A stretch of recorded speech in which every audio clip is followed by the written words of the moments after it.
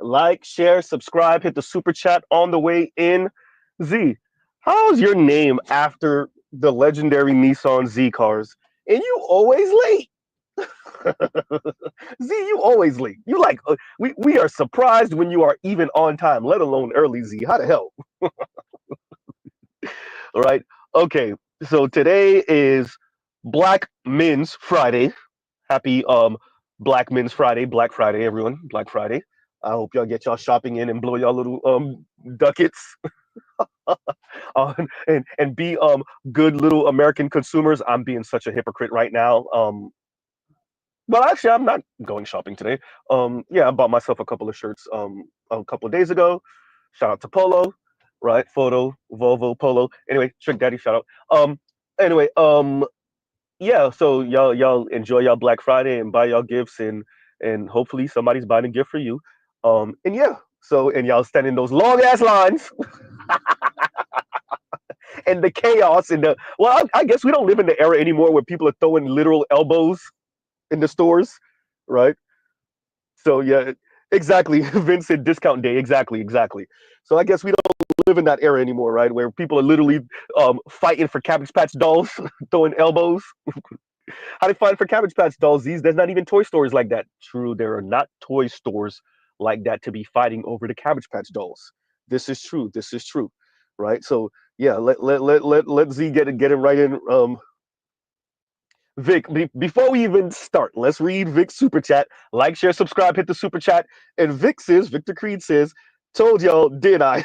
Not, they not straight like us. No, true, right? No, you're definitely 100% correct, Vic. And we're gonna get into it. We're gonna get into it. So, shout out to those of you who checked out the links in the description box, right? Which you will see, and I put a lot of links. Shout out to Trail Bentley, right? It's maybe what a good 7, 8, 9 links in there, maybe 10. I didn't count. But there's enough links. I used best friend from talentless but cute sweetie and the mixed racist. What's her face again? Goddamn, her name is right there. The little mixed racist who dad is South African. And who's white mix, white mom, South African dad, whatever her face is. Um, Doja Cat, yeah, Doja Cat, yeah. So yeah, um, anyway, so continuing, um,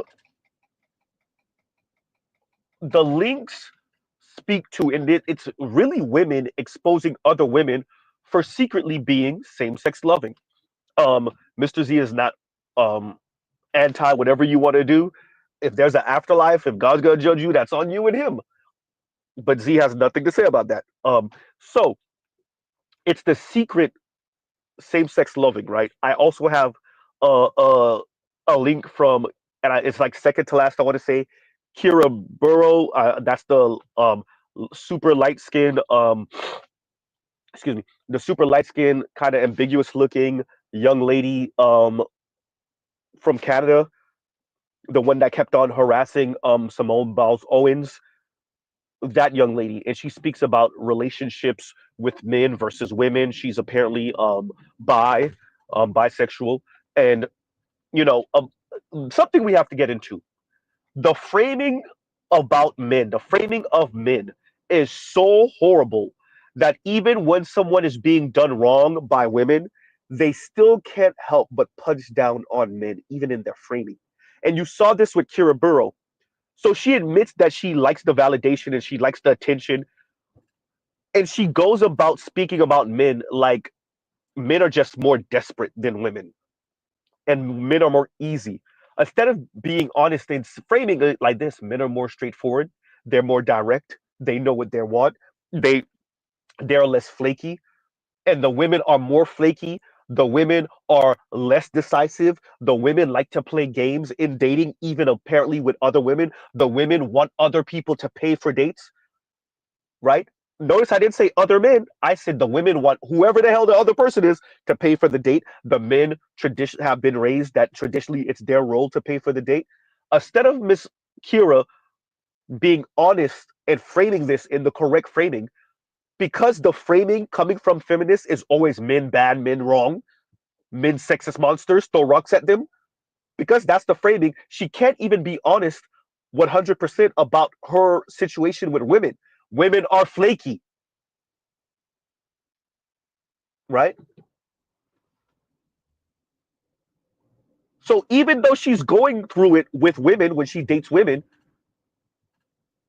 even though she's saying, you know, how and she the way she framed it, I don't know, the women are more busy, the women are more busy. I don't know about Canada, but in America, men work more hours. Men work more. Men work more hours. Train tracks, train tracks, train tracks. So no wonder you're failing with women and men. And you know she had to do her little humble brag. I could snap her finger and get and have a date with a man, but with women it's so much more difficult, you know. But we connect when we actually go out. We connect. Look, she speaks about dates that she's been on with men, et cetera, et cetera. I don't. I'm sorry, Dre. He's not in yet. Andre, 420. Dre, I gotta go in on Canada and Canadian men. Who the hell? Which one of you lame ass Canadian Negroes is giving her the D? Which one of y'all? Huh? And y'all gives you a second. We're about to go through a dead zone. Y'all gives you a second.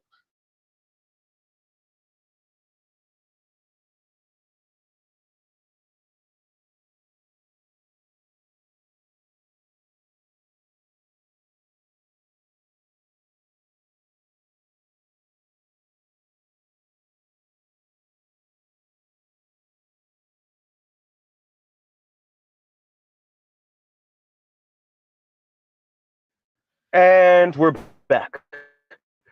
The question still remains: which one of you lame asses is giving this young lady, this actually she's in her 30s, this lady, the D? Uh, Look, women like this should be forced to be lesbians or be forced to be with their rose toy. They should be saying, "Oh, you know, love is love, and you can't help who you love." But really, it's because no man, I mean, no man is trying to pipe. Send her over there to white men. Send her to non-black men. Which one of you lame Canadian Negroes is looking at her, hear how she speaks about men, knows about her TikTok and her YouTube, and you still try to pipe? Lame ass. Because there's some fake ass white knight who's like, "Oh, those are the other men. Those are not me. I'm not like that." One of you lame Canadians or immigrant or children of immigrants from Africa or the Caribbean is looking at her like, "Who I know." She's talking about those other men, those other black men, not me.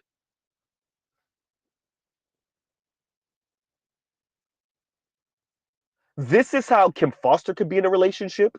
This is how Kira could. I could snap my finger and I'll get a date with a man because you lame asses think you're going to be the exception to the rule to this sexist, misandrist monster.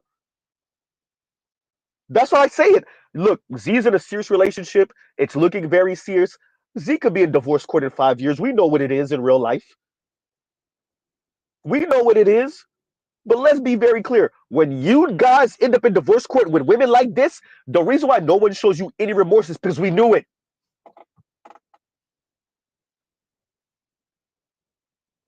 We knew it. And low key, you knew it too. You just thought you were the exception to the rule. This chick should be regulated to non black men, to women, and to her vibrator. And one of you lame ass Canadians, many of them, one Z, be honest, many of you lame ass Canadian Negroes think you could do something with this lame ass anti-black male misandrist. And one of you are like, well, that don't apply to me. She talking about the men like Z. She talking about that black manosphere, those black manosphere guys.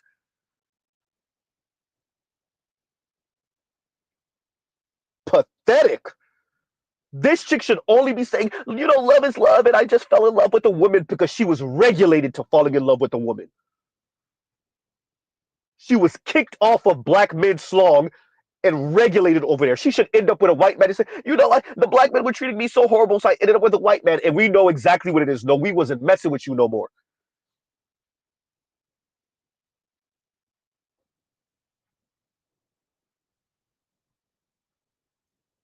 There's no way in hell that someone goes on a date with this chick and you don't know instantly the type of woman you're dealing with. God forbid you check out her social media and you don't know instantly what type of woman you're dealing with, and y'all still try to pipe? You still try to be in a relationship with her or a situationship? No, none of. Listen, she should have to beg and crawl for for black peen. She probably already begging and crawling for white peen, but anyway, she should have to beg and crawl for black peen, huh?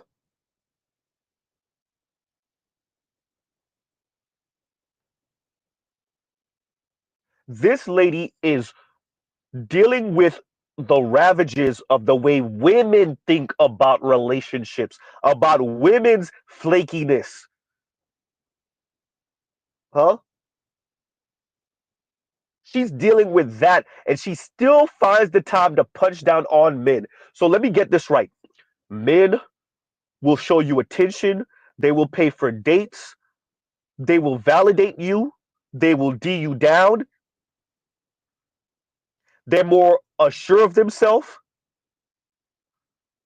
And even with that, you find a way to reframe that as in desperation. And you really want to connect with women, you really want to date women.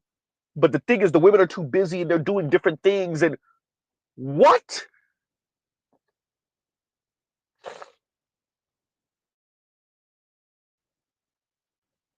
Wow. So y'all get what y'all, whoever it is who end up with this woman in Canada, white, black, or otherwise, whichever one of you men, definitely black men, who end up with this chick, God forbid you have a kid from this chick, oh, you get what you get. She has made it abundantly clear what she's on. Pseudo bisexual, lesbo, political lesbian crap that she's on. And when she breaks you in either divorce court or child support court, however Canadian laws work,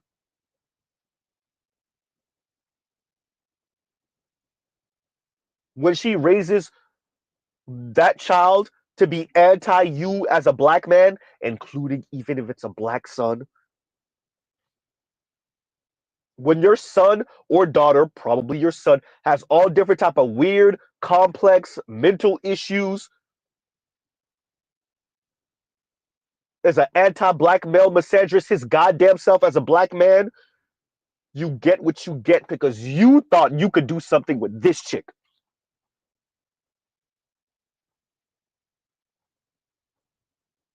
Homegirl is so annoying and persistent that, look, man, even the Olympian multi-gold medalist, cute as a button, Simone Biles always had to tell this chick, yo, leave, what the hell, leave me alone, lady. And you think you just gonna take your normal Canadian ass and do what with her?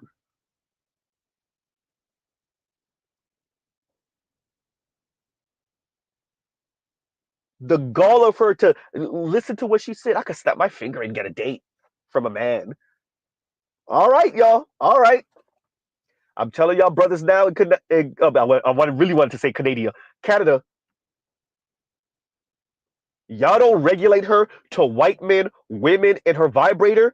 Whoever, whatever man ends up with her, you get what you get. There will be no sympathy for your outcome. We real dear black men, if anyone should be the ones who are so disciplined and have de-discipline, peen discipline, it should be black men because black men out of everyone should know. Non-black women just want to they just want to ride on the pogo stick for the experiences. You should be breaking them for bread and making them sign contracts so she don't come back around on some Bill Cosby thing 20 plus years later on some, oh, he sexually assaulted me. And you already know because black women want to be white women, black women are on the same thing. They want the kid. Let's say she's some type of weirdo Afrocentric. She want the fully black child, but she don't want you. You don't know that. All you know when you know it when you sit in child support court.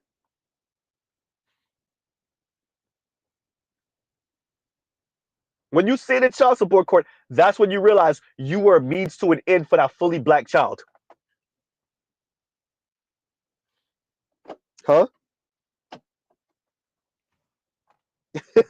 And AB says, correction Z, Simone Biles Owens said, leave us the F alone. Right?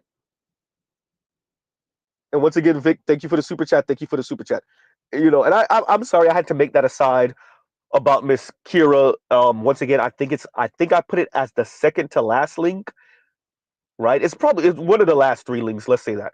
Um, but yeah, to think you look at how she framed it, and if you go through her comments, there's a number of bi women and even a gay well, the gay man in her comments actually framed it the right way, but there's a number of bi women who are questioning her and say, well, you're trying to impose heterosexual dynamics into same-sex loving and lesbian relationships. It's the framing is always man bad, man monster, women good. So even when women have horrible experiences with other women, the framing has to be, well, are you sure you're not having a heteronormative view of things?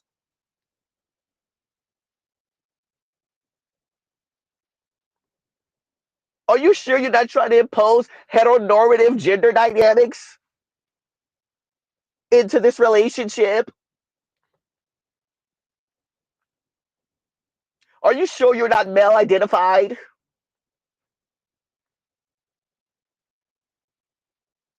You're not being a good friend, huh? To watch Kira admit that the men are more straight up about what their intentions. Um, they get compliments. They for the most part know that they're going to be the ones to pay for dates. And even the way she framed that is that if she can have a good conversation with a man, if he's not paying for something, like you have to be a good tool. That's how she was speaking about the men. The men have to be a good tool. The women just have to exist. The men have to provide some type of financial contribution or some type of experience. If you don't believe me, click the link. By the way, those are not her exact words, but when you listen, that's the framing, right?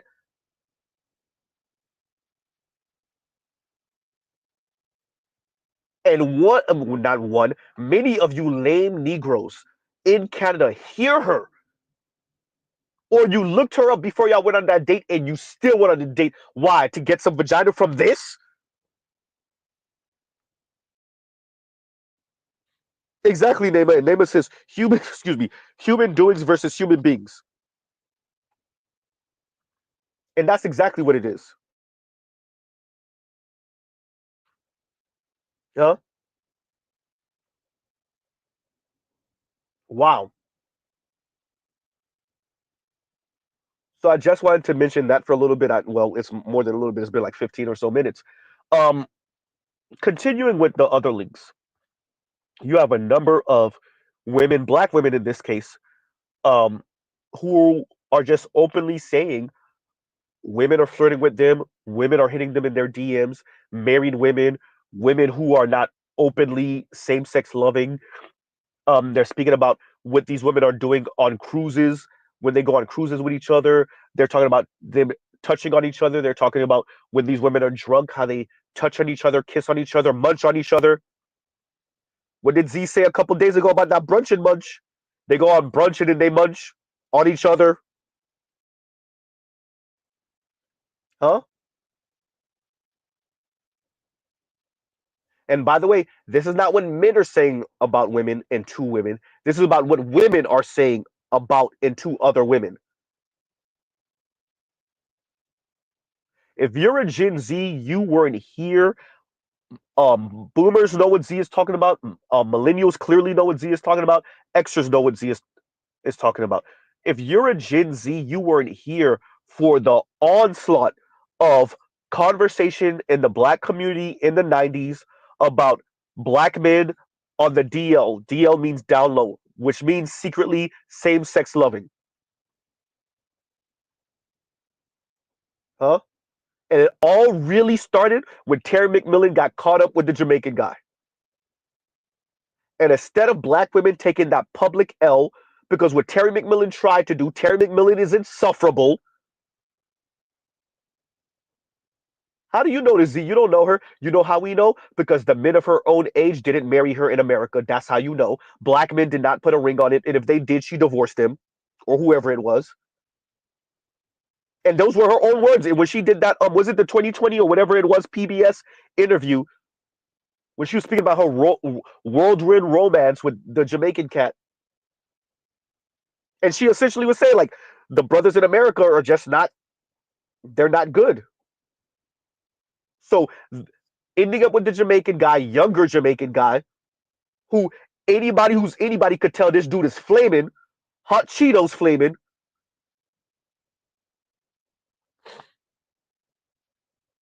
Huh? She gave black men in America, that's ADOS FBA men and Americanized black men, the middle finger. Went to Jamaica, found her the most limp-wristed young Jamaican man she could possibly find. She probably put them fine, good. They were both preying on each other. She was horny, preying on him. He was looking at he was looking for a way out of Jamaica, preying on her.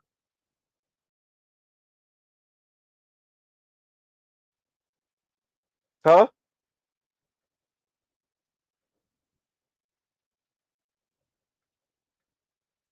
They messed around. She came back to America. She brought him here. They wrote the book, made a movie out of it, etc., etc., etc. He finally broke down one day, told her what it really is. She snapped. She actually did assault him.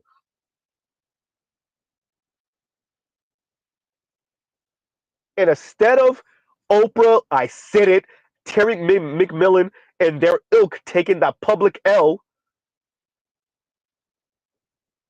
that no shit, a real Jamaican Don Dada was never going to end up with Terry McMillan unless he was trying to traffic drugs through her goddamn Z.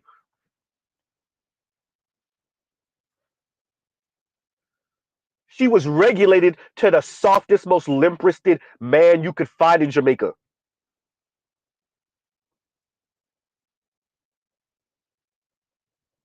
And instead of black women taking that L, as usual, as per usual, they tried to hand the L to black men. And to be frank with you, they were pretty damn successful. So the framing wasn't black woman gives black men in the middle, black women in America feel she's too successful and too smart and better than black men in America, goes to Jamaica, find her some young stud who also likes getting back shots. Ooh, goddamn.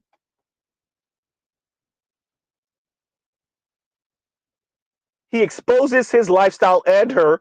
Now she's embarrassed. No, instead of it being the correct framing, the framing was black men are secretly on the DL all around America.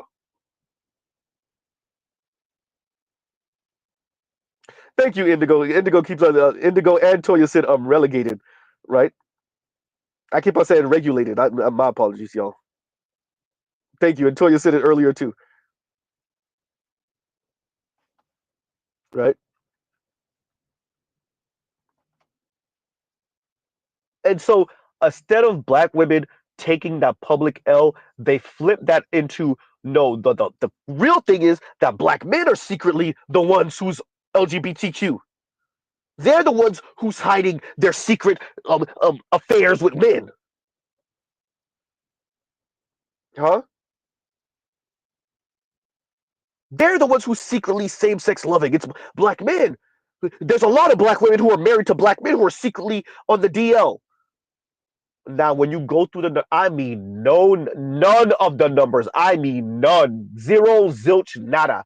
Say anything about black men outdoing black women when it comes to same-sex loving things, outdoing black women when it comes to bisexuality. There's no information even from same-sex loving men, that black men, that there's more same-sex loving black men than there are same-sex loving black women, that there's more DL black men than there's black women. We already know 23 or some odd percent, so let's be honest, a quarter of young black women are claiming some type of bisexual or LGBTQ or gender fluid, whatever the hell, not gender fluid, sorry, um sexually fluid, whatever the hell.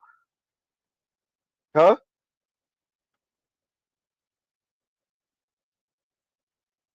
Oh boy.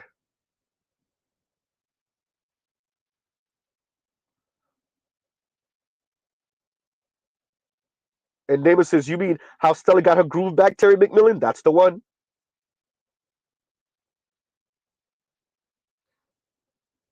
Huh?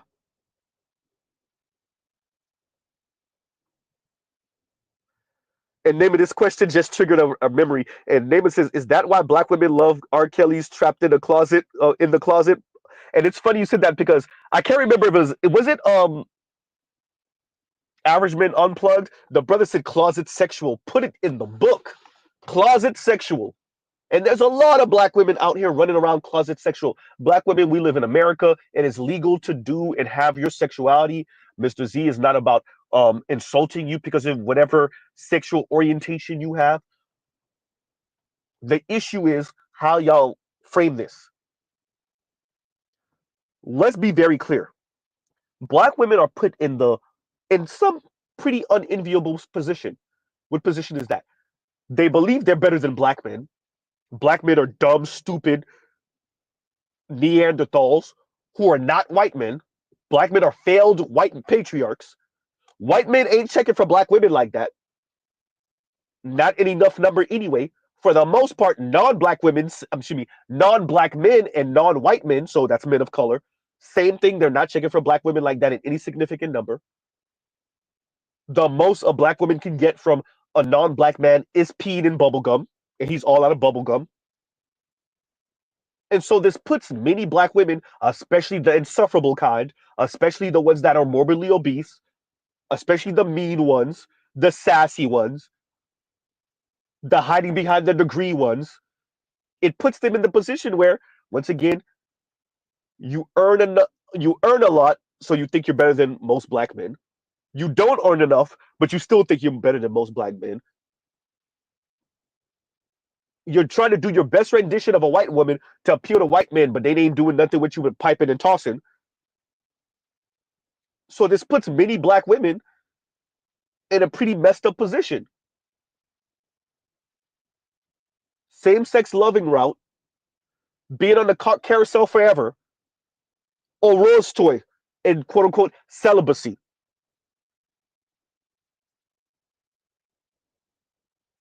Huh?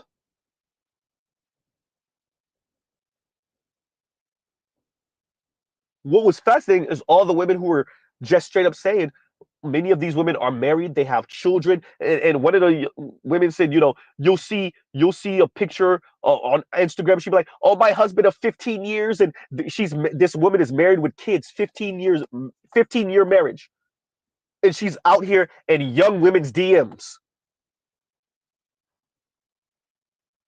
Huh? Shout out to Victor Creed. So let's get it right. These women are. This is why market. This is what Armio Sifrimpong, the funky academic, is talking about when he speaks about market ideology. These women, we're talking about 40 some odd, 50 some odd year old women who are married and been married for 15 some odd years, 20 years type thing, cheating on their husbands with both young men and young women. God damn. Huh?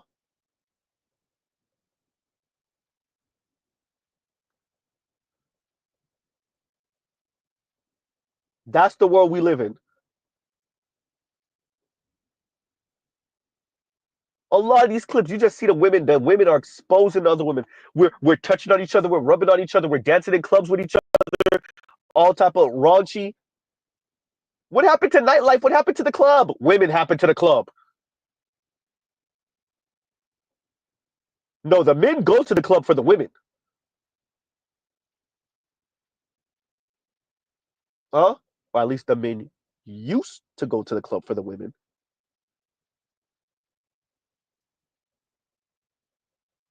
Huh? Why do the women go to the club to get free drinks? Goddamn. And to dance on and with each other? Uh-oh. And to record themselves at the club so they could show they go out and that they're social when they're not being social?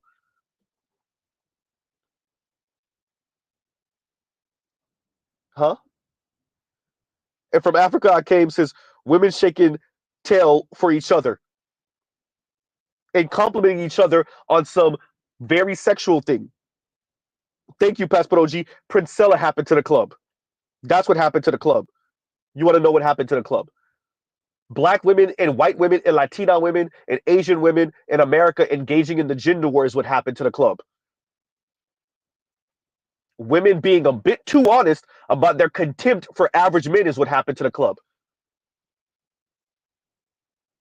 Chisel Chin Chad walked into the club, found the chick he wanted, and walked out the club. He was been gone.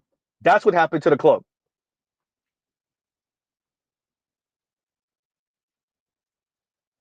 Huh?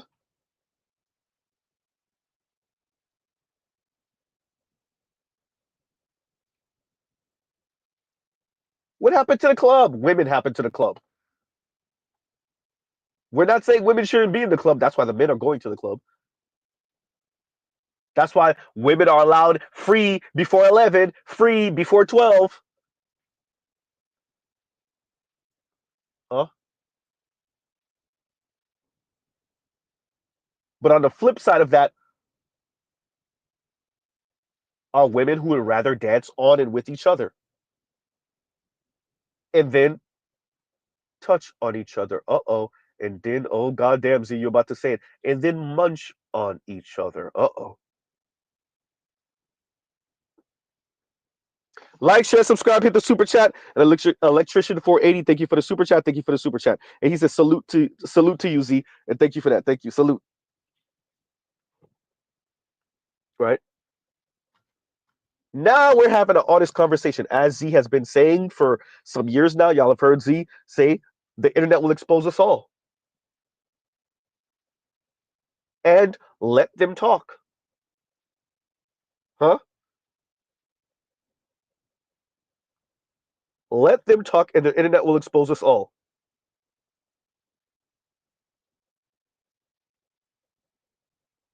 And now that the women are they're practicing the let them talk, or better yet, the men are practicing let them talk, the women are telling you about other women and their sexuality and their secret lesbian and bisexual ways. The internet will expose us all. The women are getting on their camera phones and telling you what it is. Meanwhile, Terry McMillan and Oprah them had a whole smear campaign against black men some 30 years ago, 20 plus years ago, because they didn't want to take the public L, the public loss of black women going out there to find them a different type of man who's more pliable, huh? And a kiss ass and worships at the altar of black women instead of being the leader of black women. I said it the way I meant it. And Terry McMillan went right smack dab into LGBTQ Jamaican guy,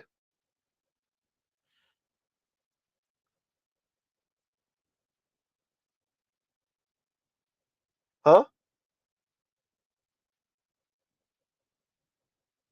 And instead of black women taking that public loss, now it's black men are secretly on the DL and all over the places. A secretly gay black man and a secretly in actuality, the truth of the matter is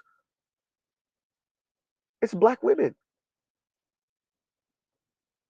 Black what do y'all see when y'all watch those paternity court shows, particularly with black women?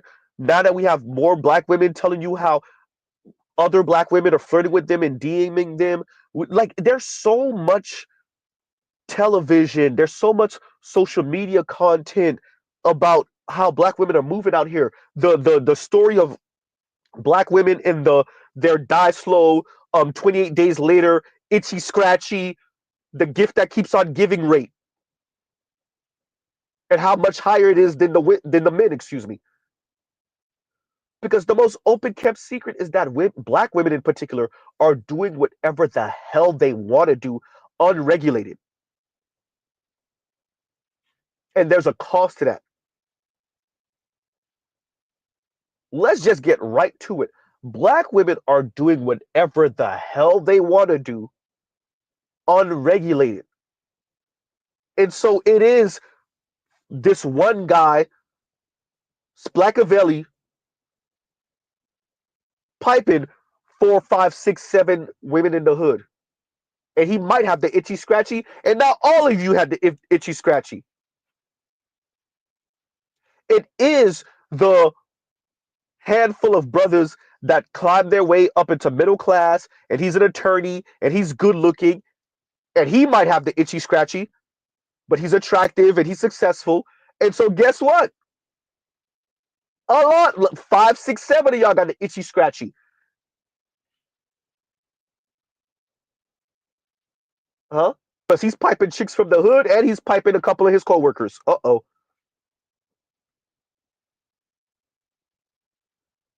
Then there's the women over here bumping clits. There's the women who are preying on younger men and older boys. Ooh, goddamn. There's the women who are preying on other women because they're so insufferable. They have so many children. Other men's men, stable men, successful men aren't effing with them. They think they're better than the men that are part of their station. The men on the bottom,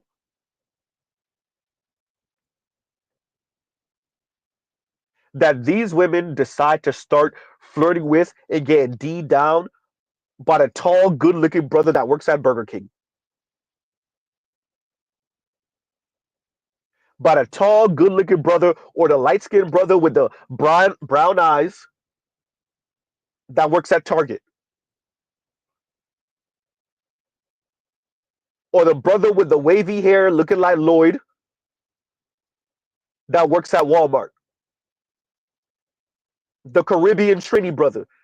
The Jamaican Coolie brother. The Guyanese brother.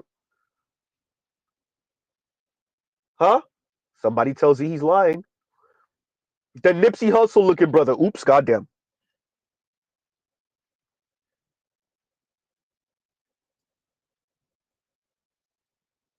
And the open kept secret is that lady's messing with that brother's sister also. Ooh, goddamn, see. Ooh.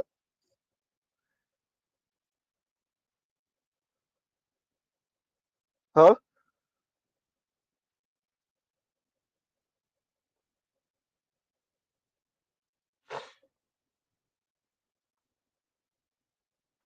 So black women are dealing with all of this because they want to, does he? But because no one's telling them otherwise, no one's making them stop. Ooh, goddamn. Black women are out here freestyling, do whatever they want to do, however they want to do it. Market ideology. Shout out to Roguish, Baller Belly. There's no discipline there. It's just do whatever I want to do, eat whatever I want to eat, giggity. Move how I want to move, not in the gym. Oops. Wear what I want to wear. Here's the highlighter green weave. Drive how I want to drive. Shout out to Kinsey and Red, the Nissan driving brothers, the Altima driving women, bumper hanging in the wind.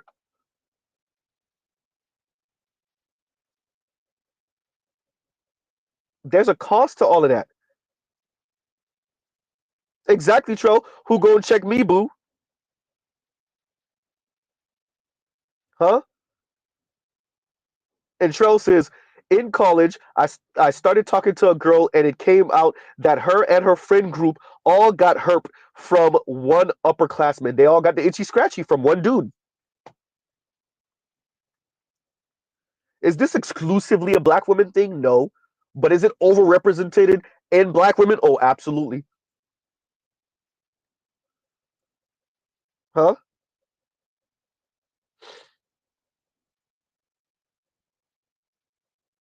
Now what? And these women are telling you that other women are flirting with them and these other women are married. Their friends are flirting with them. These women are telling you that women are flirting with them, older women are flirting with them, their homegirls who they thought were their friends are flirting with them, hitting them up in the DMs. They're telling you that they go into brunch and these women are trying to munch. Oops. They're telling you they're doing strange things on cruises. These are women speaking about other women.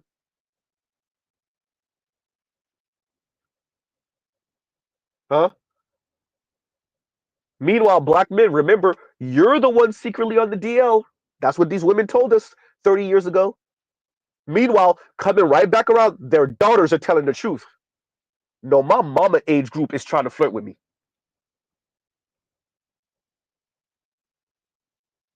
All those extra women 30 years ago, all these men are secretly on the DL. Your daughters, your Gen Z daughters are telling us different. Your Gen Z daughters are telling you your old homegirl tried to flirt with her. Ask Z how he know. I know a woman right now, younger millennial. Her mom's friend is the one that brought her down this road. Oops. And her mom still don't know. Last time I checked, at least. Uh-oh. Remember, black men, they said that you were on the DL, you were secretly LGBTQ. Meanwhile, their own daughters are telling the truth.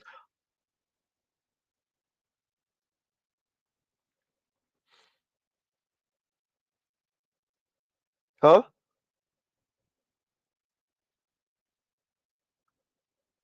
Uh-oh. So let's get it right. Quote unquote rich auntie,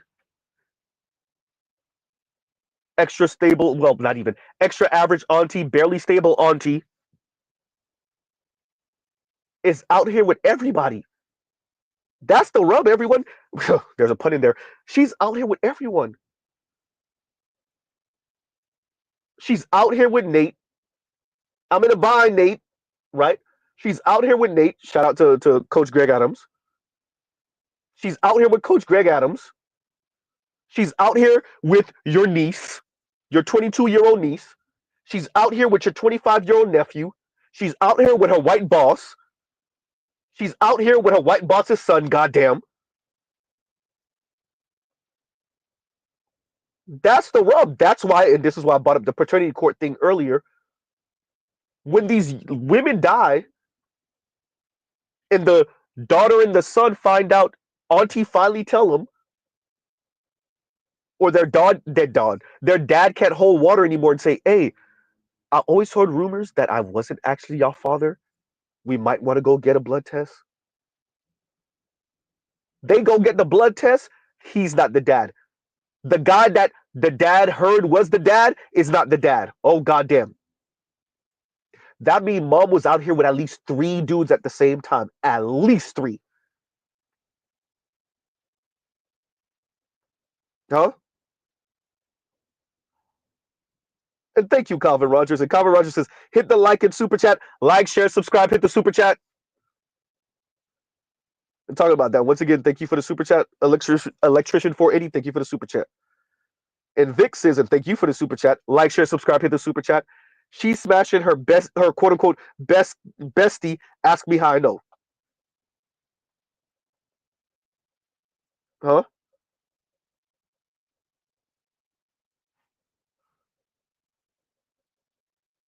So the open kept secret is that black women, and quite frankly, all these women, white women, Latina women, Asian women, definitely black women and Latina women are getting it in.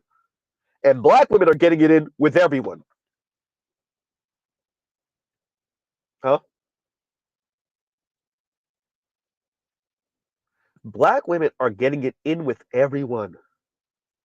With Abib at the corner store, with her white boss, with her black mechanic, huh?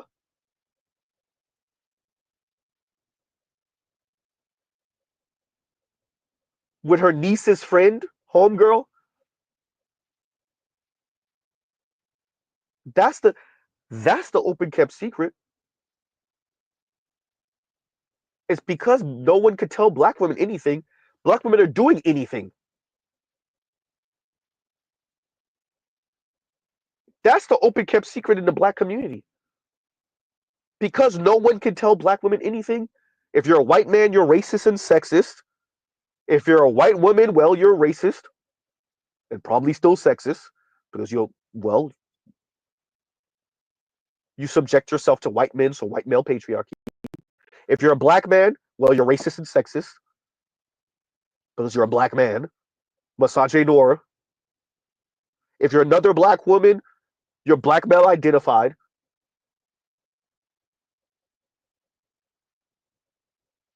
If you're conservative, what do you know? You're too churchy.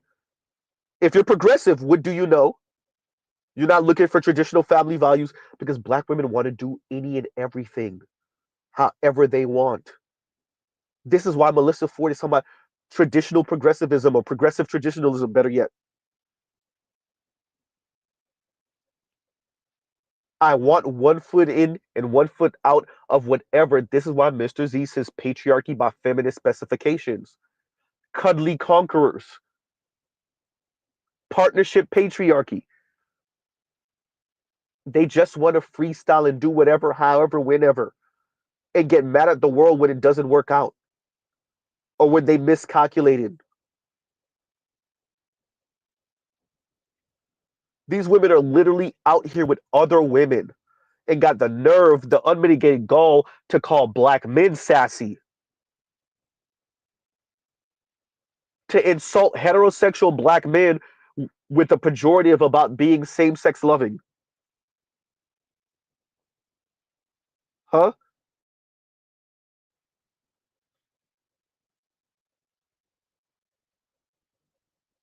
The open kept secret is that black women are too damn open. God damn, Z.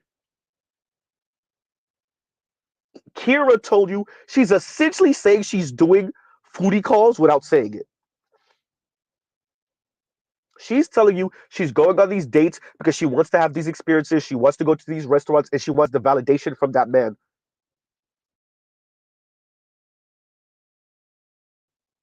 She told you that, what did she say again? She broke up with her ex or her and whatever situationship she had before didn't work out and she doesn't even miss him. And that was her kind of humble bragging also. But ma'am, have you considered maybe you're on the spectrum? Maybe you're on the spectrum and you are incapable of loving someone, or maybe you're incapable of being in love with a man. So maybe you should just stay the hell away from men and go get munched on by another woman, or go munch on another woman, or however y'all do, whatever y'all do, go bump vaginas with another woman indefinitely, right?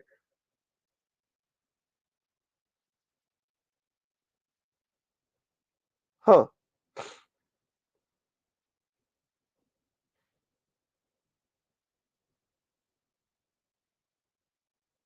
This is where we are now. You have and notice something, y'all.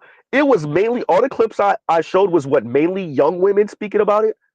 What would y'all say? Women under the age of what? Definitely under the age of 40, maybe under the age of 35, for the most part, speaking about this. Because the older women don't want to have that conversation about how many of them groomed or allowed their friends and their sisters to groom their daughters. Ooh. A lot of them don't want to have the conversation about what they were on or still are on. Ooh, ew, whatever.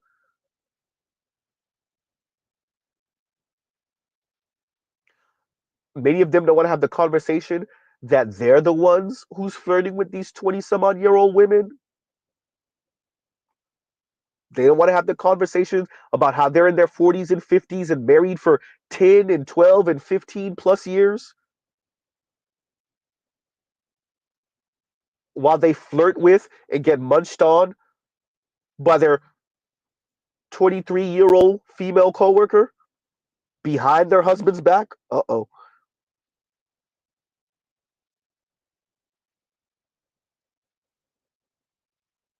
Y'all notice it's mainly young women talking about this.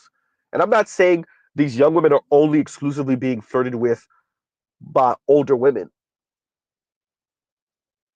I am saying, why is it really young? And we know that the age demographic and who's more likely to post something like this on YouTube or on TikTok in the first place. Of course, it's going to be a younger woman.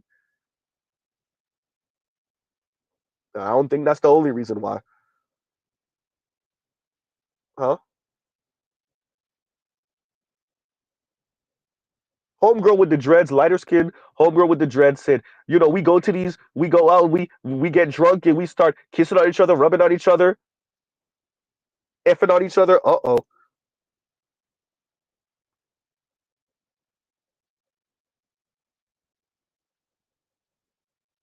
And what's the word they said? The word these women keep on using, and I think this is a word in the LGBTQ community writ large, is like, I just want somebody to play with. I just want to have some fun.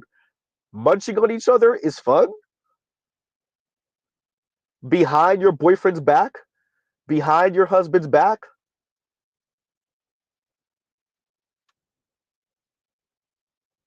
Wow.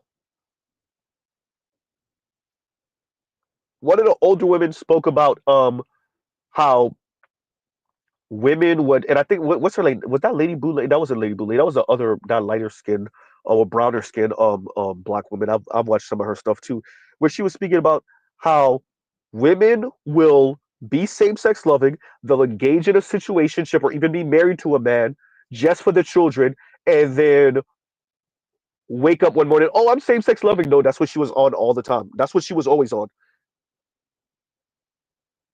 Huh?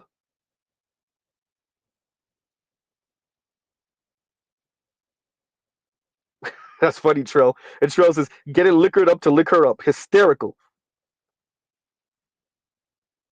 Calvin Rogers says, the Princella effect. Wow. And Bruce Owen Wayne, thank you for the super chat. And once again, Vic, thank you for the super chat. Like, share, subscribe, hit the super chat. And Bruce Owen Wayne says, no panel today, a ninja ready. I might be doing a panel today. This is somewhat of a reckless streams, but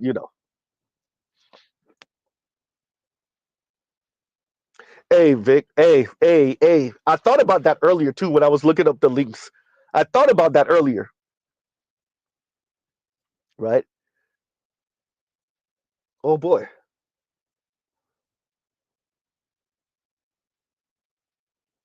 Huh? And I used to say this a couple of years ago. This is where we are. And you saw this. I'm not sure if B. Taylor ever dated outside of her race, but you saw this with the B. Taylor thing a bit. And it's this, I'm insufferable, but I'm never going to work on me. So I can't make it work with black men, but it's black men's fault. Okay, fine. I start dating white men and non black men. It doesn't necessarily turn out the way I want. I'm either running into racists, or I'm running into white guys and Latino guys that fetishize me, or I'm running into just kind of boring dudes. And you know what? I've come to the realization that men are men. Like, black men are just broke versions of white men, but men are men. Okay, fine. There's only one place to go after that. If you still want some type of romantic, quote unquote, partnership, and it's other women. If you're not trying to do the rose toy celibacy thing, then it's other women. And that's when you start hearing, love is love. You can't help who you love. Huh?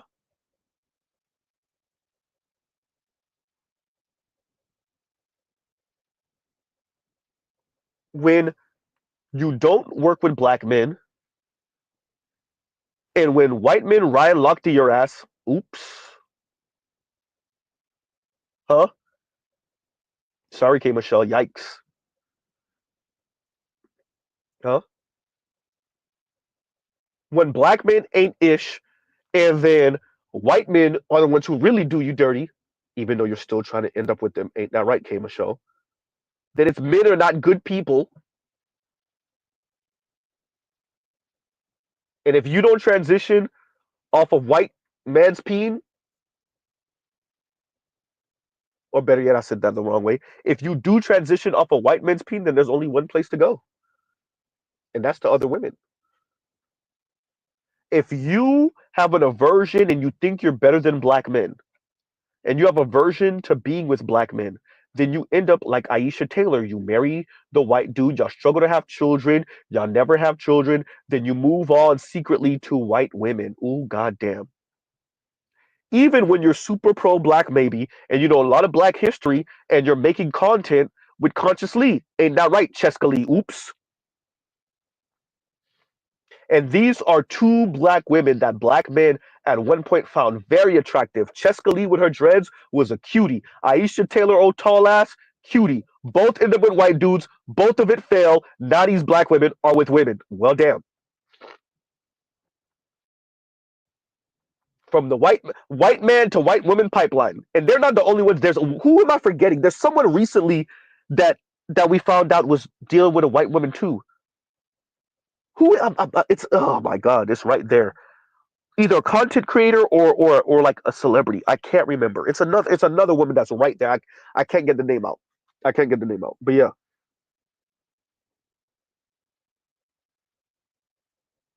huh?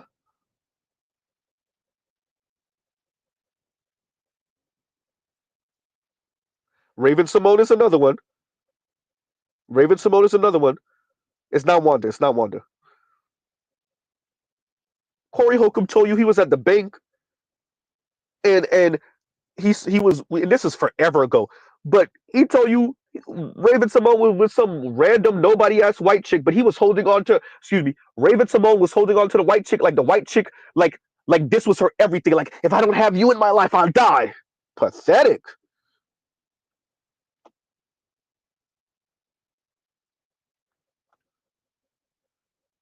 Huh?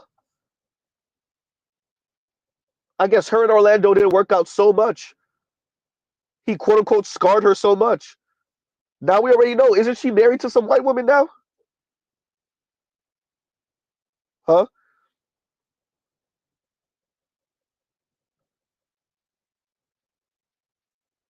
This does affect your society because if we have a number of bisexual black women in the black community, but yet the black community continues to talk about LGBTQ black men in a pejorative sense, huh? If we have black women who are preying on black men just so they can have children and they can go back to their LGBTQ lifestyle, if we have a number of middle-aged and older black women preying on younger black women while hating on black men because they see them as their competition, whether the black men realize that or not, then that does cause a problem. And shout out to the Raj report, as he said, black men are making their exit. Huh? Black men are making their exit. We already know black men have less children. We already know black men have a larger interracial marriage rate. Black men are making their exit. It's not just black women's misbehavior, is that black women just refuse to get right.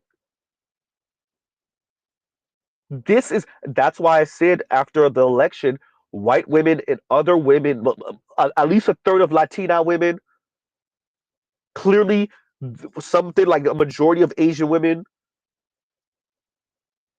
and a majority of white women said, if that's what freedom looked like, I don't want it. If that's what you're talking, if when you say autonomous black women, that's what you're talking about, yeah, you could keep it. That's what at least a third of white women said.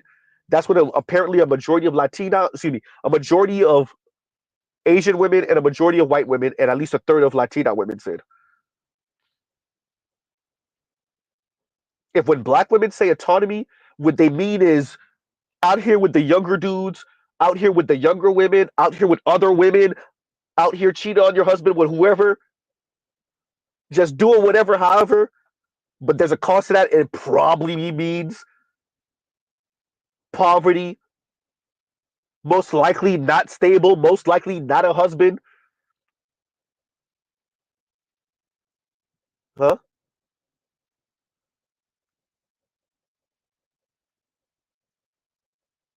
Non-black women said, yeah, oh no, I'll take that quote unquote oppression from a man if I don't have to be black women. Yeah. No wonder you hear so many of these women, particularly black women, talk about queering your relationships and queer and different and experimental and gender non-conforming and non-binary and pansexual and huh?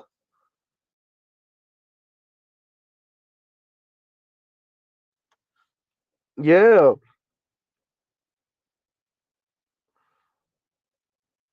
Oh, really? And Passport OG said, did a white woman make Karine Jean Pierre a single mom? You talking about the press secretary? I did not know that. I did not know that. Embarrassing. Goddamn Haitians, we going out bad. Goddamn. Huh? Amanda Marianne over here drooling over the white dudes. Jesse over here being brought to pound town by some middle-aged Latino who I think was married. Jean Pierre over here being same-sex loving and Karine Jean Pierre over here being same-sex loving and being made a single mom by a white woman. Claudine Gay, the former dean or president of Harvard, being kicked out for plagiarizing, which we know like everybody does, but they really wanted to get her out of there. So but anyway, she got caught up. But she's like the shortest Harvard, the shortest term Harvard president or whatever. God damn, Haitians, we going out bad. Bruce Owen Wade says we down bad. I'm saying it like publicly. Oh, it's JD Vance over here talking about we eating cats and dogs and ducks. Jesus Christ, it's looking bad. Huh?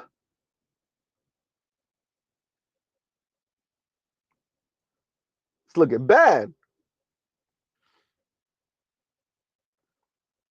And once again, Bruce Wayne, thank you for the super chat. Thank you for the super chat.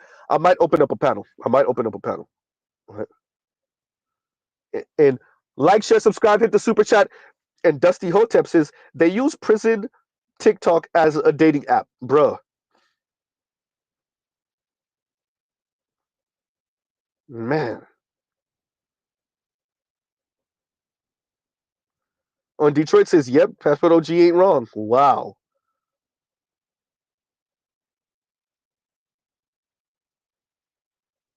Wow.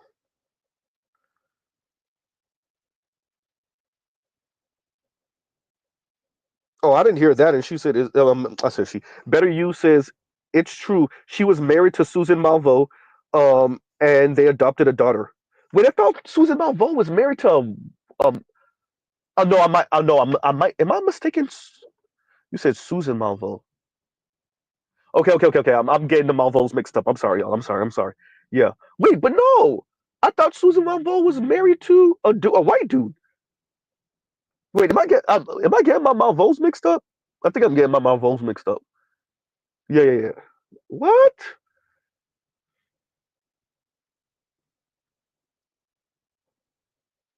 So she was married to Susan Malveaux, and they adopted a daughter. Oh, black women just want to do whatever they want to do. And get mad at the world. Look, man, like I said this to a couple of y'all. My fear for black women is that the negative stereotypes really stick. Like they really become the hypersexual, mystic, weird, do whatever the hell they want, fake Amazon queen women who are like regulated and relegated. Shout out to Toya and Indigo to like the outskirts of major cities, the outskirt, like the Noblesville part of states. And like you go to black women when you want to get your rocks off as a man, or when you want some type of, crystal ball reading as a woman. Like if black women continue this, they will be like that out there hyper spiritual, hypersexual, misandrist group of like, you know, unkept women. We already know, like, let's be very clear. Let's not pretend. We live in an anti-black society. We know what America is. We know what America is. But if black women keep messing around, those stereotypes will actually stick. Black women will actually be that. Thank you. And compassion says black women become like gypsies. Huh?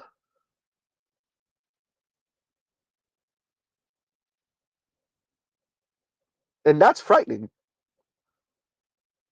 And it's like they're enthusiastic to get there. Why? Because y'all can't be white women. Or y'all know Z was gonna say it. Why? Because y'all can't be rich and upper middle class white women. So y'all say it to hell with it. We're just gonna freestyle and do whatever we want to do.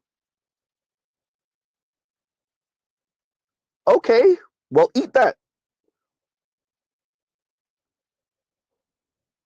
There's a clip of a white woman. I watched it yesterday, and she was like, you know, to all my mothers and you women with children, when us single folks speak about how difficult it is. Oh yeah, that's what I was watching. I was watching how expensive it is to be single, and you heard a number of folks. But here's the thing: it's really LGBTQ men and just women really complaining about being single. Like there was a couple of straight men, white, black, whatever, but it's really like LGBTQ men and women speaking about how expensive it is being single, and they're still in, and they're still talking about like they would they would rather be single than be in a house with a roommate at their age or be with a person man that they're not like head over heels for, but they're still complaining about being single. And so the woman, straight woman, white woman, it looked like she said she was 40 something. So there you go. And she was speaking about, to all you mothers, like y'all gotta give us space to complain. Yes, we get it. It's stressful, you being a mother and the cost of things and blah blah blah. But literally, it's more expensive being single. And she ran through a couple of examples, and all I could think to myself, and I'm tying this to this, is like, but this is the life you chose, right? This is the life you chose. Yeah, there's a cost. Dear same-sex loving black women, this is the life you chose. To all you secretly DL black women, this is life y'all just want to do whatever you want to do, no rules. Because for you, what's the point of following rules if I don't get to be a white woman? That's why they follow rules. There's incentives. It's all black men's fault. Going back to being Jermaine's fault. Jermaine ain't Bill Wakanda. So why would I follow the rules? Why would I care about being feminine? It's not going to make me an upper middle class and rich white woman.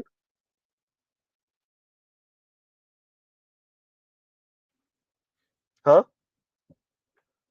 Why follow why be fit? Why be feminine? I don't get to be an upper middle class and rich white woman. At least they get something for being fit and feminine. Huh? Why not be secretly LGBTQ? Why? Why not be openly butch and mannish? Why not? I hear y'all. I hear y'all.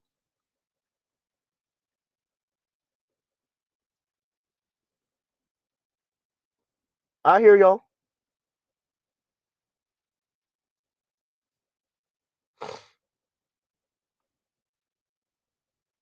Huh?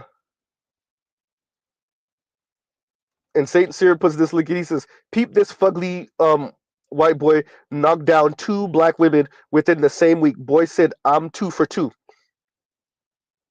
We know what world we live in, man. We know. Look, a lot of young black folks, especially, y'all playing down this race thing. Black women, y'all so incensed and angry at black men. Y'all playing down this racism thing. Y'all playing down white hegemony, white male patriarchy. Because a lot of y'all just want to be with the white male patriarch. The white dude's a good white dude. The white, hey, the world is real. The white guys are gonna run through y'all because y'all over here pretending. Black men are going to find out about it and relegated to the cock carousel in the black community you go. Because very few black men are going to follow behind a white man. We know what them white men had you doing. Jump off the ceiling, fan. We know what them white men had you doing, what those white young men had you doing. Shout out to the young lady, the black young lady that was out here with the frat bro. She said it. After they broke up, she fussed him out. She went back, and he damn near sexually assaulted her. She said that second time felt like EPAR. Well, we know what the white guys be doing to y'all. We not following behind the white dudes.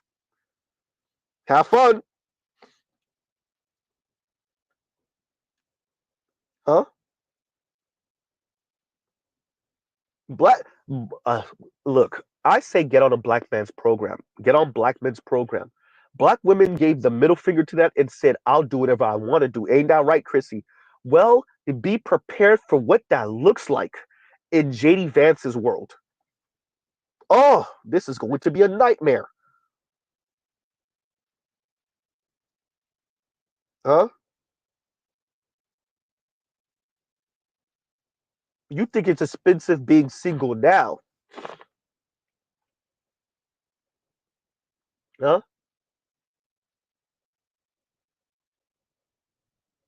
Man, they out here doing their same sex loving thing. Fine, let them do their same sex loving thing. Let them get on the white man's cock carousel. I said it before. Well, I've said it multiple times. These white dudes are pogo sticking up and down these black women's esophagus.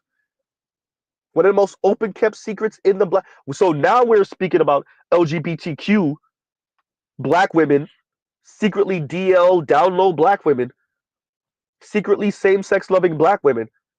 But the other open kept secret, like nobody wants to talk about, is how many black women are out here with the white dudes, in the Latinos, in the Asians, in the Arabs, but really out here with the white dudes. We know they out here with the Latino dudes all in the hood. We already know that. In Chicago, in LA, in New York, in Miami, all over Texas, right? We know they're with the Italian dudes in Chicago, in New Jersey, in New York. We know they are. We know they're with the Arab dudes in the DMV area, in Pennsylvania, in New York. We know, huh? Your little 19-year-old daughter working at the Quickie Mart, a bee putting all type of all type of male member all in your 19-year-old working at the Quickie Mart. Little do you know,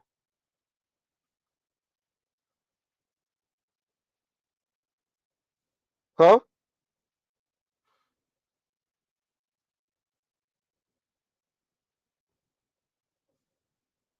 Remember, these are supposed to be the person. Black women are too loyal. Black men aren't loyal to black women. Black women are too loyal. Black women are too black male identified. Black women are too loyal to black men. We need to expand our options.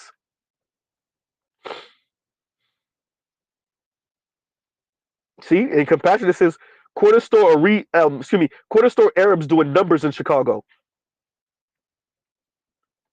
Huh? See, this is what wasn't supposed to happen because everyone knows, except for arrogant ass black women, everyone knows black men can move out way faster than black women do. We're not talking about just interracial sex here and quote unquote dating for not 3 months and 6 months and 9 months. Everyone knows black men let go and start marrying out for real with a vengeance. It's over, not just for the black community. Black women, it's done. Everyone knows that. So everyone is has a vested interest, including your U.S. government, has a vested interest in having black men take care of black women as much as possible. All these black women, black men, they're dusties and they don't earn enough more. Black women earn more than black men. Yeah, all that sound nice. Because the open kept secret is a lot of attractive black women are attractive. Sexy black women are sexy. Sexy black women ooze sex appeal. Once again, if you like them a little bit bigger, if you like them with body, if you like them thick, if you like them tall, if you like them slim, if you like them svelte, attractive black women are the most attractive women on the planet. Especially when they trying, or better yet, when mom raised them right and they ain't trying and they still ooze sex appeal. You think white men and Latino men and Middle Eastern men and Arab men and even some Asian men, you think they don't smell that? They want that too. They just not gonna marry it. Oh goddamn! And America knows what America is. So black men were never supposed to know, or we're supposed to pretend like we don't know, and marry them after they come off the interracial carousel. The interracial slawing carousel, black men are supposed to marry them after that anyway. Because she had time to, she had to have time to grow, Z. She had to have experiences, Z. You sound racist, Z. You sound like a hotep, Z. You sound like Dr. Umar Johnson, Z. Black men are supposed to know that black women went out there on the interracial carousel looking to be wifed up by one of these non-black men, failing at it, and then black men are still supposed to marry a woman that did not want to be with you in the first place and got regulated back to the black community after those dudes, those non-black men were done with her, and black men are supposed to marry her anyway because experiences. Yeah, that's it.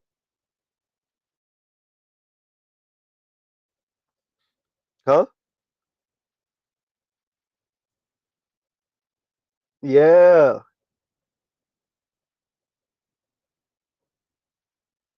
So black women are out here doing whatever. They're out here with other women. They out here with non-black men. They out here with black men, with older black boys. Uh-oh. Older black girls. Black women just out here doing whatever the hell they want to do.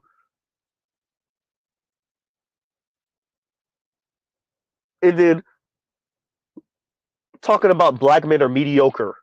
Ain't that right, Ebony K. Williams? Speaking about progressive traditionalism, ain't that right, Melissa Ford? Huh?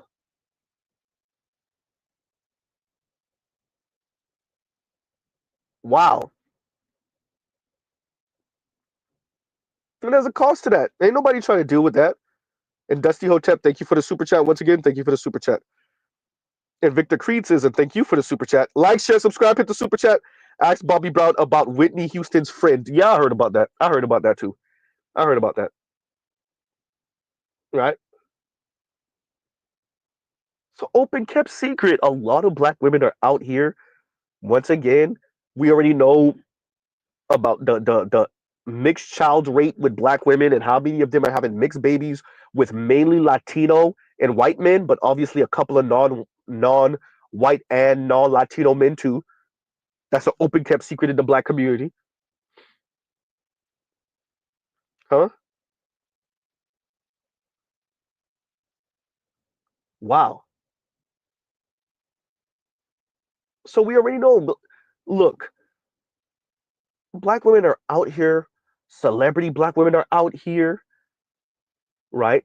If we didn't know about Ashton Kutcher essentially slamming the door in Rihanna's face, how many people would have known that Rihanna was out here with Ashton Kutcher, old, not taking a shower every day ass?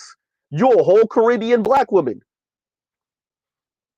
Shout out to ASAP. Let's be very clear. Drake, ASAP Rocky, Chris Brown are all fighting at one point for Rihanna And Rihanna out here with Ashton Kutcher not taking a shower every day ass. Embarrassing. Y'all should have left. I would have shout out to Rihanna.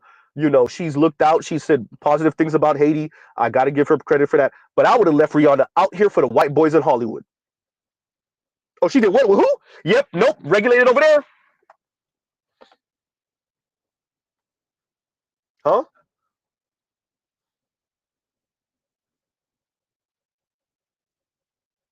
And yes, this was before the Arab dude. Ashton Kutcher over here telling you he don't take him and his lady are over here telling you they don't take showers every day, and yet Rihanna over here laying up under him. Not on Z's watch. Nope. You can stay over there. Thank you for the help. You can stay over there. And wasn't she with Shia LaBeouf? Uh, oh, getting knocked out in public ass. Didn't she mess with him too?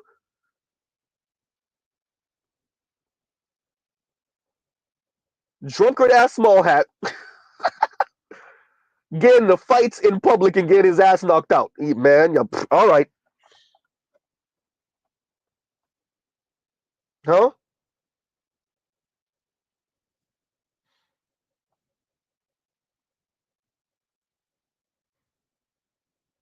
Wow. So black women is just doing whatever they want to do, whatever they want to do, and when the consequences come to bear, then it's black men ain't ish. Black men are not on their level. Black men are losers. Black men are dusties. Black men are ashy. Huh? White women aren't told to settle Z. The who wants to be with average anyway. Huh?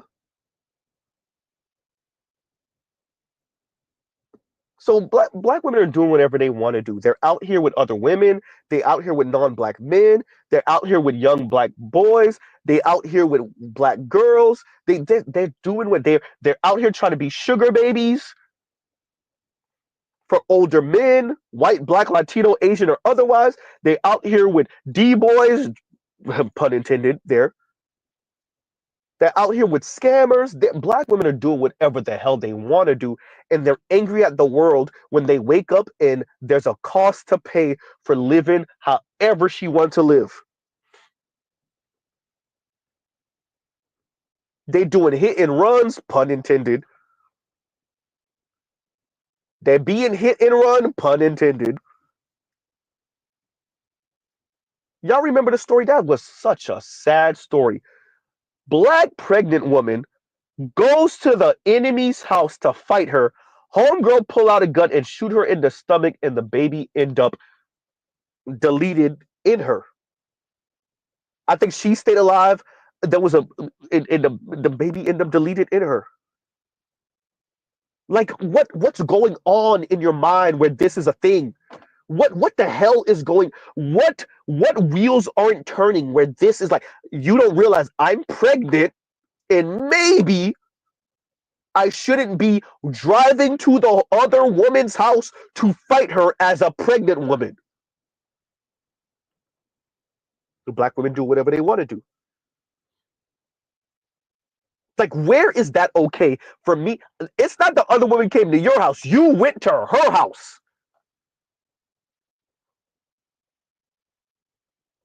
The other story of the women who were fighting each other, I think it was like a lesbian woman, butch, but she had kids somehow magically, whatever. And they're she had just got out of jail or whatever. She ended up fighting trying to fight or fighting or getting jumped by the other girl and the other whatever, and yet her kids were down the street. She getting arrested. She yelling, "I'm not going back to jail. I'm not going back. I refuse to go back. No, I don't want to get in the cup." Doing whatever y'all want to do. No rules. You just got out of jail. You brought your kids to a house that's close enough for you to go fight the other girl. I think you end up losing whatever happened. Now the cops came and put cuffs on you, and you was no. Of course, y'all do whatever y'all want to do. Nobody could tell y'all nothing. That's the cost. Black, I think she was what, lighter skin, brown skin, young lady. Was she the one who called the cops, or was the boyfriend who called the cops on her? Cops come there. They're trying to arrest the dude. The young lady being so loud and irate that they end up putting cuffs on her. She over here having a meltdown. The mom trying to calm her down. I'm tired of you putting your hands on me. I'm tired of you putting your hands on me. Once again, y'all don't know when to turn it off. Y'all don't know when to see. Y'all don't know when to turn it off and shut the hell up. Homegirl that was on Django did her little 5 second, half-second cameo on Django. Out here doing strange things with the boyfriend in the old beat up Benz. Cops catch them. Of course, black woman, so they put the cuffs on her and not him because white dude.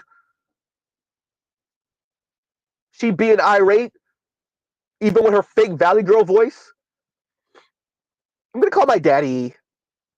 Is it because I'm black? Y'all doing whatever y'all want to do. The young lady that got into the back and forth, was that in Texas? She was going the wrong way. She dropped a friend off to work or whatever the hell. She going the wrong way on the one way. I guess her and the white dude cursed her out or fussed her out. She got out the car. White dude gave her a two-piece. She tried to call the cops. White dude knocked the phone out of her hand. I think when he pistol whipped her or gave her a two-piece with the gun in another hand. Why are you getting out the car at nighttime with a white dude in any state, quite frankly, especially a southern state, Texas of all, I think it was Texas of all places. Y'all just do whatever you want to do.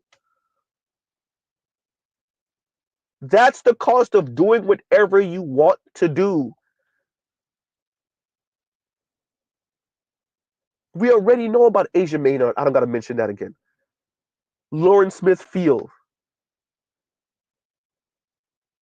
It's just way too much doing whatever nobody could tell you anything. And then, by the way, y'all leaving weirdo comments, anti-black male comments on social media. Y'all doing whatever y'all want to do with whoever you want to do it with, giving black men the middle finger.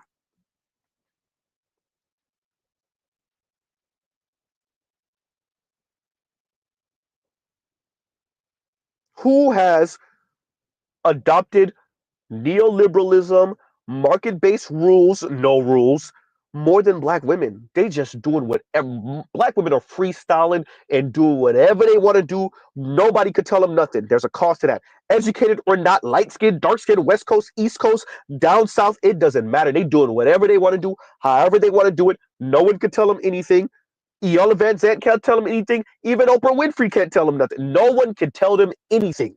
Black woman, black man, elder, younger, no one could tell black women anything. Fine then. Eat the consequences of that. If that's poverty, then eat it. If that's a lifetime of loneliness, eat it. Lifestyle issues because of your diet, eat it. Well, there's a pun in there. The itchy scratchy, eat it. You left alone to raise that mixed kid from the non-black dude, eat it. Huh?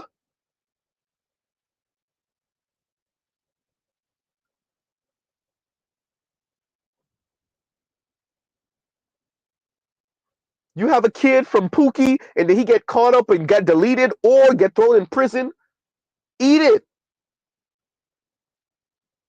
Huh?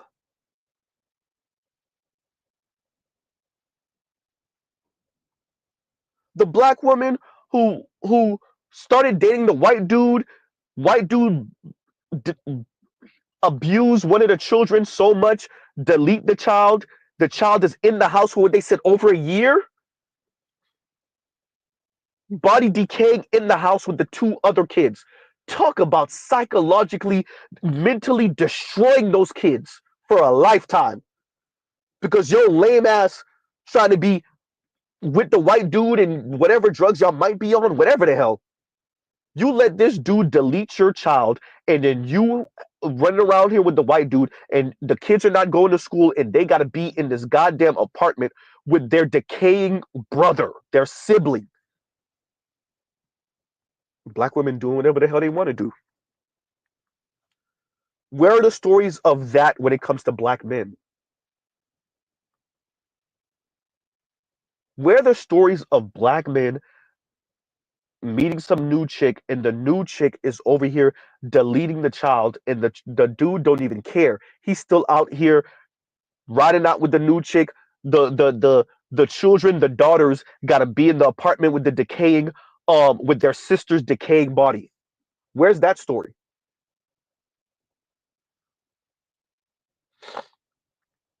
Oh yeah, you're right. Only the boys. Yeah, because the sister was at the grandma's house or something like that, right? You're right, Meech. And Meech is only the boys were with the body though, Z. Yeah, you're right. You're right. So once again, Vic says, ask Bobby Brown about Whitney Houston's quote unquote friend. Black women doing whatever they want to do, doing whatever they want. And that's okay. There's a cost to that. And black men don't have to deal with that. The black men that are in the know, the disciplined black men who are stable, black men who don't need black women financially, they don't have to deal with that. If he wants a black woman that bad, he'll go to the Caribbean or to Africa, Latin America, and find him one there. Black men don't have to deal with black women's neoliberal worldview, black women's lack of discipline, black women freestyling. Black men don't have to eat that. Temper tantrum throwing ass, petulant ass children, mad that they're not upper middle class white women, so they sit to hell with everything. I'm not following no rules, no norms, no anything. I'm doing whatever I want to do, however I want to do it, with whoever I want to do it with. Fine.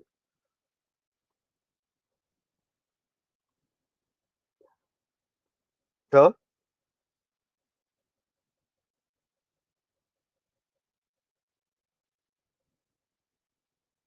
That's why they tell you what 45% of women are going to be single by 2030, 2040, something like that, right? And for black women, 62% of them already single. Well, there you go. And I think when they say 62, they really, well, actually, we know it's about 28% of black women are married. So where does the other 10-ish percent come from? I guess that's single writ large. I don't know, but whatever.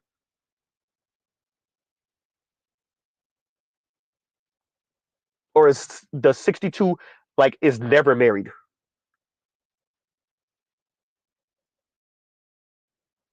And Mr. Shook to you says, no escaping accountability. Yeah, black men don't have to hold you accountable. The environment will. Non-black people will. Huh?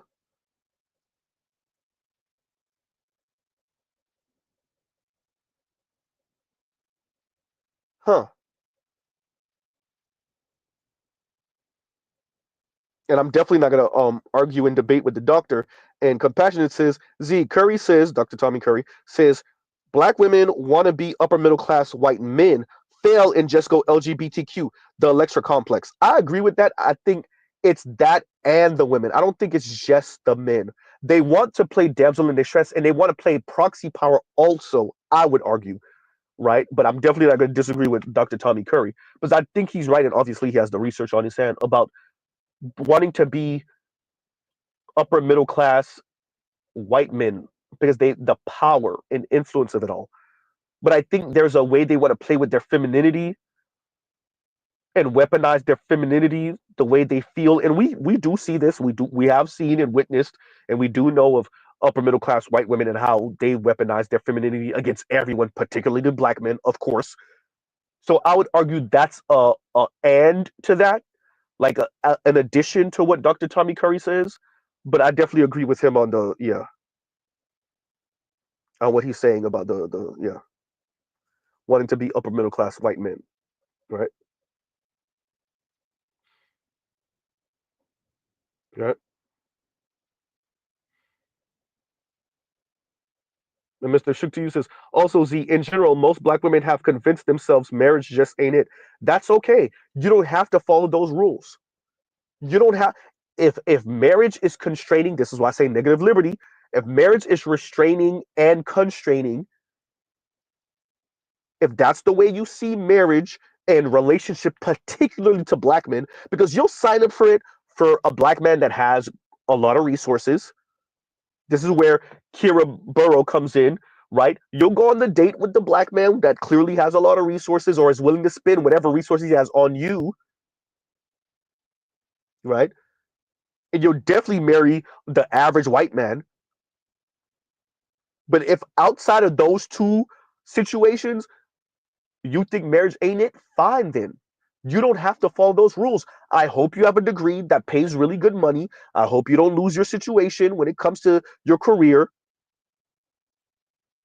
And hopefully you earn enough to afford that house and that car note and those vacations by your goddamn self.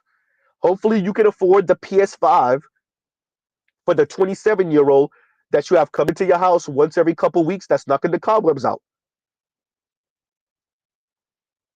Huh? Hopefully you're okay with going months at a time with just your rose toy. Huh? Or at least you can find a coworker, white, black, Latino, Asian, or otherwise, that y'all have y'all little quote unquote situationship contract. If you think marriage ain't it and it's too constraining, especially God forbid you end up with an average black man, oh boy, the worst thing in the world. Hopefully you earn enough. Huh? Or, because you know the women love saying this, your sister circle is strong enough where if you fall on hard times, you could borrow $400 and $500 from your homegirl. Where you could have a homegirl to move in with. Or a sister, literal biological sister, or a girl cousin, or an aunt to move in with. Hopefully your network is that strong and that resourceful.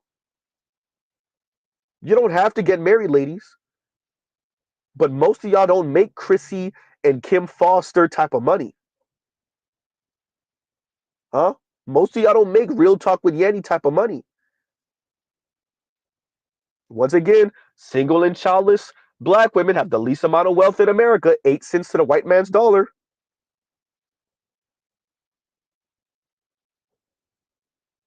Remember, these are the women that Tyler Perry and Rebecca Lynn Pope told us are out earning their male counterparts. Huh? These are the people that everyone's telling us that their brothers and their male counterparts are still at home in their mom's basement, all in their late 20s and their 30s, maybe even their 40s. And these women are perfectly okay, right? These women are out here living their best lives in their apartments, in their condos, in their luxury condos, in their luxury apartments, or they are living with a man, but a man that's 5 and 7 and 10 years older than them, that's at least paying enough to support them. Yeah, that sounds nice. Huh? Oh, that sounds nice. That sounds empowering. That sounds empowering.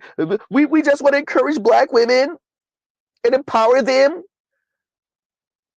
by being antagonistic and mean and sexist towards black men.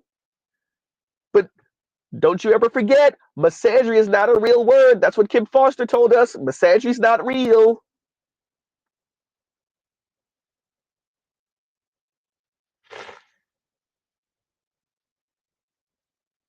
Huh? And Compassionate says, Dr. Chris Marsh says black women should be allowed to explore other forms of relationship and fulfillment, aka BDL without judgment. Hashtag cooked. Look, what did Dr. Richard Reeves say to Coleman Hughes?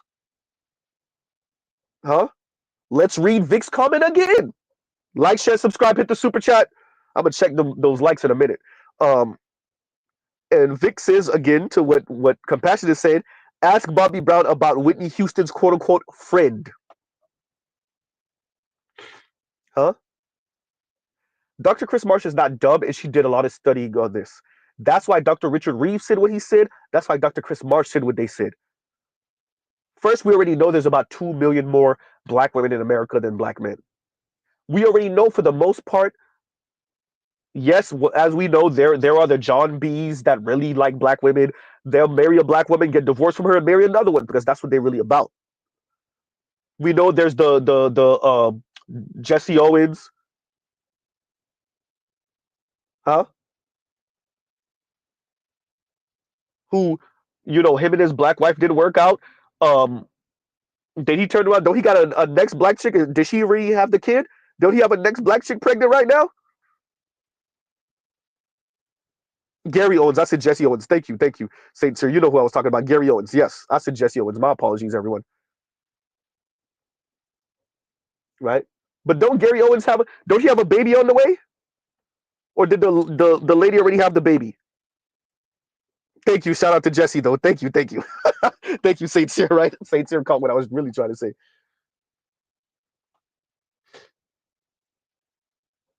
Yeah, Gary. Exactly. There's the Gary Owens. There's the John B's. There's a number of white men, a handful of white men. That's what they really like them some black women. But for the most part, that's not a thing. So of course, um, Dr. Richard Reeves and Dr. Chris Marsh, of course, they're going to say that 2 million more black women. Then there's how many black women are quote unquote more educated, more institutionally educated than their black male counterparts. Then you count how many non-black men are just not interested in black women whatsoever. Then you count how many of them are interested in black women to knock off a bucket list, but wouldn't take black women seriously. You count how many black women actually out earn black men, and they quote unquote I won't date down. Why are black women told to settle? White women aren't told to settle. There's those black women, and it puts black women in a really messed up position. Then there's the black women who don't earn a lot, and the mass of black women earn more than them, but yet she still wants to marry all the way up. She's trying to use marriage to escape, being working class or in poverty or lower middle class. Fine,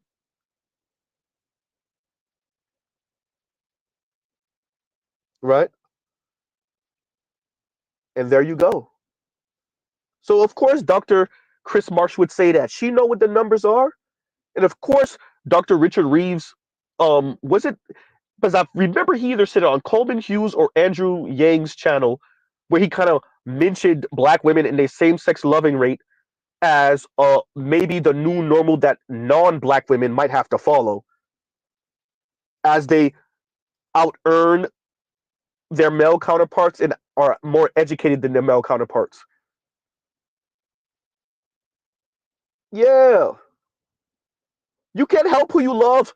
Man, look, man, the researchers got y'all numbered. Dear women writ large, dear black women. It ain't love.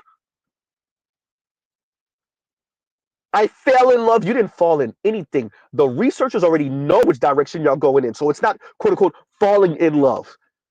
They're directing you in that direction because they're like, well, these women need to partner with somebody. Because even for the ones that earn okay money, they still don't earn enough to support their life. They need to partner up with somebody. And so many of them think they're better than their male counterparts in Black America, black male counterparts, that we need to encourage them to entertain same-sex loving relationships and different type of sexuality and huh. And Compassionate says a third of Z women have explored quote unquote non-traditional LGBTQ life. Yeah, yep. And something like 23% of them are bi. Or I think was that yeah, that's Gen Z. That's Gen Z. That's not younger millennials. That's Gen Z if I'm not mistaken. Huh?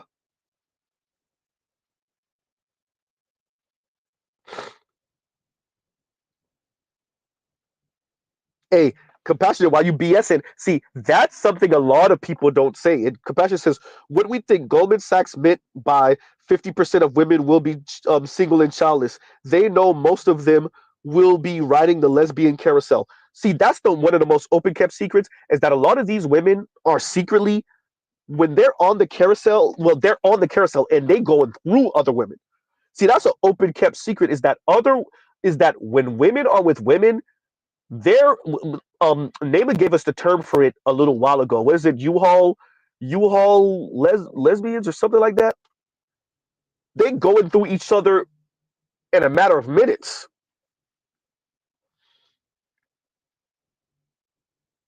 It's not 6 month and a year and a half, and 2 and 5 year long relationships. Now they going through each other, like I said, in 90 days, right? 6 months, 9 months, and they done. Next, huh? And many of them live a very precarious life, financially messed up. You know, what we're seeing on television, because TV and social media just do such a disservice to this, about the kind of Ellen DeGeneres, same-sex loving women who are stable and actually above stable, and that's not really what's going on, particularly in the black community. It's a whole lot of poor, lower middle class, not even lower middle class, be honest, Z, poor and working poor, and some working class, same sex loving black women ending up with each other, especially after they done had a kid or two, because the femme needs somebody to help her and the men ain't checking no more. And the butch needs somebody to help her. And the dudes are like, see, yeah, you were butch before, but we were trying to pipe because you were still cute and things were still tight. Now you in your mid 30s, your late 30s, your early 40s, and you're not just the tomboy that likes to eat other women no more. Now you just the dude without a beard. Yeah, we're done with you.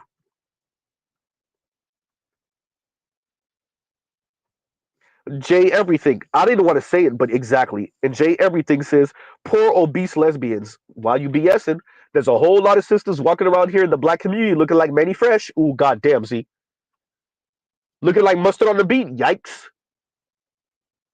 Huh? Somebody tell Z he lying. There's a lot of sisters walking around here looking like Lil Wayne, even though he's not heavy set.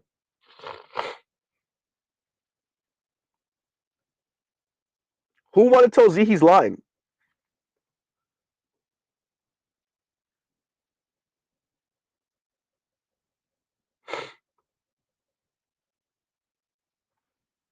Huh? And Ghost Matic says, I know one or two same sex loving black women personally. The crash out is here. The beauty of the black manosphere in spaces like this is that we have these conversations, we go into detail, we get on other black men. That's what I was doing with the Canadian brothers concerning Kira Burrow. For those of you that just came in, y'all check the beginning of the stream, the first about 20 minutes or so. Um, we go into detail about these things. We bring out the numbers and the research and we talk about it and we have panels about it and we're honest about the environment and we're even honest about whether we contribute or not, what we can do better, right? And that's for black men that want a black woman, and that's for black men that are like, okay, I'm not doing this. I'm doing SYSBM or Passport Bros.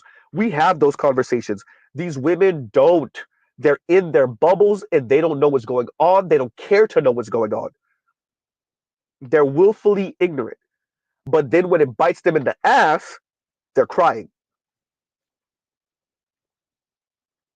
They're crying, and as Illmatic said, the crash out is here. Huh?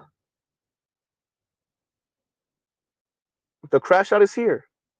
They're just black women and many other non-black women are just complaining. They're on the internet, they're on social media, just complaining. They don't actually factor in how they contributed to this, what they bought into, that whole Disney-esque hyper consumerist worldview that they were indoctrinated with all in the late 80s and all through the 90s and early aughts. They don't really appreciate that. So they just wake up at 28 and 30 and 32 and throw a temper tantrum. Where's my future husband? Where is my husband?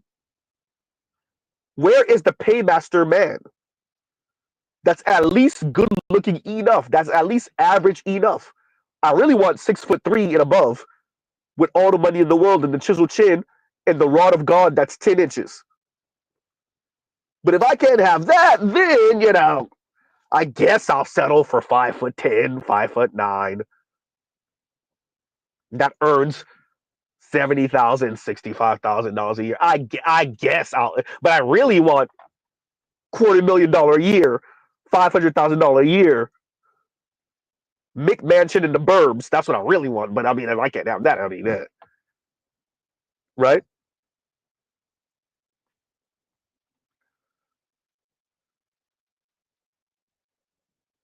Huh? The women are just complaining, y'all. Y'all know I'll be snooping in all. Man, I've listened to Divested Zealot. I've listened to Chrissy's live streams, Real Talk with Yanni, when Paris Milan used to do her live streams. I've listened to all of them. Cynthia G, man, the only one that's an a-hole that ever brings up any facts and data for real is Kim Foster. She the only one really. All the other ones, and even she has more sobering conversation every once in a while.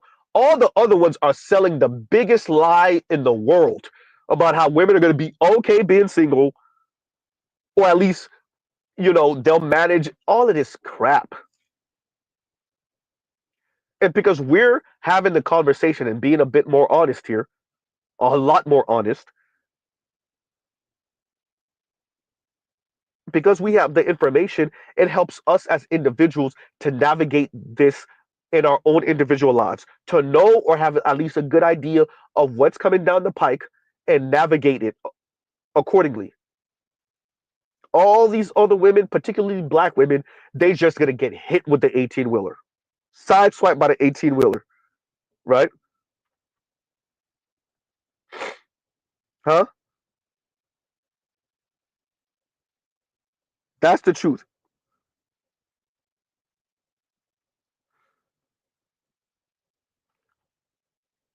So Saint Cyr says the rod of God. Yeah, no, y'all heard it here first, right? Man,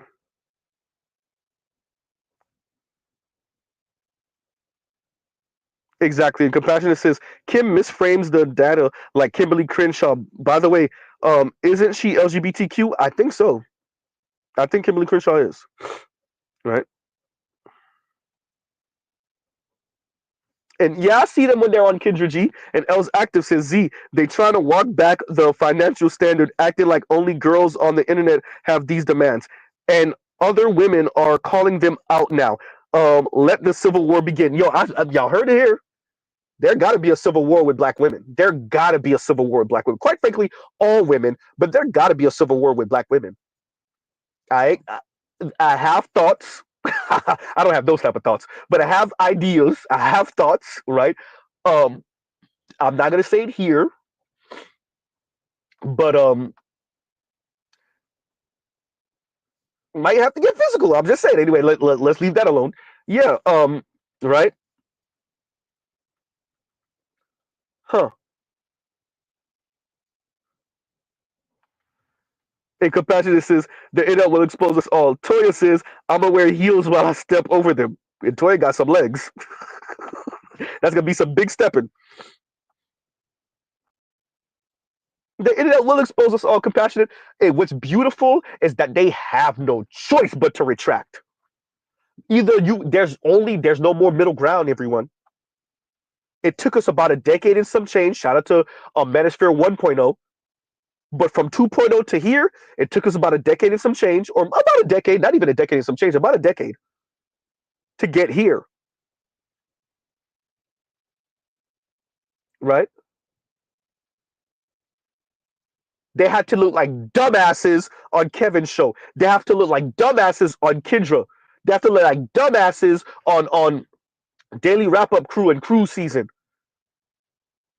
And for the white women on the whatever podcast and on Fresh and Fit, now they're like, okay. Look, for me, I'm not like those other women. I'm not gonna say 100. I mean, just be stable. Just be able to afford your own thing. I guess this will be another BGS was right moment where BGS said, "Of course they're gonna start at the top, y'all. right? Y'all heard what BGS said. Of course they're gonna say six figure, man. That they're gonna start at the top. 3, 4 later, now we having a different type of conversation, aren't we? Now the women are telling you, as long as he could afford to sustain himself, as long as we could go out every once in a while. I even hear women saying 60, 60,000 now. Uh-oh. Huh? I'm even hearing women say 60 and 70,000 now. Uh-oh. What happened to Mr. Six Figures? What happened? Huh? Too many men, that's white, black, Latino, and Asian, with manosphere talk.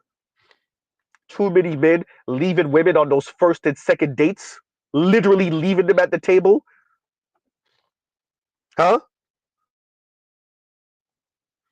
That's what happened. Huh? Too many women watching little clips on TikTok and on IG and on YouTube shorts of women embarrassing themselves, talking crazy. Too many women who have seen the clips of Abba and Preach. This is a sickness. Watching these weirdo women talk about, I need a man that makes at least $650,000 a year, $400,000 a year, $250,000 a year. Huh? That's what happened. You know what happened? Not FD. Oops. You know what happened? Not unconsciously. Not Derek Jackson. Not Dr. Umar Johnson. That's what happened. Not foreign man in a foreign land. All these people and playing patty cake with black women. That's what happened. We happened. The black manosphere happened. Because if you, same thing I told FD about BGS, if we would have left it to y'all, we would have never got here. Because y'all would have ignored the women, y'all would have played patty cake with them, y'all would have been misandrous and intellectualized it about black men, anti-black misandry, and we would have never got here. So even if I grant FD that he felt a certain way about Kimberly Crenshaw and about the framing about black men when he was in those feminist classes, even if I grant him that, let's say he wasn't lying, even if I grant him that, you were never going to do anything about it. Or you would have tried and black women would have put their foot in your ass and you would have never did anything about it after that. You know how we know? Because you sit in the front of Teen War. Uh-oh. How am I supposed to tell those women? They check off, they have the house and they have the car and they have the career and now they need the man. And how am I supposed to tell them that that's patriarchy? And here, and what T-Nor said, and me as a queer woman, how am I supposed to say it? And you were like, me as a black man, how am I supposed to say it? And both of y'all looked at each other like, shit, I ain't gonna do it. So yeah, it took the black manosphere to put women's back to the wall. We brought them to the deep end of the conversation while y'all were on this kiddie side of the pool. And if you don't bring them to the deep end of the conversation, then you never get to solutions, even if the solutions are SYSBM and passport bros, so that other black men, young black men, could make their decision. Are you going to go to the deep end of the pool to go find a girlfriend and a wife? Or are you going to be on the kiddie side thinking you are right and then get divorce bombed in 5 years in the black community? We did that. So FD and Little Bill and Foreign Man can miss me with the BS with y'all surface level crap.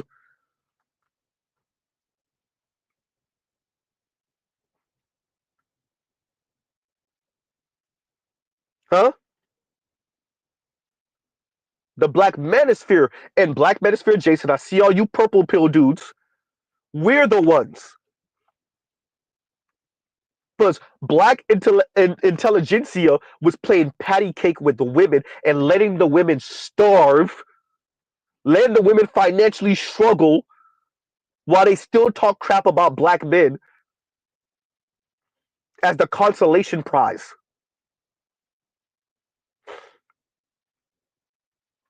We were the ones who actually started putting black women and women writ large back to the wall with the numbers. Ladies, actually, black men earn more. Ladies, actually, black men work more hours. Huh? Ladies, actually, black men are more married. Huh? We're the ones who did that, not you. Now the women are actually being like, well, you know what? Maybe I don't need a man with $100,000. Huh? We were never going to get there with the Derek Jacksons and the FDs running around and the foreign man calling us Nick Cells running around and the conscious Lees who know Brickface Rhoda is wrong and was lying, but his pride wouldn't let him because he talks so crazy about other black men that his pride wouldn't let him admit it until he had finally it became so unbearable that he had to grind his teeth to dust, and he still didn't really say sorry. He still didn't really apologize. He played it down. It was like, okay, maybe I might have dismissed y'all concerns a little bit. Shut up.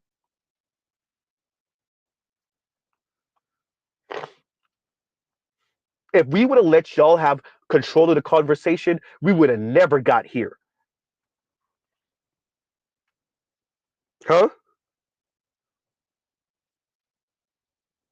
Y'all would have let Kim Foster run amok forever. Huh?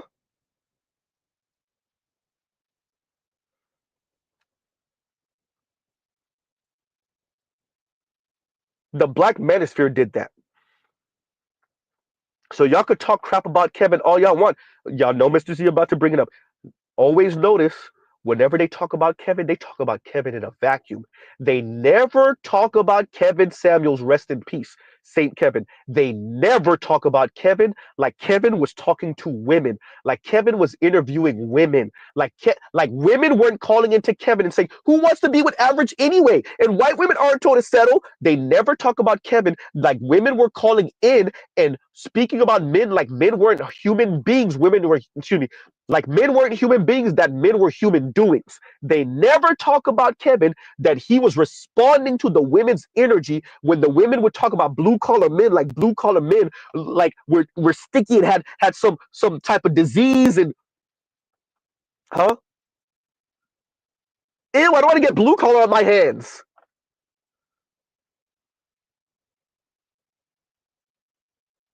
They never talk about Kevin that Kevin was talking to women, black women mainly, who spoke about men, black men mainly, like black men were nothing but a symbol of her success. That black men were nothing or were supposed to be nothing more than a walking wallet and overglorified guard dog. Huh?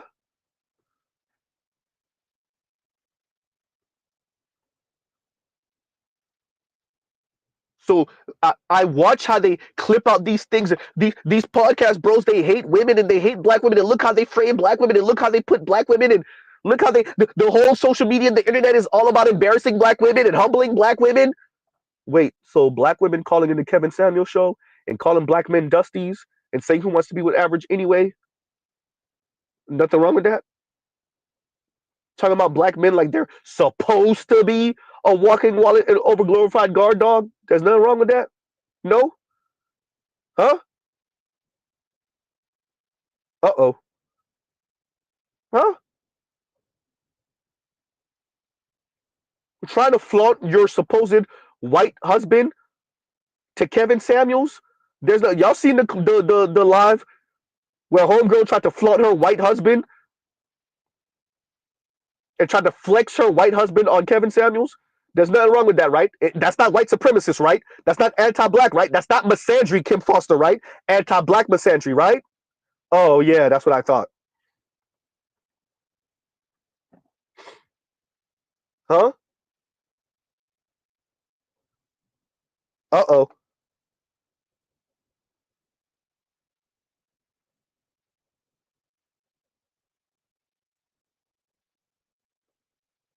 That's how we got here. I want to be very clear to everyone.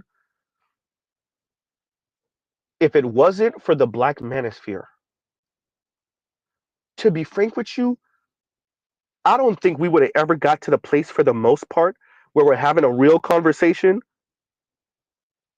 about the plight of young men writ large in America, the struggles of young men, what young men are going through educationally, Huh? I don't think we would have ever got here if it wasn't for the Black Manosphere. Recall, Dr. Richard Reeves got to Of Boys and Men, regardless if he scissored or not. He was saying it when he was doing his lecture tour about dream hoarders, and that the critical piece that he didn't think of, and I got to give it to some black women that were pressing him on his lecture tour. I got to give it to them. The critical piece he did not calculate enough was the race element. And as he was pouring through the research for dream hoarders, he just kept on running into the race element, mainly concerning black boys and men. Huh? What happened?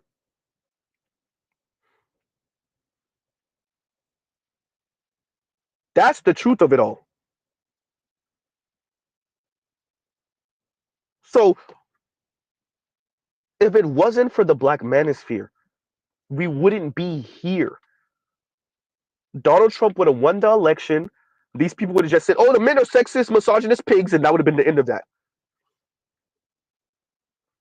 If it wasn't for the Black Manosphere,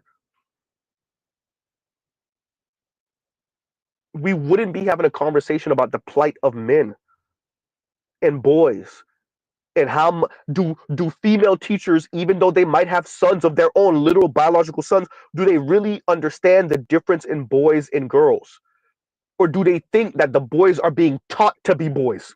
Oh boy. Huh? Do they appreciate the difference in testosterone and boy and man energy compared to estrogen and girl and women energy? Do they appreciate that, or do they think that's just some BS that men are making up? Sexist, misogynistic men are making up. If it wasn't for the Black Manosphere specifically, we wouldn't be having that conversation. Yes, white men, I'm saying y'all getting most of y'all stuff from over here. Uh-oh. What I'm saying is there's a reason why Kevin called into Fresh and Fit and got that white girl together, and Rolo and a bunch of them were right there and they couldn't.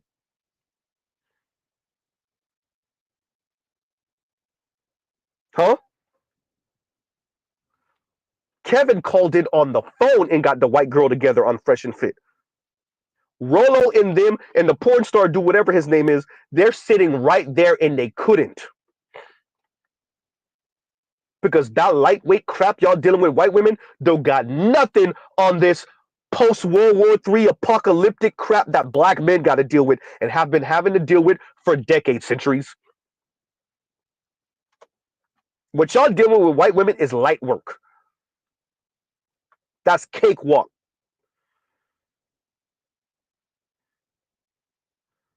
Huh?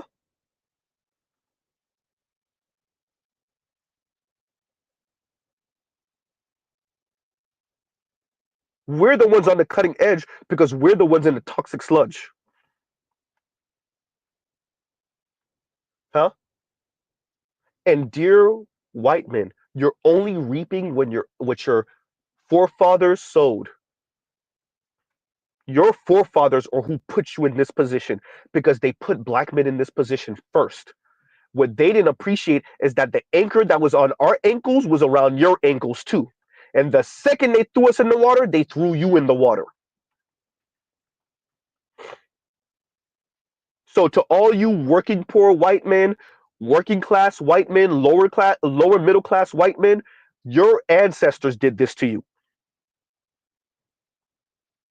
The second they thought it was funny what was happening to black men all through the late 60s and the 70s and the 80s, the second they decide, yeah, we're just going to let black men drown, we're going to benign neglect the black community, namely the black boys and men, we're going to weaponize the women against black men. The second they let that happen to us, they let it happen to you. And you get what you get, Martin Goldberg, Undead Chronic, huh? With y'all racist, bigoted asses. Shout out to you, Stefan Molyneux, bum ass predator face looking ass, preying on children looking ass, pedo looking ass, huh? All the little racist ass white dudes running around here thinking they won something because Trump's in office. We'll see. Maybe. Huh?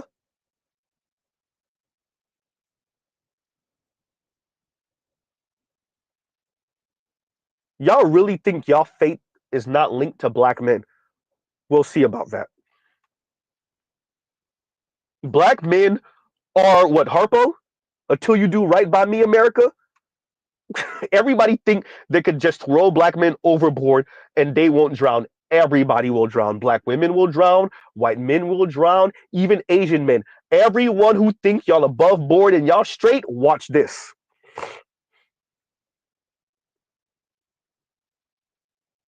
There is no way around it. There is no escape hatch.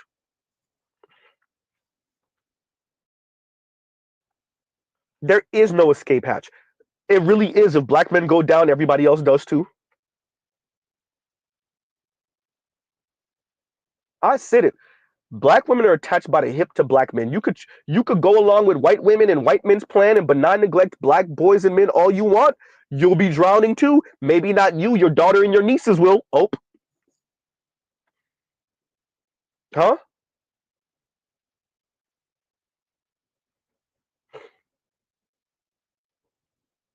Shout out to all of you who are okay with watching black men struggle, black boys struggle. You don't care about black boys. Fine then. Watch your nieces get brought to Pound Town by upper middle class white dudes, get ignored by upper middle class white dudes at their Ivy League schools,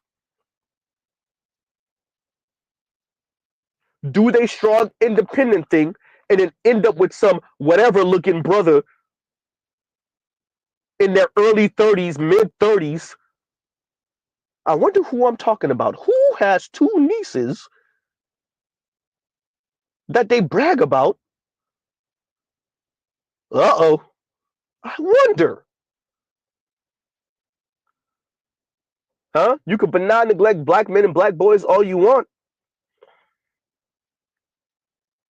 All that sound nice until you find out some white dude is pogo sticking up and down your niece's esophagus when your niece is 17 and 20 and 21.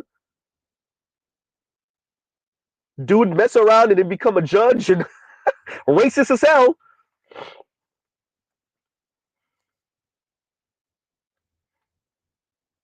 Huh? And if black women are attached by the hip to black men, white men and Latino men are attached by the ankle to black men. Everybody keep on trying to throw black men overboard, and then when those chains start to go down, when black men are falling in the water, like, wait a minute, wait. Huh? Wait a minute, black women, wait, black women about to fall? Yeah, we don't care about that. Wait, but white men too? Wait, Latino men too?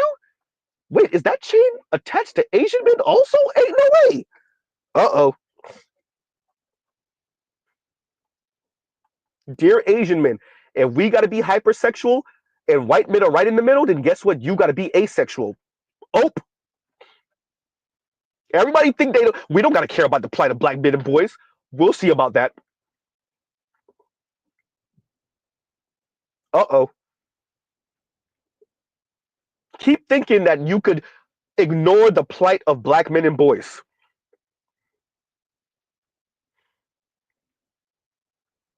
If white men are just right and black men are too masculine or hyper masculine, huh? Trying to make up for their masculinity with being hyper masculine, hyper aggressive, fine then. Then guess who's on the other side of that? What's up, Asian men? Huh?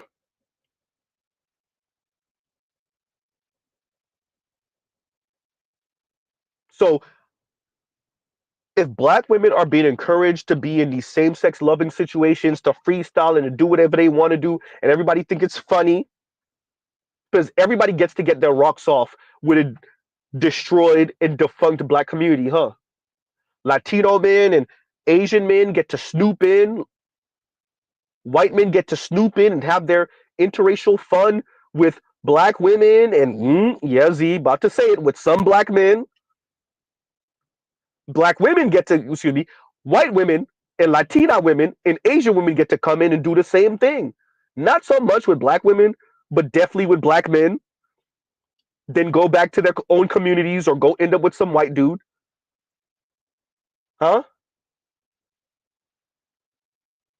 Everybody want to use the black community, namely black men, for the swag and the energy and all that and leave all their trash here. Oh, there's a cost to that. The whole neighborhood gonna be, the whole city gonna be smelling. You're not just gonna leave your trash here and be like, okay, the trash goes in the black community. The trash goes to Black America. The trash goes where black men are. Watch this. Huh?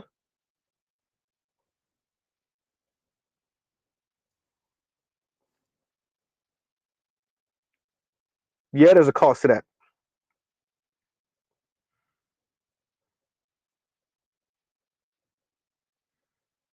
And once again, thank you, Vic, for the super chat. Thank you, Vic, for the super chat. And Detroit says, man, like, share, subscribe, hit the super chat. And thank you, Detroit. And Detroit says, man, I was waiting. I was waiting. Trump come in the receipts. Okay, I'm a little lost on that. Were you waiting for Trump to come with the receipts? I think that's what you're trying to say, right? Yeah, I need a little bit of clarification, Detroit. But I really want to stress that this whole same-sex loving thing from black women, people know. I remember watching. There was a police officer that Joe Rogan interviewed years ago, and he was speaking about some LGBTQ sister that he used to work with, and her relationship with the criminals, and yada yada, and yeah, and that's another open kept secret too. The LGBTQ sisters began it in with the white boys, but we already know that, right? That's like an open kept secret too, huh? Like everyone knows. I keep saying this when it comes to race and ethnicity in America. Everyone's acting dumb. Everyone knows. You know how you know everyone knows? When y'all watch how Vivek Ramaswamy played this election, when he was having a conversation with Don Lemon, when he was having a conversation on Breakfast Club, he studied this. And y'all saw him when he was younger, when he was in that audience. Who was he talking to again? Vivek know what he's doing. We know that from Mindy Kaling and her brother. Definitely her brother. Over here cosplaying a black dude when he shaved his hair bald. These people of color, these non-black people of color, oh, they definitely know what's going on in America. They understand the racial hierarchy and they're playing to it. Everybody's acting dumb. When Tila Tequila doing her whole racist white supremacist thing, everyone's acting dumb. Amy Chua with her Tiger Mom thing and low keys, high key, punching on the black community. Huh? Everyone's acting dumb when it comes to race. Everyone's acting dumb. When it comes to white supremacy and anti-blackness in America, everyone's acting dumb. They're acting. Everyone knows what it is. Everyone knows what the hierarchy is. Tying that to what I'm saying with black women and their sexuality, everyone knows what that's about. People are acting dumb. White women are acting dumb. Huh? Everyone's acting dumb. Everyone knows what it is, though. If the 19-year-old white girl I used to work with is asking Z, yeah, I heard that black women feel a certain way, and I've seen that black women feel a certain way when black men date white women. What's up with that, Z? And I didn't throw black women under the bus. But if a 19-year-old, this was years ago, is saying that to Z, then everyone knows what's going on. People are acting dumb. And exactly what I'm saying, Calvin Rogers. Everyone reap what they sow in this. So if y'all okay with throwing black men overboard, black men, white women, Latinos, Latinas, Asian men, Asian women, is everybody Middle Easterners that live in America, everybody's okay with throwing black men overboard? Y'all ain't checking those chains on your ankles. Y'all think y'all gonna be able to cut it with a bolt cutter or something like that. Everyone's drowning. Have fun. 2016, what 21% of black men were unemployed. COVID-19 happened a couple years later. All of y'all starving. Uh-oh. Huh? Drug epidemic all through the 80s and 90s in the black community. Everybody's okay with that. Secretly, there's a meth epidemic. Nobody talking. Uh-oh. Huh?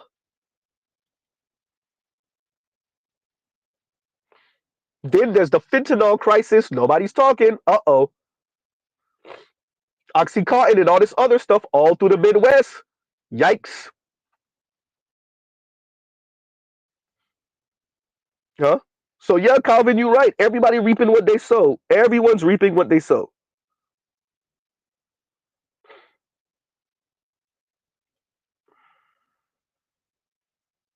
Say it. And Compassionate says, them tangle of pathology bullets ain't got no names. Say it. No names. Huh?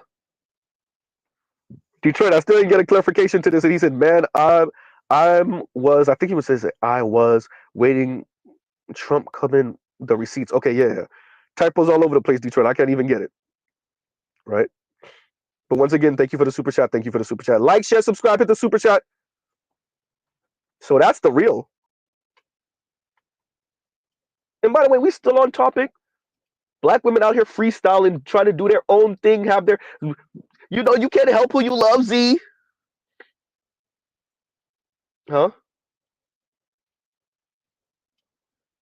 Y'all saw the clip where the sister was like, and I think Coach Greg Adams covered it, light skinned, butch sister, all right looking. I've never not been able to afford my bills. What am I going to do? It's so hard. Get under a man. Literally and figuratively, or struggle. There you go. You could struggle, or you could get under a man. Nigga, preferably a black man, literally or figuratively. There you go.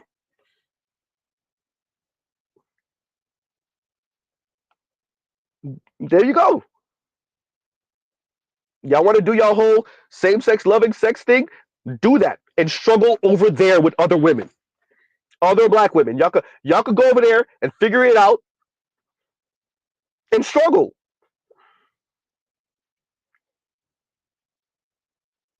Huh? You don't get to give black men your ass to kiss and not well. I'm gonna leave that one. I'm gonna leave that one. You don't get to give black men your ass to kiss and then holler for community when you're struggling. Yeah, no. Huh? You don't get to cry on camera, secretly begging while you're in the struggle. Get under a black man with his head on his shoulder and that is stable. I guarantee you, you wouldn't be having that situation. More than likely not. Once again, single and childless. And young lady, you look like you're single and childless. Single and childless black women have the least amount of wealth in America. 8 cents to the white man's dollar. Young lady, you fit the bill.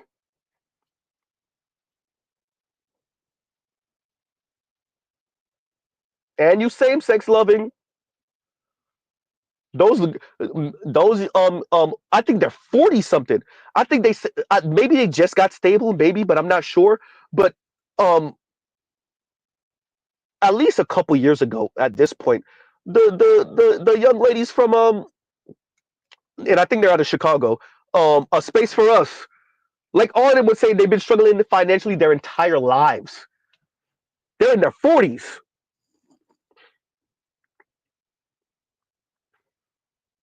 Huh?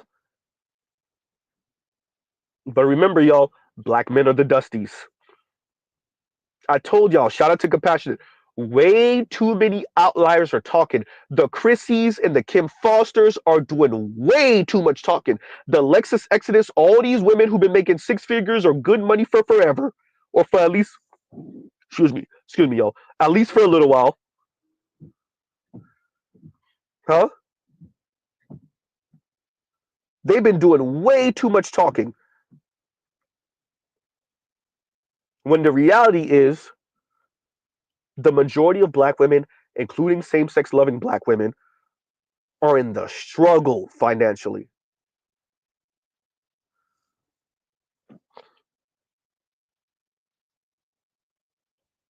Huh? That's the truth. And KW Don says, you got that goofy Negro yada yeah. Also pushing that black woman, earth mother goddess crap. In um infallible black women crap, especially infallible in comparison to black men. And if she do wrong, she only doing wrong because you did wrong or black men did her wrong. Recall, when it comes to black men, black women have no agency. They're not accountable for nothing. Yawn.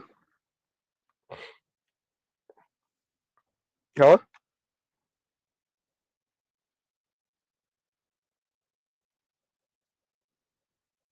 Everybody's playing games. There's a cost. Everybody was perfectly okay watching black men struggle. Everyone was okay with it. Everyone was okay with it.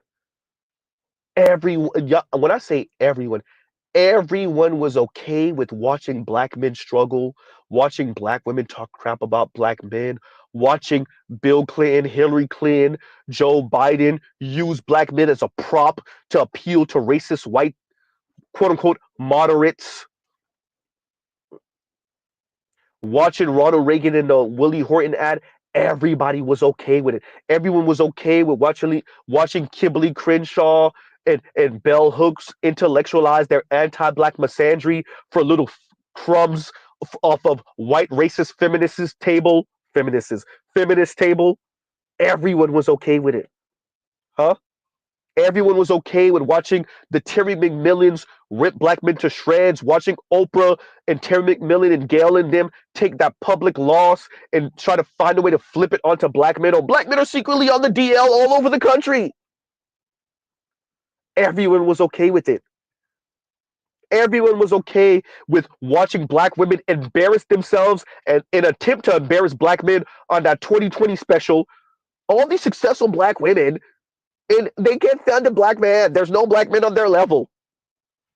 White homegirl with the most smug face on the planet, low key laughing at black women, but black women are trying to talk crap about black men so much because black men are not on their level. Everybody was okay with it.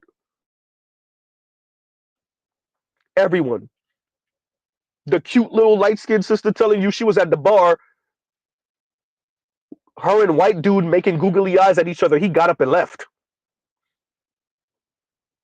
Huh? He got up and left. She thought it was going to be something. It became nothing. Uh oh.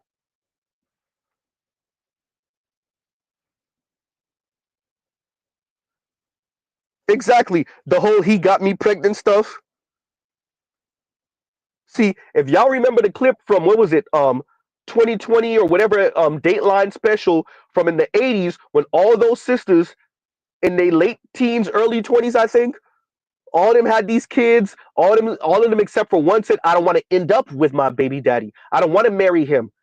Because it's like raising two children. I'm gonna have to take care of two.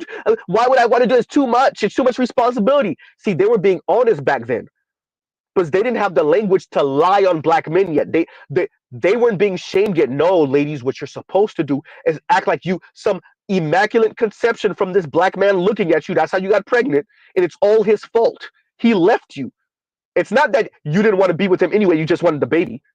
No, no, no, no, no, no. You're framing it wrong. You're supposed to frame it like he's a monster. He's a sperm donor. He's the bad father.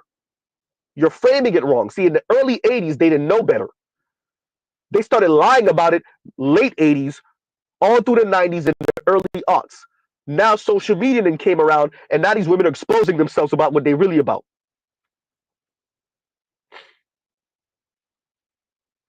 Huh? And everybody was okay with it. Huh? Even Yvette Carnell has said it. We sacrificed our sons in the 90s. The black community watched black men get warehoused in prison and thought it was okay because that's what them Negroes deserved. Because black women thought if they took enough black men off the streets, what, white men were going to marry you? How did that work out?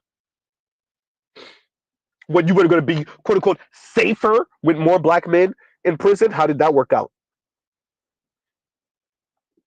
Now look at black women.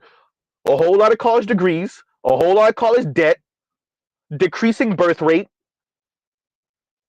huh? Inflation killing the dollar, including their dollar. Sorry, they're 8 cents to white men's dollar. Oops. Huh?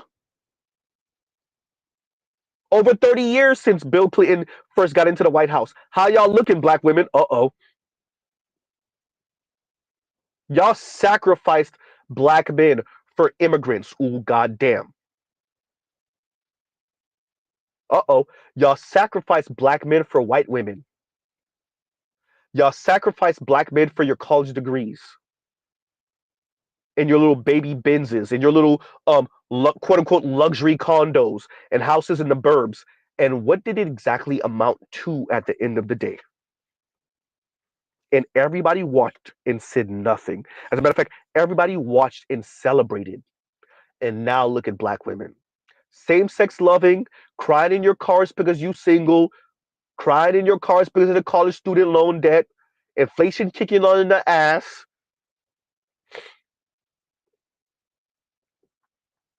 Huh? Thank you for that, Mr. Shook to you. Gave y'all the link for the CBS special. Thank you. I said 2020, sorry. And the CBS special I was just referring to from the 80s. Huh?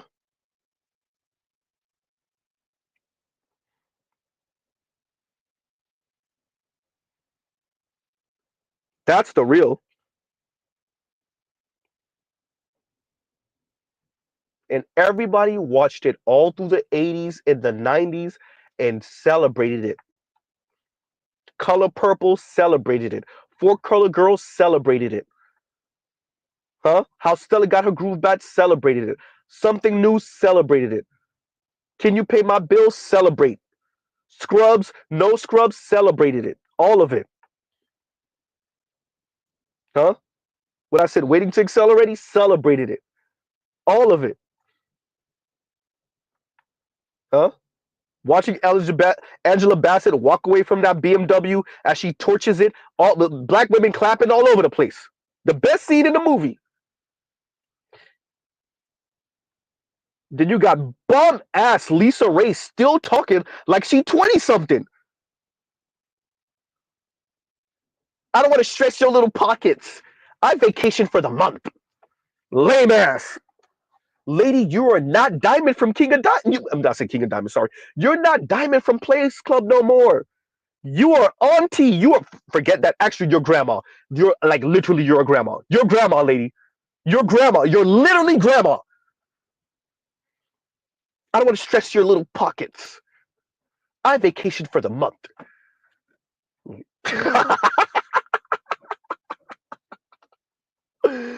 Oh, this lady literally sound like the 20-year-olds, 25-year-olds calling into Kevin Samuel's show saying who wants to be with average anyway. She's literally doing her own rendition of that. I'm on this level, they're on that level type talk.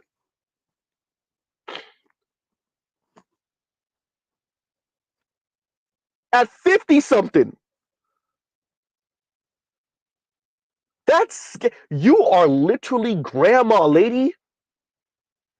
You are grandma. You're not even auntie, you're grandma.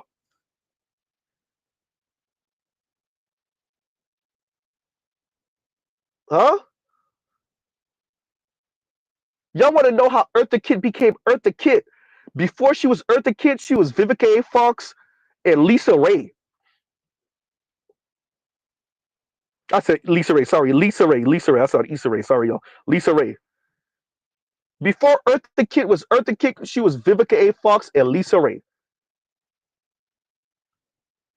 Huh? Compromise for who and what? Did that? Before Eartha Kitt was Eartha Kitt, she was Lisa Ray and Vivica A. Fox.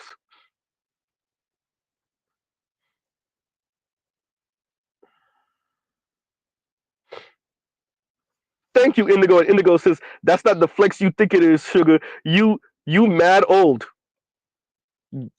Huh? I don't want to stress your pockets. You got to keep up with me while she advertising. Y'all notice how the women advertise? Black women got the most interest. Not as just black women. There's a lot of non-black women on this crap too now. But black women have the most interesting way of advertising themselves. They kind of virtue signal to elite men by punching down on the men that they think they're better than. This is the same thing, by the way, Ebony K. Williams was doing. Y'all remember? We literally watched Ebony K. Williams just do this last year. Or was that earlier this year? We literally just watched her do this. We quite literally just watched Ebony K. Williams do this. Huh? That's scary.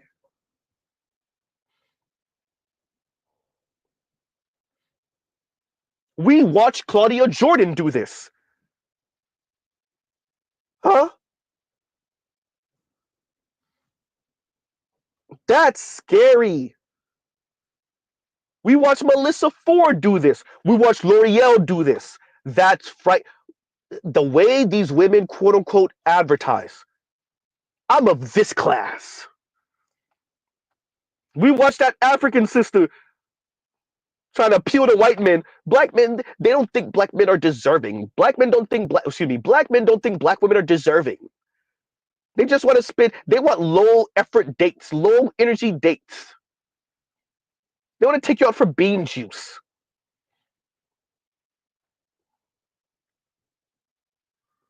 The way these women advertise to quote unquote elite men, elite black men, white men, whoever, Middle Eastern men, whoever it is, Asian, Latino men, is by punching down mainly on working class, blue collar black men, working poor, lower middle class, blue collar black men.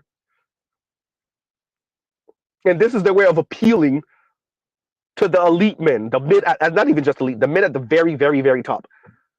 I don't want to stress your pockets. Huh? Pathetic. Lisa Ray is literally grandma. She is literally a grandmother. And she's talking like this right now at nearly 60 years old. Are you not embarrassed? Not nearly 50, not nearly 40. She's nearly 60 and she's talking like this now.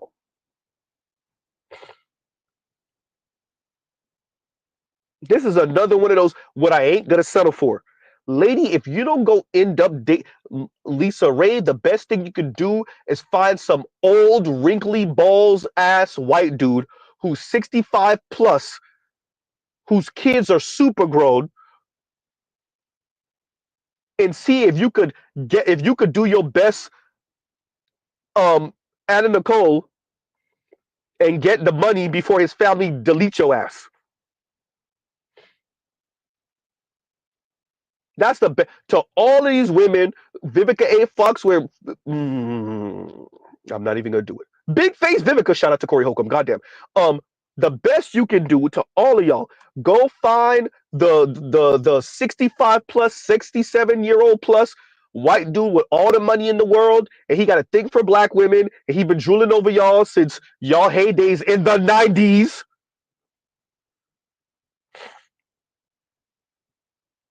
Huh? Go find that guy. Somewhere in Hollywood is some white dude with some money that will spend it on you. I don't know where he is. Somewhere in Hollywood, somewhere in New York, Huh? Is the small hat white dude or just the wasp white dude? Who will spend it? Huh?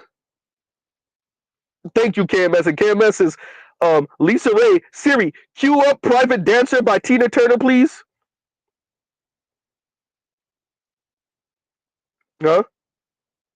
And once again, KW Don, thank you for the super chat. Thank you for the super chat. It's pathetic. Lisa Ray is almost, was she 57? Something like that?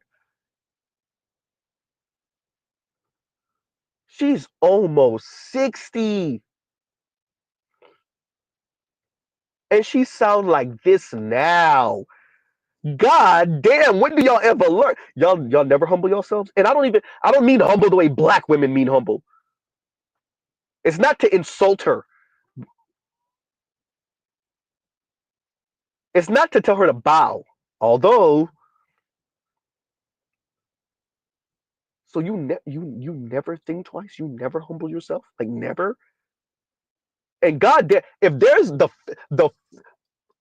I really want to say it would be a Jamaican woman, but really in Black American context, Lisa Ray gotta be the face of resting B face. She's the face for resting B face. God damn. Lisa Ray always got the goddamn resting B face on. Jesus Christ. Shout out to all of you, Kodak, who over here say light skinned women, they're nicer, they're easier to mold, they're easier to break. You know, you can break, nigga, if you don't, man. Kodak, Exhibit A, Lisa Ray.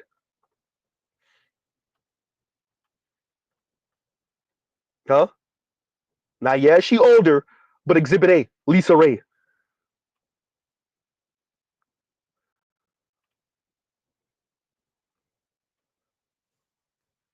Man.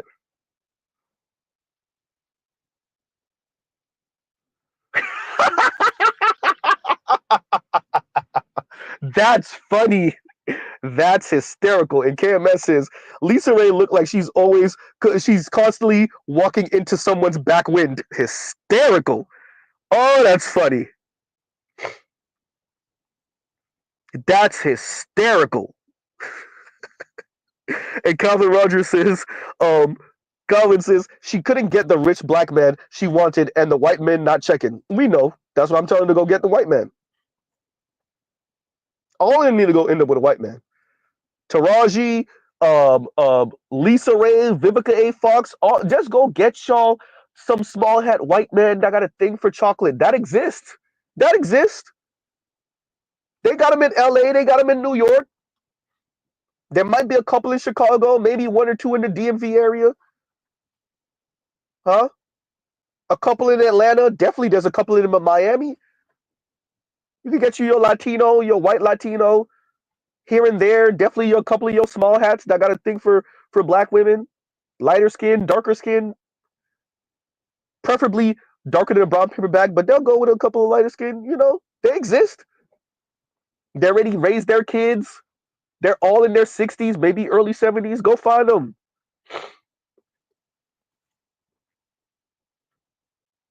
Huh? KMS, that killed me because it's true. Always look like she walking into somebody's back wind. What's that smell?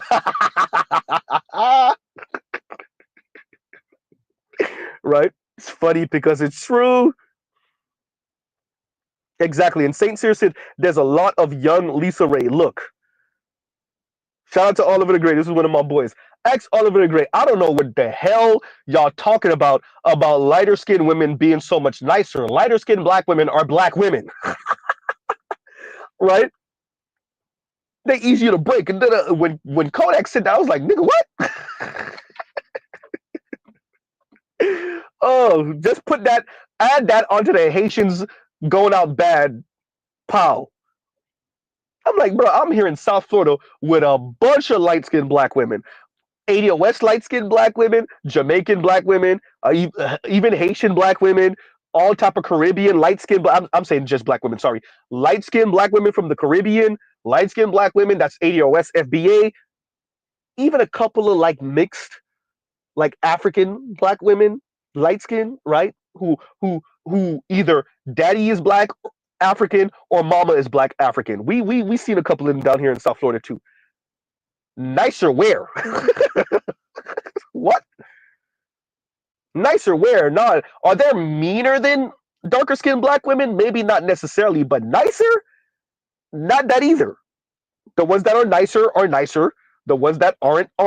But it's not dependent on skin tone. Not necessarily.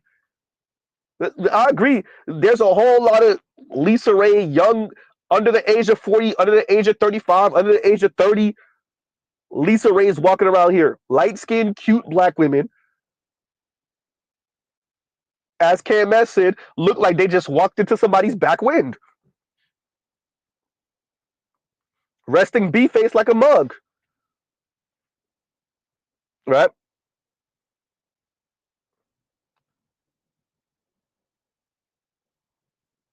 Resting B face like a mug. GC says rappers have said some stupid coon ish. Say that. Huh? Say that. Nicer. Okay, yeah, that's it. Huh? And y'all like, share, subscribe, hit the super chat. Talking about super chats and KMS says, and thank you for the super chat.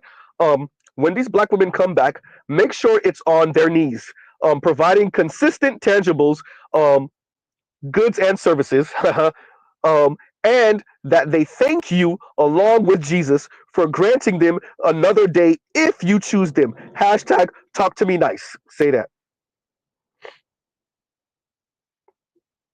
Man. Hashtag talk to me nice. Line gave us a new word, new phrase, hypergamous failures. Say that. I think that's where Lisa Ray would fit in. Right? Hashtag talk to me nice. And I agree. That's for you brothers that do take these black women back on after the non-black cock carousel, after the stint in LGBTQ landia, um, after a couple of pookies in them, after a couple of scammers in them, after a couple of aspiring football players, or maybe even NFL players and NBA players. After all of that, she's still cute. Maybe she's still tight, whether you like them lighter skin or darker skin, thick, a little bit heavier, slim, thick, slim. After all of that, for all you brothers that take them, even after all of that, after the whole I don't need no man, after all of that, for you brothers that do take them back, shout out to y'all. I agree with KMS on this. They got to come back on their knees. Huh? Huh? Huh? Say that. And exactly. And L's actor says Amanda Seals is light skinned. That's another one. That's another one.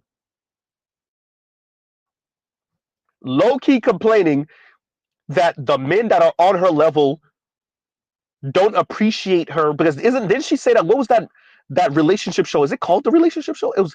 Oh my god. Dr. Chris Marsh has been on there. Amanda Seals has been on there.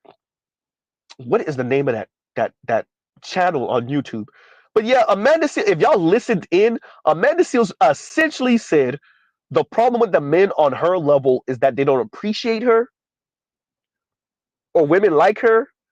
And like that they're supposed to be with women like her. Absolutely not, Amanda Seals. You want to know, at least from the outside looking in, Miss Seals, we don't know you in real life.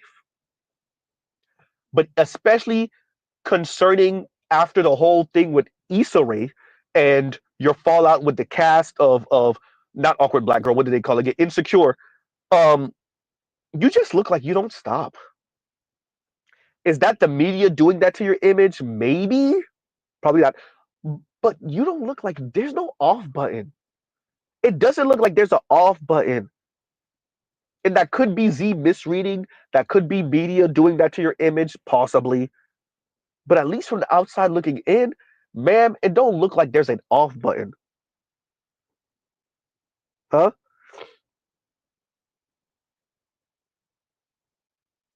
Man.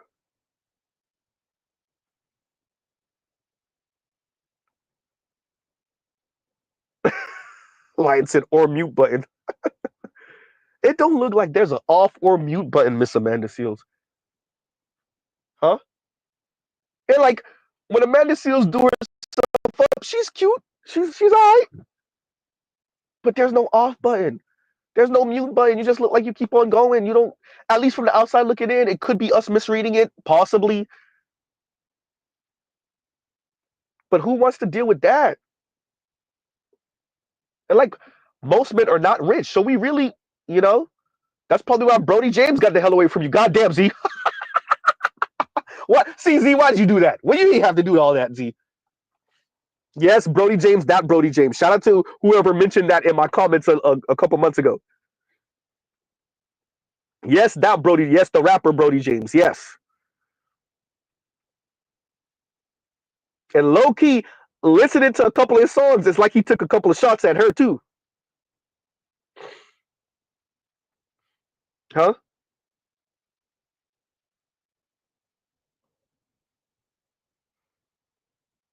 Oh boy.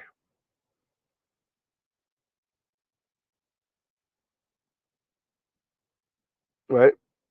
And KMS also says continuing, hashtag talk to me nice. The let those who come crawling back that your displeasure is something they will have to keep in mind if black women want to stay. We've been painted as quote unquote the villain for far too long. Might as well embrace it. I agree with that. Actually, that's something that Black Uru has also said, right? Or if I am to understand him correctly, that's something that he's also espoused, right?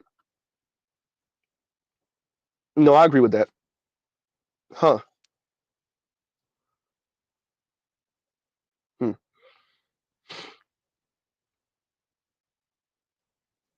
And Eric Denman says when Lisa Ray said that ridiculous comment, I immediately thought, sis, Shahzad Ali saying most black women don't mature past 15 years old emotionally. So shout out to Toya, and I didn't watch Toya's review um of Ostefco speaking about her whirlwind um situation with some dude she had a essentially a one night stand with when she went on vacation, and then they were supposed to meet up and they didn't. He was either supposed to fly in but he didn't have the money, he was going through things, and she was supposed to fly in. I think he was in New York, she's still in Texas, but she didn't want to, but she felt like she was being manipulated and he might have had something else going on. And even when she was thinking about flying into New York to meet up with him, he didn't look like he wanted to pay for anything. It looked like he just wanted to slide through, drop D off. I'm dropping D off, and pull off. Right, drive in, drop D off, and pull off. And and she said it like at least. Well, it looks like she said that wasn't her first time kind of engaging in this type of behavior. Where when you go on vacation, because you are so de-starved, we'll say, that you might engage in a little, vacation play with someone, we'll say. And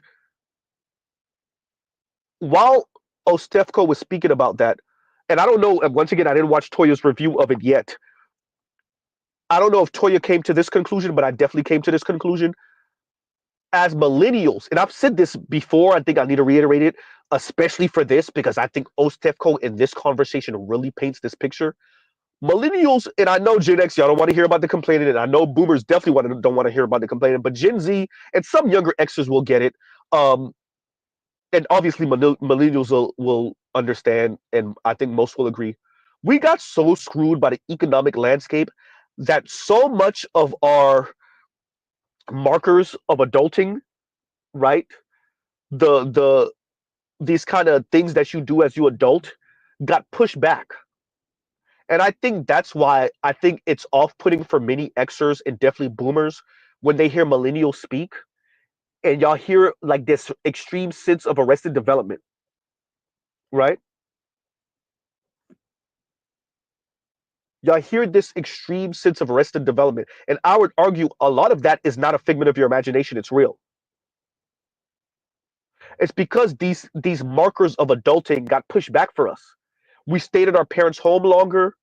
It took us longer to get a stable job or get into our careers, right? Many of us, especially with the rise of Uber and stuff, Many of us never got our licenses or got our first car later in life. All the markers of adulting got pushed back. Mr. Z is 38 with no children, right? Many of us are not having children or having children much later, forming real relationships and bonds much later. Our friend circles are fragmented. Where many of us, especially as men, are working more hours, so we're not forming those real bonds, or we do have those real bonds, but we're not seeing our friends as often. All the things that boomers and even older extras took for granted, chilling with your friends, going away with your friends, not even on some LGBTQ stuff, but the brothers just going to Vegas just to chill and having the money to do that,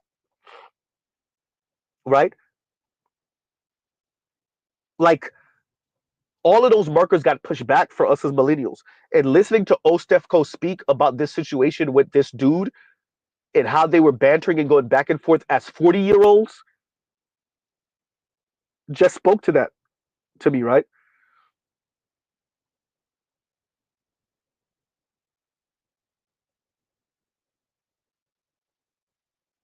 And Toy says, but wait, it gets worse, right? And Ostefko actually did say that. But yeah,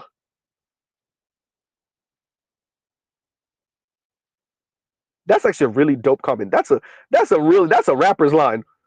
That's a writer's line. That's a good line. And Indigo says, "I'm not watered down, so I'm dying of thirst." Oof, right?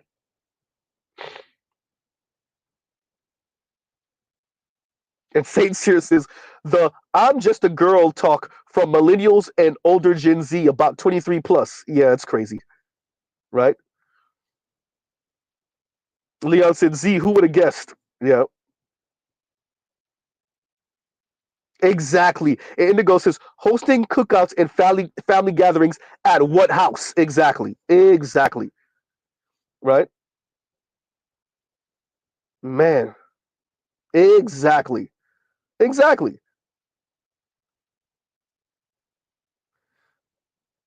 And Saint Cyr says, even us as men, we know our timeline got kicked down the road. We just don't have a tagline like "I'm just a girl." Yep, yep, yep.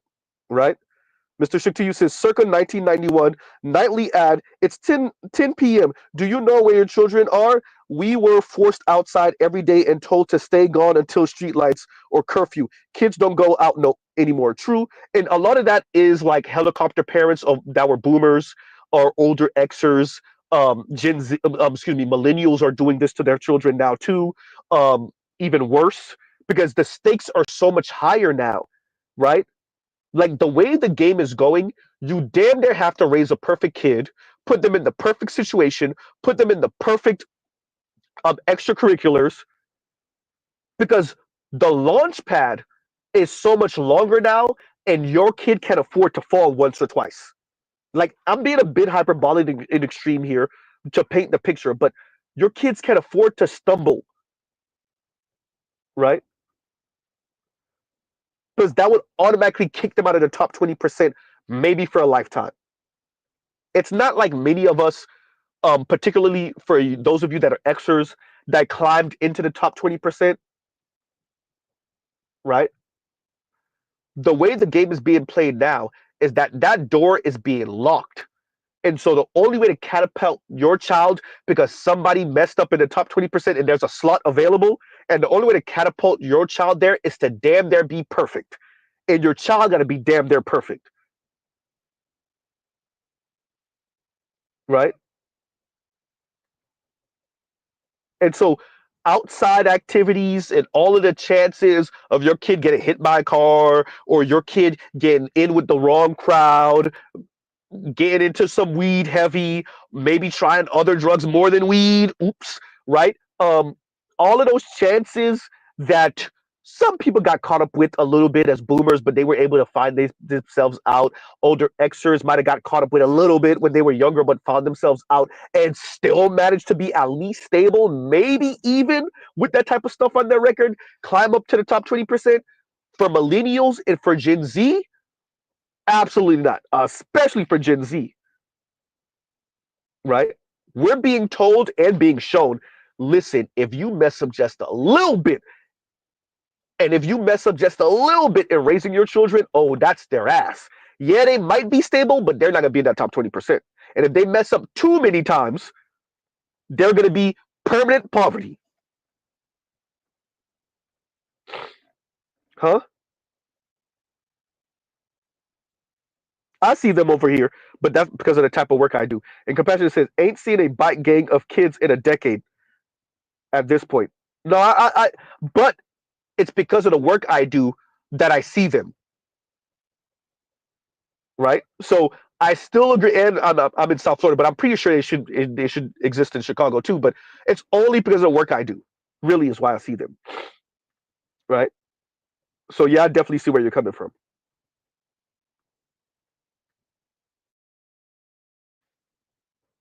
huh? And Mr. Shook to you says we learn to be independent, adventurous, and repetition building. Hopefully, learning from our mistakes. It didn't kill us first. If it didn't kill us first, and that's the problem, and that's the fear. That's the fear, right? That's the fear. And yeah, as a matter of fact, let me address what Vince is saying in these couple comments. Give me 1 second. Where's that first one from Vince that I want to read? Where the hell did it go? Give me a second. Give me a second, yo. And there we go. And Vince says, my mom just asked me yesterday, am I dating? And then he continues with, I think my mom asking me where them grandkids at. Vince, if you're stable, and I think you said one time, I'm not going to expose you, but you gave us an idea of how much you're earning a year. And yeah, I know in the DMV area, that ain't no real money like that, like that. But in your mom's mind, she's like, okay, could we at least start working on our relationship so I can see some grandbabies?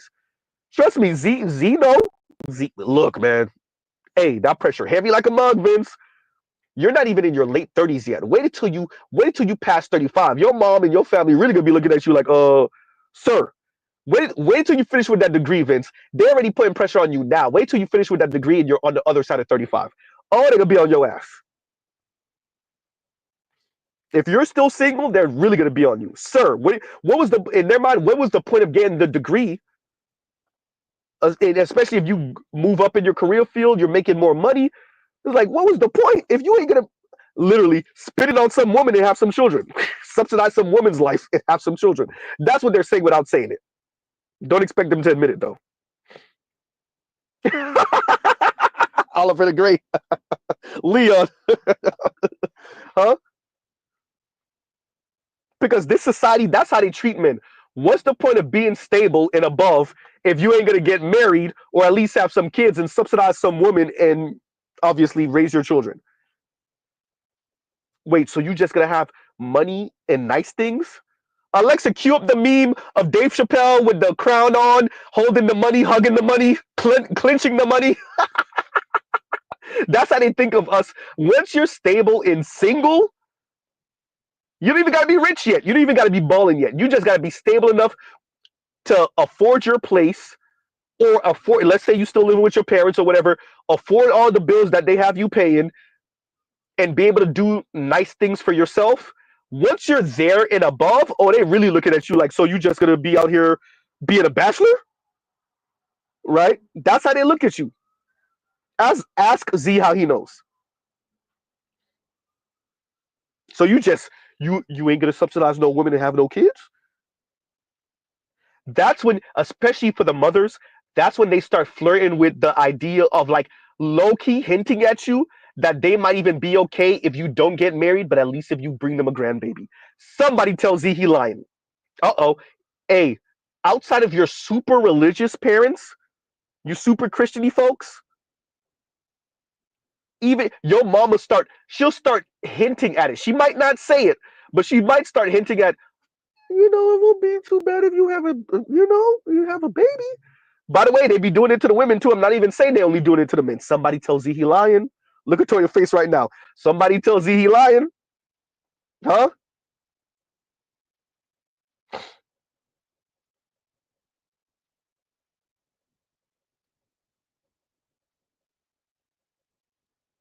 Joe said, "Yep, my mom was slowly hinting on if I had a girl." There you go.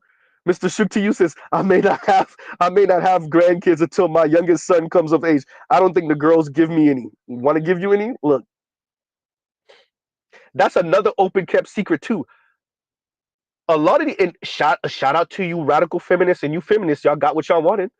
Another open kept secret, and I'm gonna let y'all up in a minute. I didn't realize I've been monologuing for 3 hours. Another open kept secret of the black community is how many women, young women, we're talking about under the age of 30, under the age of 35, they may want to have children, but they want to live first, and they're gonna walk right up to that geriatric pregnancy line. They want to go traveling first, if that's if they even want to have kids or ever be married. When I say excuse me, when I say traveling, I mean those $5,000+ trips to Europe, huh? I mean backpacking in Europe type trips, backpacking in Asia type trips, huh? Yeah. So one of the most open kept secrets is some of these women don't want to have kids, but it's like, I don't want to be bogged down. And when the biological clock kicks them in the uterus, then maybe they want to have kids in their late 30s and they'll go find some slub who don't really understand what he is. You are a sperm donor, sir. And they marry him just long enough to have the one or two kids, and then they file for divorce on your ass. Next thing you know, she with a girlfriend. Oops. See how we came right back around to the topic? Brunching and munching. You were just a sperm donor, sir. You thought she loved you. Oh boy.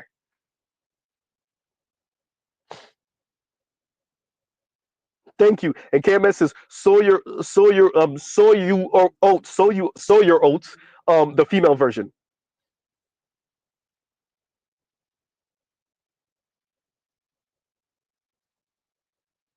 Man,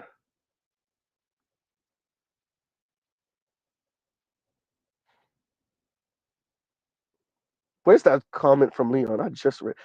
Yeah, there we go. And Leon says, at that point, the parents are questioning why they invested in you for so long if you chose not to have children. Say that. Huh?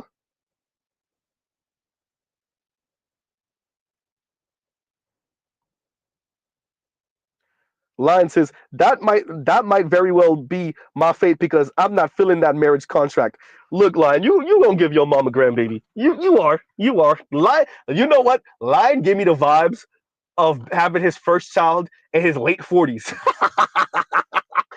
Lion gave me the vibe of he gonna have his first kid with someone in her early 30s, mid 30s, and he gonna be in his late 40s, right? And he gonna be in heaven. Meet the right one and just chill out, whether they get married or not. And Lion gonna mess around and only have one, maybe two kids, but one kid, but he gonna be all right. That's Lion give me those vibes, right? GC says late 40s with your first kid is wild. Lion, that's not Lion, sorry. GC, that's the new normal. That's the new normal. What Watch that, especially for those of us like I'm not talking about upper middle class and above.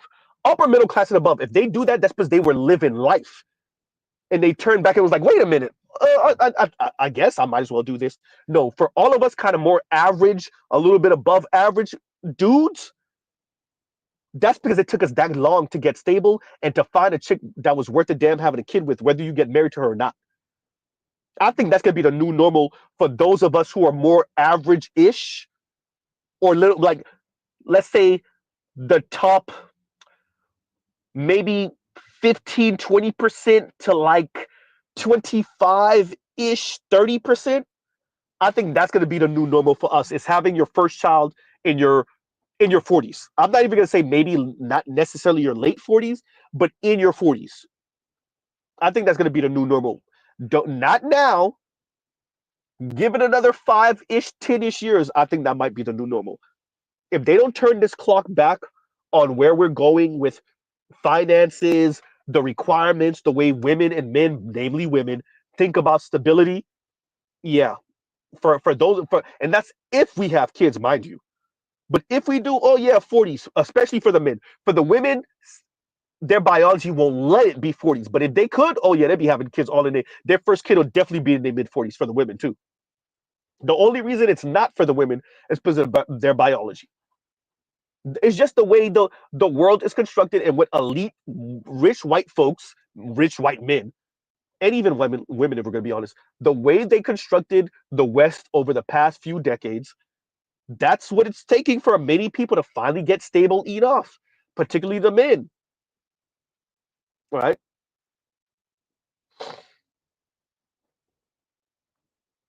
Yep. And see, Mr. Shukti, you said most of the guys I grew up with had a kid as early as 16 accidentally and didn't have another until 30 with different races of women they married. Those are the kids. The oops baby was the 16-year-old one when they had him when they was 16, and the kids that they had in their 30s, that was the one where, oh no, you know what, let me go ahead and settle down with this one or have a kid with this one. This is the one I really want. This is the child I really want, etc., etc. That doesn't mean they didn't love and take care of their kid at 16 as best they could, but it does speak to when you're stable and when you're in the better position. Huh? Yeah. Vincent, my brother had twins at 17. You see? Yeah, man.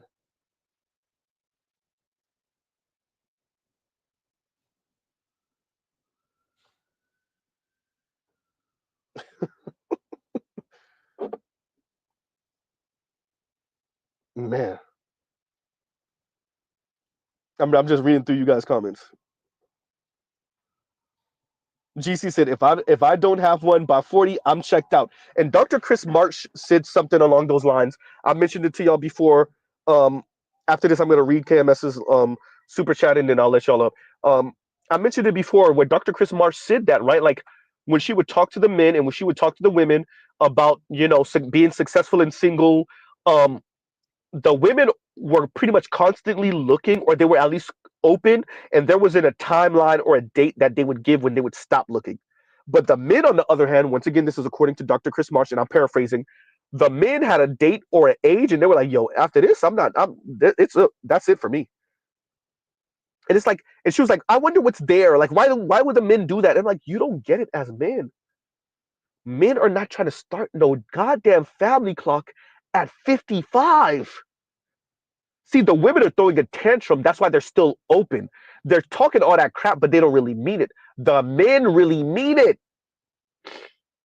Whatever the age is for him, 55, 50, 45, 48, whatever the age is, 40, he means it. Now, could things change because of circumstance? Yes.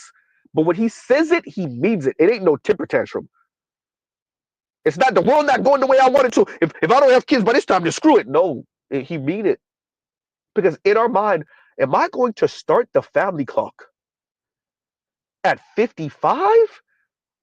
Now, men reset the family clock all the time. Men be resetting the family clock at 52, be like, God damn it. Huh? God damn, my oldest, my used to be youngest is 16. 2 more years, and yeah, they'll be grown. They may not be out the house, but at least they grown. God damn, I just reset the goddamn clock. Right?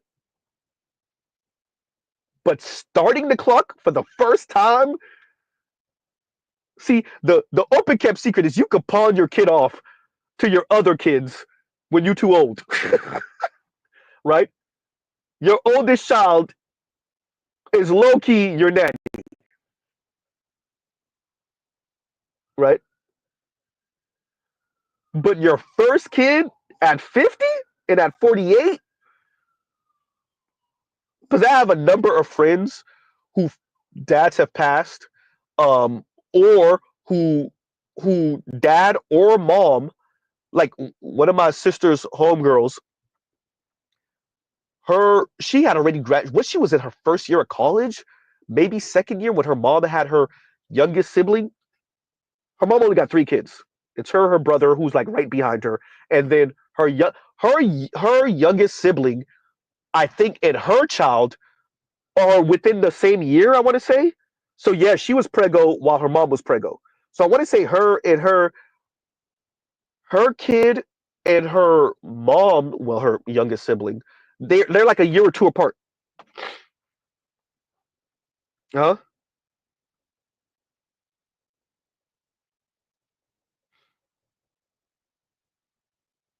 Telling you.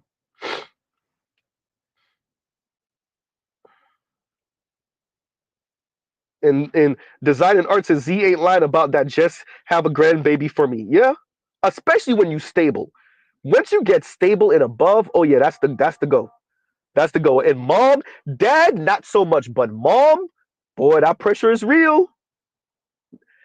That pressure is real like a mug. And here's the kicker. That might even be coming from her mom. Ooh, Z, how you know this? I'm just saying. That pressure might be even be coming from her mom. God forbid y'all been together for a while. Are you ever gonna marry her? Well, if you, what's the holdup? Huh? And KMS says, and thank you for the super chat. Like, share, subscribe, hit the super chat. And KMS says, black women in aggregate have not invested in black men wholesale. Um, Undercut exploit, true. To the point that if a black man has his ish together, he doesn't owe black women because they didn't invest. So they have to pay market price, no discounts. Hashtag talk to me nice. I agree. I agree. You don't get to say I'm not doing struggle love. You don't get to say who wants to be with average anyway and expect discount because we're black. Not only that, let's add on to that. You don't get to sit on the sidelines and watch other black women say that and agree with them tacitly, if not agree with them overtly and clap it up for them, or say nothing. Oh yeah, we're throwing you saying nothing ass women in there too, even if you disagree, and then get discount on black men. Nope. The quote unquote high value black man, the high income black man. I see they're trying to make a distinction now. Yawn, right?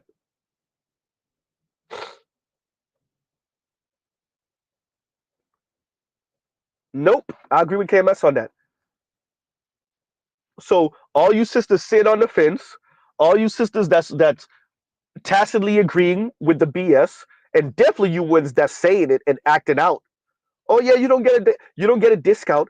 I'm not even for the reach back, to be honest with you.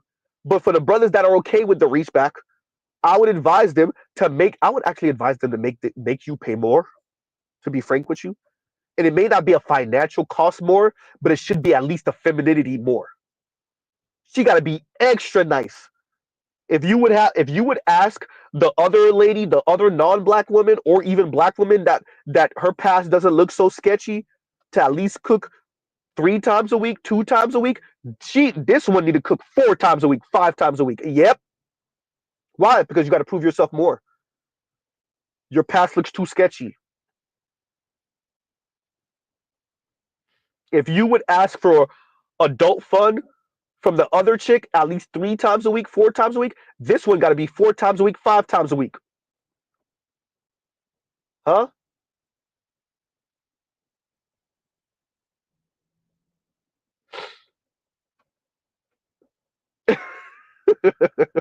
And Bruce on Wayne says, excuse me, Bruce Wayne says, man, bug that. Make them yitches pay money. He said, nah, the femininity is good, Zeno, but the money, right? Man.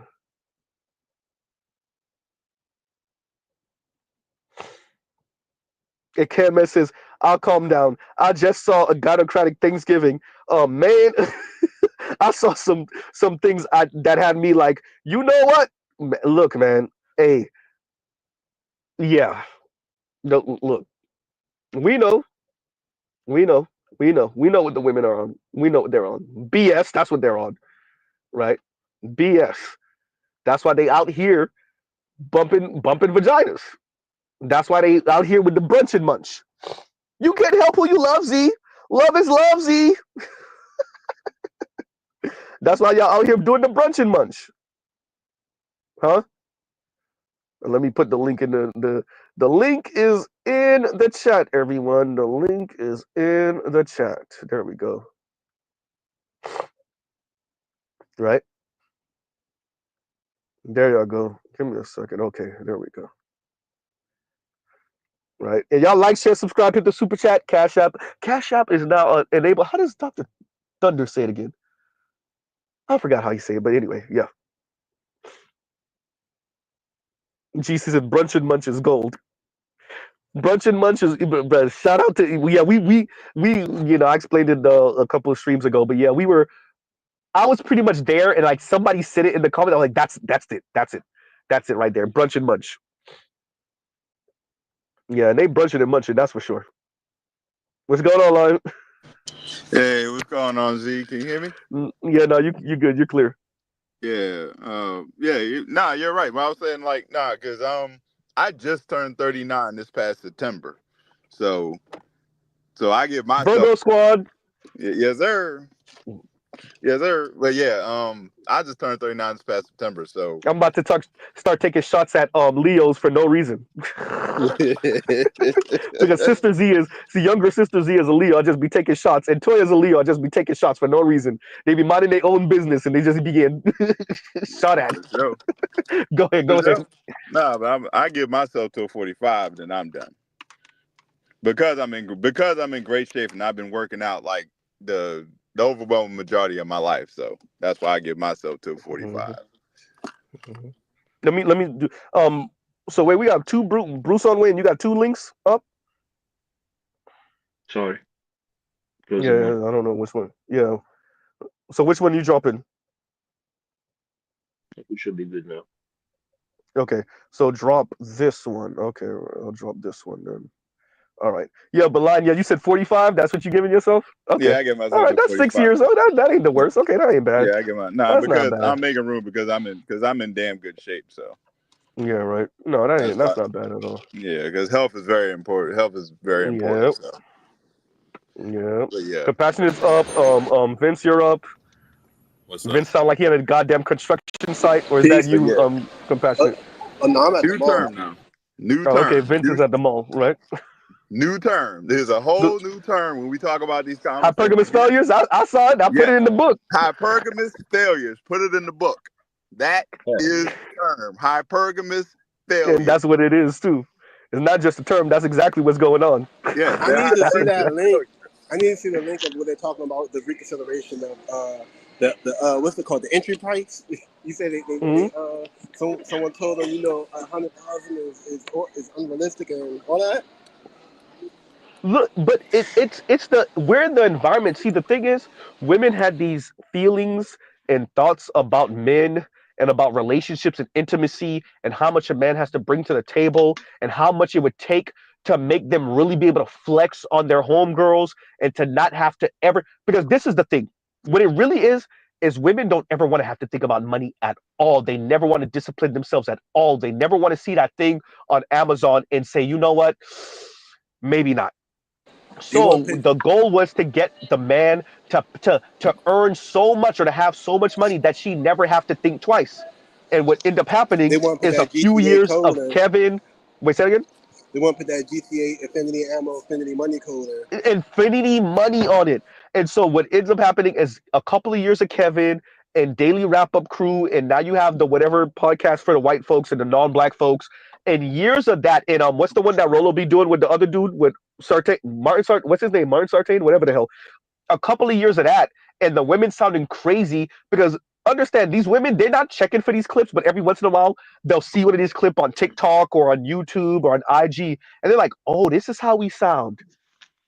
Right? And now they're trying to reel back just a little bit for some of them. They're trying to reel back just a little bit, but that's after years of this crazy talk.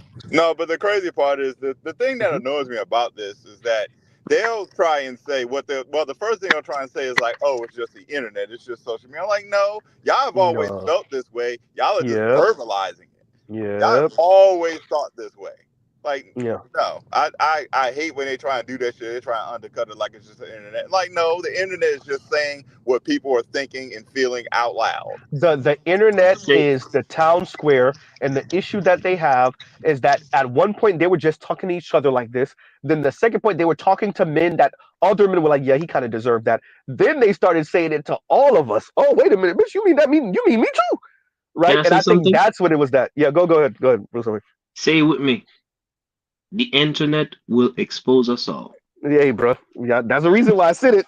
I'm happy that it went around. I'm happy that it went around. I'm happy everybody's Yes, saying it. yes. That's why I said it. And I'm gonna. Oh man, I'm gonna have to give props to who inspired it. She didn't say this, but she did inspire it. Um, Amanda Seals. Amanda Seals. I want to say one of her times on the Breakfast Club, she said something like, "Y'all stop saying the internet you is not the real you. That's the real you." And it got the wheels turning in Mr. Z's, mind. And I was, wait a minute, the internet will Mhm. expose us all. That is the real you. And even BGS, like when me and BGS had this conversation, and he was saying the same thing. He was like, it's the more uninhibited you because you feel a sense of anonymity, right? And Yes. there's a sense of like I can't be touched. Now, most people are not going to be swatted. For those of you that don't know what swatted means, is when people find out your stuff, they dox you and then they send the cops at your house claiming something's happening at your crib. That's not happening. Most of us are not going to be swatted. Hopefully, most of us will not be doxxed. So there's a sense of like imperviousness and anonymity because of social media. And so people get to talking crazy, but not all of it is them trolling. A lot of it is their real feelings and thoughts. And there you go. The internet will expose us all. Man, look, after I saw the first person on the internet get punched in the face, it made me really reconsider about the Uh, the the intermingling between the internet mhm. and real life. Yeah. Let's. There was a LGBTQ brother out of Louisiana. My sister was telling me this story. Was it my sister? Yeah, my younger sister was telling me this story. LGBTQ brother out of Louisiana. He used to low key troll people on the internet. They deleted him in real life. They found him and they deleted him. Maybe somebody knows the story or the brother's name that I'm talking about. And I don't know if he exposed some brothers that were on the DL. Maybe something happened where they ran up on him and deleted him in real life. And see, So like that lets you know like it could happen. You know? you Yeah. know when I realized this, Uh-huh. MySpace era. I learned this in Yeah. like 2006. This is not anything new. Uh-huh. Uh-huh. But I think people Yeah. it's the because it's the human mind's interesting because of distance and because it's kind of virtual and it seems imaginary. It's like Yeah. it's like a different plane of existence. So I guess people think they could that make believe stuff. So they can do that and they just there's no we have financial catfishing, we got catfishing, we got all that stuff going on. But Mm. real life kind of it has a way of peeling off the veneer. Yeah. Yeah. Well, that's true. Vince out there spending his hard-earned money. Tricking on myself. You know. Trying to look fly for the ladies. I hear you. I hear you, Man, Vince. listen, my mother asked me the first question that I've never heard her ask. And I knew what she was getting at. She's like, "Are you dating?" She wondered when the baby's at. I never felt that type of. I knew what she was implying, Hmm. and I'm like, all right, Yeah, um, bro, because you're about to get that master's degree. Yeah, and you in the DMV, and you're a smart young brother. Yeah, of course. You like, excuse me, sir. Was you just gonna be out here being a bachelor? man, look, I honestly don't even think that she even worried about whether the fact I get married or not either. And that's something Hey, your mom doesn't want you to be lying, being out here being stable, out here piping all the hoes that. with no kids. Hell no. Man, now I've been thinking Your, about that, your man. your mom is trying to cock block you. She don't want you to be KMS. Mm, KMS before he got married. Look, just piping all the hoes. man, Hey, bring me the doggy bag from Buddy Rowe when y'all done. You ain't gonna she pipe. You ain't gonna let him pipe. Just bring. I'll be here. I'll be waiting on the bed. As a matter of fact, can I plug in my Xbox? Yeah. All right. I'll be here. You go do what you gonna do and bring me the doggy bag. Yeah, that's what it is. Yeah. she's trying to transfer ownership. I mean, why you bullshitting for real though? It really is that. I know black women gotta hate the black man strippers. We talk about way too many secrets. Oh, they hate it. Yeah. I mean, I got a prospect, so we'll Mhm. see. I might be retired. She talking right so far, anyway. Oh man, We'll black, see. Latina, Asian. What is it? Dominican, Dominican, Afro Latina, or just white or like indigenous, more more like mestizo. indigenous. Like I think more indigenous on the mixed Okay, side. okay, Get okay. along. More. Actually mixed. I mean, she get along. She get along with her parents, Uh-oh. including her dad. So, because that's one of Mm-hmm. my other side. That's another one of my stipulations. I do not talk to women who don't talk to their dad. Yeah, say that. Say that.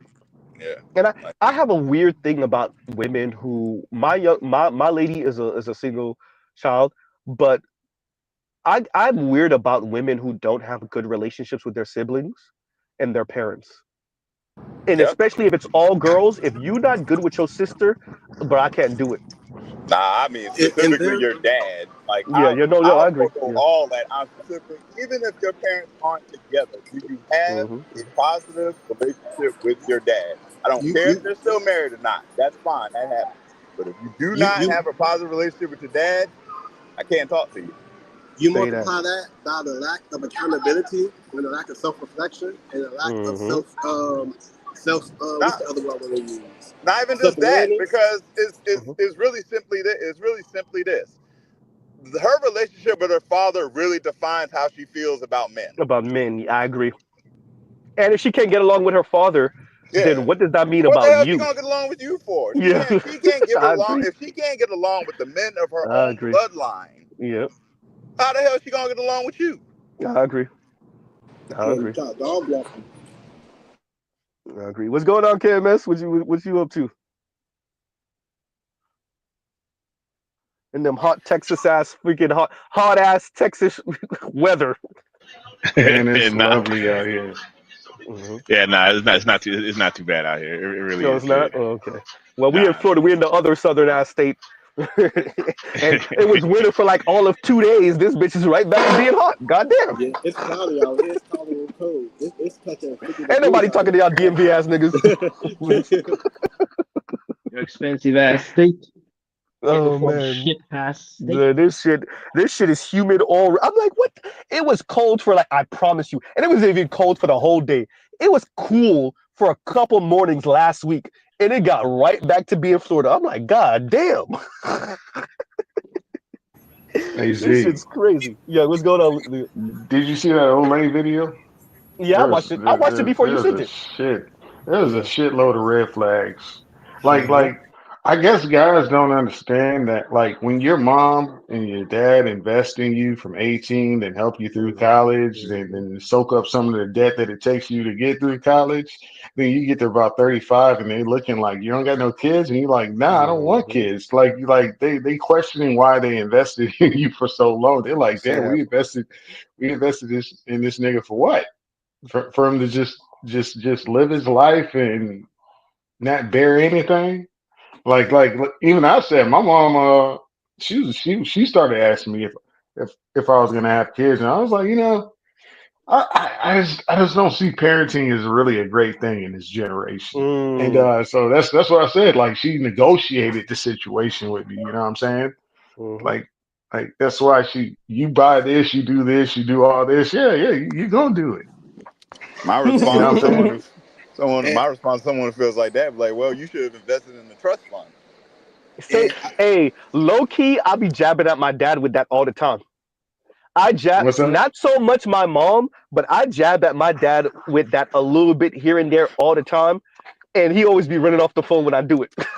I mean, we pretty much started off with nothing. Thank you. We I start off jab with at my nothing. dad. That's what Thank happens. When you start off with nothing and you work all your way up, yeah, you gonna be real particular about some you. shit. Exactly. Yeah. Yeah, I get on my dad about that every month because he did some real flaw shit. I was like, bruh, you know how much you set us back by not doing this, and like knowingly too, because he was mad about some shit. But yeah, so I get at him about that here and there when I get a chance. I don't beat him up too bad about it, but yeah, yeah, yeah, Y'all know yeah. what I tell my dad. I tell him Mm. straight up, do not break up with that 80-year-old lady. Okay. She paid for some classes. You better not. Hey, y'all think I'm joking. I can bring my No, I woman in believe here. you. She'll straight up tell y'all. My dad is a straight up DMV fool, man. Howard University, Dayton. My dad is he's a free man, you know what I'm saying? He's something else. So and you're I was saying just your dad is Vince? No, my dad. Okay, look. My dad told me when I had your sister and I Hmm. brought her places, I batted like 8 out of 10. When I had you, it was like Ooh. 5 out of 10. By Mm. myself, it's a good 2, 3, you know. But when I had your sister, it was Baby game Kimber. over. Using baby babies. pimping. And I told you, my dad does not date broke women. Like my wife was like, we went down to the Hanover in Baltimore, and she was like, "Who's this lady?" I was like, "Oh, she's the one that rented our 5-star hotel." Went out eating later. Who's this? This another one? Yeah. She an HR manager. Next Oh, one. Oh, she the fun lady. Second generation brain. Oh yeah. You look. I have a theory. The second generation wealth of men is the men that women are actually looking for. Like me, Mm. I'm first generation out of poverty. My mom, they from Southeast. So for me, if you know about Southeast, your family's was in DC. You already know the type of environment that is. So I Yeah. think that they're really looking for the dudes who parents already put them in position. Not even thinking about the men that's first generation wealth. Mhm. Usually, not all the time, but in most cases, go back to that first generation socioeconomic status for whatever Well, reason. well, you can tell the difference in the DMV. You can tell the third generation and the fourth generation people, black people with money. You know what I'm saying? They like Yeah, my brother goes to school with them, and Mm. he's always comparing that they got Mercedes, they got Lexus, they got Teslas and stuff, and it's like, yo, dad was first generation. You know what I'm saying? You're technically third generation because I'm in my 30s, you're in your 20s, and dad's almost 60. You know what I'm saying? Mhm. So he had them later on, and my brothers are 21 and 24, but I'm in my mid 30s. And I got a hunch that it's not as much about financial, like the delayed family formation is not so much about, obviously the economics is for especially for our generation is pretty much kind of untenable, but it's more that these women they weren't trained in how to actually form families, so And they're risk averse as hell. That part. yeah, Um, their expectations of what you should have when you start families mhm. are from the Disney fucking channel. Like they want to Well, start off as Yep. Even Stevens. one of the major issues, because we know we're not really successful until about 28 to 30, the 35. So, like when you actually start to calculate how much you have to invest on your child's room, you change the table, their bed, diapers, all that type of stuff. And say if you have kids at 20 Yeah. and she moves into your place or you move into her place, y'all don't have cups. I remember how I was living when I was 20, man. I had Leon, though, when you talk to some boomers, you talk to older people and yeah, ask them how was life when y'all first started families. They were in little ass shack apartments and scraping by because it was yeah. every like we men have hit their peak earnings later in life, like throughout every generation. Like most They men, Hmm. literally built. yeah, like Yeah, but they had exactly. to try They don't though. They had they to don't try. understand that, like, okay, we get the apartment, we're gonna struggle with the first kid, we're gonna work our way up, we're gonna get a bigger house. struggle. Exactly. They're not really oriented. Their mothers didn't train them that they would, that's how you build a family and get like Thanksgiving. I was at my fiance's uncle's house, nice big ass suburban house, and he just retired from refinery work, 20 years of refinery work, good ass pension. They living pretty now. Just bought his wife a new Infinity. But he was telling me, like, bro, this shit took, like 30 years to build this. Hmm. Like, we didn't just start off here. So like, but these women weren't Bill. raised that way. So But like I Yeah, mean, to train an tracks, train tracks, extent, train tracks.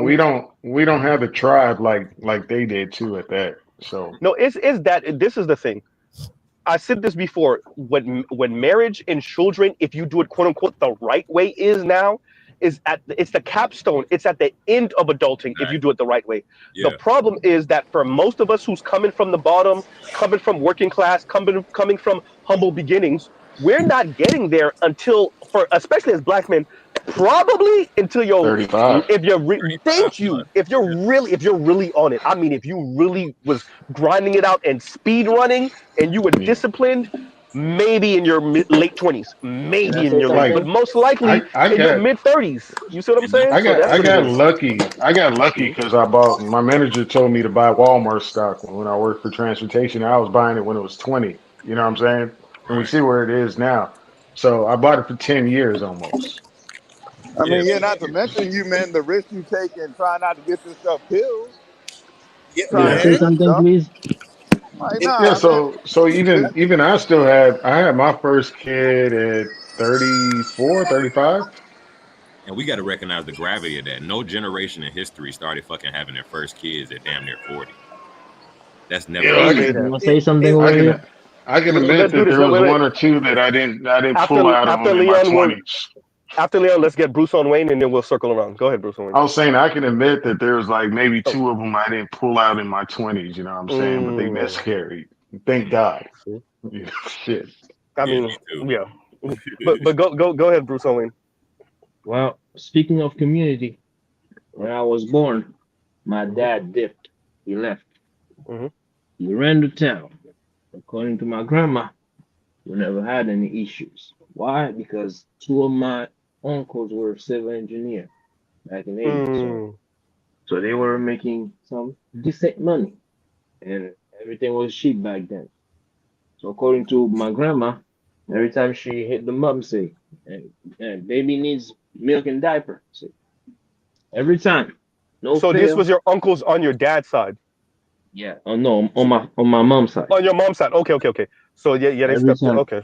Mhm. Every time she hit them up, say, hey, baby needs milk, baby needs diaper. They say no less, Okay. and dump that truck of milk. And I say dump. She said, shit, man, you had so much milk that the gamun or the elders we were enjoying the Mhm. milks too.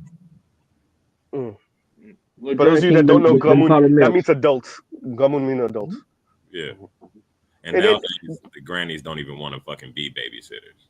oh, So, of course not. Because grandma trying to be out here. Grandma is Lisa Ray. That's why. yeah. Yeah, grandma trying to work.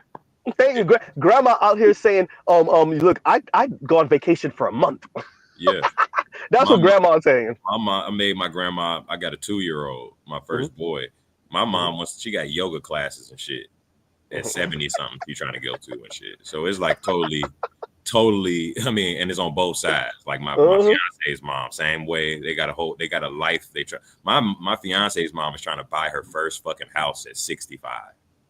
Bruh, This is what her priority. that there is so. I'm just gonna use that as a springboard, compassion. I'm not even gonna be speaking about your lady's mom, but I'm using that as a springboard to say like they never let it go.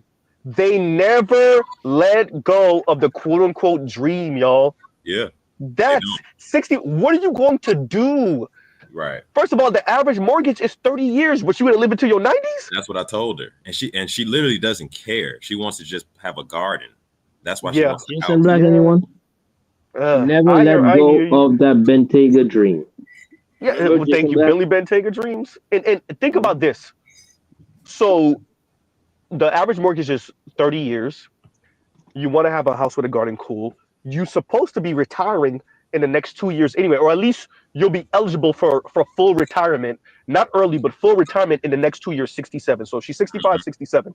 But Hmm. she wants to get a house now at 65 when she's 2 more years to retirement. And bro, she was fucking married to my fiance's father for 20 Yeah. years, and he still has their house their starter house. So she Wow. fucking divorced him to go just to dream to get her own house. These are the bitches we're dealing with. These are the elders Jesus that we're dealing with. Christ, that's scary. Bro. That Straight up selfishness. but okay, so the question then is, and I have to ask all the black men and black women, quote unquote elders, this. So y'all were just gonna keep on talking crap to the boys and the men forever and never say nothing to the women? So we just was gonna be here forever. Yeah. Think about what we're saying here. Think about what Compassion just said. Sounds You accurate. divorced your husband of 20 years. So that means she live in an apartment or a condo right now. In a An condo right now. apartment He's finna and a sell. condo. Yeah. So you try to sell the condo in the outskirts of Chicago, let's say. Yep. Suburbs. Try, Yep. okay, the burbs of Chicago. You trying to sell the condo to go get your own house, That you'll which never fucking own. thank you because you're never going to pay it off in your lifetime. You're trying to get your own house at 65 plus years old. And Goldman Sachs rubs hands like Birdman. Because it's like, Thank you, thank man. you. We got a bunch of BlackRock, Goldman Sachs, name them. bro. You can't make this shit up when you really look at it. You can't really Jesus you can't make Christ. shit up. And we wonder why we wonder why their daughters' heads is fucked up. We wonder why their granddaughters' heads is fucked up. And they're telling their daughters, don't be like me. Yeah. Start this dumbass process earlier. As if it changes much. Right. And Afro National says, my auntie did the same thing, man. This is some scary shit. This is some scary stuff, bro. Go ahead, y'all. Go ahead. You were gonna say something, Vince? Yeah, I said it was to see the manifestation that did it. You know, it's what we talked about a few weeks ago. You Borgian, Vince. You're in the wrong part of the mall. You in the hood part of the mall. You in the hood part of the mall. For real. Can you hear me? Now we can. Go ahead. All right. No, I was saying it was to see the manifestation from all that stuff from the other week. We were talking about TV and how all that stuff was put into the cartoons and the commercials and stuff like that. Yeah. Disney. Yeah. And, they totally bought into that autonomy shit. Yep. Autonomy till they die. They didn't. Autonomy till they die. Autonomy till they die. That's the perfect way to put it. Okay, you in the hood again. But yeah, yeah. But let's address something that Compassion just said real quick. Autonomy until they die. Like this is the major issue because that doesn't just affect them. That affects the kids. That affects the men that they marry, and even the men that they don't marry and don't have kids with. Because most black men still want to be with black women and black American women and Americanized women. So these women are marrying these men, having a kid and torpedoing the marriage. They're not marrying the men, having a kid and torpedoing the situationship or whatever the hell. They're not having kids and getting married and being the human jack-off machine for non-black men. They're out here bumping vaginas with other women. All of this to be quote-unquote autonomous and free. Yeah. Really practice negative liberty. Negative liberty. I really need those marriage numbers updated, and I need those split up by generation because I know there's a huge drop off between boomers and the millennials. The current marriage rate is 6.1 per 1,000, and it's been that low for a while. So I need those marriage numbers updated because I know it's a huge marriage drop off as far as there's already a huge drop off just in America as marriage as a whole. Amongst race, I know it's a huge drop off. I need those numbers updated ASAP. I think black demographics. We already talked about it. So when you talk about the marriage percentages, if they really wanted to do some ADOS FBA stuff, the numbers would look terrible because Caribbean women would be married and African women would be married and South American black women would be married. But when you talk about the FBA ADOS women, well, good luck. According to they even talk about it in the college with the pro-black guys that are married to those women. Yep. So go ahead with that. I think I know where you're going with that, Compassionate. You could go ahead and finish. As of 2020, the U.S. Census, according to the U.S. Census of 2020, 27% of black women are currently married. And that's including all black women, as Leon was saying. Yeah. They didn't disaggregate that. If they disaggregate that, I'm agreeing with Leon and Compassion on this. If they disaggregate that, you could drop that 27% to probably 23, 21, right? Percent, probably something like that. Yep. Easily. It's bad. But then you double that with the amount of single mothers. Yeah. So majority of them are single mothers. Not to mention, I keep saying that gets missed. Black women are the only women that have more kids than the men of their own race. They're the only ones. Because they're sharing the black men that they find appealing and attractive, and they out here with the non-black men. I mean, the other races of women are sharing men too. They just don't want to say it, but that is you having more kids. The only race that have more kids than your own men is very, very significant. But that's what I'm saying, Line. That speaks to how disproportionately they're sharing the same. And like you said, non-black women are doing it too. But that speaks to how much they're engaging in that as black women and how much children they're having from non-black men. I got you. Oh yeah. So that's one of the most open kept secrets. But all of this goes back to, I think I might do a whole stream on that, Compassionate. The autonomy until death, autonomy to death. This is their idea of freedom. This is what non-black women, particularly Asian and white women, said. Yeah, I'd rather vote for Trump than have that. Yeah. They don't. Black women want to think of it as autonomy and freedom. White women and Asian women said, "You could keep that. I would rather be quote unquote oppressed by my men and quite frankly some of your men than sign up for what you talking about, black women. Absolutely not. Well, But see, Absolutely nah, not. it's I think yeah, it's that, but it's more so those other women don't give a shit about abortion because they know Plan B and condoms and all that other stuff exists, and plus they live I in agree. states where they can get an abortion anyway, so it don't really matter to them. This past election proved that a lot less women than at least the Democrats Care about abortion that care way. about fucking Mhm. abortion at all. Because Mhm. that was the keynote point that they kept harping on. You know, they tried to frame it as a women's health care problem, but and women, you see how white women voted, you see how Asian women voted, you see how even Latino women voted. It's a false premise that functional women give a fuck about abortion the way black women do. You know why they don't? Because if you go back and check, in the first quarter of this year, over 100,000 abortions. So it's that line. I want to add something to that, add an addendum to that. Think about what Compassion was just speaking about with autonomy. They're using abortion for their own bad decisions in men. And so what black women are doing, it's all about doing whatever I want to do, however I want to do it. So it's using abortion as birth control. Yeah. Well, that's how they so it's ain't that how they frame abortion? They frame it like you guys are trying to control women and trying to make them trying to make them do it. And it's literally they're selling it as you need autonomy at the biological level, at the social level, at the legal level, at the political level, but then the society is supposed to still function somehow. Yeah. Well, yeah, but the society is supposed to function because I'm going to need a safety net if and when all of these things that I'm doing don't work out, or if I find myself in a messed up position financially, maybe even politically, socially, I need quote unquote society and community. Yeah. Who's going to pay for the safety net? That's supposed to be you, sir. Yo, black ass. You and me and other men. Wait. Without permission? Wait. They don't need Exactly. By hook or by crook, sir. By hook or by crook. Not last election had anything to say about it. Hey, that's what JD Vance is for. That's what I'm saying. That's where JD Vance and Elon and Vivek Ramaswamy come in. Listen, my background's an accountant. I've said for a long time that there should be cuts in the government. If I'm not getting the benefits, I'm not. I don't see the incentive, especially if it's coming out from men, but not going back to men in any way, except psychically, I guess, emotionally. I don't see. Socrates, that's patriarchal dominance, bro. Yep. They already got a theory. Okay, that's fine. Anticipate you're not going to want to do it. Black Socrates, do more than you're given.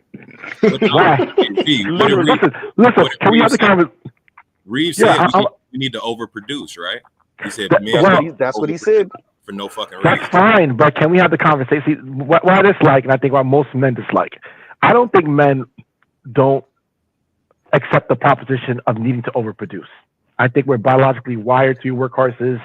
You know, my parents from Haiti, so there's a whole joke that Haitian men, you work until you die, and then you dig your grave and throw yourself into it. Then you die. That's how you're supposed to live, right? Like this is life.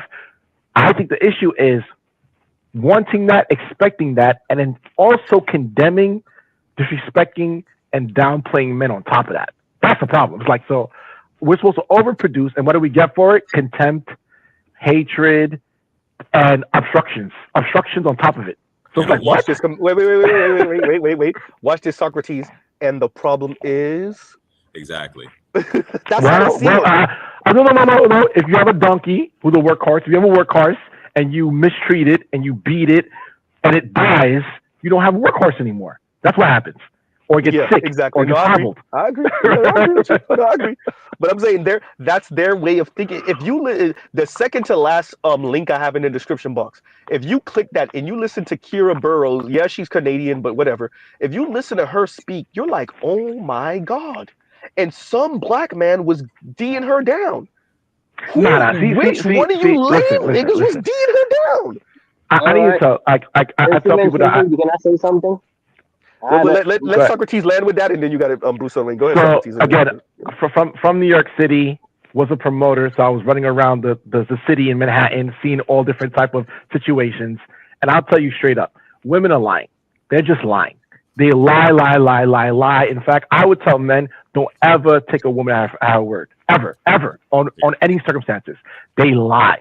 So when a woman talk about she can get a man, she's lying. They're all lying. And if you don't believe me, go to a major city and just find the people who are the connectors in the city because they know the most. These are your DJs, these are your promoters, these are your people who have like the buyers for the wealthy people, all these connectors, and talk to them and just be friends with them and see what's going on. And you will see nothing but desperation amongst the women, whether it's the woman who's working in the Gap or the woman who's an investment banker or a lawyer working in a top firm. I agree. Desperation. They all lying. They all lying. No, let me say this. The thing is, most of them can get a man, but the overall majority of them can't get the man. Can't get a man that they want. Yeah. They can't. Let me say this. Getting the man that they want, and the overall majority of women can't. Let me Real quick, Socrates, real quick. Go ahead. And better use is the same dude piping Bobby's mom, Bobby World's mom, voice sounded as Cynthia G, which is true. For those of you that remember, I gotta bring it up. Shout out to Better You. After her back and forth with the TRANS, it was Cynthia G and the TRANS dude, woman, whatever, versus Dr. Umar Johnson and what's the brother's name? The heavyset brother that used to be on Correct Facts. God damn, I forgot that brother's name. Jesus Christ. You're talking about though. Yeah. But if y'all remember, at the end, when Dr. Umar Johnson pressed Cynthia G about that whole delete unborn black male babies talk, she said that, and then at the very end of her conversation, I'm gonna go inside and go deal with my black man, and da. And so, as Better You was saying, even with her rhetoric, some lame nigga, wherever she is, I think she's still in Washington State area, some lame brother is still piping her down, even after hearing that. I don't know I don't know who the hell these type of men are. I don't know whether they think they're exceptions to the rule or they don't care. They think they're exceptions. That's crazy. But hold on. But women don't want penis. If women wanted penis, right? Which is it's a funny joke because women like to think they like men. They're absolutely not, and this is a prime example of how they're not. But was that me? I think you broke up. You broke up, Socrates. Yeah, we lost you. Nah, you lost him. Yeah, but go ahead. Wait, real quick, y'all. Bruce on Wayne, go ahead, and then I think Lion was trying to say something after that. Go ahead. I've seen my grandpa bringing in those big bags of freshly made products straight from the fields back in 80, and he was 70 years old. He was bringing them in by himself, walking maybe 1 or 2 miles all by himself with 2 big bags. In Creole, you will refer to them as sac. See, and I remember a couple of times when he told my grandma. Talk close to the mic, bro. Okay. Yeah, you're a little far, Bruce on Wayne. I remember a few times when he spoke to my grandma and said, them fields and producing like they used to. And her answer to that was, I don't care. Bring in the food. That's your job. Literally. So, yeah, when it comes to what men produce for them Cheerios, they do not negotiate. Yeah. They do not care. Make it happen. But as soon as they have to do something, for us men, all of a sudden it's, I don't know what to do. I don't care what to do, and all that good stuff. Mm-hmm. And that's the reason why sometimes I don't give a flying monkey about what they're talking about, because when it comes to me, they don't care. Let me they don't care reframe whether I go outside to freeze my balls to death to make it happen. Let's reframe that, Bruce on Wayne. It's the what men are supposed to do still hasn't been reinterpreted. I don't give a hell what these weirdo progressive folks are talking about. It's bullshit. What men are supposed, including what I'm saying, what women are putting on men to do is to still be providers and protectors, right? All you leftists that think it's changed, and I'm around progressive women and they don't, that's not what they're asking or demanding, Z bullshit. Y'all didn't press them enough. Number one. That's the Number two, bullshit. but Bullshit. women get to have what's supposed to be put on them reinterpreted. So it's sexist to ask a woman to cook and to clean and to take care of household, but it's not sexist to reframe men and still be like, oh, by the way, you're still supposed to be the one to come in with the chunk of the money, right? No, I just want you to know. well, here's the thing. We need to start. I think we're gonna have to start verbalizing, rephrasing. I'm like, yeah, okay. So the burden performance hasn't changed for men. That's fine. We accept that. Who the fuck says we have to? Nobody. Yeah. I did it. No, you're right. I did not comply. Who says For I me, have to? You for can't make me, me. it's yet you're gonna invest in me too, because I've seen them spending top dollars on men that they want. I have Yeah. receipts of them spending top dollars, although they were not earning that much. They were spending money on the men that they wanted, but the men that they quote unquote did not want or did not value, they were price gouging these type of men. Let Bruce Owen. I got to give the examples. Claudia Jordan literally admits to buying rims for dudes, buying stuff for dudes. So yeah, you're right about that. Women be tricking on dudes they really find attractive. Yes. Amanda Seals, we already know. Like I said, the Brody James thing. I think she helped to get him out of jail, right? And then Buddy Rowe, I think he might have piped into like tossed, right? So yeah, so or she made a phone call or got connected with somebody for him and then he kind of ghosted her after the fact, something like that. So we know women will trick on dudes they want, or at least dudes they want to take care of them in the long run, right? And They'll trick.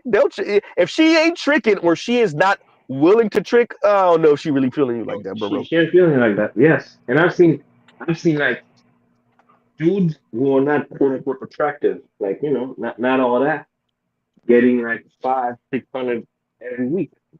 I've seen dudes who are not that attractive getting them 1Gs, them 900, them 500 every week. When I say every week, I mean put it in the clock. It's coming. So every single week. That Yeah. dude is probably gonna get his little 500, little 600. And every Let, once let in me a while, he's grand, he's 900. And I have the let me receipts. read this. He's not talking each Let other me mouth. Let me read this real quick. And Southern Purchase says they act like Drake. Once exposed, they can't handle it. Freak ass ninja. I mean, freak ass nigga. He a 69 god. Canada. Yeah. You know. Yeah. No. That's really where these sisters are. And you see it once again tying that back to the subject. This munching thing, right? The women munching on each other, and like that, the brunch and munch. The shout out to y'all. We did this on Z's channel, but the brunch and munch coming up with that, I think that's the perfect term for same-sex loving black women. And I want to be very clear, I'm not really here to mock or make fun of them, although I do think it's fascinating, it's interesting, it's telling that You're for bugging, Z. decades, wait, real quick, for decades this was used as an insult to black men. This was a pejorative, suggesting, inferring, implying that black men are secretly LGBTQ, right?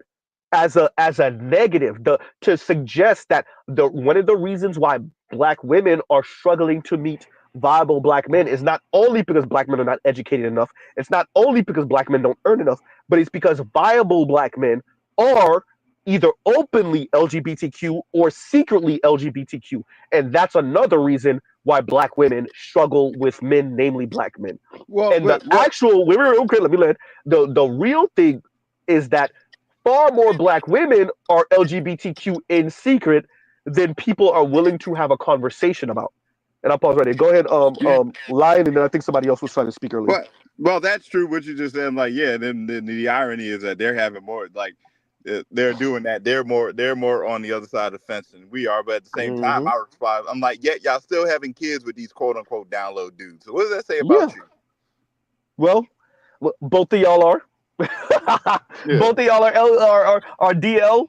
That's what that say. Both of y'all DL, Yep. then y'all have a kid. Like, damn. So that kid gonna be confused as hell. I mean, Flame Monroe, right? Flame Monroe. I think he's a cross-dressing brother. He was on on the Breakfast Club. He's one of Corey's boys. Buddy Rowe has whole breast implants, but he has kids from biological women, like biological children from biological women. He's a whole cross-dressing LGBTQ brother with breast implants.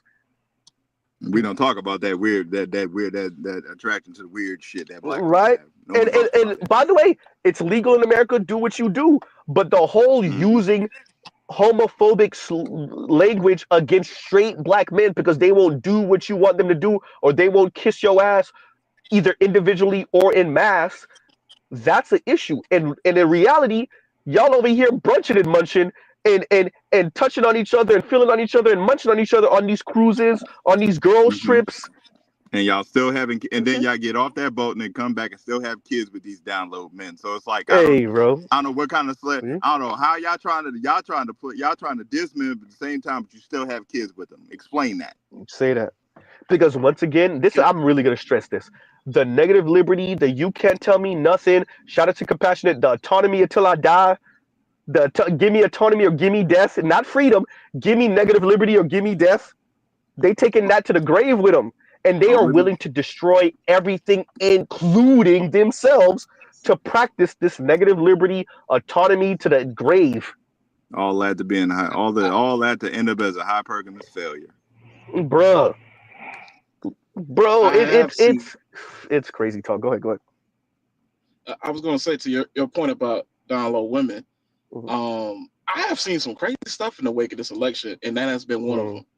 I've seen like a dozen videos on Facebook and Instagram where it's black ladies talking about like, yo, we got a real issue with down low girls. Like they reaching out, trying to get close to you.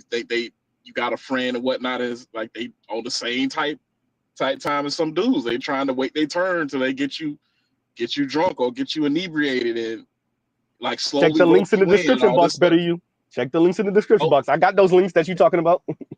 okay. My bad. I'm telling you, I know exactly what they're in the description box. But it is what you say. I'm gonna let you go again.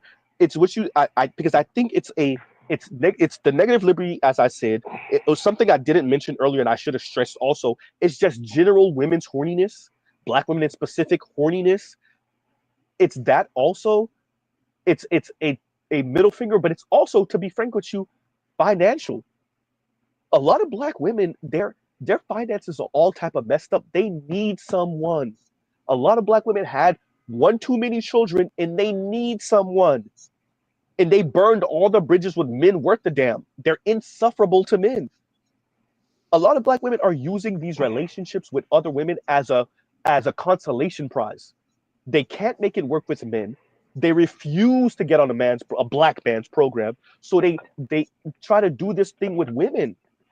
Remember a couple years ago we covered the young lady who said my girlfriend's children don't respect me, and I think they were like adult children, like in their late teens or early 20s, and they were around her age maybe. And she said my girlfriend's children don't respect me. And do y'all remember us covering that a couple years ago? So like these women are using these other women as like the safety net because a man won't deal with them, or at least a man that she'll get on his program. So there's a number of reasons why these women are in situationships and relationships and whatever ships with other women. Once again, insane horniness, negative liberty, you can't tell me nothing, autonomy into the grave, financial situations, and just black women just want to do whatever they want to do, and there's a cost to that. But hey, but yeah, go ahead. Yeah. So kind of going hand in hand with the negative freedom argument that you often make, I would say that what part of what we're seeing is that, but also this is the consequences of radical freedom. And Yeah. what I mean by that is true freedom in the truest definition of the word. I can do what I want to do. That anarchistic type of freedom, and they're trying to square circles because of the fact is like there is a freedom that comes with having a certain level of surety and entering into social contracts and relationships. Like for Yes. instance, I don't have to worry about vandals coming and robbing me blind because I give my compliance to the state, and that state allows for the military and police force to to some extent protect me, you know, and so on and so forth. And I feel like a lot of these folks get on here and it's like they don't understand the concept of the social contract and the implications of it. And it's like you're railing against the very fabric of what, honestly, what even is allowing you to speak in some instances. It's you don't appreciate incentives and disincentives. Like you said, you don't appreciate the social contract. You don't what motivates people. What and this is something you learn in civics class in middle school, right? Like elementary school type thing in middle school. There's a maybe but this is a thing.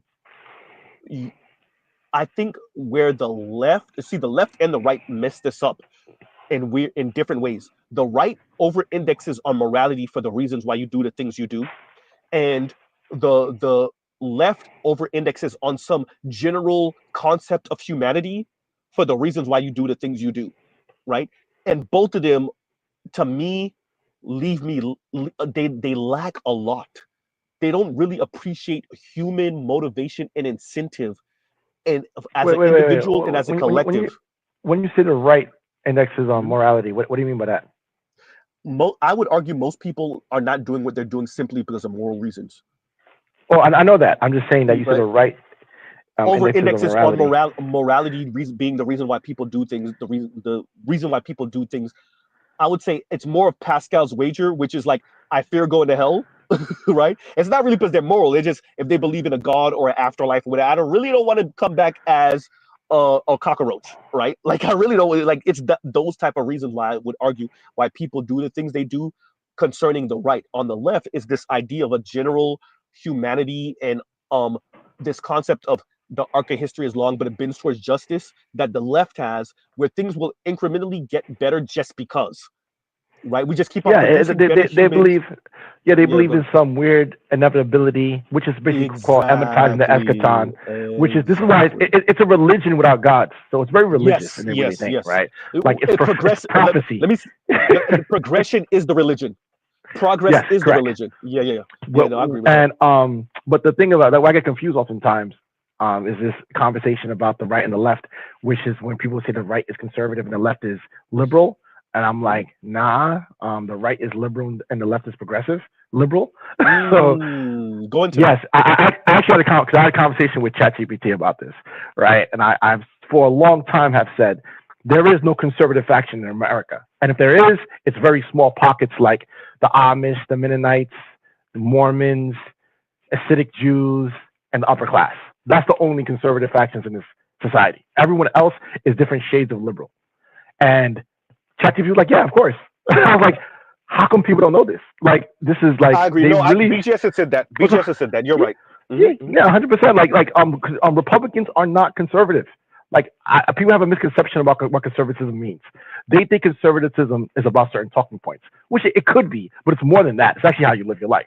What conservatism fundamentally is about is your family and your community. So basically, it overweights your focus on your family and your community. So real conservative people live in conservative communities where they attempt to be independent from the rest of society. That's the goal of conservatism, to not rely on greater society, to rely on your community for everything. That's why if you go to a Hasidic Jew and you ask a Hasidic Jew, where do you find a wife? He said, my community. Where do you find a loan? My community. Where do you find a job? My community. Where do you get advice from? The elders in my community. Right? Same thing with the Amish, same thing with a Mennonite, same thing with a Mormon. They don't go outside their community to get anything. So when people talk about they're conservative, but they don't live that way, I'm like, you're delusional.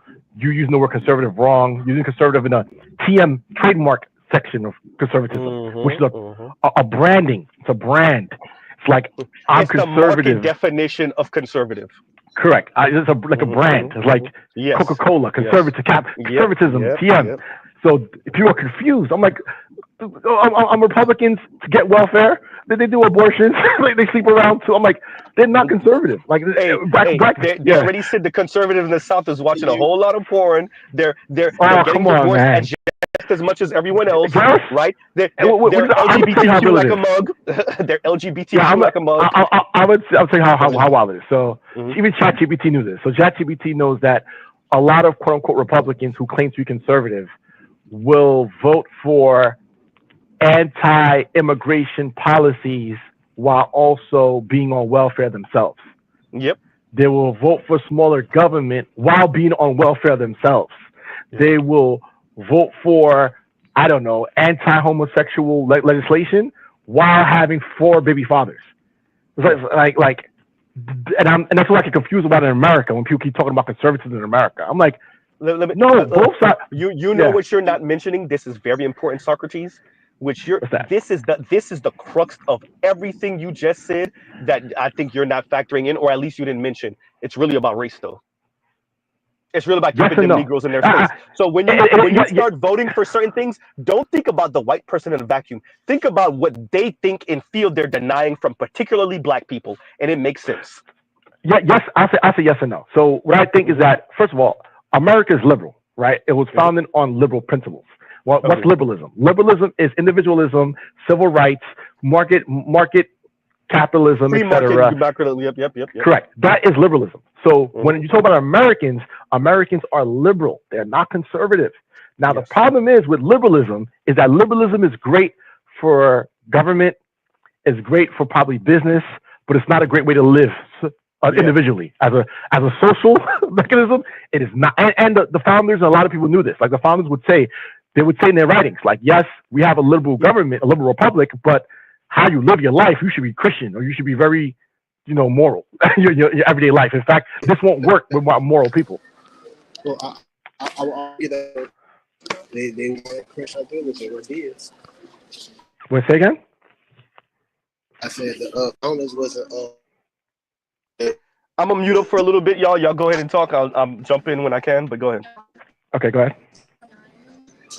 Yeah, the founding fathers weren't Christian. They was deists. They probably leaned towards Christianity, but they believed in high power things like that. But they didn't really they didn't really designate a religious disposition like that. Even though Yes and no. Not all of them were deists. Some of them were deists. I believe Thomas Jefferson was deist. George Washington wasn't a deist. John Adam. Hold on. Hello. No, you good. Go ahead. We can hear you. Okay. Yeah. Alexander Hamilton wasn't a deist. A lot of them weren't deists, but deism is part of it too. But deism, from their perspective, is considered part of the branch of Christianity because deism basically says, from their perspective, that God is real, but he doesn't have individual effects in human dealings, and that miracles don't happen. He just started stuff and just let it sounds go. Yeah, I agree Correct. with that. Correct. But in terms of the morality and the moral ethical framework, they still very much believe in the Bible. In fact, a lot of the beliefs in the Constitution or in Western society is based on the Bible, whether you agree with it or not. It's true.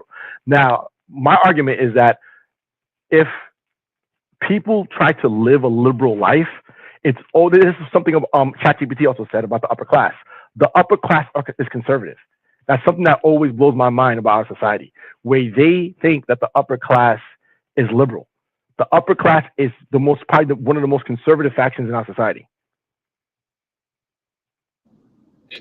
I mean, that makes sense though. It makes sense, but it doesn't because they talk liberalism, they talk progressivism, but they live conservative. And what's strange to me is how our general society don't realize this trick. Like, don't realize that everything they promote to you, they don't follow themselves. In fact, conservatism as a lifestyle is probably what you want to live because it has better chances of success. Whether it's how you deal with your finances, whether it's how you deal with your health, conservatism works as a lifestyle. It really does. It's to say there are any issues with it. Of course, there's issues with everything. But to be liberal, to be free-willing, and just do whatever, that is not a good policy to live as a social thing. It's not. It's always going to fail eventually. Okay. So you're saying that they are shoving LGBTQ, LYGB plus on everybody else, meanwhile they are married? 100%. Not only that, they push a single motherhood on everyone else while they're married. They don't have single mothers. They push free-willing sexual behavior while they're married, and they may swing a little bit, but they still try to keep it in bounds. They push everything they push on society. They don't really do it themselves. They push spending, consumption while they save, and if they use money, they use other people's money. They use credit. They don't use their own money. Everything they push on society, they don't do themselves. So hypocrites. But it makes sense because and something very important. Go ahead, Beck. Go ahead.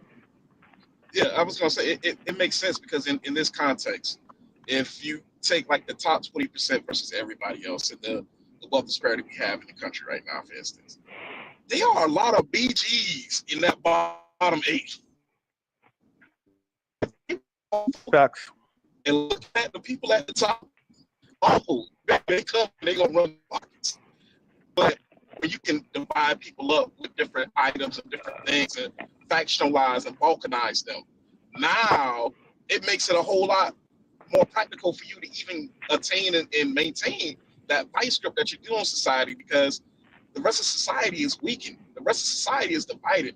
The rest of society, to your point, don't even see the shell game you pulling. So it makes perfect sense to me.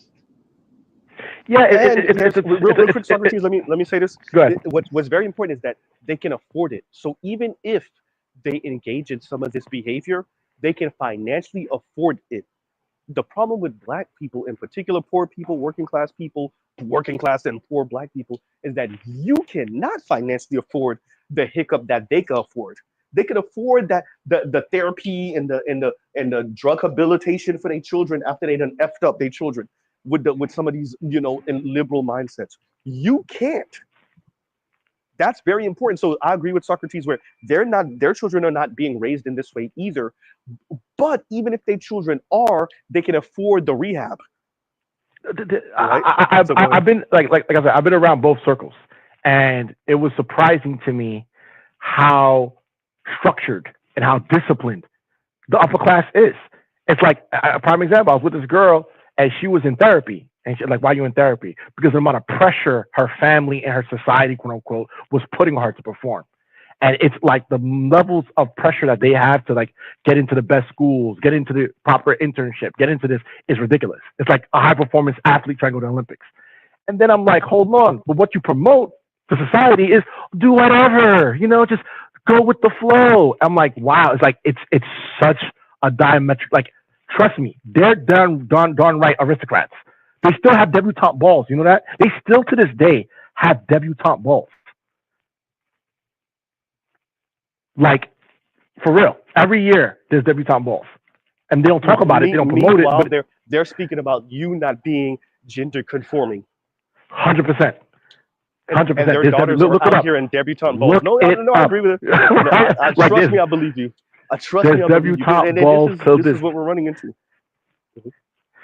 And that's what. So I want to get to greater American is like, I'm not saying to get rid of liberalism because I don't think it's a good idea. But also you have to moderate liberalism. You have to moderate liberalism. If you don't moderate liberalism, it becomes very destructive. That's why even the founders of this country knew that. Like you can't have freedom of speech without people who care about the truth, because all you do is put over indexing on lying. Right? You can't have the Second Amendment. Let's read this. Yeah. Let me read it. L's active says Sierra talking about single ladies while married. Not only Sierra, Beyonce. All of them, Beyonce, the writers. Well, let me tell you how that part goes, man.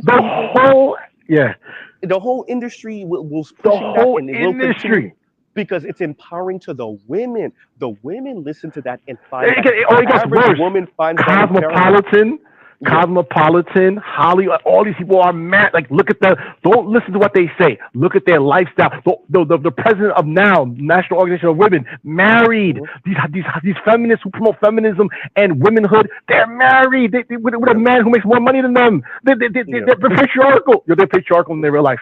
They're lying to you. They're lying. So one of the most open kept, and this is why you see many of them stay away from when I say this stuff with a 10. They stay the hell away from when I'm like, y'all are practicing class.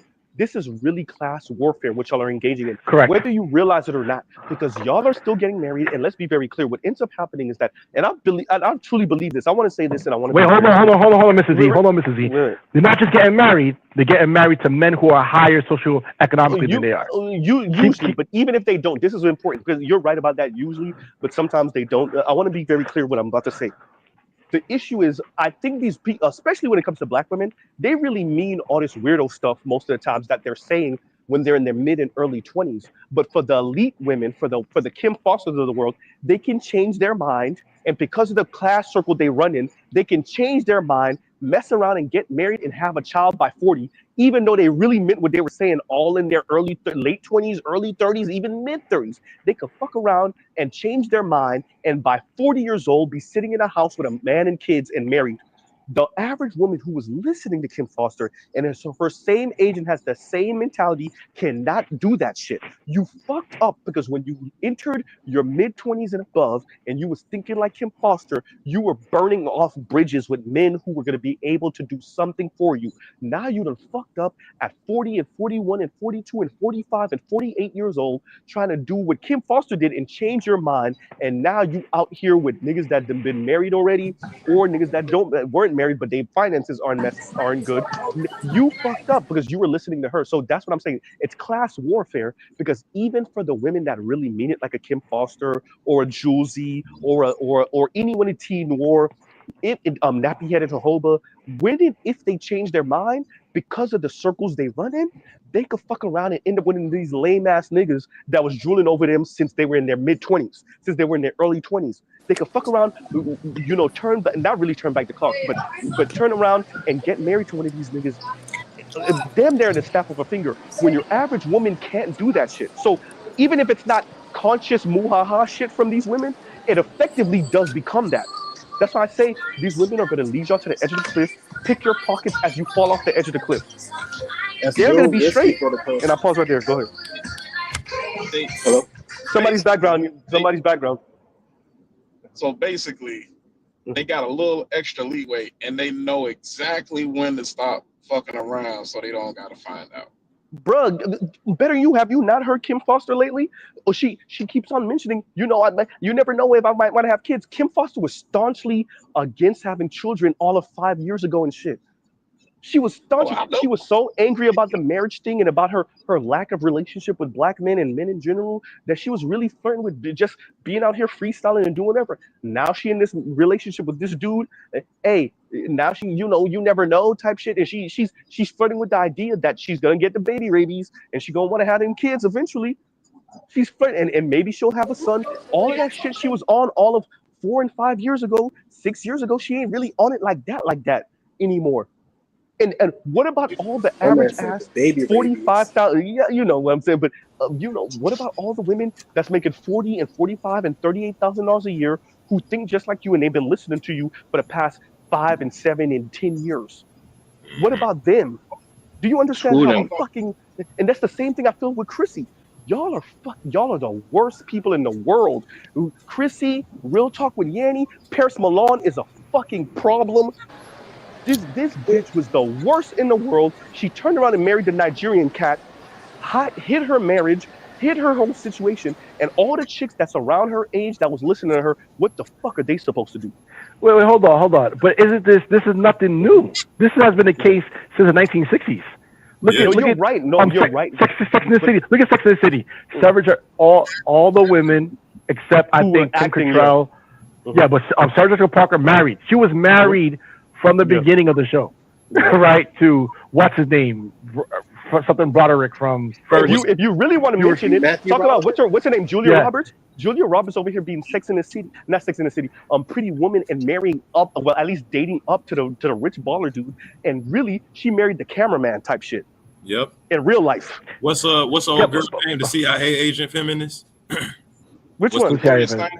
Gloria Steinem was married. Yeah, Gloria Steinem. Yeah, she was. She was married. Yeah. Oh, wait. Yeah. Gloria Steinem was married to a white man who didn't earn as much as her. So who wasn't even on her level financially or educationally. Women broadly just don't believe in honor. That's why I say when thank you criticize Chrissy and them, we expect that type of chastise because it will work on us. Some type of shame, type of Like even in the male side, the no fugazi guy. Just the slight inclination that he was being hypocritical made men say, "Nigga, we not listening to you because we don't listen to him." Yep. I'm like, nah. They don't have that same concept, bro. That's why So let me say this real quick, because Compassionate, what you're saying, Vince, you're breaking up. We can barely hear you, but real quick, Vince. So what Compassionate is saying, I say that when I say there's not a word to shame women enough. Like for men, it's stop acting like a bitch, nigga. You acting like a bitch, or like any type of phrase that we use, nigga. That's some bitch made shit. We have phrases to shock men into doing shit, into nigga you acting less than a man. There's Or not a yeah, less than a woman. There's no yeah, phrase or word to shock women into fucking acting right, flying right, acting right. But there are terms and phrases all throughout lingo, all across the planet, not just in English, to shock men into you being less than a man. You're not doing what you're supposed to do. You're being dishonorable. You're yeah, being soft. You're being weak, and we can't afford that right now. There bro. are terms and phrases and words that we have to shock men into acting right. There is no term, phrase, and word to shock women into acting right. We assume calling them a liar Yeah, makes them feel bad. yeah. Like the same way it would make a man feel bad if he had a reputation of just being a lying, just a habitual liar.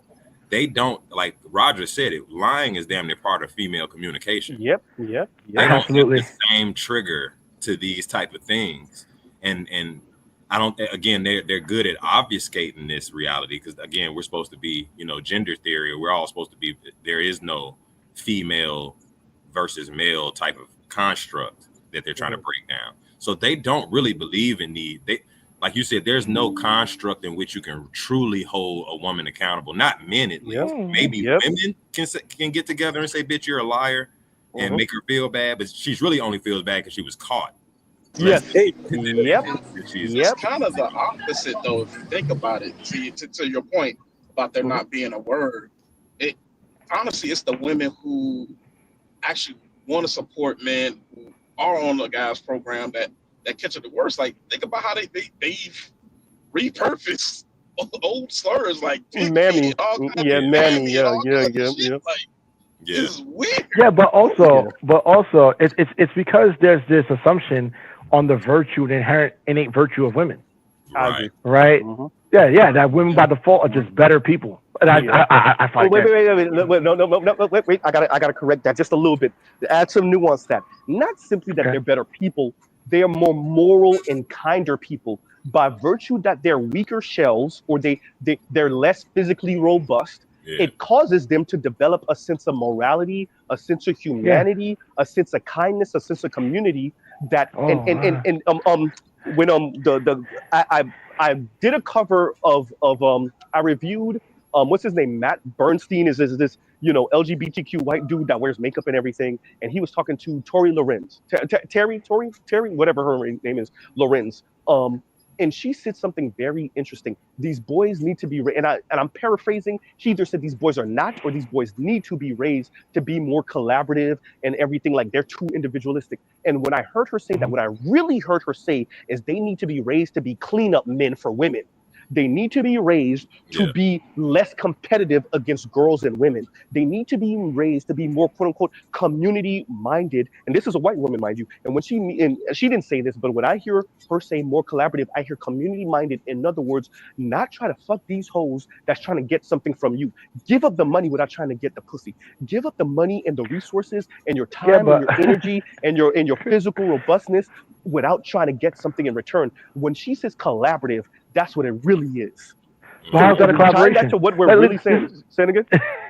Like, this is why these people are like shysters or like con artists because they play with words, but they change it, like they subtly shift the definition Yes, without you that's why when I realizing, say these things, right? what you're saying is true. That's why when I say these things, I come back around to say what they really saying. This is where Chrissy comes in, and I gotta mention this. So Chrissy, and I know it's directed towards me. Shout out to you, Chrissy. When Chrissy said these people, they twist up my words, and no, Chrissy, and I said it to her. I was like, no, Chrissy, and this is the same thing I said to FD Signifier when he kind of tried to mention the same thing of the second conversation. Like, no. We put what you're saying in the proper context. Y'all over here because y'all think we're slow and dumb. So y'all trying to use 4 and 5 syllable words in different phrases we may or may not have heard before. And what Z does, and what a Black Ooh does, and what a BGS does, and what a Roger Report does, and even Angry Man and Obsidian does, is we come right back around and say, this is the words they said, and this is what they really mean. And I Yeah, but want y'all to tell us also we lying. it's also self-defeating because I could put on my leftist Marxist hat and use the same logic towards them, and I can argue that a woman should give up her vagina because her holding on to it creates some commodification and an inequality in our society, and therefore, if she's really Good believing shit. flat society and equality, she should give it up without expecting anything. That creates a market dynamic. Yeah. All right. Can we all agree that modern women are a bunch of thieves? You I said mean, Can thieves? we all yeah, agree upon that? I say mercenaries, but BGS says that may not be they're he said something. It's not. Sociopath. Yeah. But for me, it really is. And I could agree with sociopaths too. But and this is where when I say send them back to the manufacturer, I'm annoyed and disappointed with women writ large, black women specifically in this case. But my real blame is not so much them. You like Raj says, you gotta be held accountable for what you believe in. My real issue is with the same people it's always been with. Elite race white men. The least. Elite race white men. Yeah. Because think about it. Who's pushing this as class warfare really? Who's Both the one incentivizing elite, this? So I always get on elite white men and white women. no, I agree with that. No, I'm 100% agreeing No, with you. So the I'm Rockers, agreeing with you. Marty Jannetty and Shawn Michaels. Yeah, No, see, literally, see, it's the I got a same little folks. pushback. I got a little Go ahead. pushback because I think a lot. Okay. I think, and I'm not here to defend. I don't at risk of sounding like I'm defending white men. Mhm. I think Curry's work, he uncovers that like the first feminists, like white men definitely have a role to play in this, but I think these women really crafted the language that obfuscates their actual intentions that the men empowered them to do. Like Curry says that the early feminists used to say like explicitly that they were building. Elizabeth Cady Stanton and them. They knew they were raising patriarchs or a certain type of white man. Yes. To take over the world. Like these, I think we highly underestimate how much agency and white women part actually of this have. fucking plan they really were. Honestly, No, I'm agreeing with that. But this is what I'm saying. Let me say this real quick. When you see now let's move. That's first wave feminism. Let's move to second wave. When you see the conservatives, and this is what they admit. Well, the white women exposed them. When she and y'all saw the interview, BGS posted it, where the white woman had the smug look on her face. She had a smirk on her face when she was speaking about white women being shoehorned in to the civil rights movement because they weren't going to let black women run off with the bag by claiming essentially double minority, right? So they gave black women the ability to say double minority, but because white women were shoehorned in there as a quote unquote social minority, they were able to run off with the bag. And now white men are closing that door where 84% of the gains of minority and affirmative action and all this other stuff went to white women. That door has been closed now and locked, and white women ran off with the vast majority of the bag. So, but white men, remember, that's why I brought that up. White men used white women to pretty much shut down affirmative action. So they were going to win either way. Either they were going to shut down affirmative action appeals, or they were going to win out because now white women who they're going to still marry at 90 some odd percent were going to come in with the bag now.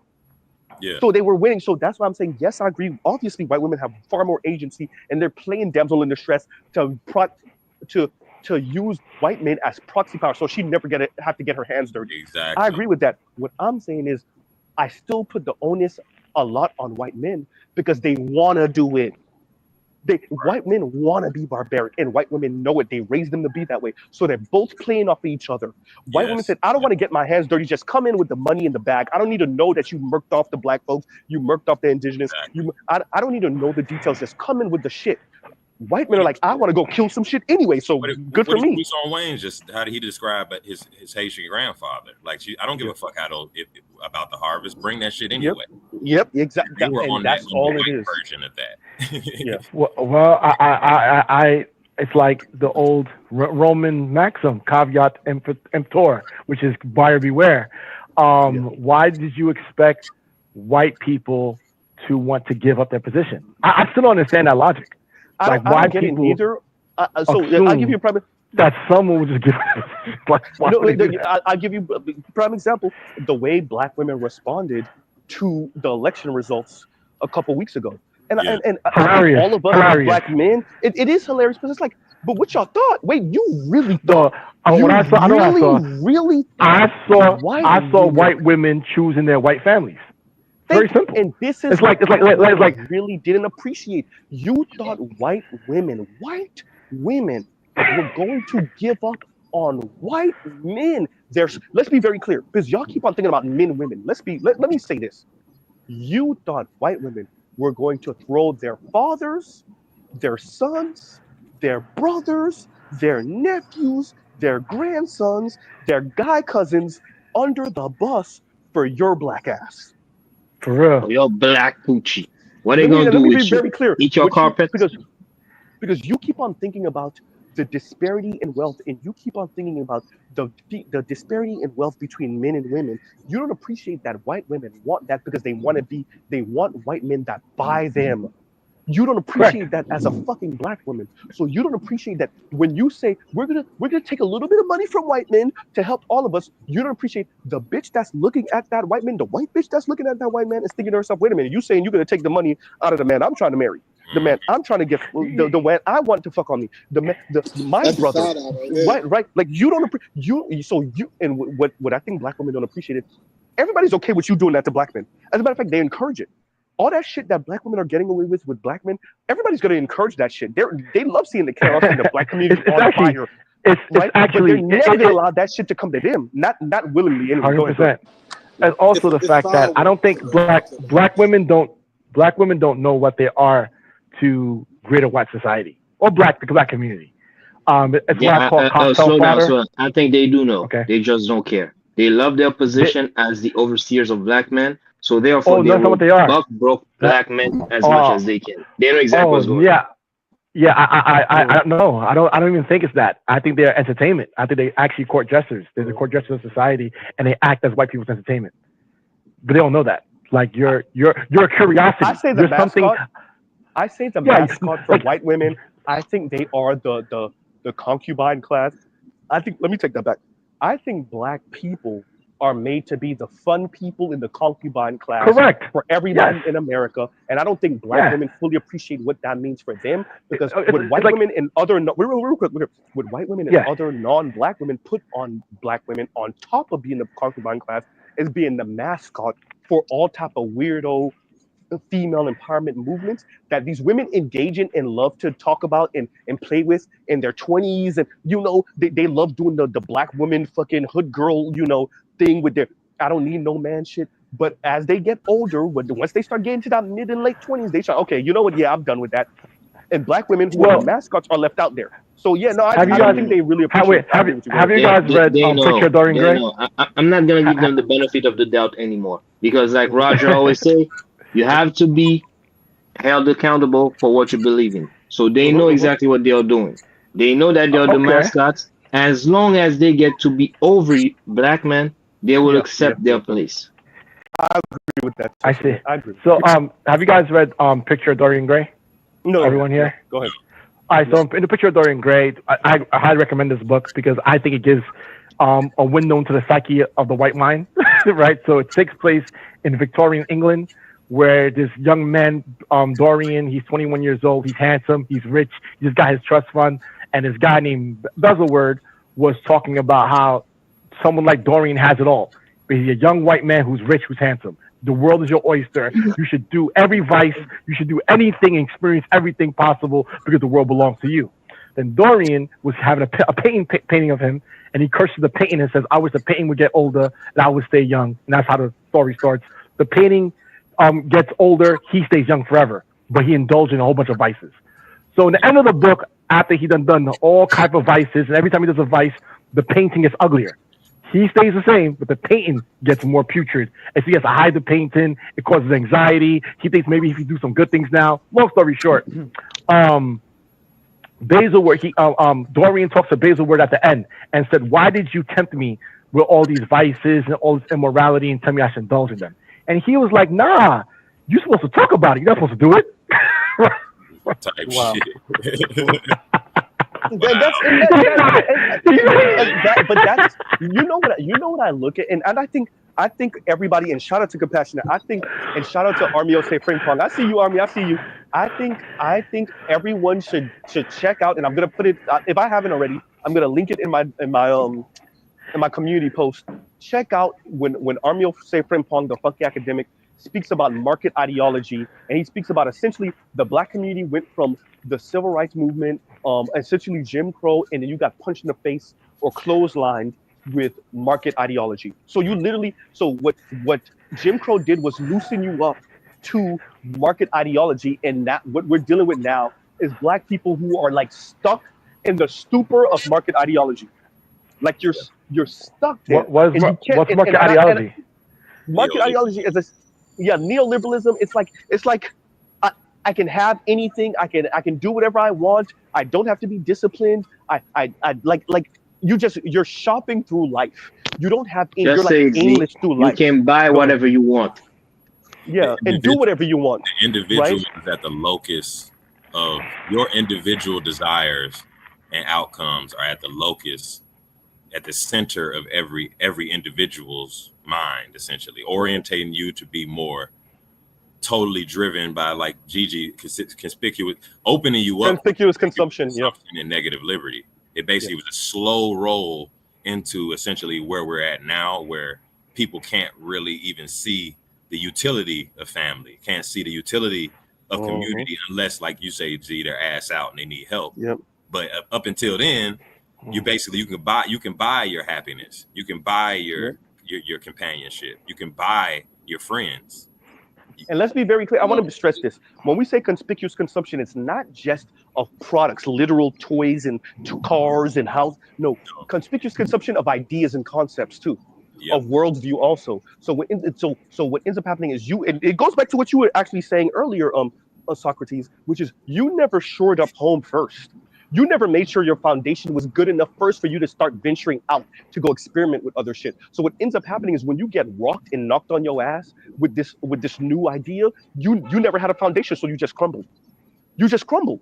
They can't, yeah. I give you a prime example. The white girl and the black girl come from similar beginnings, and they both are out here in college fucking around. White girl is out here fucking raw with no protection. Black girl's out here fucking raw with no protection. White girls knows enough and has enough, and mom has enough. So mom don't tell dad that the daughter done got preggo 3 and 4 times and have 3 and 4 abortions now. Mhm. Right? So there's so much foundation there that mom could keep on sending you money for them Yeah. fucking abortions. And not only that, when you in your 30s and you get married and you looking to have a child the legitimate way, mom and dad got the 20 and 30 racks Yeah. for the fucking in vitro and whatever the fuck, because you done had so many abortions and it fucked up your whole situation. Whereas in the black situation, this is the difference. The black situation, y'all never were y'all didn't have the foundation. have You don't that really know your dad in the first place, so your mom could siphon the money from your dad for the abortions. All this other because you never had the foundation for the bullshit. Mrs. Z, Right. you also Have the forgot support something. either. Mrs. Z, you also forgot the fact that a lot of these white girls have their parents paying part of their living expenses while they're in these major cities. That part too. So Can I let's real quick, better you, and then we're gonna have a name. So let me finish with this. So I'm glad you brought it up. So whereas the white girl has her own apartment, or at least she's getting enough money from mom and dad to have roommates with another girl or young woman, the black girl don't have that type of money, so she's somewhat incentivized to move in with the local scammer, even though she's going to school. So that's how she gets knocked up by the local scammer or the local D-boy, pun Yep. intended, right? So because of, once again, the foundation of it all, Yeah. right? And I'll pause right there. Go ahead. We'll have Better You, and then we'll have Naima. Go ahead. I want to kind of piggyback off what Compassionate said about not seeing the utility of family until you're down and assed out. Honestly, as a black person in America, that is exactly why you should see some value in family. That's the irony. Because Yeah. statistically speaking, the numbers say at some point you're going to get the shit into that stick. And hopefully you don't get the shit in, but there are things like, I'm looking up stuff for my book, but like, according to 2023 data for Bureau of Labor Statistics, the average stint of unemployment for black individuals in this country is over 19 weeks. That's nearly 4 months without a job.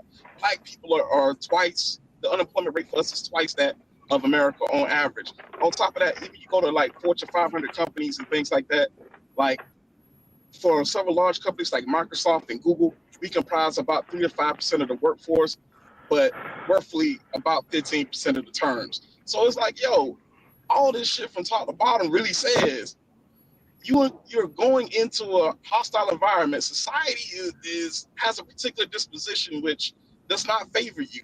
And then if you atomize and destroy the one support structure, i.e., family, that you could have when a hard time But better you. strikes. I'm sorry for cutting you out. Better you. I do have my support structure. It's my sister girls in them. It's Yep. my sister and my mom and my girlfriends in them. It's not you dusty men. Maybe I have a couple of LGBTQ brothers, but definitely not you straight men. At least, You're especially not you smart. straight men. I'm Yeah. not trying to play and use his tricks. Huh? Not you community it's not you black men who don't want to be community eunuchs for me. Well, What that struck asks a right? question. Go Well, ahead. I would counter that with a question like, oh yeah, so After this, name of who is more known for loaning you money, women or men? say that. Say that. You know, you're right. Men, right? Real talk, like men have more economic value. Men typically have more connections. Like I've spoken about this so many times before. Like even going through this stint of unemployment now. Like my dad's been in my ear so much about, hey, come back home. We know folks. We got folks to get you. It's like, I hear you, Pop. But that's something a lot of people don't got. No. That's something that even like when I first got thrown out and they fucked up my severance. Like my fam paid my rent that month and I paid them back. Like not a lot of people got $1,800 laying around to help you with rent. So I think let me say this and then we gotta have Nima in there. So bro, I have everything. I thank my uncle every time I see him. Z is where he is. Even Miss Z, I met her, through a situation, but all of that is connected to my uncle getting the ball rolling for me in 2017. And everything I have right now is because of him. And quite frankly, and the majority of all the promotions and everything that I find myself having is because of black men, right? So that there's that too. And I'll pause right there. Y'all go ahead. Go ahead, Nima. All right. First of all, greetings, folks. Excuse me, I'm late. I've just been hibernating like a grizzly for some reason. I don't know what the fuck is wrong with me. I'm getting old. Yeah, it's dark. It's getting dark out here. It's getting dark out here easily. Anyway, this whole thing about this lack of support and everything, it's nothing new. I mean, people forget how much important fathers are, but people just see fathers as one thing, either wallet or protector. And we've kind of diminished ourselves just to that for the most part, protect and provide. That's one thing people forget about. That's why I keep mentioning that documentary, The Biology of Fathers, because fathers have a very important role in the lives of their children. Hell, like I mentioned before, and I'll mention it again. As far as women go, fathers, the presence or absence of a father determines at what age a woman starts her cycles, at what age she enters puberty and such, and what are the pros and cons to her having, starting her cycle prematurely compared to what happens to her, when she's supposed to have it. So that's something that people forget about, or how important she is in her understanding of men. Because women have no idea what men are. Their only impression is based on the father figure they have in their lives. Some cases may not be the mother, not father, could be the father figure. And we understand that the way that things are going right now, especially with the market laws, like the funky academic had mentioned, this just shows how much that human beings are stuck in the rat race of sorts. In fact, Mr. Z, I got to ask you a question. Go ahead. I remember, like on Netflix, you had mentioned to a lot of us, the documentary, The Social Dilemma, which I got a chance to watch a couple times. Good stuff. Have you gotten a chance? Name you broke up bad. You just dropped like it. Yeah. Name it. We cannot hear you if you're still talking.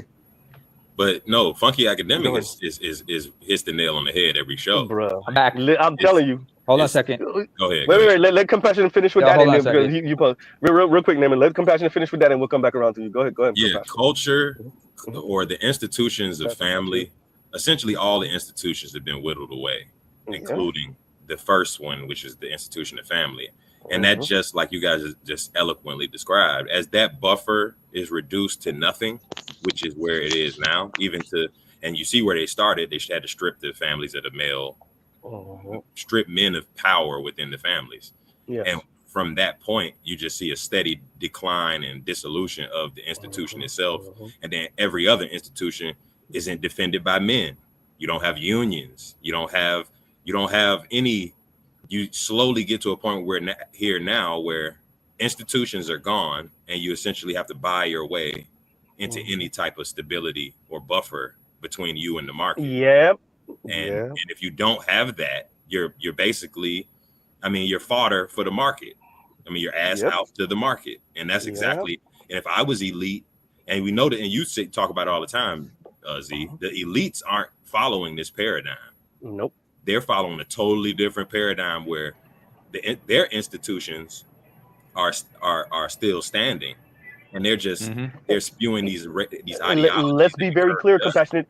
Even the true believers, even the people that are not on some muhaha stuff, because I want to be very. Kim Foster is a true believer, but even for her, when she decides, if she decides to change face, to go in a different direction, if she meet the love of her life, guess what?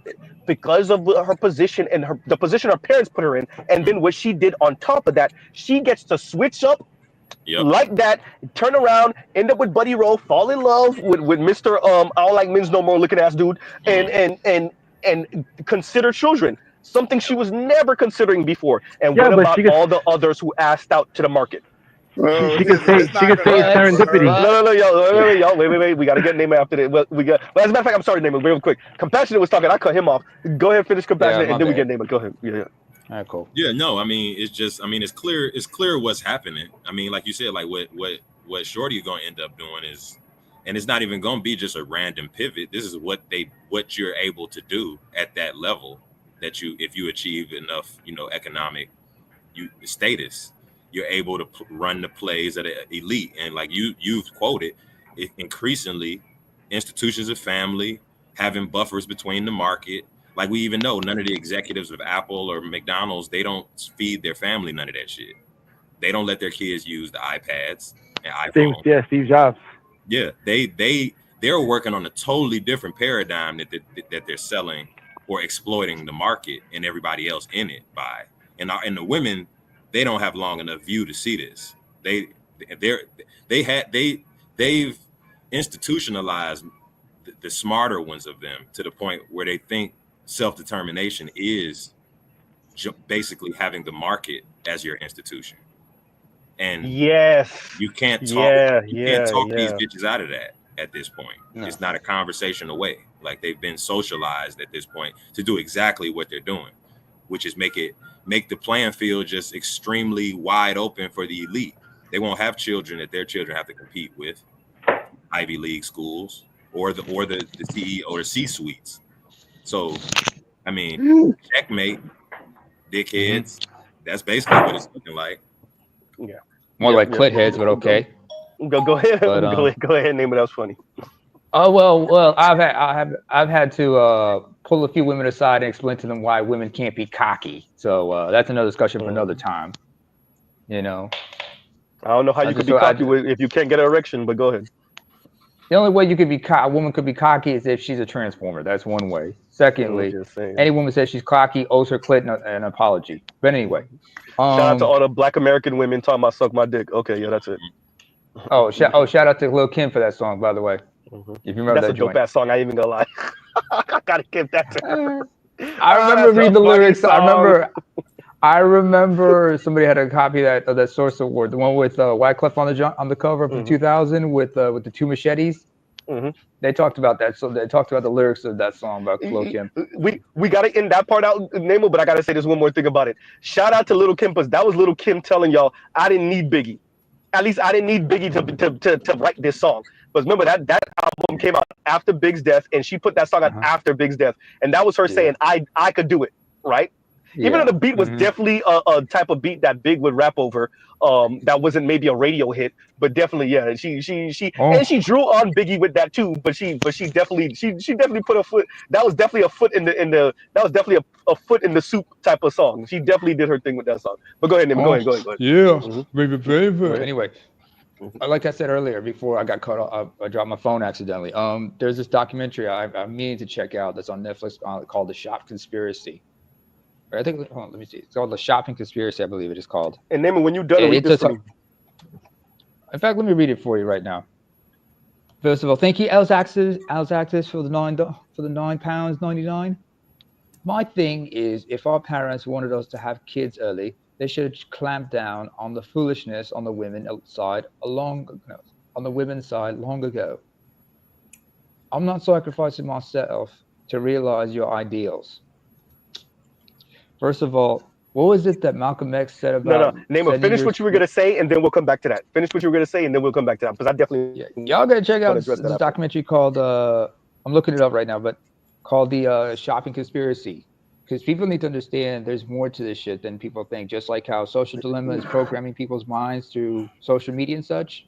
Which one of y'all With the was it? You, algorithms? Naima, that suggested a shopping documentary from Netflix. Somebody recommended a documentary on Netflix a couple of streams ago. I don't remember if that was you, Naima, because I was trying to remember it might the have other been day. I me. wanted to watch it with my lady. It was some type There of was shopping or there's- consumerism documentary. Hold on, let me look for it. I'm looking for it because it's on my list. It's on my list.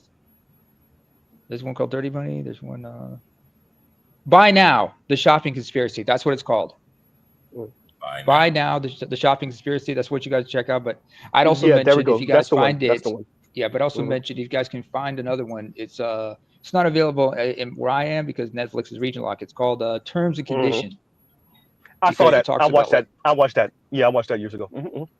Because a lot of people do not really read the fine print like they're supposed to. Hell, I remember when I had to a lot of people, I had to almost check no one, Nobody does. almost no one, almost no one. Yeah, I mean, I had a conversation. Including Z. Yeah, I called a couple of cousins of mine yesterday for Thanksgiving because Thanksgiving and whatnot, and they're in Ohio. And I remember one of them tells me she doesn't use Facebook, but she uses Instagram. And I explained to her why I don't use Instagram. Because in 2012, when Facebook acquired Instagram, and I was watching this on CNN in Business, which is one of the last times I was watching CNN, they said anything that any user posts on their Instagram stories, any pictures, any videos they post up, they will take that and sell it to a third party, and you will not be compensated. Basically, they said that they will never recognize intellectual property. So anything you post, it belongs, it belongs to Facebook, and they can do whatever they please with it, and you will get compensated for it. And that's, I'm sure it's mentioned in the fine print. You are the product, yeah. What do you think? I mean, mindless consumerism doesn't help us. I mean, even George Carlin talked about it when he talked about feminism and shit. What are you supposed to be? Mindless consumerism? Or are you trying to be like aping the men? What are you supposed to be? And he called it out for what it was. Yeah, the euphemism. What you mean when because he did an interview speaking about euphemisms. You're not talking about the interview, or are you talking about one of his stand-ups? I'm talking about one of his stand-ups. I think it was okay, yeah, but I saw that too. Yeah, from 96 or 91, one of them, and he called out, the whole thing about political correctness. Oh. You guys watch Mad Lawson on Chris Williamson's show? Well, you can. He speaks of the nature of women and his satisfaction of mating to the top men and how we need to write a new love story to save us from extinction. I would agree with that. I do think romanticism in that way is gone, and women killed it. But so did elite rich white men. And I think you have look. The issue that I would say we have is that you want an open society for the different alphabets. Okay, cool. So you don't want to be offensive by pushing a certain heterosexual or heteronormative view of intimacy in relationships. Well, you get here then. If you're not giving people somewhat loosely a script, women on how to move and be courted, men how to court, young men how to court, then you get here. If you think it's too offensive to the LGBTQ folks to kind of give men an idea, well, go ahead. The problem is everything is built on the heterotype norm. I agree. Because the heterotype normal says that men are going to sacrifice everything for woman and child. So that means you're going to work 60, 70 hours a week. You're going to do the 30-year mortgage. You know, you're gonna save everything to send your kids to college. And I'm being somewhat autobiographical, but for a point, to make a point that the entire infrastructure is based on the heterotype normal. Yeah. Without the heterotype normal, all this other shit falls apart, man, real quick. Yeah. You know, because who were going to build the damn skyscrapers? It wasn't going to be a bunch of fancy pants, you know, working in coal mines. Because them folks were trying to feed women and children, man. It wasn't going to be a whole lot of them folks sharecropping and shit. Because they were trying to feed their families, man. Yeah. So, excuse me. Wait. Because wait, real quick. So the whole notion and the argument of this whole, you know, this whole free flowing society, you know, was all predicated on this dream that somebody else was going to actually do the fucking work, and it was usually going to be men who happen to call themselves straight. You know, behind all of that, it was going to be that. So let's do this. It weren't going to be the fruitcakes. Compassion was gonna say something. I think that was you, Bruce on Wayne, and then we'll come back to Namer. And we gotta address what else Active said here for the super chat. Like, share, subscribe, hit the super chat. And now we have a boomer to throw rocks at. So boomer in the here. No, I'm playing with you. Fire away. But right. But so we'll do is we'll get Compassionate, Bruce on Wayne, and then we'll finish up with Namer, and then we'll address this super chat. But go ahead. We gotta appreciate, see, to Uru's point, like we gotta appreciate that we're in a postmodern, post-structural paradigm as far as like the academics are concerned. Like you say, they recognize that the traditional structural way that we maintained all of this was they underestimate how important or how real that paradigm was. They figured they can tinker with it in terms of post-structuralism, that the narratives and the stories we told and the ways of being we taught we could swap them out and still maintain, like you say, the men building skyscrapers. Even though what they anticipated was they would be able to have enough men who would still go along with the traditional shit while all the fruitcakes can frolic about. That the men were still going to be, quote, men, manly men. Men were still going to do the military. Men were still going to do the sacrifice. While all the fruitcakes and the women were set free, we still were going to be, damn it, I'm a man. I'm a traditional man. I'm going to sacrifice. While you take everything away, while you take away all the qualities, all the benefits, all the equity, all the privilege of being a man, I'm still taking all that away, but you still are invested enough in this fantasy of what it means to be a man that you're willing to lose everything else while you still hold on to that bullshit. And we've done enough infrastructure building. We've had families enough, the nuclear families. We've had enough of them. We produced enough that we can now afford for the LGBTQ folks and the women to freestyle and destroy their families, if not even have families in the first place, because we've done enough of the infrastructure building that now everybody can freestyle, right? And because there's going to be enough, like we were saying, we haven't done enough, but no, that's a lie. I agree, Black Uru. You know, I'm saying all that the mentality infrastructure existed. throughout. Right, but it's a lie, and why we allow that lie to perpetuate itself and maintain itself, frankly, it's the reason why you should never vote Democrat again, because it's all predicated on this lie that, you know, what you just described. Meanwhile, all over the fucking country, the railroads, the subways, all this shit. It can cave in any goddamn day. The bridges, all that shit. Yep. They say the average American city has 200 years of maintenance and infrastructure building that's not being done.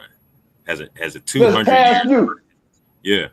Past due. 200 of years of past due. And you know, in a place like New York, oh my God. Yeah, the in a pipes, place like Boston, the roads, oh the my buildings. God, you know, you're talking about cities that are 400 years old. Literally. Yeah, Uru, I build bridges as a carpenter for a living. there's a fucking unlimited amount of bridge work because all the bridges are falling the fuck apart. All Chicago's the another city that's what 300, 200 years old. Yes. Yeah. So I don't know what but, type of but you've invested trillions of dollars in bitches to be able to live their dreams, none of whom are going to actually do that work. Yeah. You've invested trillions. And now Richard Reeves You've invested trillions into them. They're trying to start trade programs and shit to try to have you overproduce. The social engineers. I don't know what type of social engineering this was because to not really see what you're saying. Code name create a surplus. Mm-hmm. Yeah. Like what they were doing, they were passing the buck. Yeah. They were passing the buck because I can scam these females. I can scam these females to overpay for every goddamn thing and use them to extort money from all the men. So we just gonna keep on doing this shit until it don't work no more. We're gonna keep on telling these chicks they can they can Margaret Sanger their babies, right? And they can have hot girl something. We're gonna tell them because we can sell them, we can make a whole lot of money off of them while they doing it until we gotta ship into Venezuela. Right up to the point in which we gotta ship into Venezuela. Say that. Let's do this. Let's do it. So after the better you give me 1 second because we gotta get Bruce on Wayne and then we get Naaman and then better you and we'll just go through. And Vince told us in the back chat he just came from the mall. He was rizzed up, so he was getting the eyes. I guess you. Yes, Right, I hope you got some DMs and some numbers. I'm just saying. But it wasn't looking good out there, man. I'm like, I was looking dry. To a different mall now. Wait. We just gotta keep on going. That was a random flyby comment I just made. All right, so Wayne, go ahead. All right. Just trying to help the Roy brother out. That's all. Because I just want to ask him one simple question. Bruce? Yes, I'm here. Go ahead. You was trying to say something earlier. Yeah, I was saying that. So back to what Black Ur was saying. So, so are you saying that them Cheerios are not out here trying to protect and provide and build for other Cheerios, while simultaneously claiming Cheerios solidarity? Is that what you're saying? Hoes is not trying to build with hoes, bro. Yeah, it's worse than that. They ain't trying to protect and provide. They get off the train. What Shorty says he? The Anne-Marie Slaughter? Yeah. The second you tell not for men. Yeah. Not for us. No, the women. No, I'm saying Anne-Marie Slaughter says that when she tells these women we're pretty much reached the market cap of the power couple situation, right? And it's about 15 or so %. She says when she tells women, look, you might have to change the way you view manhood and masculinity. She says that's when the women jump off the train because they don't view men that earn less than them or might have less status than them as manly. She's not talking about how the men view themselves or women. She's saying how the women view men. And she says Brooklyn gives the lie to this, that women are okay with marrying, quote unquote, below their station. Right. Yeah. Because those women in Brooklyn are okay, and maybe they don't have such apprehension to marrying men that might be stay-at-home dads or work a little bit less than them or have a little bit less status. And you know that's the issue. So yeah, you're right. The women, but that even ties back to the main topic of today, which is the women that are secretly on the deal and they're married to men. They're 15 years in married, and yet they're over here munching on their homegirl.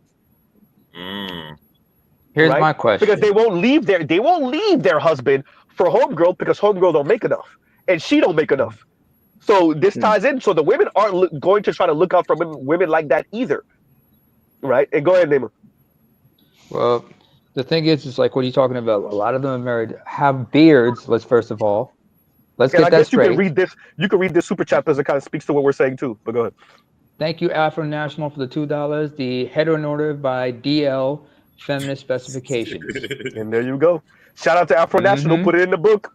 Heteronormative by DL feminist specifications. If that becomes mainstream, it's super over. Men ain't going for that shit. No. Excuse me. But we understand that's why a lot of us would rather be alone than to be involved in, or like the late KS said, we'd rather just have, if we want, we could just get a dog and we'd be cool. Hey, can we throw this in the next women Huh? Wait. Vincent John Doom says survival. Dude, that's only in lockup. What are you talking about? But here you have a point there, though. The concept is similar. Some women are willing to give up the draws if it meant surviving. But Vince is saying something very specific though, Neymar. And so Jason Black talks about survival sex. He did a couple of streams about this concept, survival sex, which we know we're like that's oldest time, right? Women giving up the draws to the man they feel like is gonna provide for them, hopefully at the highest level, but anyone that's stable enough. That's oldest time itself. Now, when Vince is speaking about survival sexuality, in other words, women who are playing straight when they're really LGBTQ or bi, same difference, or they're LGBTQ. So they're with men because ain't no woman in their vicinity that can support their lifestyle and their habits at least enough for them. So they're with their husband or they're with their boyfriend because of the stability, but they're going on quote unquote girls trips to go munch on each other. Just about to say Wait, Bruce, hold up, Bruce. I think I got the perfect example of that. What you're talking about, Z? Because you remember the show Living Single? Hello? Yeah. And go ahead. And Ed, if you want to, I'll drop the link for you. But go ahead. Okay. Go ahead, Ed. If you remember the show Living Single, there was that white ripoff that became very popular called Friends. Yeah. The character Ross, his wife, latent sexuality. When it turned out no, he had married a woman. He had been married to 7 years to a carpet muncher. And then you saw what happened after she comes out, divorces him. She decides to marry, her partner. Oh, I'm sorry. I said it wrong. I'm going to say partner. Your partner? Wait, where's the fucking gag? Thank you. Yeah. It's going to, I'm now desensitized to that. So you might as well go partner. Destro says Brokeback Mountain. I say, no, what was it? Frack Click Mountain. That's what it's called. Frack Click Mountain. That's what that is. No. It's Buzz Click Mountain. That's what it is. No, Buzz Clit, or in my case, the Buzz Clit Fjords. Yeah. I have a question for all you brothers. Okay. Go ahead, because I know Leon be short on time. Are you at work today? I'm over here giving you some granted privileges. I'm off. Oh, you are? Man, get in line. Anyway, move it along. Hey, we in 39 weeks, man. My baby could drop at any moment. Look at him trying to use the sympathy tears. Look at this. The water could break right now. Go ahead, and then we'll have better you. Go ahead. Look at this. Okay, so do you believe in any shape or form that these lesbian women look for consistent good guys? Like the whole idea is he's consistent. He's not focused on vacation and all this wild stuff. And so, I'm gonna play him to have this baby, knowing that he's gonna still be consistent in the child's life, pretty much. That's exactly what they have in their cake and eat it. Exactly we see that when we look at those paternity court shows all day, every day, especially the ones where focus on a black quote unquote family. You hear that all the time. The young lady, and I said this earlier, she find out through her aunt or her uncle, your mom was out here wilding before you were born. Your dad may not be your dad. Or the dad finally come out after the mom passes and say, when me and your mom were going through it around the time you were conceived, I don't know. The child or adult child does the blood test. They bring it on the paternity situation and find out the dad is not the biological father. The dude that they thought it wasn't the biological father. So that means mom was out here with at least 3 dudes at the same time. But this is what I'm saying to that. She chose the one who was the most stable to pin the baby on. Yeah. I have something to say about that. Can I say it? Yeah. Yeah, go ahead. When I grew up, not when I grew up, when I was, kind of like 7, 8, 9, or 10 years old, I saw how my mother was moving in them streets. And I thought to myself, no wonder why dad left. No wonder why he dipped, because he didn't trust you like that. You're that type of itch. Hey, I'm just saying like that. Do we know what's bad is you don't have the words for it. Jay-Z's story. Go ahead into that compassion. Was a DL lesbian. With his dad. Yep. And as soon as they divorced, she's a lesbian to this day. Yes. So how many 50 Cent's mom too? Don't forget about 50 Cent's mom. Exactly, 50 Cent's mom. We starting to see a theme, right? Yeah. This is exactly so. A lot of millennials and Z's, you might be dating a low-key dyke that's just trying to get married so she can get a cushion from you for the rest of her life to just go do what she wants. So we went from gay for stay to straight for stay. Yep. Yes. Yep. As a matter of fact, there's an argument to be made that a sizable minority, I'm not going to say majority on black women. I won't do that. Not on this particular topic. But there's a sizable minority of black women that are straight for stay. I'll say that. There's a sizable Uh-huh. minority of black women that are straight for stay. Which I call this which begs the selfish. question. I call Which this begs the question. selfishness. Yeah. It Well, is you have selfishness. to. Come on now. You know Well, it that. is selfish. It is. They claim it's out of survival, and that's not the fact. You ask a woman why she did it, she's gonna find. What's the old saying? A woman will have 1,000 reasons why she won't sleep with a dude, and she'll have 1,000 excuses why she did.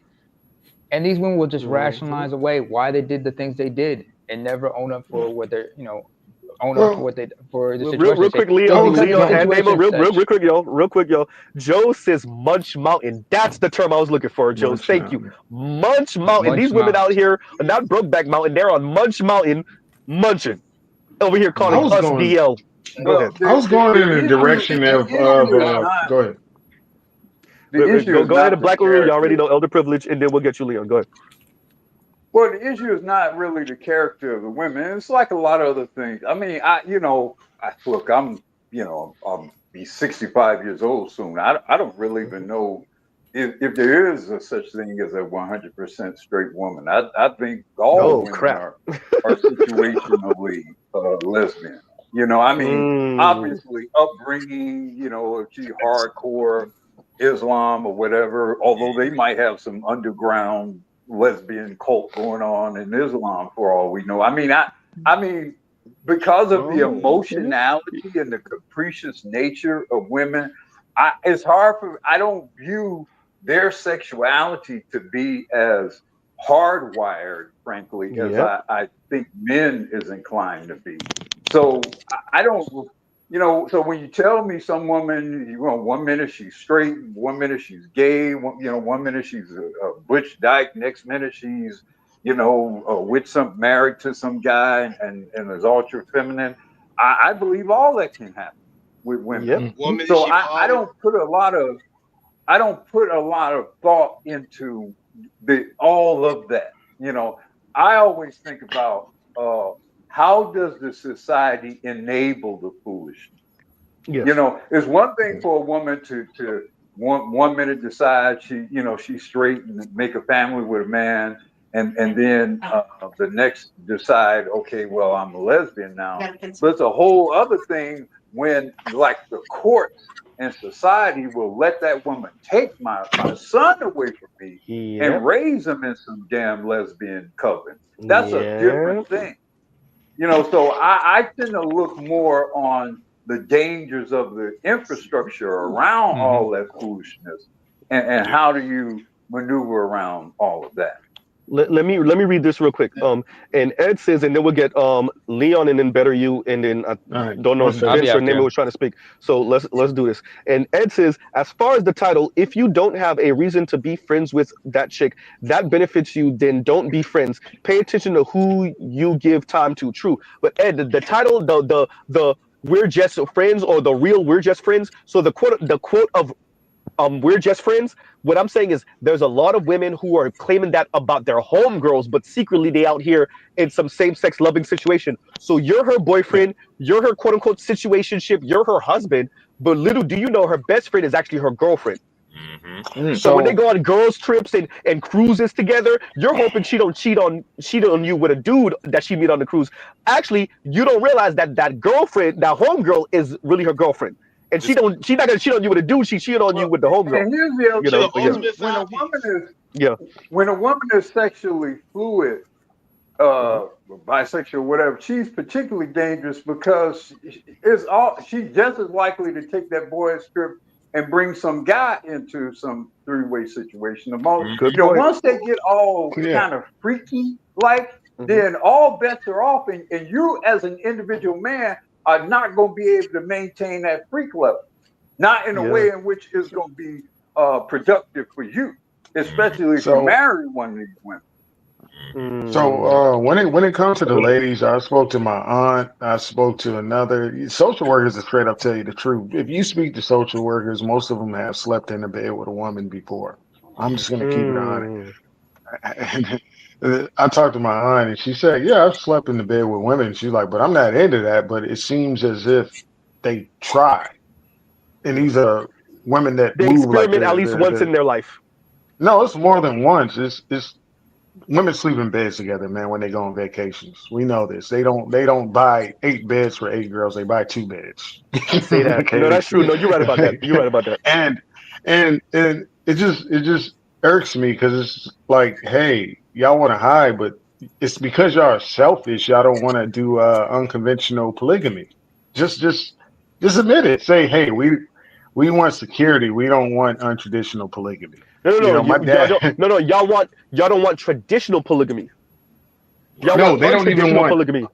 No, they don't even want that because it's like, okay, Oh, okay. okay. I see what you're I saying. was I was speaking in the Discord, right? I was an Mhm. admin preach, and I said, yo, guys, the ladies are in there. I said, yo, y'all are bisexual women. Y'all saying why does guys want polygamy? I said, well, y'all are the easiest route towards it. Y'all already a lesbian. Y'all already get along. Y'all already have things in common. Y'all might as well just get Ooh. with me. Y'all perfect. You That like who I am. She cool with me. We can just be a big family. And it's like, no. that I benefits was you. like, cause y'all. I Yeah. said, cause y'all are selfish. Wait, Y'all are wait, wait, wait, wait, selfish. Leon. I gotta pause you real quick. Say that compassionate, and we're gonna get better you real quick. Say that because y'all are That what? benefits you too much. Thank you. Yep, yep, yep, It's yep. war with these There bitches. we go. That's what I said. Yep. We got a bunch of, like you said, in this space, we don't have as many blind spots as the average man. Like you were saying, Hmm. Z, like who are these niggas dating Cynthia G? Who are these Yeah. niggas listening? Like you're trying to marry Chrissy and all that, or Yep. one of Yep. these That's Yep. because we weird. got multiple vantage points. Compassionate. It's so many. Like you said, most men don't even consider that girl's trip is a lesbian trip. Mm-hmm. Like Yep. that's a huge Yeah, blind spot. Like Yep. for yeah, most men. yeah. So it's so Yep. Yep. if that like they're Well, and, chipping and away they at these. they've also been trained to view it as some sort of feminist right for women to be able to take those trips.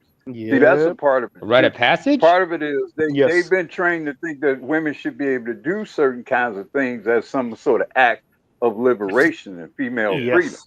And that girl trip is sort of like a glaring example of it because it's billed as this thing of women communing together and the Yep. sort of them having the liberation and the freedom to explore and Hmm. all that kind of bullshit. And we know that Now, exploring very often includes them now put on lapping up top. between each other. Now put on top why they call guys Wait, wait, wait, gay wait, wait, for going on real quick, vacation. Leon. You just cut Black Rule straight off. Oh, Let Black Rule land with that. Well, We got to get better I you. mean, So you got to go give let him. him Go ahead. let Okay. him let him go. Finish with that, I guess, Let him and go. then better. Finish with that Black Uru, and then better you. We got to get better you. Better you. Better you ain't gonna just No, cut y'all off. I So was go done. ahead. I don't Okay. need Okay. to hold any. Go Okay. ahead. Okay. Go ahead, Leon, and then we got better you. God damn, Leon, I'd have made space for you and all.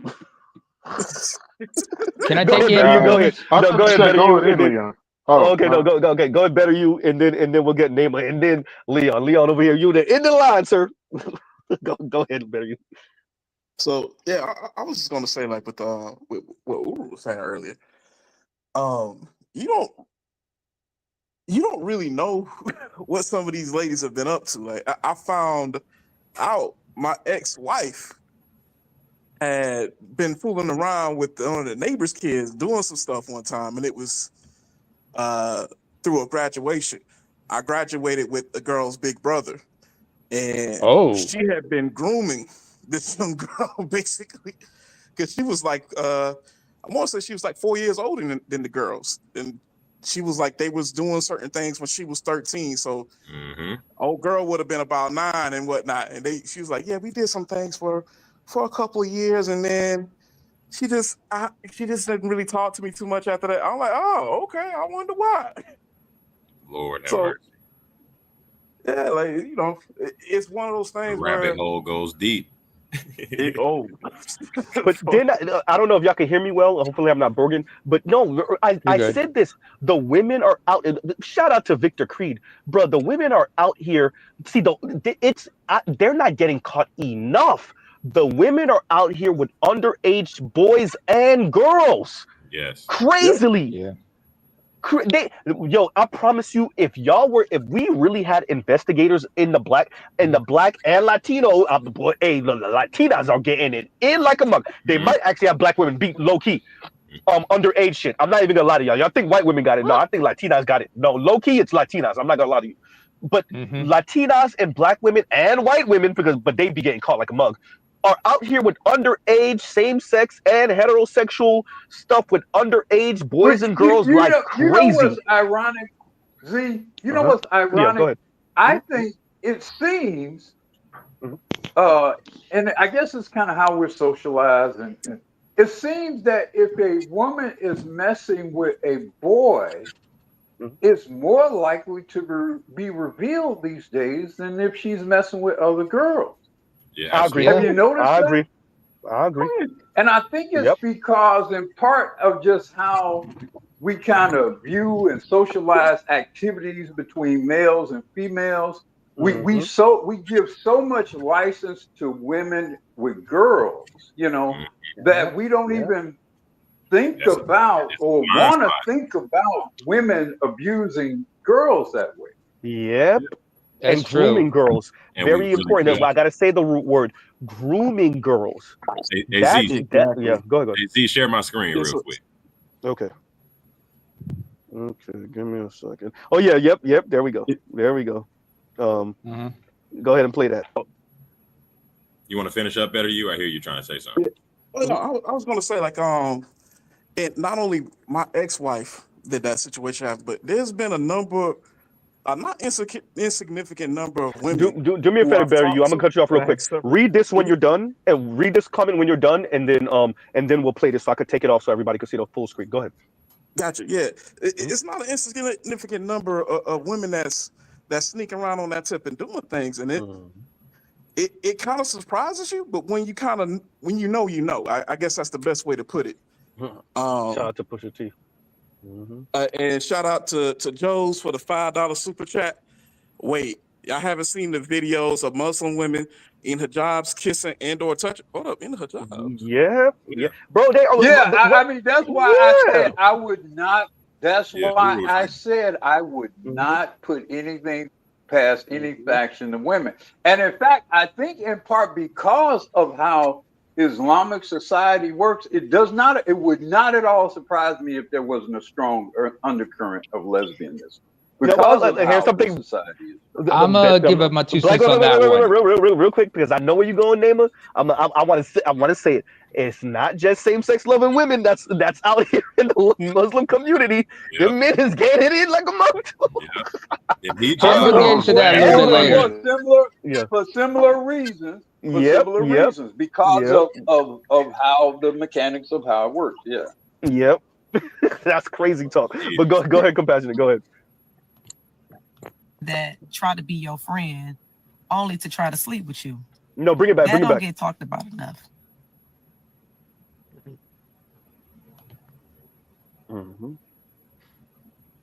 To try to sleep with you. Hold on, my bad. Yeah. I have a link. I think it's the first or second link, Compassionate, in my description box that has like all of them without the commentary. It's either the first or second link has all. You can check it out before you put it up. But yeah, either the first or second link in my description box has all the pretty much them back to back without people's commentary. That's what I was looking for before. Surviving down low. Yep, this is it. Yeah. So yeah, I think that's the one that I'm talking about. The first or second link. Short. Is it a short or is it a full video? Crap, I don't remember. But you can click the short. Let's see if it's that one. This is the old lady, I think, talking about it. No, not that one. It's not that one. Not that one. This one? No, it's not that one. It's I think it's the next one. There. It's the next one. Open It's link. the next one. Yeah. Thank y'all for y'all patience. This is As Z, his compassion know what he doing. I'm the problem. Go ahead. Here we Alexa, go. can you play Brothers Johnson's In a Minute, right on time? Here we go. Here, go ahead. Now, Yep, that's the one. Let's talk about the women that try to be your friend only to try to sleep with you. That don't get enough. Like we talk about DL men all the time, but we don't talk about the women that try to be your friend and they get to know you. Y'all get to hanging out a little bit, and they get to throwing their little stuff out there, trying to see if you're gonna catch it. And you basically let them know, like, look, I ain't like that. You listen to their experiences or whatever, but you let them know that you're not like that. You don't find that suspicious? Who are you? You don't find that suspicious? Oh no, no, okay, you can, yeah, because that's okay. So it's if it's not the All second right. one, then which one is it? The third one? Real quick, check the third link. It's gotta be the third, fourth link. It's one of them. He got him. Let me swear. He looks like he got him compiled. Let's Yeah, see. yeah, you could click that one. Yeah. Compiled. It's a There's a lot of compilation. them. of it. Like they always be on the wait a fucking DM minute. and they don't want nobody to fucking know what the fuck they're doing. What's up? No, Bring that go back a ahead. little Hey, bit, see- compassionate. Go Yeah, bring ahead. that back a little bit. Later. Bring it back like 20 seconds. 20 seconds. Yeah, about 20 seconds. Like right when you see his face go off. Exactly. And shout out to Average Man Unplugged. Shout out to Average Man Unplugged. Anyway, without further ado, let's go ahead and jump into it. We always talk about undercover men. What about these undercover ass women? Yeah, we have those too. There's a lot of them. Like they always be in my motherfucking DM and they don't want nobody to fucking know what the fuck they're doing. Like dead ass be like, don't post on my page, don't flirt with me on my page. But yeah, I want to fuck you. Yeah, I want to come over to your fucking house. Like what? I had this fine ass woman like whole live message me off somebody else's page or whatever. Like whole live wanted me like, but to the world she's this perfect woman. But on the low, she was feeling me super hard. And what I don't understand is like, especially nowadays, it's more accepting for women to be gay. So I don't understand why, you know, women don't come out and say whatever the fuck is going on. But hey, it is what it is. All I'm gonna say is be your truthful self. Be who the fuck you are. I don't understand why the fuck you just won't fucking say it. But if you can't be your true self, then don't fucking DM me. Don't fucking message me, bitch. Leave me the fuck alone. If you can't be who the fuck you are. If a woman acts like this, she is on the down low. Tune in. If a woman flaunts Christianity or the Lord, she's a hoe. And this is what I mean. If you're dealing with a woman and she tries to show you that she lives this really devoted lifestyle, devoted to the Lord, to the Bible, and that she's very innocent and she doesn't do a lot of unholy things such as sex or engage in sexual activities, she's a hoe on the low. The only reason she's been trying to portray to you so hard that she doesn't involve in that is because she doesn't want you to see her in that light, because she wants you to think this is a wifey, that she's wifey material, and that she's hasn't been touched, or, you know, she hasn't been doing none of those hoish activities in the past. A woman that flaunts this, she's on the down low, she's a hoe, and she's just really good at hiding her own. Down your back, up your crack, then I blow all in your butt. Your ass where your drawers cross, them titties and all. What? Bro, what are you talking about, man? The amount of heterosexual women who are in marriages that they are extremely unhappy in, that slide into a lot of gay girls' DMs is insane. Like, one, you're not going to use me as an experiment. I'm sorry that you don't feel comfortable within your sexuality to live freely, whether it's because religious purposes or political issues. I don't know. But one, I'm not promiscuous. Prior to dating the woman I am currently with now, I was sitting in solitude for a very fucking long time because one, I don't trust people. And two, I'm definitely afraid of STDs. Atlanta is fucking disgusting. And two, you really think I want your dusty ass husband shooting at me because now I got his wife all confused? Like, get the fuck out of here. It's crazy how they are quick to out men. This is the double standard. They will out men. Oh, he's on a DL. He's really gay. He's a batsy boy. But these married women, dead ass, have pictures of their family. Oh, my husband of 15 years and my beautiful children be in gay girls' DMs trying to eat booty. Like, I just want to eat booty. Booty, bitch? Like, not even, let me get to know you. Straight, I want to eat your booty. The next woman that slides in my DM, I'm outing you. Booty eater. Fake girl. Know how they have. Women sexualizing other women. Who would have thought? Right. Skip to the next one. Skip to the next one. Compassionate. Because I think that next one's going to be really, really telling also. Crazy talk. Crazy talk. Interesting, ain't it? Yeah. Let's continue. You know how they have all this conversation around DL men, but we never talk about the DL women. Being the clubs, women, why do we be like twerking on each other? Like all these dudes just be sitting around and women just be throwing ass just on each other. Like why? How y'all be wanting to do, but y'all be in there like twerking on each other? But it's hard to meet a woman at a club when you keep seeing her constantly twerking on another woman. He's confused. He don't know if you like girls or guys. It's not that there ain't no good men. It's just that you don't look available to a good man. You look like you talk to girls. It's definitely happening. They party playing with each other. in the house, up under the covers. It's happening. But why are y'all not talking about how y'all be out here fucking each other? Baby, because when that alcohol gets a brewing, some of us get to carpet munching, ass grabbing, breast squeezing, and don't let them have lesbian friends. Lord. Married, in relationships, engaged, all of that. But instead of calling it down low, they call it bi-curious. I'm so glad a woman finally said this. Women don't go to the club and dance with men no more. When I was coming up, women went to the club to dance with men, and we danced. That's when times was good, when men and women danced with each other. That's why little dudes in the club be fighting all the time and carrying on. This is Black Guru, y'all. I was doing a show last night, right? Two ladies in the front row. Shout out One to lady Black stood up, Guru. she had this little tight outfit. And when she stood up, her friend reached over and grabbed her booty. When I say grabbed her booty, just grabbed the booty, felt all on her. I had to ask, I said, are y'all together? It was like, no, we like men. I said, I can't tell. You lying to me. Y'all, I'm gonna say something real quick and I'm gonna go. You know how they have all this conversation around DL men, but we never talk about the DL women. I don't know who need to hear it, but sometimes it's not him that she wants. Sometimes it's your ass. Woo! Let me just say, This is I the am moment in we this need Facebook trust. spiritual, like feminine type of group.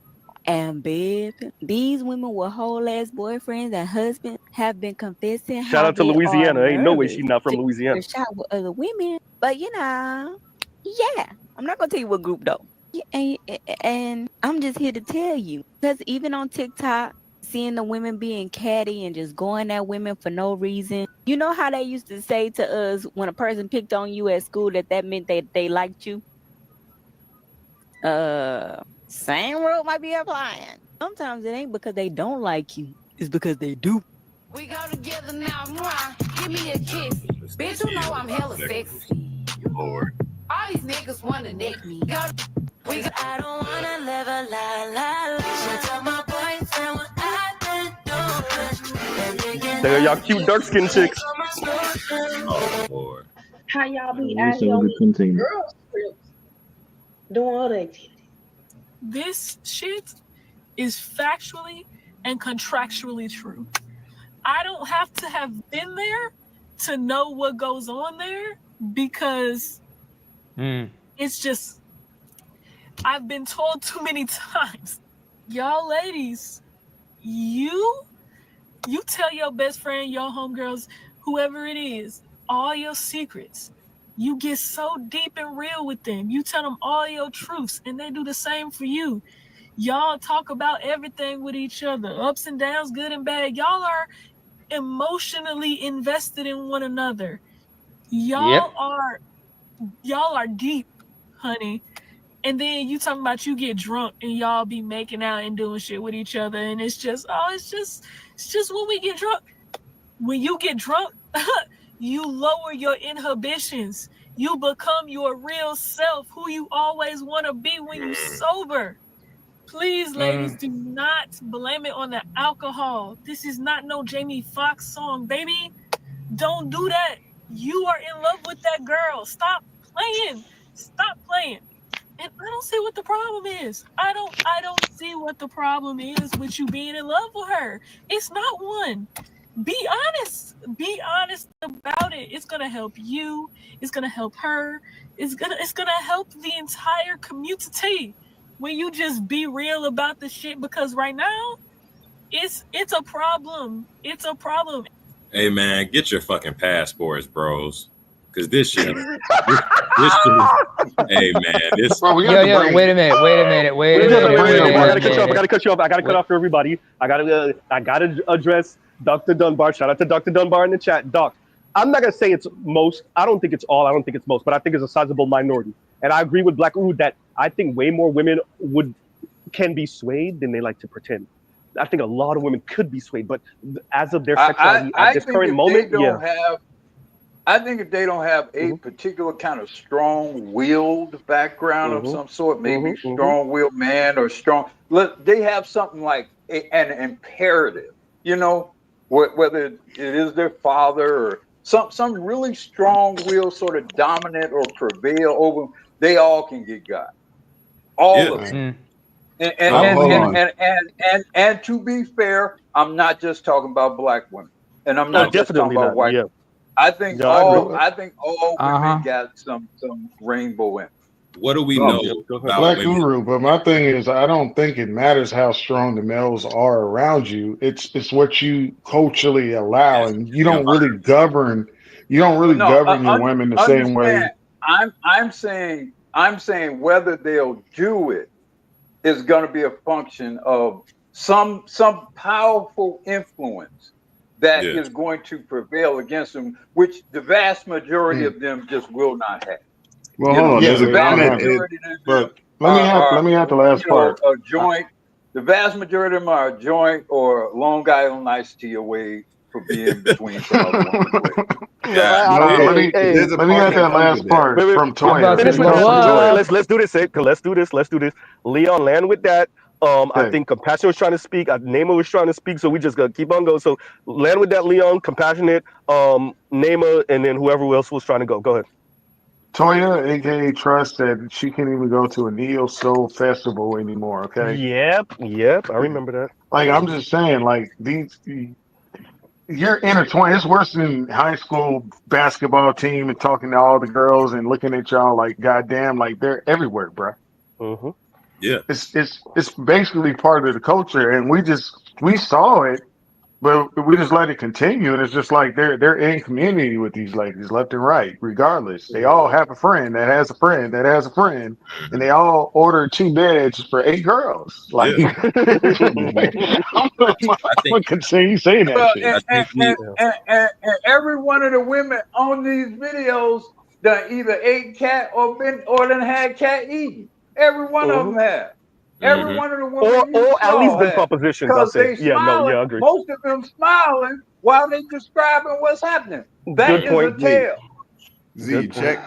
Check Ed's comment because he speaks to that. There's a comment that Ed Anderson left that speaks to that. Goddamn, where's okay? I think we got to remember, and like I said, I guess that's part of losing the blue pill shit is realizing that women will truly do what the environment will allow. No, go back up. The comment before that, Ed. Comment before that. There we go. You also got a lot of women trying to drive women. Oh yeah. You also got a lot of women trying.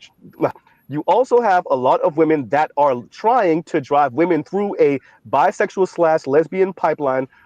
Through hatred of men and wait, here's a burn. Through hatred of men, and I don't hear enough women speak on that.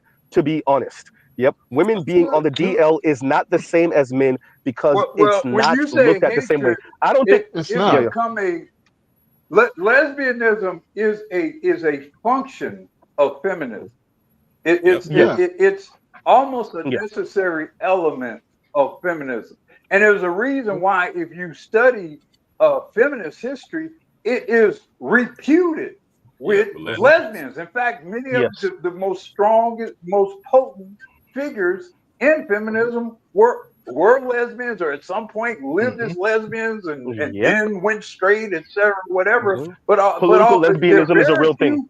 There are very few powerful lesbian figures who were not at some point, flip-flop. To your point, Black Guru, Kimberly Crenshaw, who invented intersectionality, is LGBTQ. Yep. Yeah, she's queer. It reframed. So that ideology, that pipeline he's talking about, they've got at an institutional level. Yeah. That the inventor of it was a lesbian. So that really reframes their motivations and what their end game truly is. Wasn't no female equality, or it was really they trying to get these bitches to swing their way as many as possible. Alexa, play "Shorty Swing My Way," please. Yep. Anyway, I was just about to say that. For real, but going to what we're saying, this is important. There is no equivalent in the male space. Are there men who are using men's heartbreak to turn into disdain and hatred of women? Are there men on the fringes, mainly white men? Yes. Are these men LGBTQ in any significant number? I seriously doubt it. When we say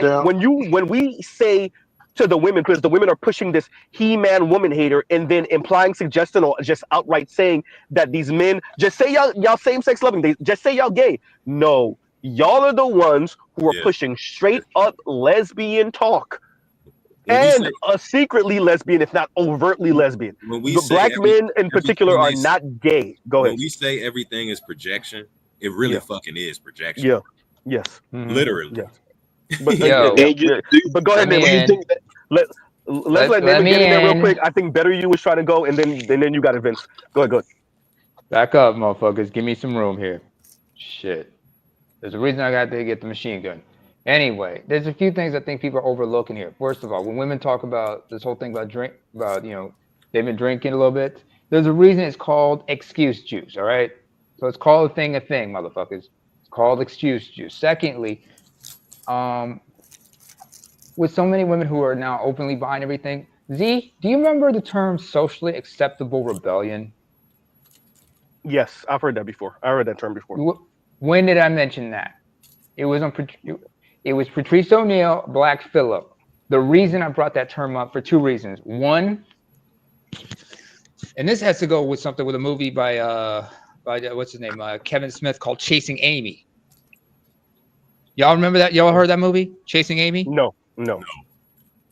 All right, I'm gonna mention that movie in a bit, but I socially heard it was acceptable. one of them weird, though. It was that cast of '90s weird white people, young white people movies. Yes, the concept is still relevant, Black Guru, if I may. Thank you.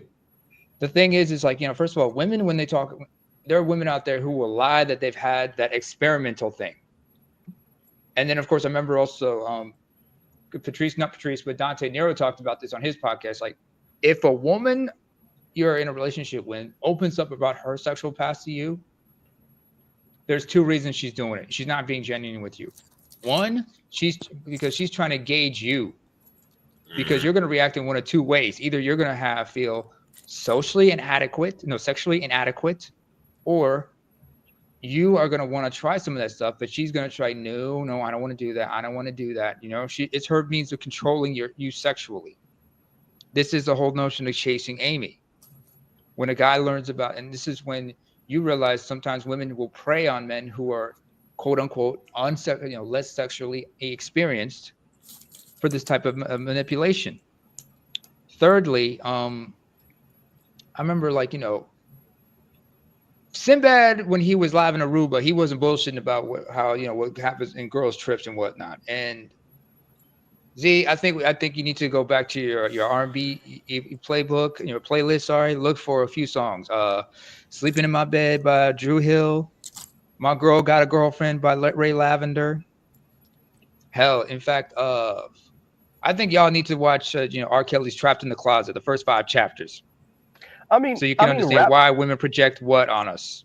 Rappers have the same type of joints. We already know Boosie Day Dykin. We know what's his name out of LA? Dro and Dro and T.I. That was one of my favorite songs a couple decades ago. "My Girl Got a Girlfriend," right? So like that they literally said "My Girl Got a Girlfriend." Like so. No, I'm not saying. No, I'm saying Young Dro and T.I. had a song called "My Girl Got a Girlfriend" too. That's what I'm saying. So yeah. It wasn't a remix. There's another song I remember. It was I don't remember another song. It was by a guy named Bruce Hathcock. Young LA? What's that Young LA song and then T.I. and Dro on it? I don't remember. Anyway, I'm not trying to go too far in the weeds with that name, but there's another song I do remember similar to that. It was by somebody affiliated with Bone Thugs and Harmony named Bruce Hathcock. Mm-hmm. It was called "Twisted." Where he tells the story of how he got with a chick, then realized, and in the song halfway through, like he talks to her like, "Yo, hey, what's up? I see you talking to Shorty over there. Yeah, she's kind of cute, And he said, she said, "Okay, well, you see, I came with you, but I'm leaving with her." And he's like, "Say what?" I said, "I'm leaving with her." The question is, how are men supposed to navigate this shit? How are men supposed to navigate all the women low key being? Well, here's the thing about the low key thing. Wait. That's why I said the question you need to start with is think about the most important things that could happen to you when you're dealing with women.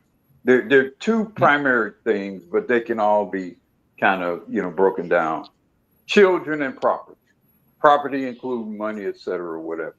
Because it's one thing to love some chick and you fall out of love, or she loves you, you fall out of love, she cheat, you cheat, all that kind of bullshit. That's well and good. My issue with the lesbian is her ability to steal children from me and money from me. and whether I can at all prevent her from doing such. And when I say steal it, it means that you got with me under false premise.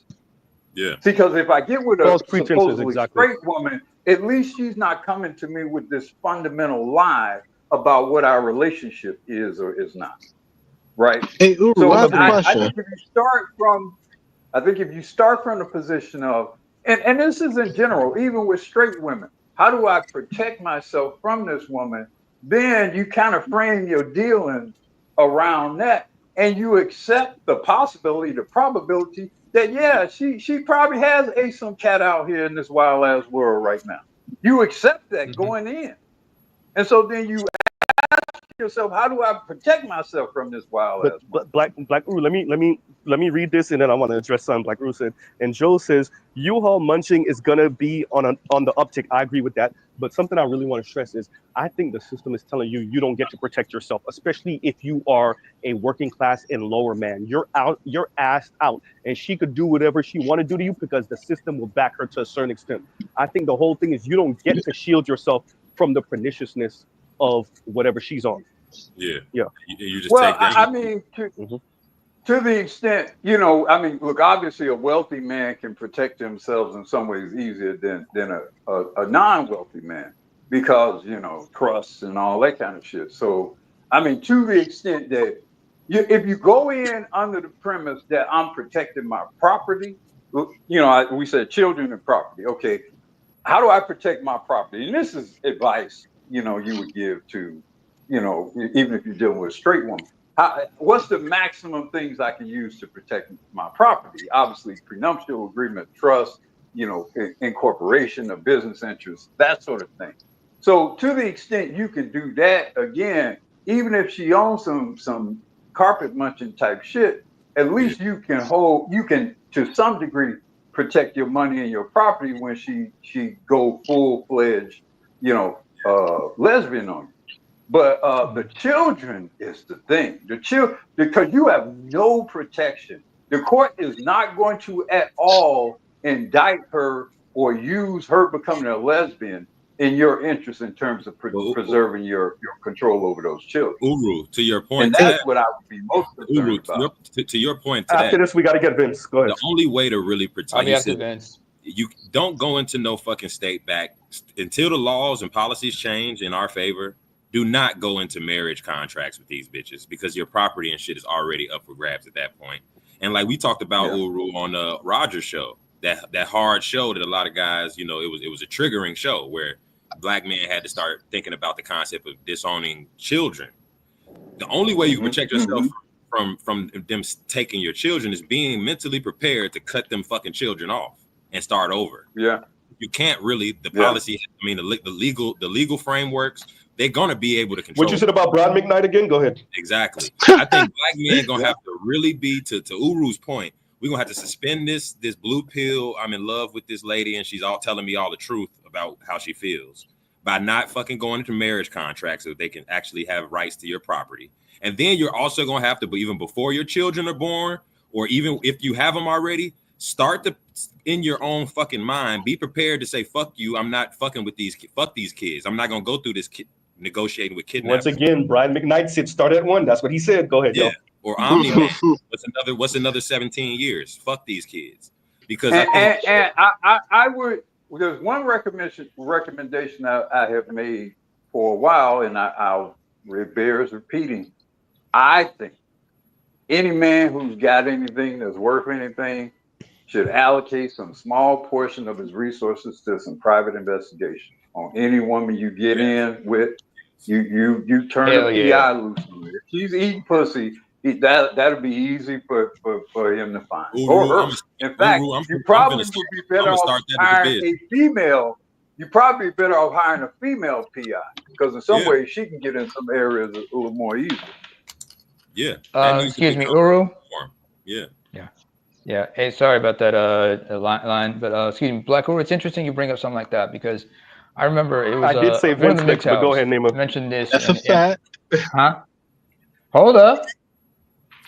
There's a MGTOW member. In Japan. He mentioned that in Japan there are firms that are hired by women where they have certain women just go out and try to seduce their husbands in order to set them up for adultery. That way they have probable cause to divorce these guys and walk away with, with as much as possible. So you have breakup firms like that. And they do a lot of reconnaissance to learn about this man's his habits, what he does and everything. And they'll position themselves in that so as to destroy this man. Namor, based on what you're saying, you hired you a fine ass, sexy ass PI who either is the lesbian or can pretend to be a lesbian and sick her on your wife or your girl. In fact, there's a movie I remember. I gotta find the title, but it stars Liam Neeson, Julianne Moore with Amanda Seyfried. Julianne Moore, what she does is she hires. Okay, I'm just gonna say Vince goes. Yeah, I hear you. What the fuck? Go ahead, Vince. Yeah, go ahead, Vince. The fuck? All right, go ahead, Vince. I'll be after you. I'll be after you. I just have a comment and a question. So my comment is, it just seems as though they're just trying to tell not just men, the black men, move your hand, while they're trying to say you basically can't protect yourself, So, not just in the current paradigm, no. Not if you're trying to go by the normal, the normal narrative of how you build a life with a woman, and you trust what she says. You assume she's not DL. You assume she's not going to steal your kids. You assume she won't divorce you when she begs you to marry her. If you operating on that, bro, you're ass the fuck out. Like, shame when you're trying to protect yourself. Now move your hand. Go ahead, finish with that, Vince. Wait. Vince, finish with that. Then we got Naima. Then we got Better You. Go ahead. My question to Uru, right? Because how we talk about those birds who they hatch eggs, and so like they have another bird take care of their cuckoo bird, the cuck bird, whatever it's called. Yeah. Do you think in nature there's an equivalent to that? In regards to But you talking about black men? Yeah, stepfathers. That's what they call. Yeah. Nah, but as far as for lesbians and stuff like that, as far as I guess in a form of a predator, you know what I mean? No, that's what we're talking about. Basically, the lesbians are there's heterosexual claiming women that are actually going to use that strategy. Let me get this baby.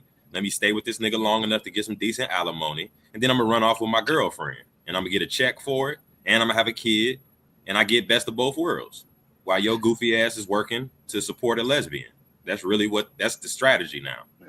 Chris Marsh, that's what Dr. Chris Marsh is really saying, where we need to stop expecting women to do these traditional forms of relationships. We need to be cool with them doing these new age forms of, So I want to bring something up, and then after this, Naima got it, because what you just triggered, thank you, for me, compassionate by saying that, is what y'all are hearing with the abortion debate. So they kicked it down to the states, but in actuality, that was just a ruse to bring it right back up and then do a complete federal abortion ban if they could get away with it. Now, why I'm bringing that up in this conversation is what Dr. Chris Marsh is actually saying, and I would suspect, let me don't put words in her mouth. What I'm actually hearing from what she's saying is what the goal is here for real is to get men to subsidize women when those women come off of that in their mid 40s, late 40s. What is the name? She used to be a video vixen also, and she was same-sex loving for a while. It's not Melissa Ford. It was another Blackwood show. It's not Superhead. It was another. No, I can't remember her name. Her face is right there though. She was a bit. Where we seen her? Where we seen her? Which video we seen her? I can't because I remember them interviewing her. Was she on Brilliant Idiots years ago? I can't remember, but it wasn't Melissa Ford. I want to say it was somebody else. I want to say she was a video vixen. She was same-sex loving for a while. What's that? Anyway, but yeah. So when I hear Dr. Chris Marsh say that, it really is pushing negative liberty all the way to its logical conclusion of, look, the women are going to do whatever the hell they want to do, and we just need y'all men to be there and wait there and provide them with the structure after the fact. Yeah. Let them go experiment. Let them go get on the carousel. Let them go do their interracial marriage thing or interracial relationship thing or situationship thing. Let them go be with other women. Let them do their single lonely vibrator thing. Let them do whatever and be there. Be quote unquote part of community when she eventually crashes out in her early mid 40s. Let them Here's the ride the thing I magic gotta mention. carpet. Yeah. All right. Anyway, I remember something Black Rule just mentioned earlier, something about like how we have to protect ourselves from elves trying to exploit us for children and whatnot. People forget that like an elves couple a lesbian couple will try to sperm jack a dude by trying to lure him into a three-way or something like that. I remember the movie and the show The L Word, they did that. There's been a couple cases where a man who was a sperm donor to a lesbian couple, whether he did it. And Naaman, when you're done, read that super chat for me. Continue. Go ahead. Where he did that, like I'm not sure if he did so anonymously and they acquired his sperm from the bank, or he contributed voluntarily. But either way, the couple they had him hooked up for 18 years on child support because of that. And I can warn you guys, first of all, here in Europe, they're not as hung up as you guys are stateside, or like Canada to a lesser extent. But in many of these countries in Europe, you still have similar gynocentric rules, gynocentric laws, and they're not as. And even though they're trying to prove they're progressive, we have to deal with things like racism. Me, I almost found myself in that situation. I told you before, I was involved with somebody for like in the first year I was here in Norway. I was involved with somebody for about 3-4 months. She wanted to have a kid by me and everything, but like when I mentioned the BGS, the price was too high, and I also have to mention the dangers I was going to put myself in there. Train tracks. Go ahead. Yeah, you really need to start working for Amtrak or some way so you can get like a, train tracks exemption for this bullshit. Anyway, but in my case, here's the thing for me, because I'm a Black African immigrant at the time. What would happen if I had that kid with her? Not only, I said, she would probably, it's not me going to jail, get racked up for 18 years for child support, even though here child support is a lot easier and there's no alimony. For me, it's something worse. Deportation. She could have me charged with something that would have to have me looked over, and if they were able to substantiate that I did something wrong, I would be immediately deported. So she get her mixed baby and get to kick you out the country. Get me kicked out the fucking country. I could not do it. Not to mention, like I said about the whole chasing Amy thing, because she was a switch hitter. She had broken up with an ex-girlfriend who I got to know pretty well, but the ex-girlfriend explained to me, no, it's a good thing y'all broke up. You're okay now, so don't worry about her. By the way, she's still single. The ex-girlfriend got married, and everybody else is, got married, had their kids or whatever. If they're, opposite sex loving, but some are same sex loving and married. Anyway, to Kin Seeing Red, thank you for $1.99. Must be a Black Friday. This is a Black Friday. No, wait. No. He said, first of all, thank you for the $1.99. This must be the Black Friday special. Over a discount, but it's still Black Friday. He said they still kick it with those women though. Good point. Yeah. True. And I wanted to say this about Kinsey. I'm surprised Kinsey and Ray ain't put no money on it for me to cut one of y'all off or something. I'm surprised me cut myself off. I'm surprised he ain't put no money on it. But Naaman, that would have been tragic, because I could see that. And the fact that you're saying so many people have moved on except for your ex, so many people have, ended up with somebody, whether it's same sex loving or opposite sex, and so that speaks to something, right? Yeah. Not only that. Yeah. Go ahead with that, and then we'll get Vince, because I think Vince was trying to say. Oh no, better you and then Vince. Go ahead. And if Lion trying to say something, or Leon, go ahead. Yeah. Not only that, in my case, because even though I didn't get my diagnosis at the time, I'm pretty sure they would have kept me on suicide watch prior to my deportation and whatnot, if it went to that extent. But thankfully, things didn't work out. Hell, I managed to turn. Me being naturally a dick, I pissed a lot of people off, so people cut off ties with me.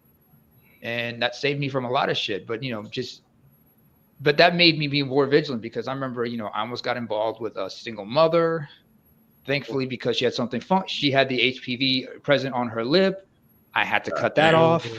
What the fuck? I didn't notice it until later, because it was like in the healing phase. And when I asked her, what the hell is that? I didn't kiss or anything like that. Thankfully, hey, I got tested, came back clean. I've been getting tested for the last few years, came back clean for everything. So yeah, we got to recognize this is war, bro. Like, yes, it is war. This shit is war. These bitches will do things that we're not really prepared to think about. So think about this. You have to move militant when it comes to this shit. I Yes. know it sounds Well, great. that's why Yeah. I you know, you say militant, you know, scouting is important. You know, reconnaissance is important, and I view private investigation and other forms of clandestine or counterintelligence that you can get on a woman or her prior affiliations to be important.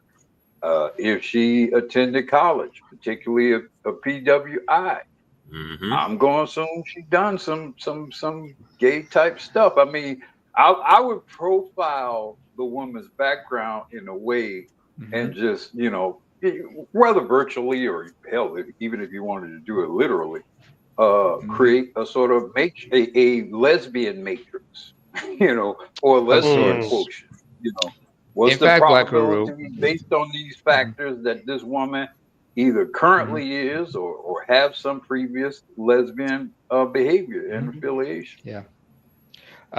If I can read Hey, this, hey, freaky ass niggas. They some tribbing. What they call it? Tribbing. Tribbing gods. That's what they are. Freaky ass tribbing, no, bitches are some tribbing, tribbing gods. Tribbing god. tribbing. Yes. They But weird. to continue what The he said, like 69 bitches. They some tribbing ass gods. Like that's what we're talking about. Go ahead, Nick. Go ahead, read it. tripping assholes, 69 Right, exactly. Literally. assholes, tripping Literally. assholes. Anyway, thank you, Afro Kendra gave us National, a for the line. Go ahead. $2. Thank you, Afro National, for the $2. Not half-assing it by pinching pennies. You know, like you said, freaky ass bitches blowing. What? Ha ha ha ha ha! Laughing emojis. That's what you saw her. You said she was dancing to the joint, talking about blowing in these other women's booty holes. Y'all heard right? Y'all heard her. Look. It is freaky. It is crass. We're used to hip hop, so it's not as crass as it should be to us because it, you know, mainly hip hop. But there is something a bit cringy hearing women speak so crass. Yeah, it's not fair, Z. Why do women have to be the fairest sex? Because we said so. And yeah, so hearing women speak this way about other women in our presence and recording themselves about it, yeah, it is off-putting. And it should be. Yeah, it's not fair. And I said it. Go ahead, y'all. Yeah. What did you say? The internet will what?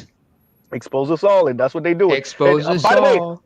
for their 5 nanoseconds of fame, it's not even 5 minutes of fame. Their 5 nanoseconds of fame, they're exposing themselves, they're exposing other women, they're exposing their sexual life. They're showing literally like it is. That's why I told y'all the internet will expose us all, but women are gonna snitch themselves out like a mug. They can't help it. It's interesting you brought up the grooming thing too. It's interesting you brought up the grooming thing too, because there was a case called the San Antonio 4. You ever heard of that?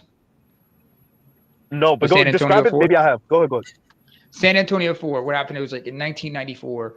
4 Latinas, all LGBTQ plus. They were accused and wrongfully convicted for grooming one of them's 2 nieces, the nieces of one of the 4. Later find out, like, was it a decade or so later? No, 20 years, nearly 20 years later, one of the nieces came out when she was an adult and said that her father coached her and her sister to lie about it, and he set the whole thing up. Eventually, those women were released after an investigation, and they all had their names cleared and everything like that. But all 4, this is in San Antonio, all 4 Latinas, by the way. Z, share my screen. And they're L's.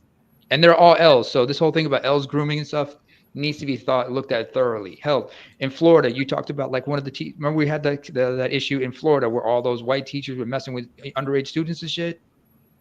One of them was messing with a female student, and the lawyer was like trying to claim that the only reason he said like she's too beautiful to go to prison.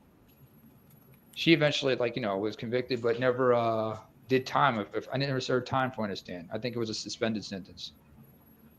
Yeah. Hey, Z, share my screen real quick, because this is another example of this is the climate.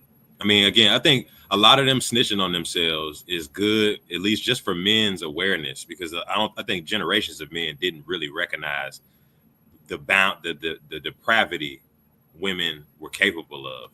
In current times, we're seeing it on full display. But check it out. Draw you a diagram to explain what my life looks like as a solo poly person. So I am at the center and I am my primary partner. There are people who I'm exploring, people who I'm dating, my friends with benefits who I'm romantic with and sexual with, my lovers who I'm sexual with, my partners who I'm 10 toes down with, satellites who come in and out of my life, and playmates who I play with in the kink and swinging spaces. My life is filled with so many beautiful people I remember who this. love me, care about me, and all of our relationships are slightly different, but the love is the same. And when it comes to my sexual partners, of course, I am protecting myself by getting tested regularly. I'm currently on PrEP, and I give my partners my test results, and we talk about what our sexual experiences are to make sure that everybody involved is protected. Because if I were to do like other lines from certain partners, they have connections to wives or husbands or other partners that they interact with. I'm going to draw you a Bruh. Hold up, so she print out like 20 results and pass them out? Yeah, bro. She's on PrEP and don't even have it. Like it's this Well, bad. here's what I will say about her. I would actually applaud her candor, Yeah, and her specificity and her detail. I mean, in fact, Compassionate, I would say she appeared to be a very responsible woman. Whether we agree with her lifestyle, she appeared to be very open and candid about what she's doing. So I would presume, assuming she's actually being truthful here, which is always a dangerous thing to do with Black women, but assuming she is being earnest here, I wouldn't have much of a problem with her. But see, here's where the shit all breaks down. What happened when she gets pregnant? What happened when she gets pregnant? Then now all those men, all those connections, all the motherfuckers, she gonna be fishing for a baby daddy. Who's the baby daddy?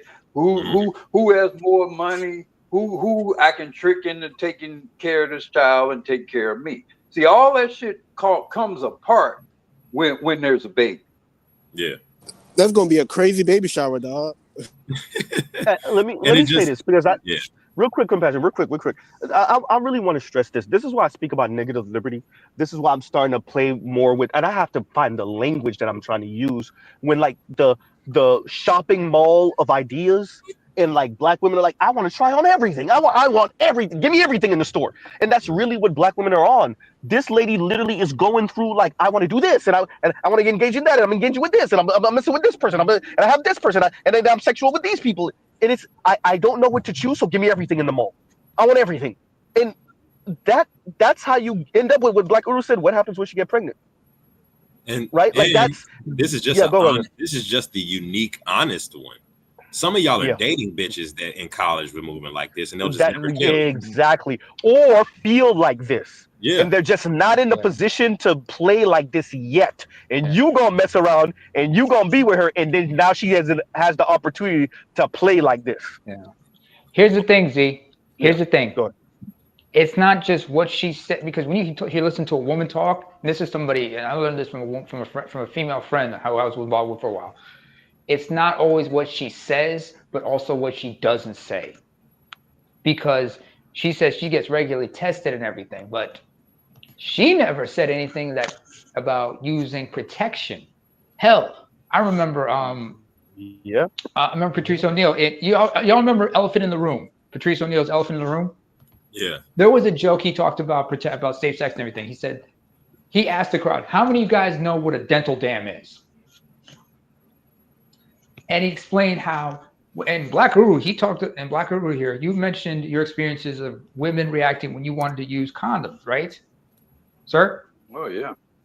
Yeah, and what are they? This was during the AIDS crisis, man. Mm-hmm. I mean, yes, that's back true. in the 80s, man. You know, look, Black women like raw dick. They do. True. They like it, man. I mean, you know, and let's be real. Mm-hmm. When they get that first stroke or two, and they feel like it's gonna be good, they're gonna try to get that rub off. Mm-hmm. Shit. which I is why definitely had that experience. They're gonna try to get that, cause then now they're thinking in their basic primal mind, even though they don't necessarily know it, they thinking this shit's good. I need to get pregnant by this. Keep this nigga around. You know, at their like that animal mind.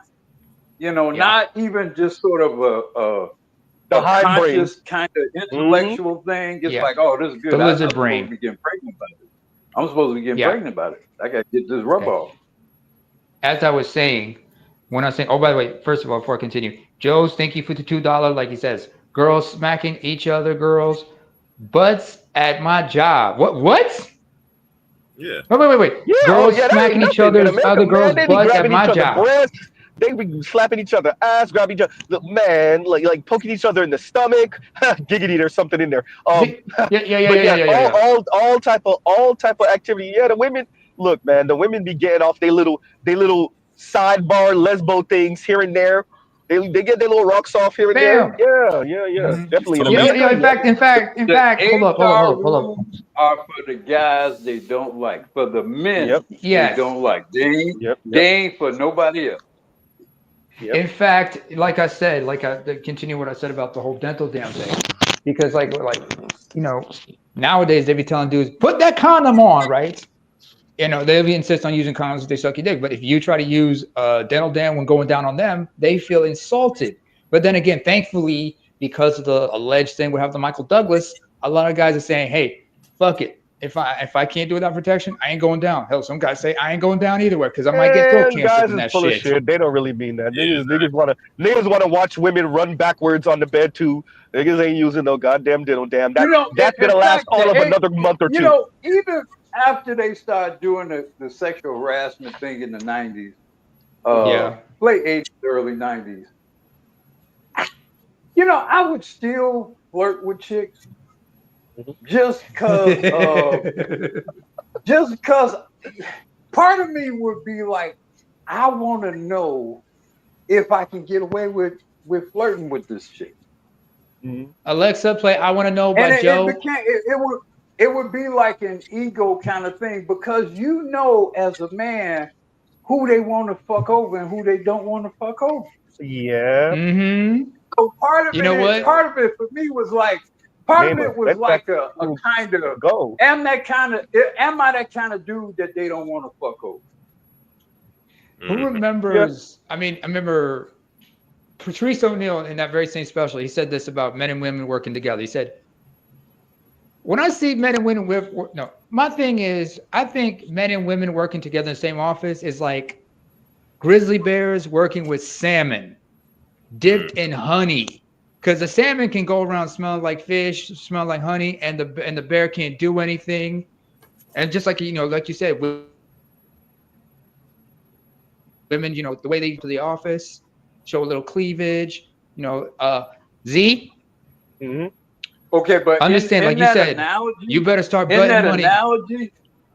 In that analogy, Namer, some of the bears are eating them. I'm listening. Eating them honey dip salmon.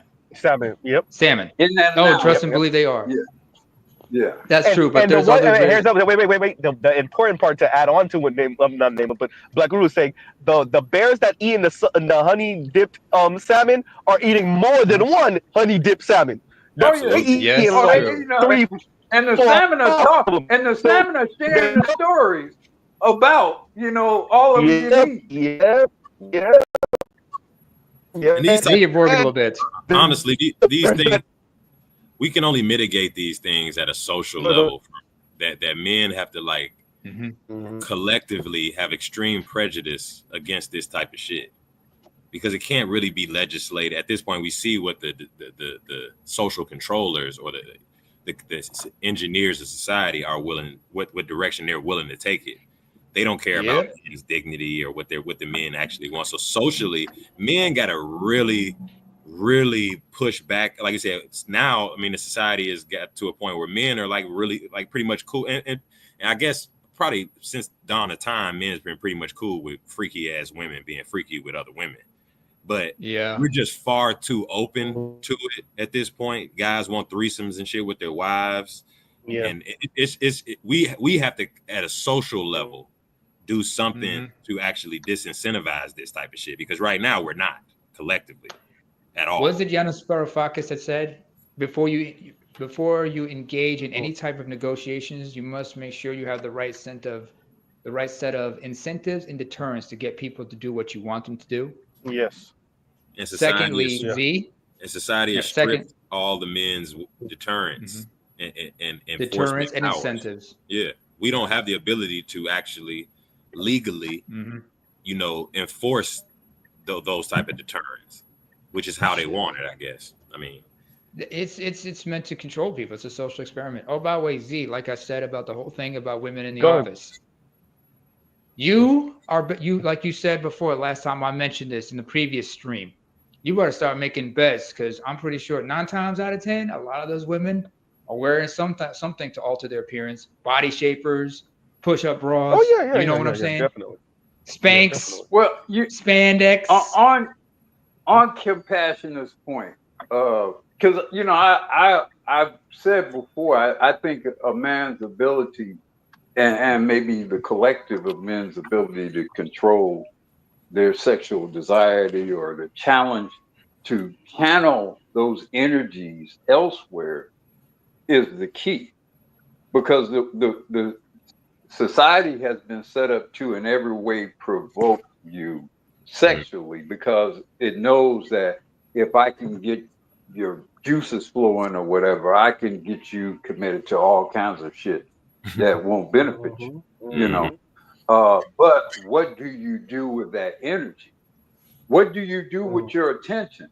Like, I think one of the worst things that, pornography is kind of an obvious issue, but I also think even the more socially acceptable methods of ogling females, your Instagram, is actually even worse, because it's more kind of sanctioned and more kind of accepted, and it just puts men in a cycle of idolizing females. It encourages you to be constantly in this state of desire for females, and then so you'll do things to try to quench that desire, whether get with some women you got no business getting with, or making you particularly simpish towards women. A lot of simpishness is kind of a function of that. So, but you have to do something. What do you do with that energy? What do you do with that fire, that fury?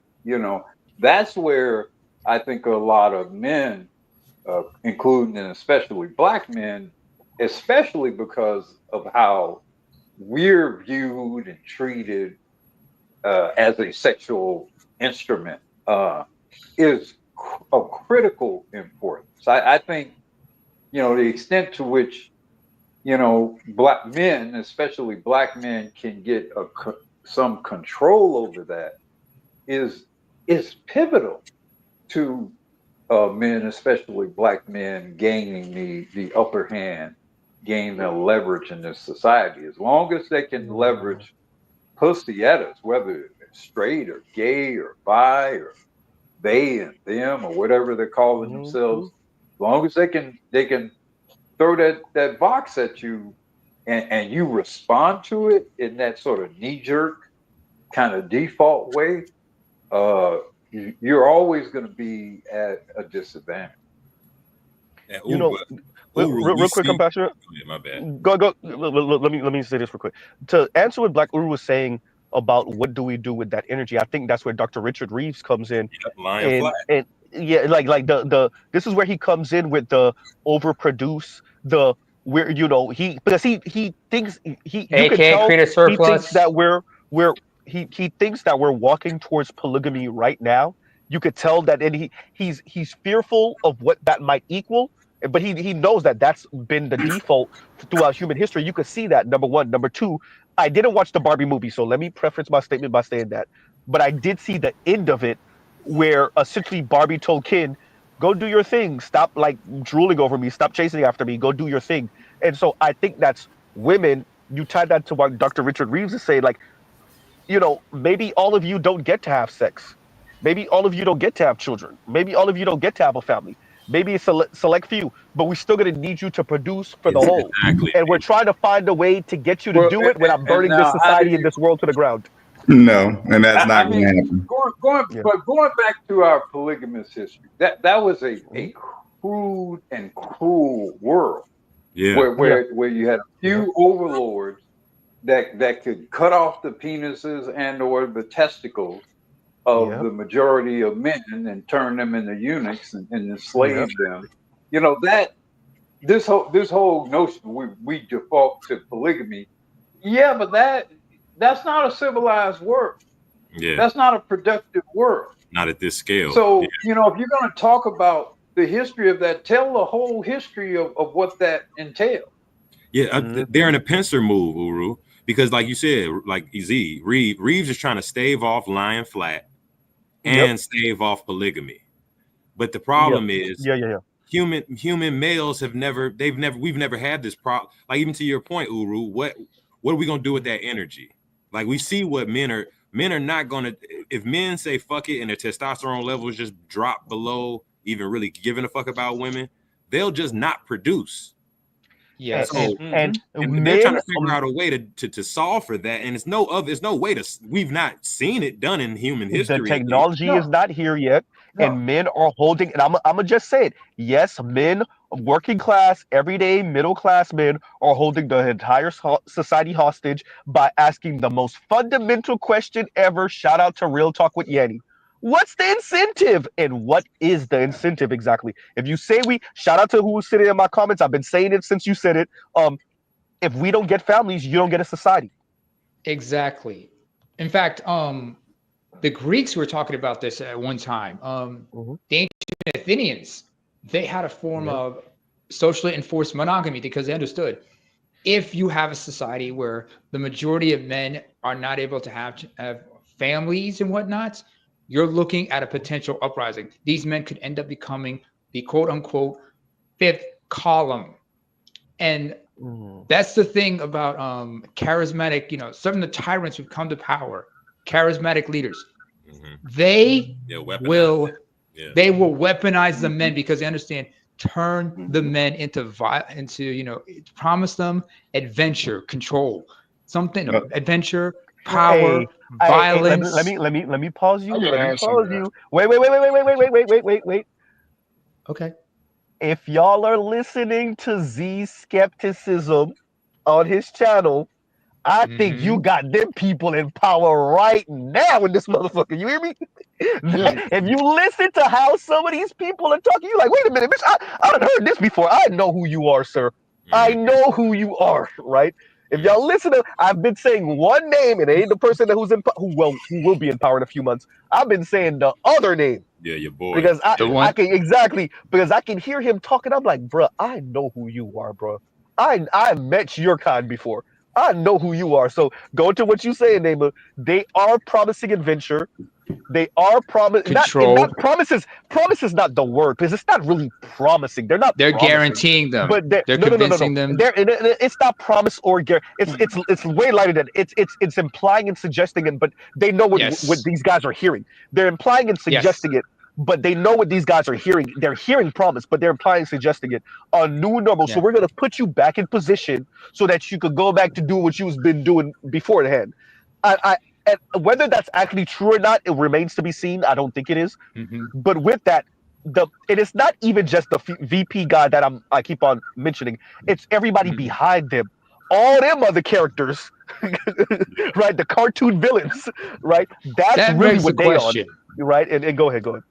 That begs a question about the VP himself. And after this, we'll let Compassionate play this, and then we'll go through. I think Lion was trying to say something after that, but go ahead, Nemo. Right. That begs a question because. Wait. Yeah, I'm sorry, Lion. Yes, it is Leon and then Lion. But go ahead. I'm finished up, Nemo. Well, first of all, on Leon's behalf, Z, stop the bullshit, motherfucker. Anyway, instead of saying create, excess, produce excessive, can we just say they want us to create a surplus? According to Richard Reeves, he's just using vaginal terms on that one. God damn it. Come on, we grown men. Why are we using vaginal terms? We must be talking dude here, like Patrice said. Anyway, my question about other regarding the vaginal VP. options? Go ahead. No, it's no. I think when we talk about I heard you. I heard Leon, you. Wait, Leon, please. Let Neighbor lane with that. Then we got Leon. Then we got Lion. Go ahead.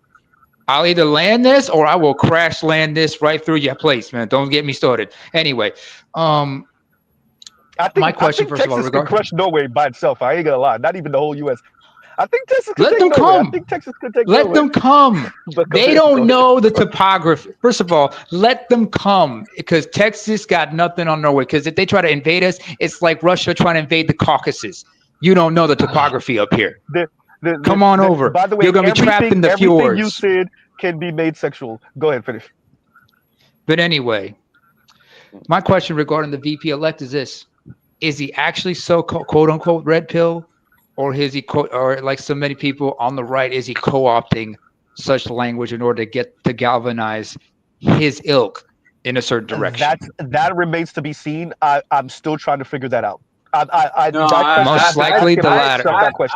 I think he's a true believer. I think he's a true believer. He started an organization when he was at Yale on that shit. When you look at his eyes, he's a true believer. He's a potential Hitler. And when I say Hitler, I'm not saying in terms of what he can actually achieve on the scale of Hitler, but I do think he's a true believer. I think he believes every fucking thing he said. There is actually some parallels with him and you know the little mustache dude because you know if you look at their backgrounds and everything, you understand why they are the way they are. Not to mention, here's another thing, Blackaroo. His 4 years in the Marine Corps, three and a half of those years were in the state. Wait, 3.5 of those years were in the U.S. And in that time, he did enroll at Ohio State. The only time he was overseas is on a 6-month deployment to Iraq. There, he didn't see combat. He'll admit he never saw active combat. He was involved in the propaganda wing. So he was like writing articles, taking pictures and whatnot. Pause for the cause. I told y'all that DeSantis thought he was JD Vance. Literally, like with neighbor just wait. Let me land with this neighbor. DeSantis thought he just like how I said about a year ago. Just like I told y'all, Kim Foster thinks she's Breonna Joy Gray. That's who she think. That's who she thinks she is. DeSantis thinks he's JD Vance. And both of them get the middle finger press. Everybody always, our reaction to them is what makes them angry. DeSantis' problem is that he thought he was JD Vance, and people's reaction to him told him, "Oh no, you're not." Kim Foster's issue is that she thinks we see her even the way she rates herself. She thinks she's Breonna Joy Gray, and the way we respond. The problem with DeSantis was he thought he could replace Trump. But that too. JD Vance says, I'm gonna come up under Trump. Yeah. I'm gonna let the master be the master until I can be the master. Yeah. That's the fundamental difference. That's one of those 48 laws of power they be talking about. Yep. Literally, that's one of the tenets. That's one of the tenets. But this secondly, one more important thing. Let neighbor that. Go ahead. I know that's what I will be cutting off. Go ahead, neighbor. Yeah, this is why I get long-winded because y'all keep cutting me off. But to the Blackaroo's point, the problem also is like DeSantis is a little bit older, and he's had fucking arrogant and hubris and delusional. He's been trying to prove he's a better version of Trump, and he's proven time and time again to fail spectacularly. If y'all remember when he tried to do what was that thing he did with Elon Musk, and that shit just fell right off the rails from the get-go. Y'all remember that shit? Remember that broadcast he tried to do with Elon Musk on Twitter, but that didn't work. However, let's not forget. Also, another thing is Vance has two individuals behind him from that PayPal mafia because they're his benefactors, and Elon and Peter Thiel. Peter Thiel especially, because remember, Trump had, in order to get Peter Thiel and everybody, to back him, they said, here's what we want. This is our man. You make him your VP. And oh, by the way, Blackaroo, when you look at Vance's eyes, those blue eyes, That's not somebody who's seen combat. That's somebody who grew up in a small town outside Cincinnati, who grew up dirt poor, who got into plenty of scraps growing up. Trust and believe this guy grew up fighting. I think. Shout out if Ed, if you still in here. I think Ed got it. I think Ed said he got clan eyes. I agree with Ed on that. I agree That with too. Ed on that. Shout out to Ed. If you still in the comments, Ed was like, "Yo, he got clan eyes." I was like, "Hey, nobody describe it better." I agree. I mean, Middleton, you know, his hometown. No, maybe I'm not gonna let you finish. So Let me finish. Next. Okay. Yeah, so we got in Leon and we then got in Ryan. a Go whole ahead. fucking conversation about a non-white guy that's a governor. That's his stay a fucking governor. Exactly. You're anti-black. You're anti-great. Keep on doing your job.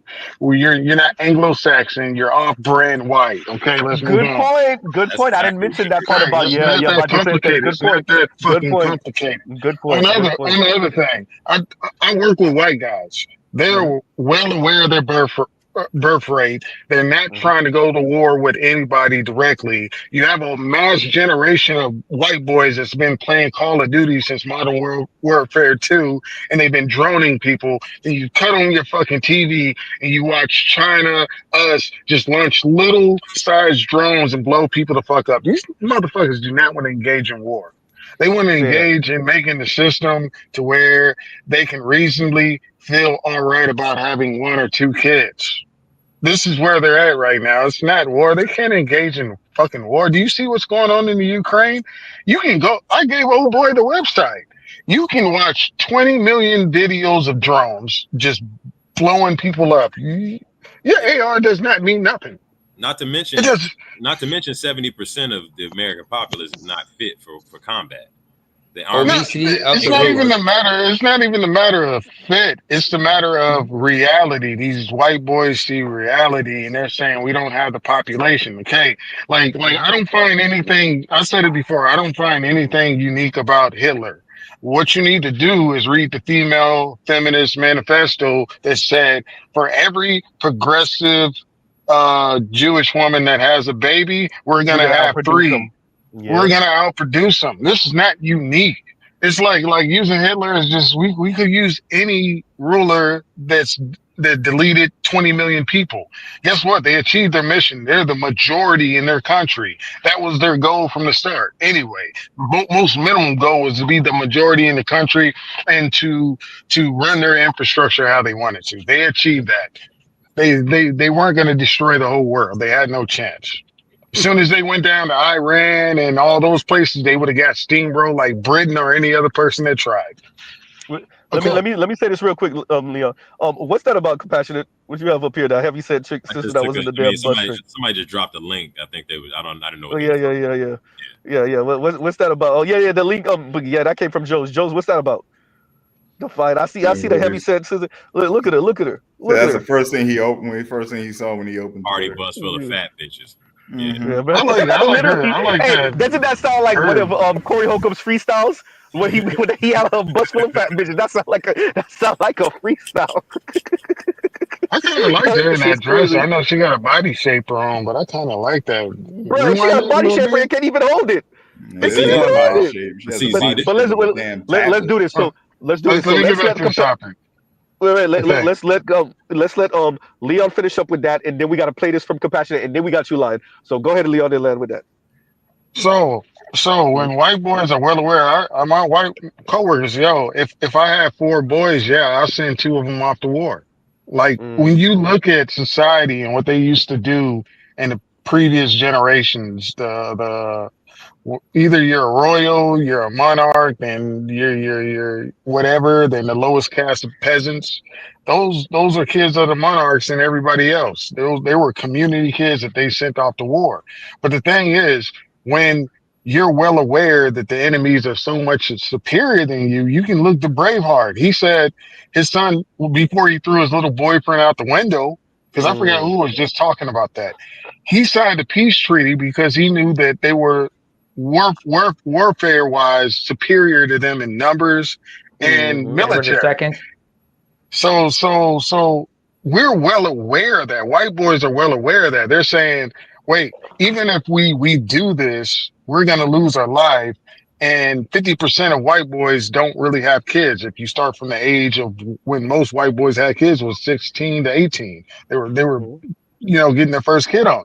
So you're talking about we're going to go over, we're going to lose our life, our population is going to dwindle. We already understand the replacement. So we're going to have to replace these people with skills. Wait, so how many are you going to send to war that actually has some level of skill and education? And how do you replace that when it takes the fucking 30 to get to actually utilizing your skills in the market? You're planning your own downfall. White boys already understand this shit. Wait, the smart ones, not the average white dude. No, I the don't think is average nowhere. ones. You think the My average? blue I don't collar, know about that. my blue collar coworkers know it, and my white collar coworkers know it. I was just on my transportation. White boys talking about it. I'm like, they're like, we live in a world, my kids, they're like, my kids are screwed, and they're cheering on the stuff that's going on in Chicago. They're like, yo, we should send some rednecks down to get with the gangs that's talking about uniting. And I said, how do you know about the gangs uniting? He's like, yo, we know. He was like, y'all can do y'all gang stuff, and we can be on top of the buildings sniping Venezuelans. This is their conversation. They know this stuff. They're well aware of their birth rate. They're well aware that their kids don't have a chance of upward mobility. White boys already know this shit. Don't play them like they're The stupid. average They white know dude. this. Yes, I don't they think they're know stupid. I this. was thinking about uninformed, whether they were informed or not. I don't think it's not about stupid. It's about more ignorance. But no, you're saying they know. It's their form of being informed. The way they articulate it. If you get in a conversation and just ask them, they're like, "War? Are you stupid?" No, like my kid's gonna go to public school, and I have no way to pay for college for this boy. Let alone my daughter. They're fully well aware. I make jokes about the 60-year-old guy that I want to trip down the stairs. Like he's not quitting it. Like I heard they you say it know. before. But I'm not let me pause joking. you right Like there. every time No, I I heard see you him, I say it just think before. I about. heard you say this. Go. Let me say this. Let's say. Let me read this real quick. And Joe says that was the U-Haul month. So okay, I get what you. That's why you sent it to us. Okay, and which makes so much more sense now. So go ahead and play this compassionate, and then we'll have line. Yeah, so this is what, to Uru's point, this is what this is what decentering women for younger men look like in America right now. Day in the life of an unemployed 20-year-old. I gotta sleep in early today because the only thing I have planned is Monday Night Football. I've been waking up super thirsty, so now I keep this jug next to me, and it's been a game changer. I always have cereal for breakfast because cooking takes too much time. We got about 4 hours till kickoff, so I'm just gonna play some NCAA for the meantime. I ended up getting my ass kicked. This nerd is up 143 before half. Bro needs to get a job. I ain't too pressed about it though. I could scroll through reels for a couple hours. Maybe cook up a couple prize pick lays. I'm a pair anytime Tyreek TD with under Will Levis passing yards. I got tired of scrolling, so I took a little nap, and then I woke up feeling like crap. But then I started to get some fire reels, so it cheered me up. Got about an hour till kickoff. I'm going to send in a little DoorDash order. Got me some Shake Shack for the game. Yes, sir. And no, I didn't leave a tip. Then I passed out from food coma. Tyreek Hill sold my parlay, but my fantasy team. This is the day. Before we get to that, let me read this because it's been up for a minute. And Joe's thank you, and he says, "Hey, just open Twitter and this freaky fitness ad." Well, wait, is that the one that you just sent? I don't know. Yeah, the but one okay. they played before with the So so that's funny. That fitness. Homegirl had roll. Anyway, you know what? We just gonna leave that right there. I don't know what type of fitness that was. Rolls on top of rolls. And I agree with you. That looked like the same-sex loving wedding bus. That's what it looked like. It looked like they're supposed to be quote unquote bachelorettes, but they probably on something else. Quite frankly, and once again, thank you for the super chat, Joes. Let me read this one now. And I'm gonna leave it up for a little bit. And Cyrus Burke says, "Thank you for the super chat." He says, "Everybody but black men want to bring Rome back."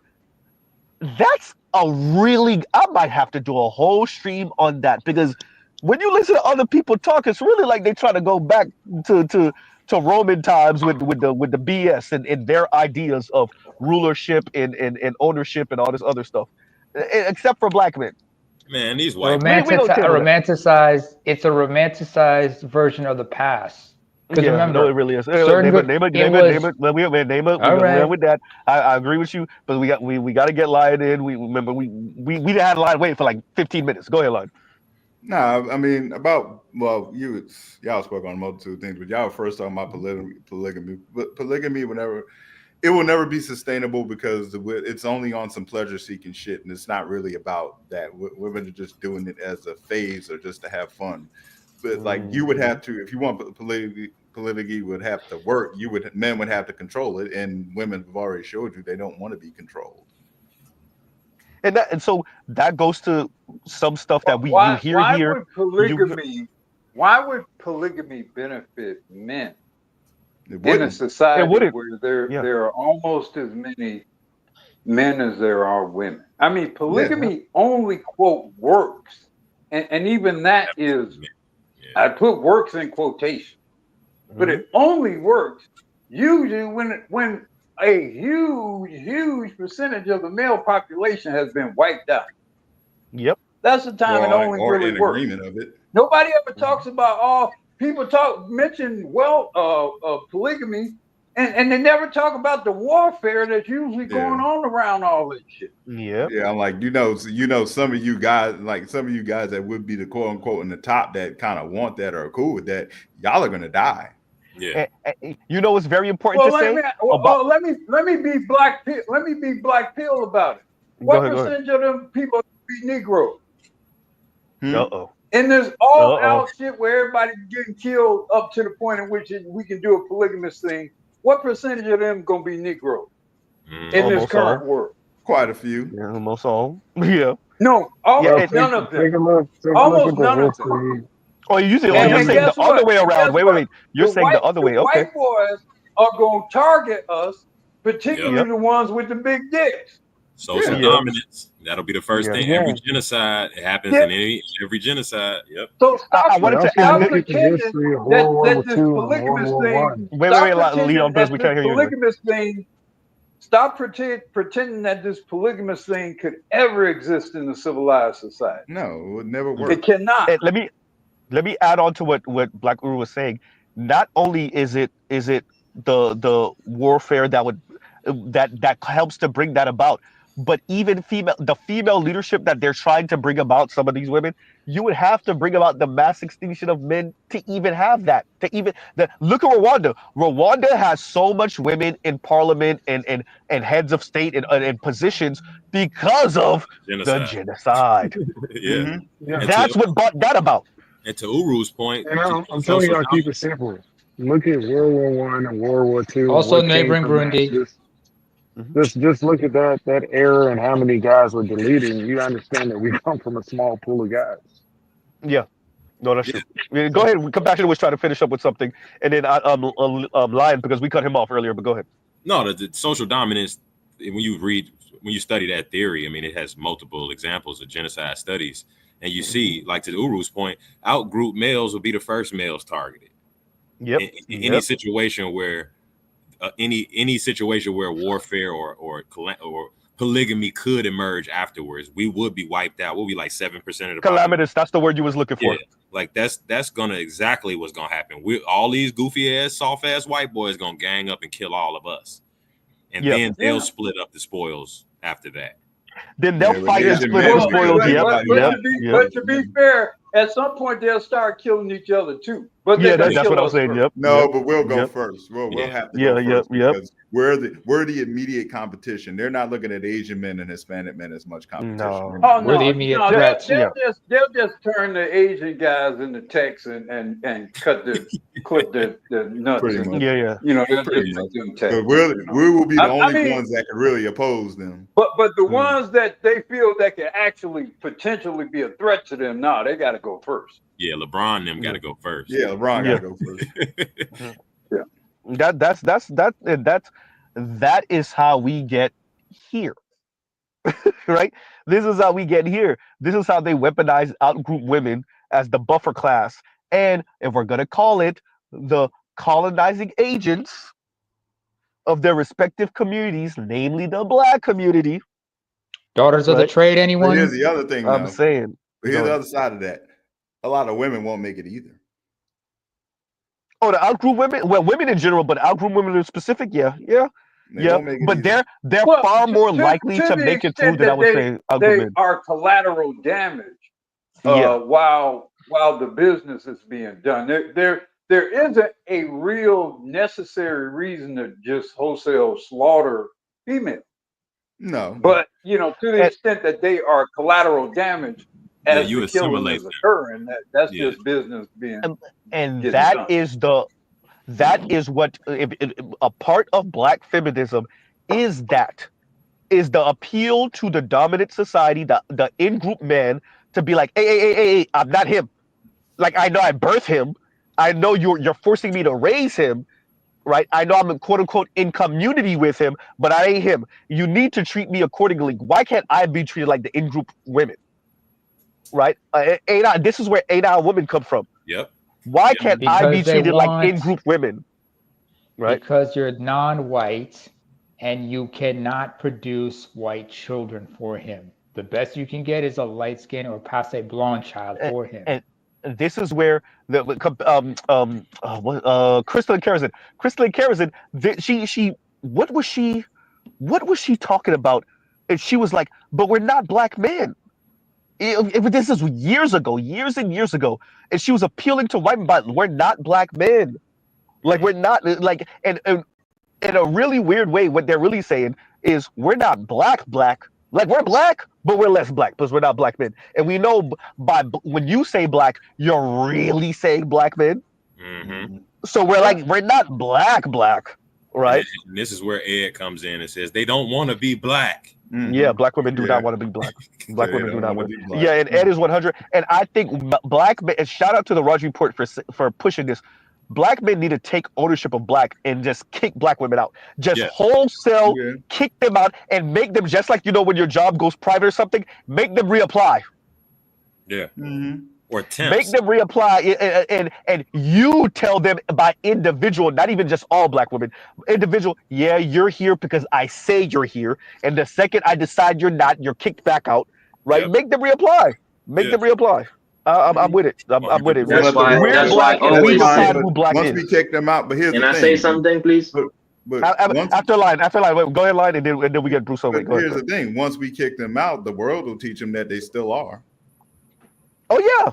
Yeah, The world but don't that's when show they them. come. That's when they come back begging, because the thing is, they're going to try to play buffer, right? They're going to try to play buffer with. We're not black, so we're not okay. Fine, we're not in group women, but we're not black.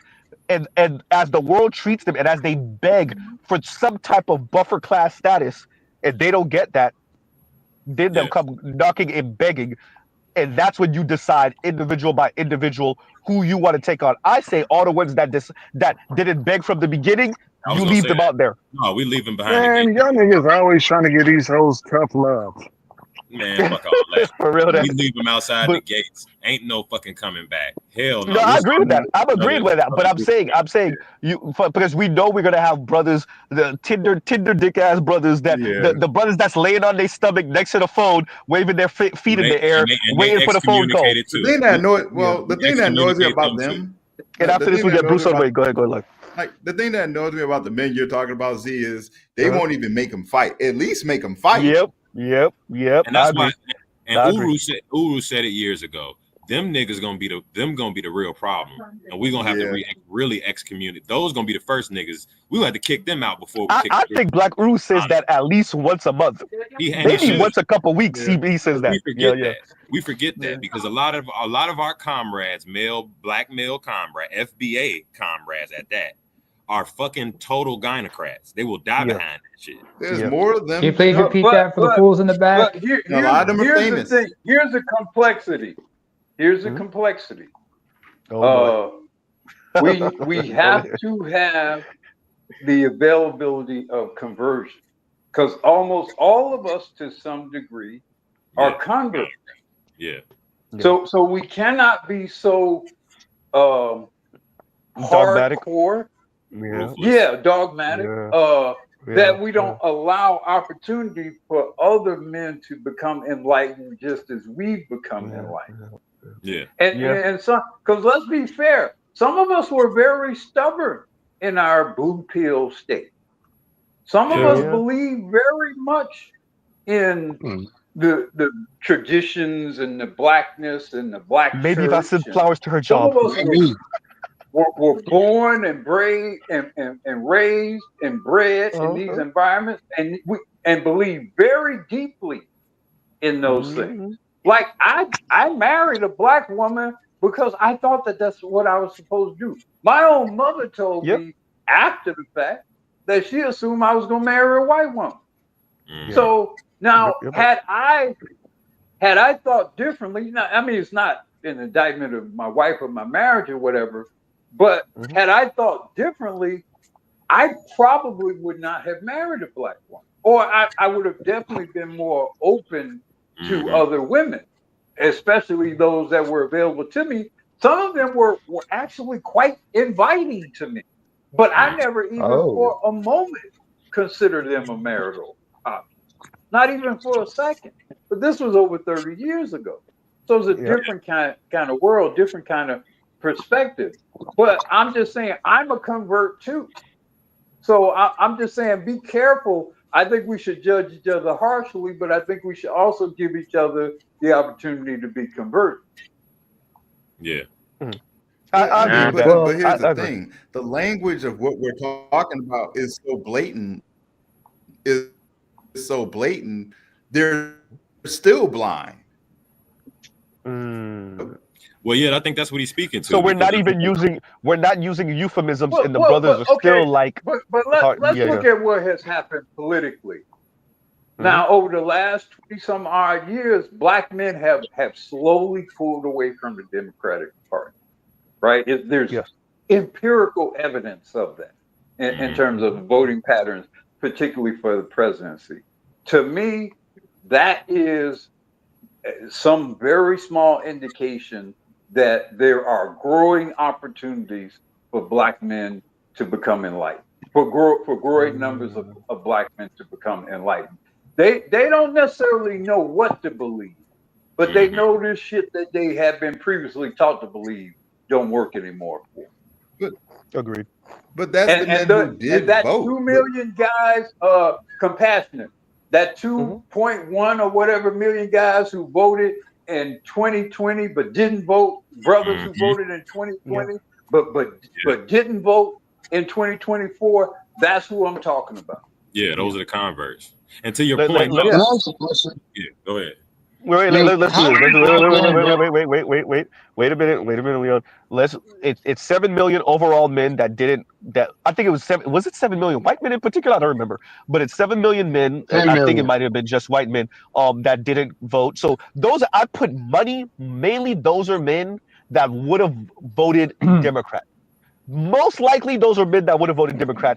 White men that said, "Nope, I'm not doing it." So that's number one. And then and when you're saying no to that, before we go to that, I gotta go. Wait. I gotta go. Bruce on Wayne, then Leon, then you got Socrates. So let's let Bruce on Wayne won't be that long winded. Go ahead, Bruce on Wayne, then Leon, because Leon's gonna push back, and then Socrates, because he gonna push back too. But go ahead, Bruce on Wayne. When it comes to who's black or not, here's my position on this subject. I say as a black man, I am black. I am what they refer to as black. I am what they shall see as black. I am the culture. I am the swag. I am the salt. I am the sway. I am black. So wherever I am, I bring black with me. So I get to decide who's black or not. So if I grab my pipe and shove it into any woman, I don't care what creed, color, background, or religion, she is black from now on. And that baby is black. So I think that's how black. I don't know about that American first part men. about the lady being black, but I definitely agree about that baby being black. Here. I agree. You know what? Well, I mean, the question I would have for Bruce, is, for how many generations does that apply? Every single generation. Okay, so you put yours in the white woman, and that child is black. Your son did, but then yes. That child puts it in a white woman. Is that and you have Drake's black? son. You have Adonis. That third generation of child puts it in a child, and that I don't know. How long that shit lasts? Wait. Let's say this. You have Adonis. you have Drake's son, and you have Kendrick calling this That's a Justin. whole damn white boy. Thank That's you. a whole solid white boy. You have Kendrick trying to be. I see what Kendrick doing, trying to be diplomatic and calling mini me Justin Timberlake black. And I'm like, I see you, Kendrick. I understand why you did it, but that's Justin Timberlake. That is Justin Timberlake. You call it black. You call it Drake's son black. That's Justin Timberlake, bro. I don't know. If that baby comes from my balls, baby So Justin. I mean, the he's black. question I have is, how long does the black last? Yeah. No. Don't worry about it. Black will always outlast them. That's where the fear comes from. Yeah. No, I'm just saying. No. In Yes, but maybe America, not. I've seen that not last very long. Yeah. Well, look at Patrick You're Mahomes. seeing it. You see it with the Jacksons too. Yeah. Y'all see it with the Jacksons to be a prime example, right? I mean, I guess you can't have consecutive generations. It can't be more than two. Yeah, I mean, but damn sure it can't be more than two. Like you said, Your blackness becomes diluted. It's one drop, though. Yeah. Well, here it is. As we become, as this paradigm starts to shift globally. I mean, it is going. I mean, phenotypical. I mean, it is going to become a problem. What do white people say? Start to watch white our people. Hey, what's the white people make the rule of whiteness? Wait. The Lions wide receiver. His father was a bodybuilder. Was a famous bodybuilder, and he has a white wife. And the son, I think he has several sons that play in NFL, but one is like the top receiver for the Lions. And he talks very candidly. St. You can Brown? find him in TikTok. St. Brown. His father I'm on was Ross St. Brown. You're talking a about well-known bodybuilder or whatever. And he talks very candidly about like genetics and particularly black and white genetics. And he told his sons, okay, I done already cut the black by half. Y'all can't cut it no more. He said that to them. And he said it from the standpoint of athletics and superior athletic genes. Y'all can't have no more, y'all can't have no kids with no white woman. I cut it as far as it can get cut. He said that you can find to his kids. No, we complicated it. So when you look at the actual, he makes my point of the question of passport and SYSPM. At what point are we gone? Okay, skinny black guru, sir. Wait. Everybody, there was a line. So we'll do this. We'll get Leon Socrates did name it because I heard you name it. So Leon Socrates did name it. Go ahead. All right, so there's two topics I have to touch because he added that. So when you look at class and caste, when you're talking about athletes and you're noticing all these very light-skinned athletes, my cousin, he's slightly lighter than me, and Mrs. Z, I'm gonna send you a picture of his children and his wife, and they're 100% white passing. They get those good tans. He look just his kids look just like those white kids. They the Megan Markles of the world.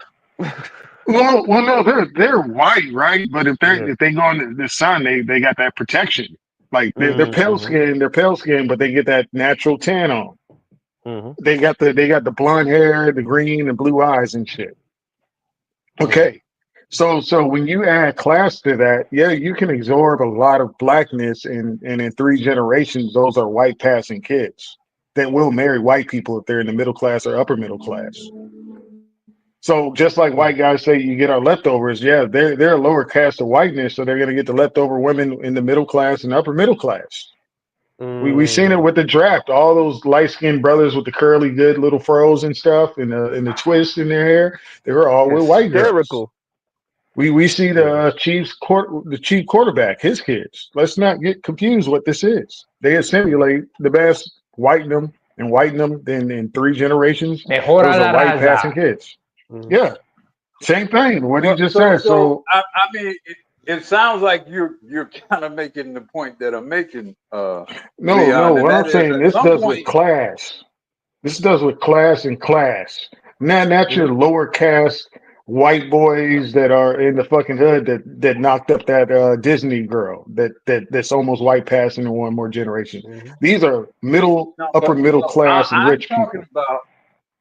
about black men who are talking about pursuing relationships outside of The black ADOS people. community. That's what I'm talking about. So at what Um, point when you go to Colombia or Vietnam, or wherever, at some point do you disappear?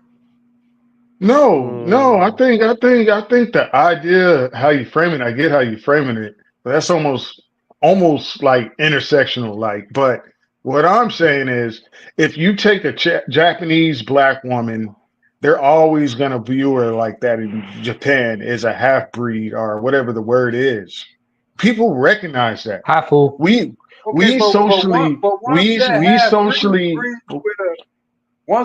okay. breeds with a Japanese, then that's It's a quarter breed. And no, then no, once that no, breed with no. a Japanese, that's an 8 breed. At a certain point, Okay, you gone. we're the only people that recognize that. We have socially accepted that, Black Uru, that when the light skin comes in, we say that that's a mixed hit. They generationally know that. They say that's the half. Oh, that's the mix. They know. They don't care if you're a quarter or nothing. You are what you are to them. Somewhere in your bloodline, you've been Does mixed up. anybody else You're impure. understand the question? Yeah, I I mean, get what because you know. I don't know if I we get have what a you're saying. different Hey, No, no, no, Black no, no. discussion Guru, or, Black Let me Guru. frame this. Let me frame this. What Black Uru is saying is specifically in America, how many generations can you go while still claiming some type of blackness It for matters your your class. One, progeny? one. It matters your So class. It's one Z. It's I one Z. yeah. Once you're mixed, you're not black no more. That's all there is to it. If you I read mean, all there's the an ancient, argument for that. There's an if you argument for read, that. if you read all the ancient literature, the mulattoes and the mixed breed were the buffer class between the blacks and the whites. That's a They fact. were the buffer class. That's what we're creating. All the brothers is in the bourgeoisie mating with these white girls.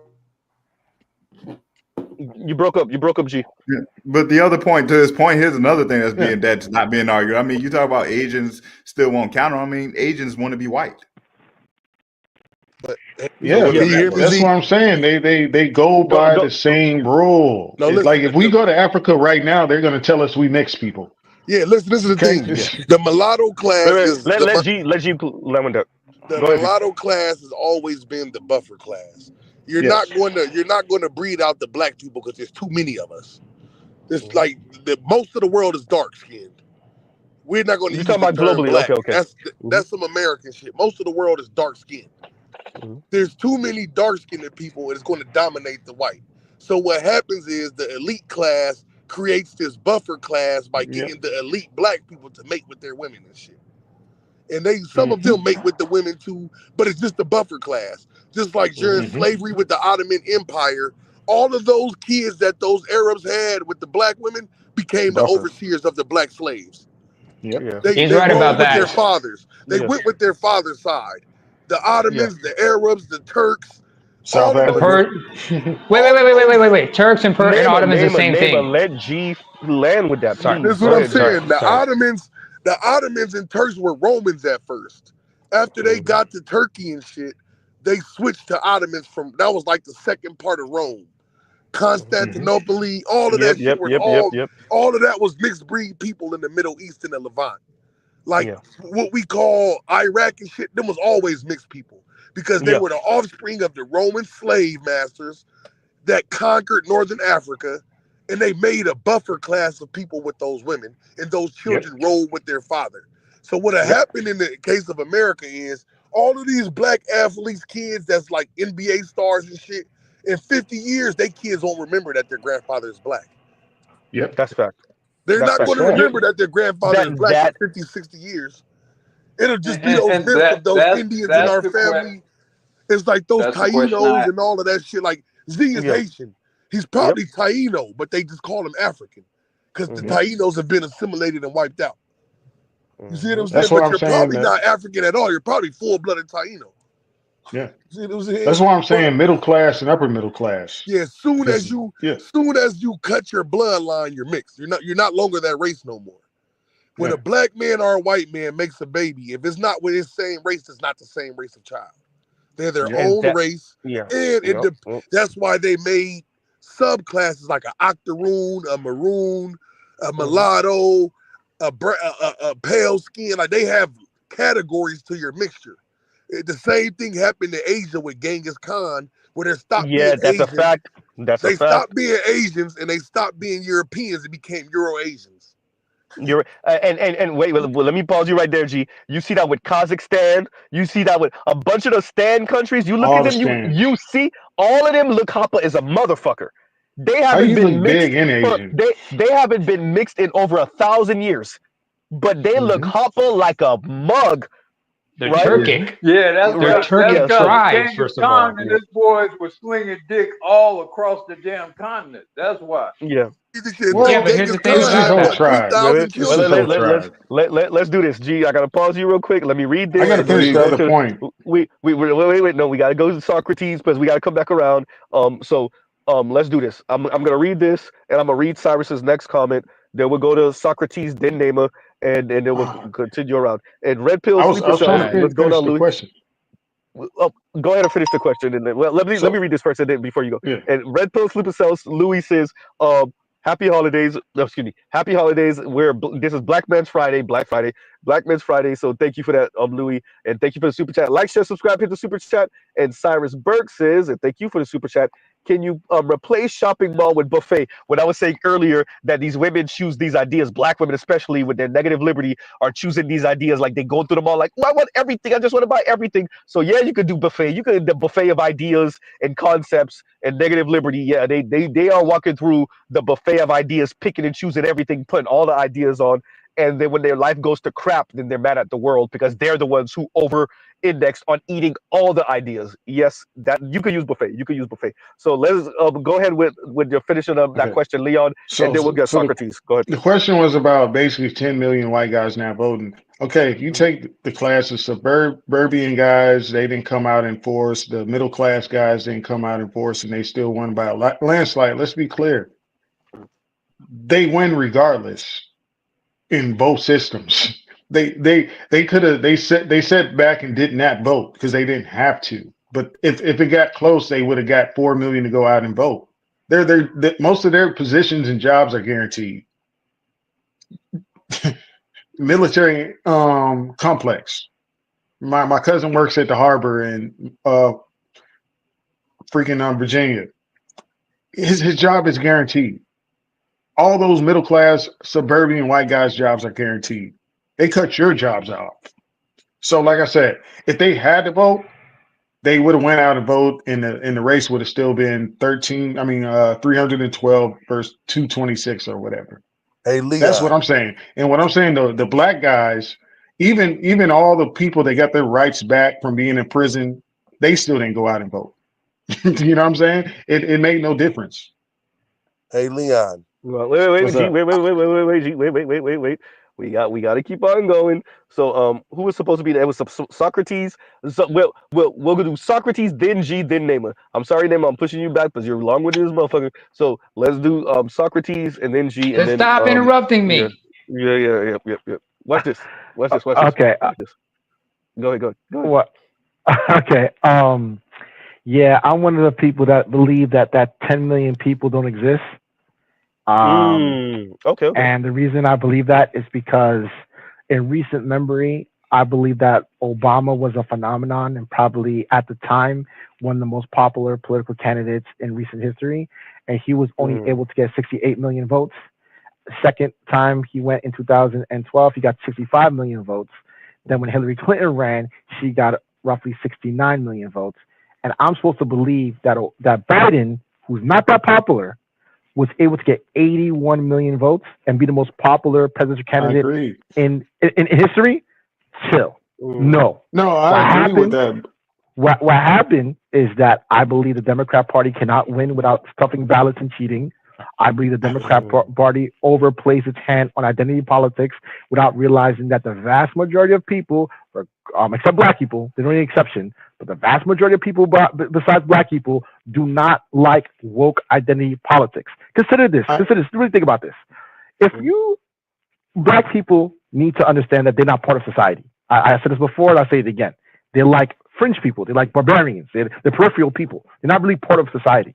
So they're not really part of the economy like that. They're not really part of capitalism like that. They exist in the peripheral of society. They think they're part of society, but they're not. So what happens is that they believe that other people are like them. And it couldn't be furthest from the truth. Other people have intact family. Huh? I get all that. All I'm saying is there's something that real quickly on, because there's something that I find interesting about because the peripheral group. So that speaks to Nixon when he was saying a colony within a nation, speaking Absolutely. about black people, and I would tend to agree with that. I don't know about because I think they do see real quick. I do think that the dominant society and those associated, so certain Asians, obviously, certain Latinos, the people that's like you're affiliated, right? I do think they do see the black community writ large as quote unquote barbaric, right? And when I don't believe that. I'll tell you why in a minute. No, can I tell you why the 10 million are real? Wait. Let's do this. Go ahead and respond to what you're going to say to Socrates, and then we'll let Socrates finish up with what he was saying, and then we'll continue on. Go ahead. People went and voted because they were bored and on lockdown, and I'll say there were a few million that were fake from both sides. But when you look at it, like I live in Texas, white boys already knew the outcome. The women already guaranteed them the outcome. White women make up damn 55% of Texas. They voted Republican. They didn't have to. There was 3 million white guys that didn't have to show up. When you look at these other states, a few liberal ladies were surprised that their husbands voted Republican, and you have these mass areas that people didn't even vote. Why? Because 53% of the population is women, and they voted Republican. They sat at home because they knew the outcome. And what I'm saying is, when you look at middle class white guys, our upper management, our managers, all these people, the upper middle class, a lot of them didn't vote because they didn't have to. Look at the numbers of women that voted, guaranteed to win anyway. Look at the Latino women, and you start looking at the Asians, smaller populations. They were going to win anyway. They got out because Joe Biden. Can I respond? Okay, listen.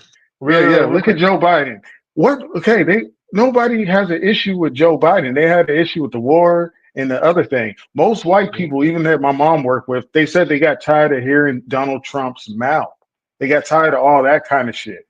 They weren't tired of his policies or nothing. They just wanted something more straightforward without the craziness. And they everybody agreed to Joe Biden because he's basically a fucking Republican that put niggas in jail 24/7. So they already know how he's gonna run shit. Shout out to them blue dog Democrats. Real quick, Z. It's not a thing. If it wasn't Joe Biden, Leon, finish up with that, and then we got Socrates, and then you got a G. If it wasn't a guy like Joe Biden. If it wasn't a guy like Joe Biden, Democrats wouldn't have won. Bernie could have won, but if it wasn't Joe Biden, they wouldn't have not won because Republicans are cool with fucking Joe Biden. We all fucking know it. Yeah. Go ahead, Socrates, and finish up with that. I just want to respond to Socrates real quick. Okay. Go ahead. That's up to Socrates. So he said, "Okay, go ahead, G. Go ahead." Now I'll say this about his opinion. I disagree with him because. You from America, right? Yes, that's correct. All right. So what does America export to the world mostly? Let me think. Energy, culture, military. The most important thing that America export to the world is culture. Yeah. Now, when you go around these kids, right? This why I agree with you that our vote doesn't matter as much as we think. There's not enough of us, and we don't have a concerted business effort. So I don't think that our votes actually matter. What does matter is that black people are the moral compass of America. We are the moral compass. We are the cultural compass. We are a lot of things to America. But this is what I'm saying. It's stuff that you don't see because people let him frame the argument real quick. Listen, this is what people don't see. When you go around Hispanic kids, Asian kids, and white kids, what are they talking like? Either extremely white folks or black folks. There's really no Now, middle, this really, is what to I'm be honest saying. with you. Hmm. The value that black people and black males specifically give to America cannot be touched. We make America cool. The reason that people are copying America is because of us. Now, they might be Yeah, copying all the money shit, but we make the money look good.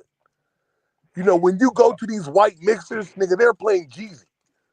You know what I'm saying? It's not okay. about the music itself, it's about the culture. The type of culture the type of influence that we have over the culture is the reason they won't just kill us. They won't just get rid of us because they can just kill us. It's that little bit of us. They can just knock us all off and say, fuck these niggas. But why don't they do it? Well, Uh, on um, G's point, I mean, even you don't have to go outside of the United States. I mean, even in the United States, all the music, all the culture, all the language, all the sports, you don't have any of that without black men. Like any of it. So when you say Socrates, I guess you would have to define to me what it means by not being a part of American society. Now, yeah, okay.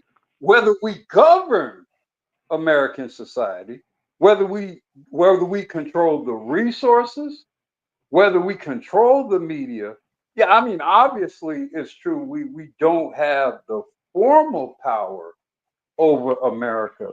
But brother, I mean, I don't know how old you are or what your historical background is, but brother,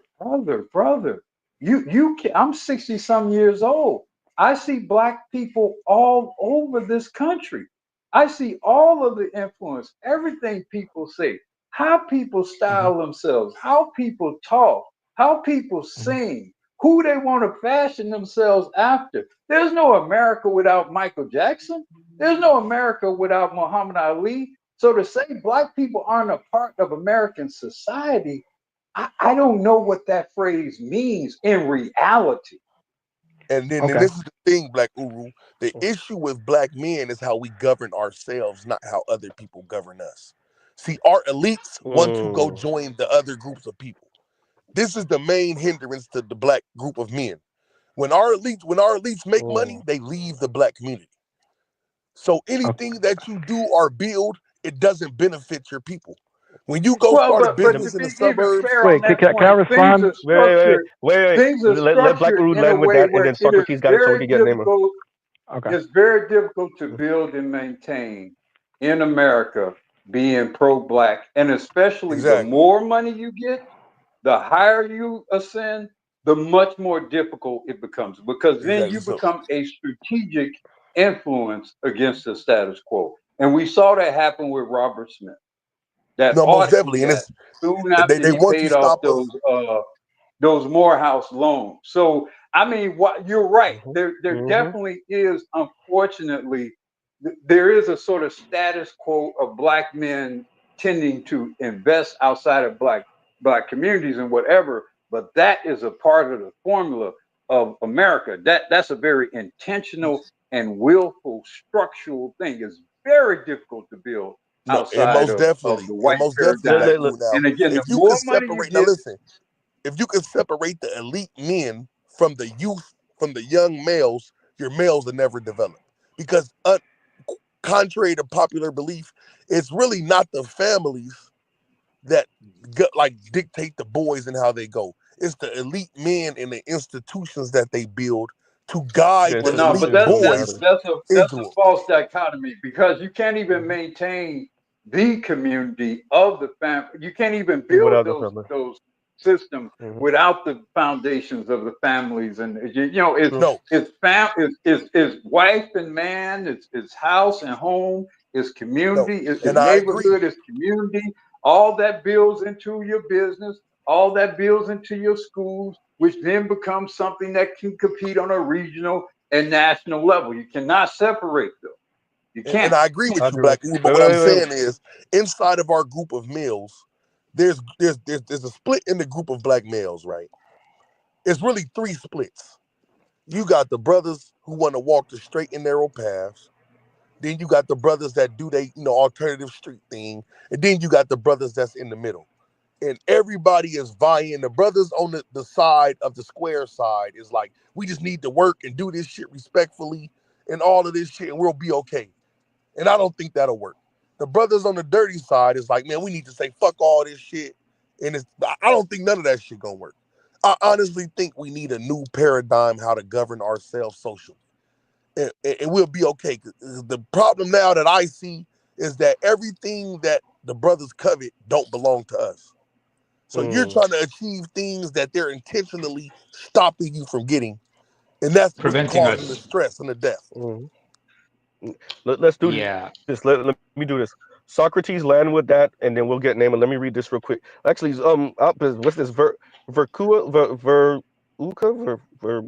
Salt strategy. Was that a Oh, character in the Veruca salt Willy strategy. Wonka? That was one The of Veruca salt strategy.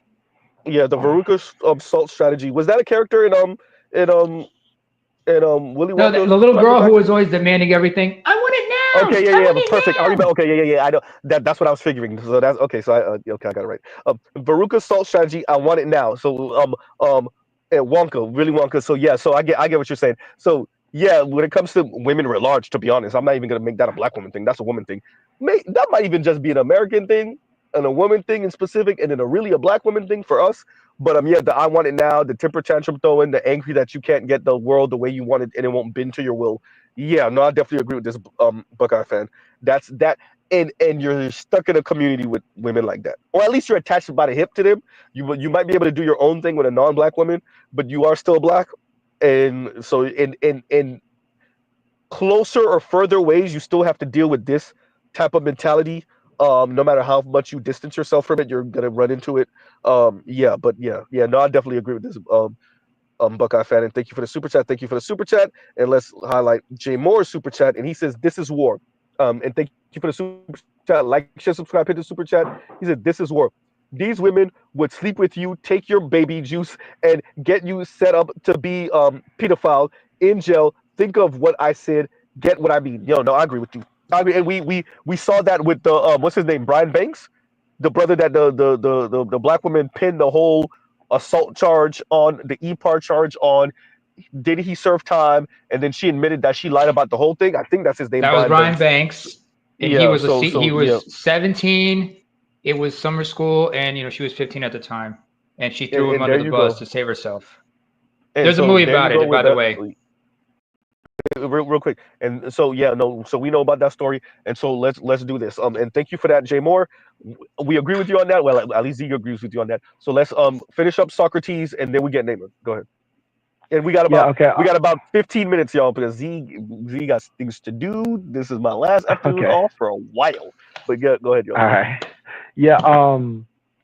Yeah, I believe that what I was saying about the 11 million people that appeared during Biden, I don't think they're real. I think it was due to the mail-in voting, ballot harvesting, and a lot of trickery. I'm not saying that doesn't happen on the other side, but I think it's less common. And the reason why is because the Democrat Party, because it leans on progressivism, overplays or exaggerates how popular it is.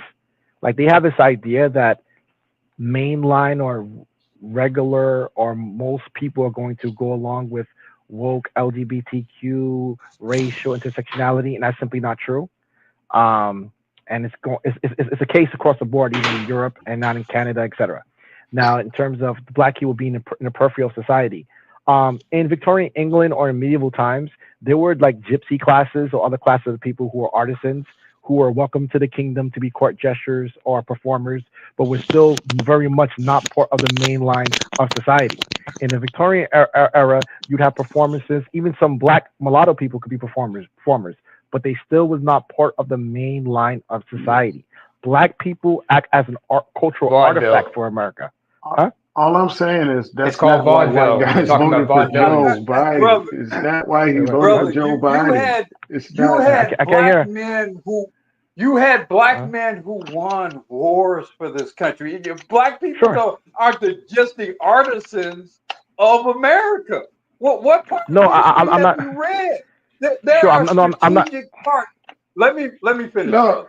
Because I mean, you know, Look, there look. are strategic parts about the You existence overthinking of it. the country that are black people are directly tied to.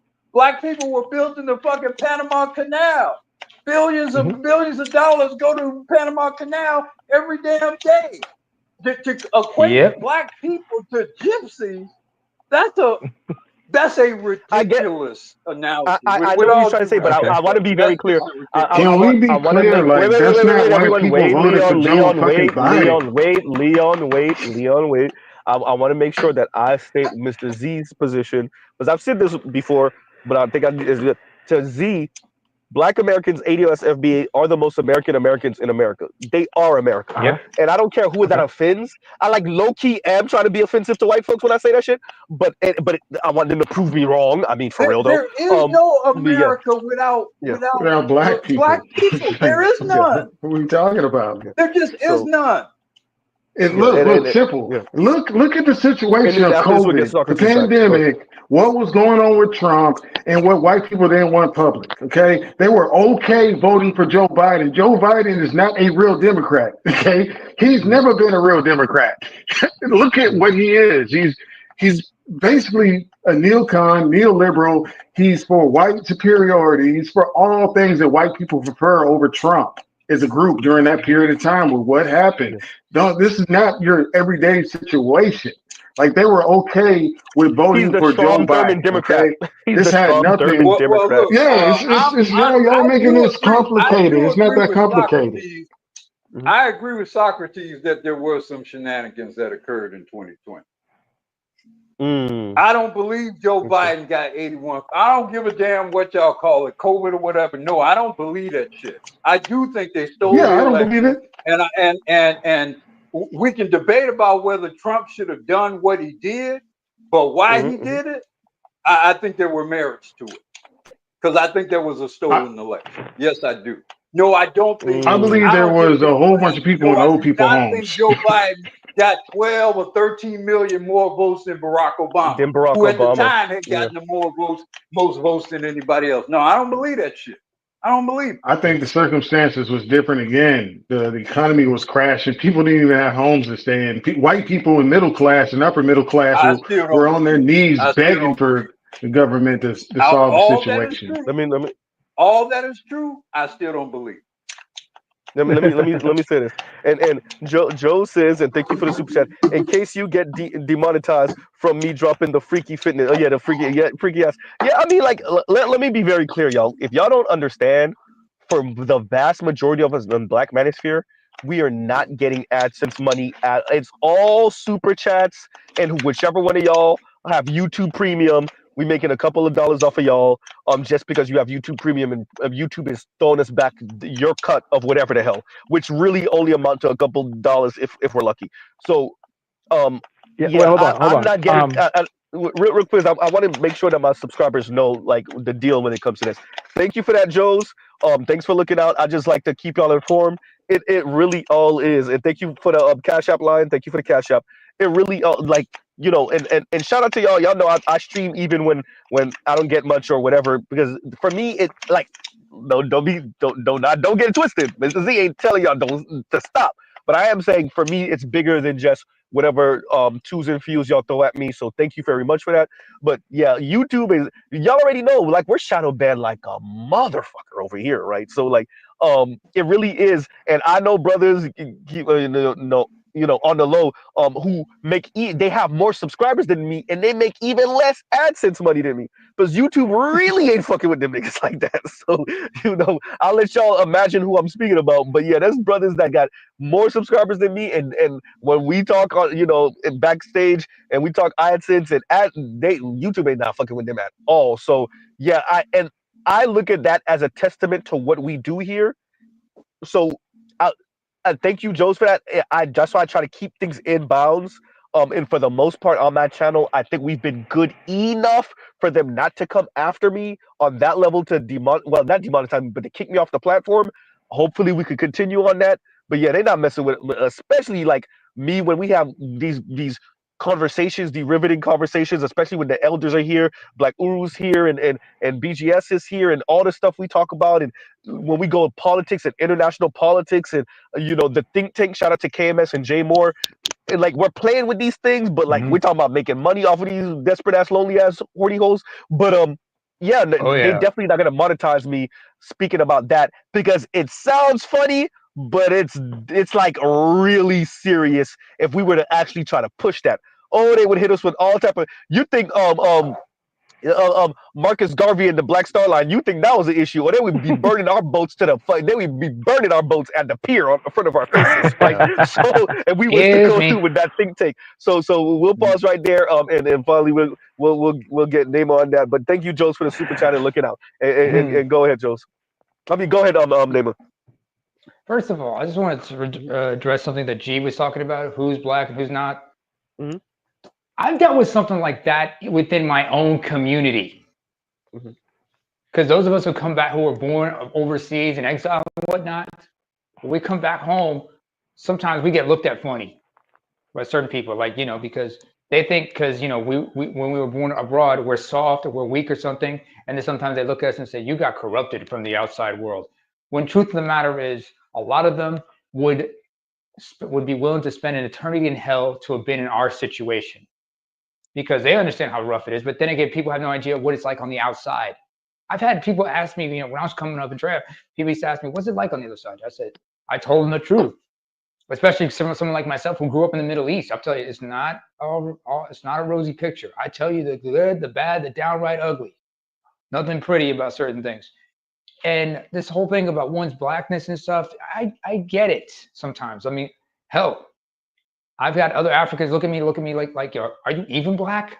I'm like, what is that supposed to mean? I've had Nigerians even ask us. Hell, we've had a certain pain in the ass troll up in here who talks about certain East Africans aren't black and tries to, equate us as this, that, and the third. I'm like, get the fuck out of here with that shit. So this whole thing about identity and everything, and people talking about this, that, and the third, yeah, it is what it is. As far as the election stuff, what were you saying about East Africans really just being? What was it that you were saying about East Africans being really just dark Arabs? Go ahead. I'm messing with you, neighbor. Go ahead. Z? East Africans. I wish I just that shit. come on, Wyclef. Nipsey's got that. You want to say something about my forehead, but ain't gonna be saying anything after I whip it on your face. I can't say anything about your forehead because I've seen Wyclef bald, and goddamn that forehead. But Naima, listen, Naima, they do the Go same ahead. thing. My cousins do the same thing when we talk to them in Guyana. They tell Yeah. us, y'all American, y'all Yankees, y'all not, y'all not Guyanese. They do the same thing to the Brits as well, OG. So I know what you mean. The ones who come from Canada and the UK, they say the same thing to them. All Caribbeans do that. But it's crazy in Guyana because I don't want to confuse whether or not black people, I think there's a difference between arguing ethnics versus whether or not you're only 1/8 black. That's a different discussion. Because, black people can figure shit, Ghanaians can figure shit out between Nigerians or whatever, because in the end, motherfuckers are still black. Yeah. But then when the guy steps up to you looking like Brad Pitt saying he's black, then shit is out of hand at that point. I mean, that's the point I'm making. You would be surprised. You would be surprised at how many black skinned dark people will tell you they're not black. Like, oh man, yeah. Well, but that's ridiculous. And that's I have usually cousins. them Listen, making an art. But that's Black usually I them have making cousins. that. Hold on, I have cousins. Let Black Uru land with that energy. Making an ethnic argument. That's an ethnic argument. That's not a actual nigga. I got X percentage of melanin in my skin argument. That's a different argument. Yeah, we've heard Ethiopians. I mean, you mentioned Eritreans and the Dominicans. and I know block.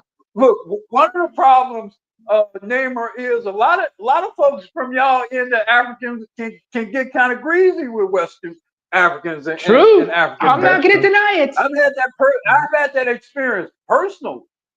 So that shit kind of goes both ways. But I would never say that you were not black. Yeah. You know, unless you just clearly were not black.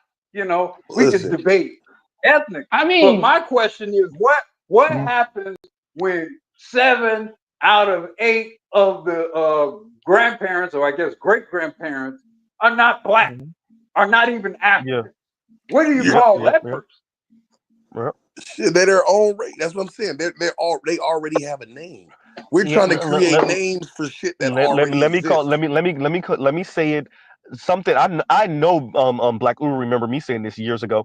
What frightens me about this quote unquote new normal, multi-ethnic, multiracial, multicultural America, what they're working into is what you get in Latin America, but specifically, Brazil. And that's why I called it years ago the Brazilification of America, which is exactly. Let me land with that because I want to say I want to say what it, yeah, I really need to trademark that shit. But the reason why I call it that is because what you will have is everybody's fucking everybody's having sex with everybody's having children, mixed all this different brown skin tone, golden brown, off white, and whatever, and it will still be white folks running everything pure blood. And yet, every once in a while, they'll come off of Mount Olympus and mess around. Every once in a while, one of their kids will marry somebody of the commoner mixed whatever the hell's and black and browns and golden whatever the hell's. But for the most part, it'll be white at the top. They'll create a demigod. Yeah. That's essentially what they're doing. But you know, I'll cavort with the mere mortals and create a demigod and give that demigod some elevated status amongst the mortals. But this is what we're ignoring. Well, the thing about those dudes that are coming off the wait, everyone. Let Lion do say that real quick because he was quiet, and then we got G. Lion, say that again because we didn't hear y'all speaking. Go ahead. The dudes that you were just saying here that getting kicked off Mount Olympus. Here's the thing that doesn't get said about them. A lot of those dudes are the rejects, but that's why they're like Thor. Yeah, Thor got casted out. Some of those dudes are cast outs.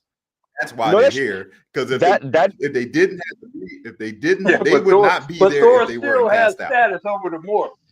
That's exactly what I was. That's exactly what I was gonna say. So what ends up happening is that Thor gets kicked. Thor, just like in the movie, just like in the story, he gets kicked out, right? But while he's around us, he's God around us in lowercase g God. It's really the women that's putting him on that level, but he's God, right? Women and wayward men that's putting him on that level. So he may not be that great when he's up there, but when he's around us, motherfuckers is putting him on that God pedestal, right? Then he mess around with the sister in the hood, probably the cute sister in the hood, and their child is the demigod.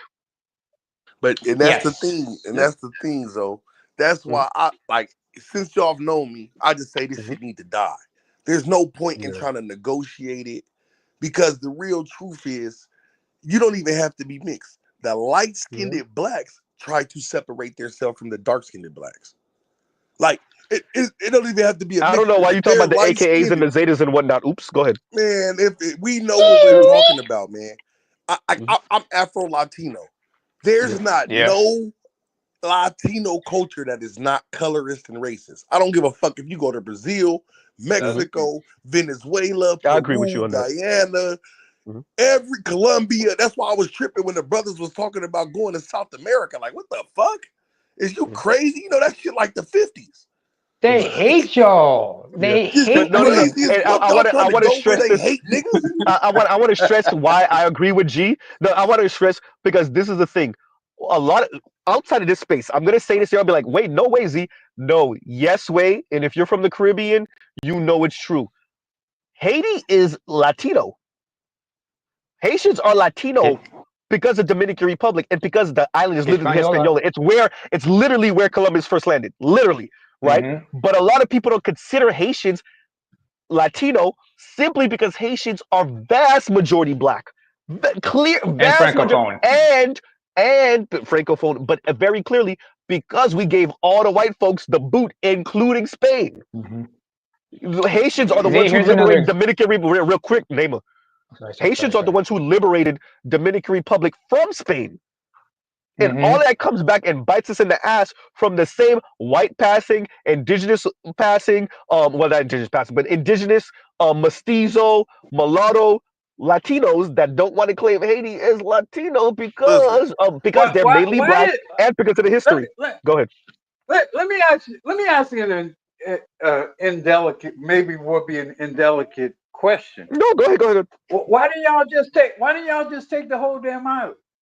They did. They did for what 12 or 17 years or something like 22 something like that years, and then they got kicked back and by the Dominicans. So yeah, no, they did. no, say who it Somebody was. They correct me if got I'm kicked wrong. by. No, they got It kicked back yeah. by the mulatto offspring of the Spaniards. Yeah. They The really mulatto did get offspring in the stabbed in the back. Dominican It really was Republic. in the stab in the back. Yeah, it really was. Excuse me, It Z. That's really what I I have a was. keep. G's right question. That's what I about that. keep trying to make people understand. Name up. Let me I get said, this out. excuse me. I'm working here. I'm working right. Name. I'm working right here. So like I this is apologize. the issue.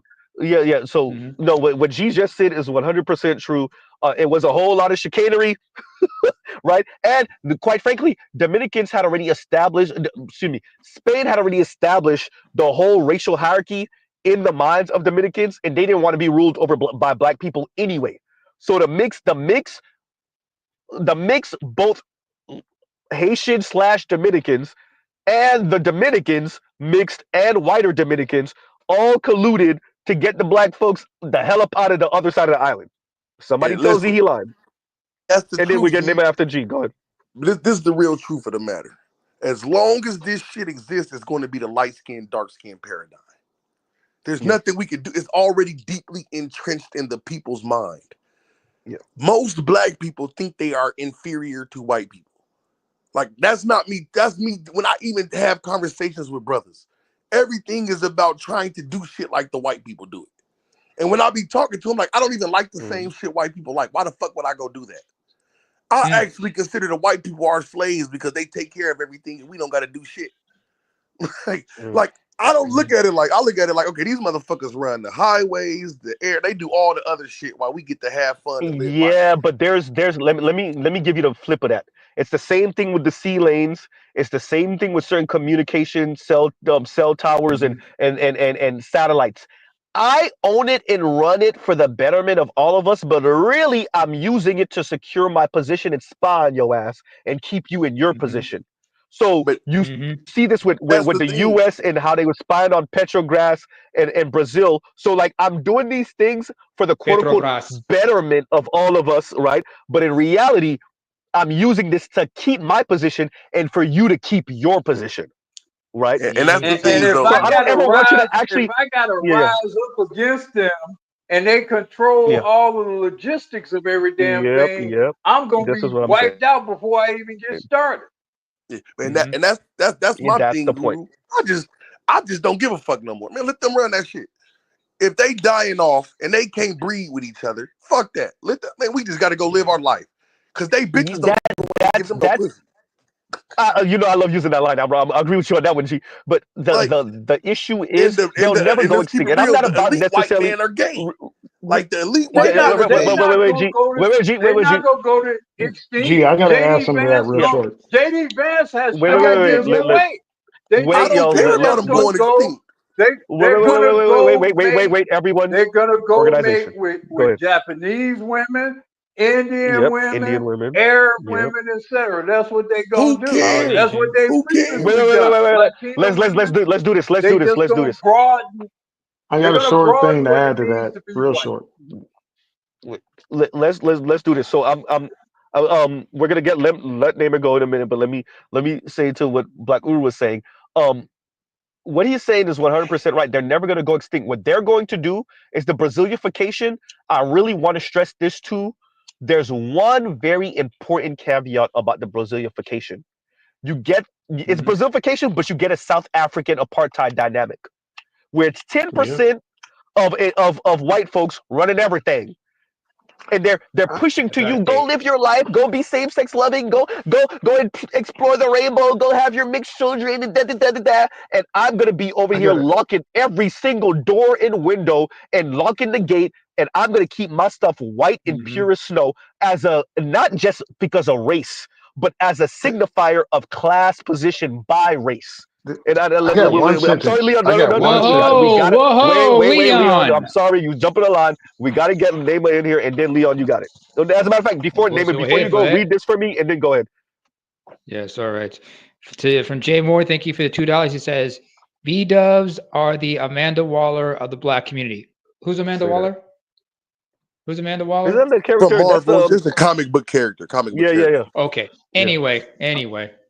First of all, B-Dubs wish that they were as brilliant and Amanda Waller. sinister and strategic thinking as Amanda Waller. They wish Fair they enough. were Yeah, I'm going. Amanda Waller. Thank you, Uru, for saying that. Because Thank you. they're not. They're not that smart. Anyway. First of all, Z, when you talk about like what happened in Haiti with regarding Dominicans, I think there's a name you should mention. This man was Rafael Trujillo. He was a Dominican. He was a dictator of the. He was a Dominican dictator. He was from a lower class, light skinned family. However, it also turns out his mama's family were Haitian Creoles. And to hide that, when they went to war with Haiti, he tried to ostracize Haitians as a whole towards Dominican. He had Dominicans ostracize Haitians. All right. And what Z's talking about regarding like the Brazilian cross between Brazil and South Africa, that is, I'm seeing that. You can see that in certain parts of the world. I mean, like, and by the way, the term you're looking for, like in Spanish, it's mejora la raza. In Portuguese, they say melhorar o raça. Brazilian Portuguese, that is. Melhorar o raça. But it's all a facade in a sense. Even when Henry Louis Gates went down to Brazil, when he was talking about what it means to be black in Brazil, they were one of the civil rights leaders. He explained that a lot of this shit is a facade. And when they talk about like Brazil is a melting pot, whatnot, they asked him, "Do you believe that?" He said, "If I believe that, I might as well just self-delete myself." All right. It's not as true as you think. Hell, look at Cidade de Deus, aka City of God. Yeah. The movie really City good of movie. God. Really good movie. You guys need to check out the documentary. And violent, but really good movie. But it was and based you on forgetting actual. Neymar, Whoa! I want to add the please. name. You forgetting that Simon Bolivar stole $100 million from Destiny. Simon Bolivar. Yep. Simon Built a school in the U.S. and the Colombians stole $100 million from Haiti. Yep. Fair when enough. Haiti gained its independence, it sent money and missionaries to South America to free them. Oh yeah, you're talking about the the other one. Yeah. Colombians You're took right. it and turned You're on right. the Haitians, bro. Yeah, that's true. You also That's a fact. you also forgetting. Yeah, Z, you forgot to mention two other groups who are not considered Latinos. Those are because you still in the Caribbean, you still have islands that are still under European rule. Like the Dutch Antilles, they're still part of the Netherlands. Martinique and Guadeloupe, they're still part of France. They're part of France. The French don't let go of the end of their territory. The French, let me say this real quick, Neighbor. The French don't let go of nothing. And if they have to, they're breaking everything on the way out. If they're forced to leave, absolutely. I mean, when I say that, they literally ripping. What country was it, Neighbor, where they were ripping the phone out the goddamn wall? Algeria. Algeria. Didn't But Algeria fought for its independence. African countries recently catch them pouring concrete in their plumbing and sewer systems coming out of Africa. I heard about that recently. Man, this is where I was going. But let Neighbor let with that, and then you got it. Go ahead, Neighbor. Damn it! This is why I get long-winded. Just FYI, when you do that, I really want to mute you out of spite. I just want you to know that when you sound impatient and just get really annoying, I just want you to know. Just letting you know. Go ahead, Neighbor. Anyway, I mean, like I said, it's like this whole division shit is like, it is what it is, and like like we talk about South Africa. Like, look at South Africa; it's been racially divided ever since. And that not only they divide people based on race, they divide the black. First of all, you got whites here. And the whites are divided into two groups. You got the Afrikaners who are of Dutch descent, and then you got the English speakers, right? And then you have the blacks, and they're all divided based on tribes. What do you think? In the early '90s, you had black on black violence. It was between the ANC, Nelson Mandela's ANC, who were mostly Xhosa, against another party led by a man named Mangosuthu Buthelezi. They're the Inkatha Freedom Party. That was a pro-Zulu party. And they had their violence at that one time in the early 90s. How did the colors play into that? How did the colors play into the tribalism? The colors are the mixed race people, by the way. And I know, they are but I'm basically saying, like a buffer class. So are you colored before your tribe, or does your tribe take precedent and then you're colored, and then is that separated on top of that? No, if you're colored, you are segregated into a separate group because you got So whites here, you got blacks here, and then you got the coloreds. so if you're colored Zulu and if you're colored Hausa, like it don't matter. You just colored. You go over there. No, colored means you're mixed race. So if you, it Yeah, doesn't I matter know. Okay, no, what yeah, that's what I'm asking. So I gotta. you're so being it colored doesn't is matter your trumps tribe. being your tribe. You're Okay, that's completely what I a was asking. separate colored group. You Okay, end up okay, okay. being a That's what I'm separate asking. group Yeah. because colors. You go to parts of Cape Town or Joburg. There are certain neighborhoods that were traditionally just relegated, just reserved only for that was just relegated to blacks. Certain neighborhoods that were relegated only to colored people, and then whites they had their own neighborhoods, and they had a close. And they kept close control of the movements of blacks as well as coloreds.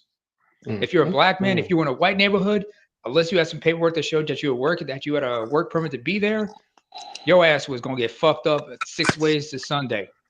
Listen, I think Yeah, I'm done. there's a real You quick. Let done? me say this. Real quick. There is a small slice of Europe in the Middle East that's moving the same way, and South African politicians were talking about, hey, y'all can't be doing this. Look, this looks really familiar to what we was going through decades ago, and yeah, about that. So I'm gonna just There's an leave that on the ethnicity table that have before. been subjugated Real to quick. that. But I'm gonna just leave that on the table. But I'm talking about being demonetized. Z over here trying to get his whole channel deleted apparently. So we're gonna leave that there and go ahead, Leon, and then Better You came All up right. and Vincent. Look, we're ending out in 5 minutes, everybody. Get All y'all right. comments I in keep it 5 minutes. fast. I'm gonna shut it down. Go ahead. So they have a video on the mixed people of South Africa and how they change policy and ideas and how they intertwine with their white side of the family. I gotta find it. It's black and white. It's black and white. But on the part where when Black Uru said pouring concrete, that's what I was about to say. I'm like, this whole idea of mixing and becoming a superior group. My thing is, you're not superior until you have skills. You lose half the infrastructure people that are white and upper crust people that do the engineering and everything else. I don't care if you're the majority if you're reading level 6 fucking grade and you don't have skills. It's the reality. We're seeing it when it comes to lower class people, which are the majority. The reading levels, the skill level is not there. So yeah, overrun them people, but know what you're signing up for. You don't know No, how I to agree run with that that. nuclear plant. You don't know how to run Shout the out to Homer water Simpson. plant. You don't know how to clean water. Literally 2% of the population, majority white, that does freaking farming. Yeah, take their place. That's a fact. Yeah, That's a fact. and right when their equipment breaks 24/7, and you got to get new parts. Good luck to you. Good luck. Shout out to That's what John I'm Deere. saying. Like I What they don't. was pulling. Yes. So I don't look Leon, at it the explain to same them the way. John Deere thing. Explain to All every. right, I don't so know if you know. Yeah. Go John ahead. Deere basically they change their parts every 2 years. Then you can buy the part, but it doesn't come with the program, so you have to send it Yep. to the dealership anyway. Yep. And they don't allow you to tow it to the dealership. They use their own trucks to tow it, so you got to pay the tow fee plus the service fee plus the program fee. And if Yep. you update and put some aftermarket parts on it, you have to pay for a whole new piece to the tractor, Tractors or whatever whatever. yep. You have to buy the whole new set. Then the wires are different, so it's like going up to a Tesla charger, right? But you got a Honda, and you got to get the adapters. If they don't do that shit, they're taxing you to In death. other words, John Deere got you coming in. If y'all think dealership fees are a mug, John Deere said we got to hold my beer. That's what John Deere did. Yeah, Hold hold my my beer. beer. We're gonna get them every way coming and going, and they gotta come back to us. Yeah. They And let me keep it gotta short. come back to us. But go ahead, finish up with that. I don't care about we're the majority group and we're going to take over if you don't have the skills. If they don't teach you the skills, just like Black Uru said, and pouring concrete down the waterways and cutting off your nuclear plant or electricity, good luck getting started. Yeah, that's what I'm saying. That's why I By the say way, fuck it. the U.S. and Europe pulled that on Russia just now too with the whole Ukraine thing. They But was this like, what I'll say, Z. Go ahead. This what I'll say. Pour concrete down all this shit and let the survivors survive.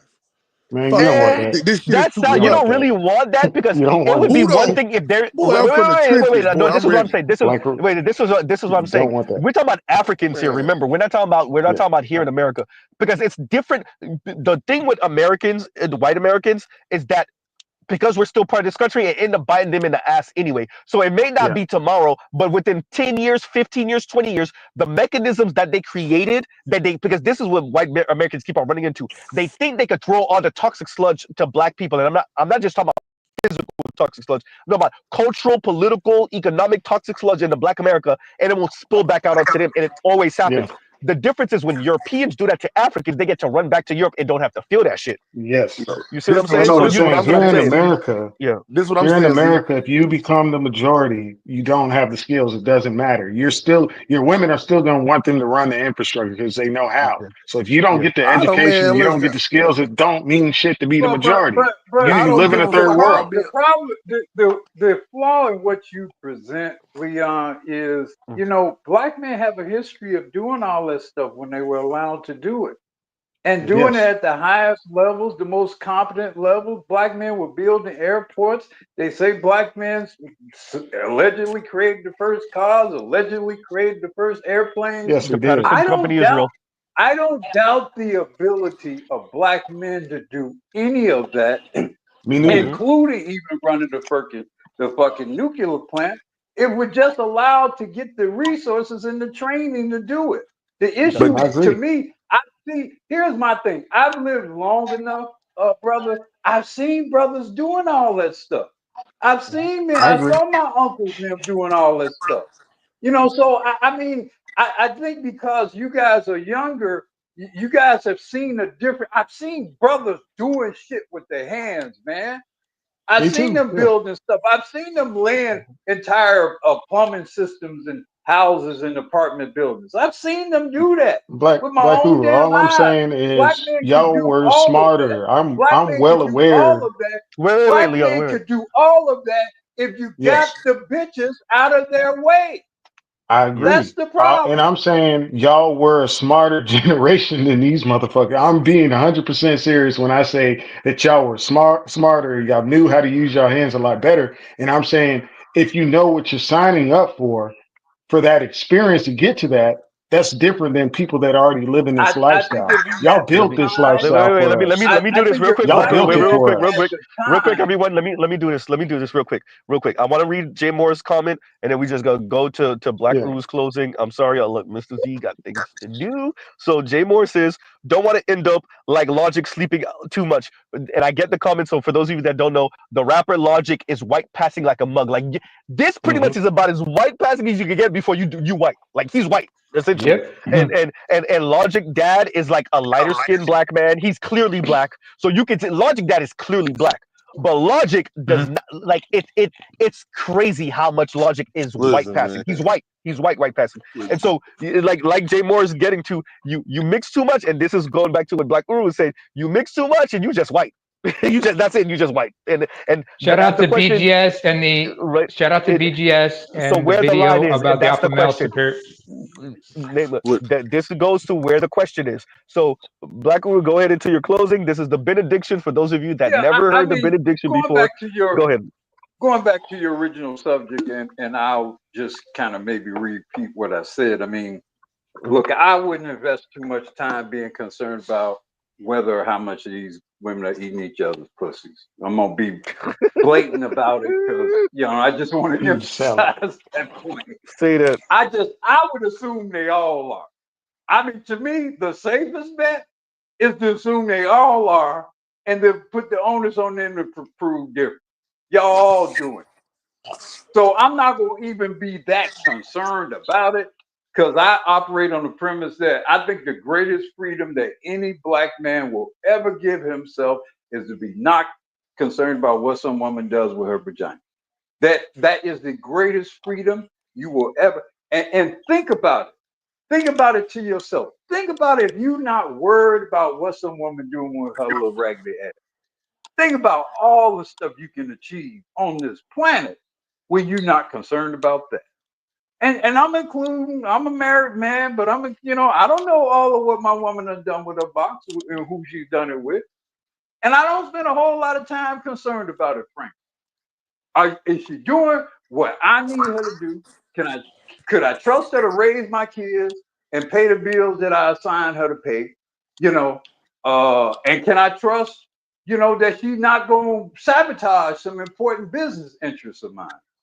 But other than that, my wife has told me stuff. She told me about friends of hers, chicks that I knew. Some chick, I'm not there, spending the night one night, climbing the bed with her naked as hell in my bed. In my bed.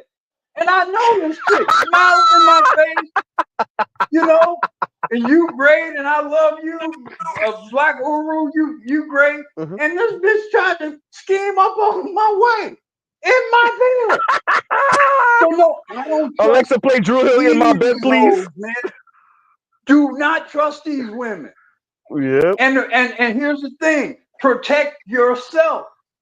Fine. Assume they own some scheme and stuff. So then, how do you protect your heart, right? Think about it.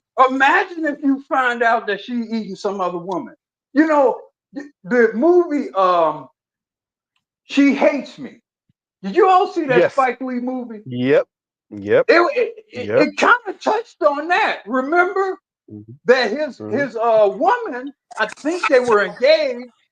He catches her in bed with another woman. Yep. That happened to a friend. That happened to one of my best friend's best friend.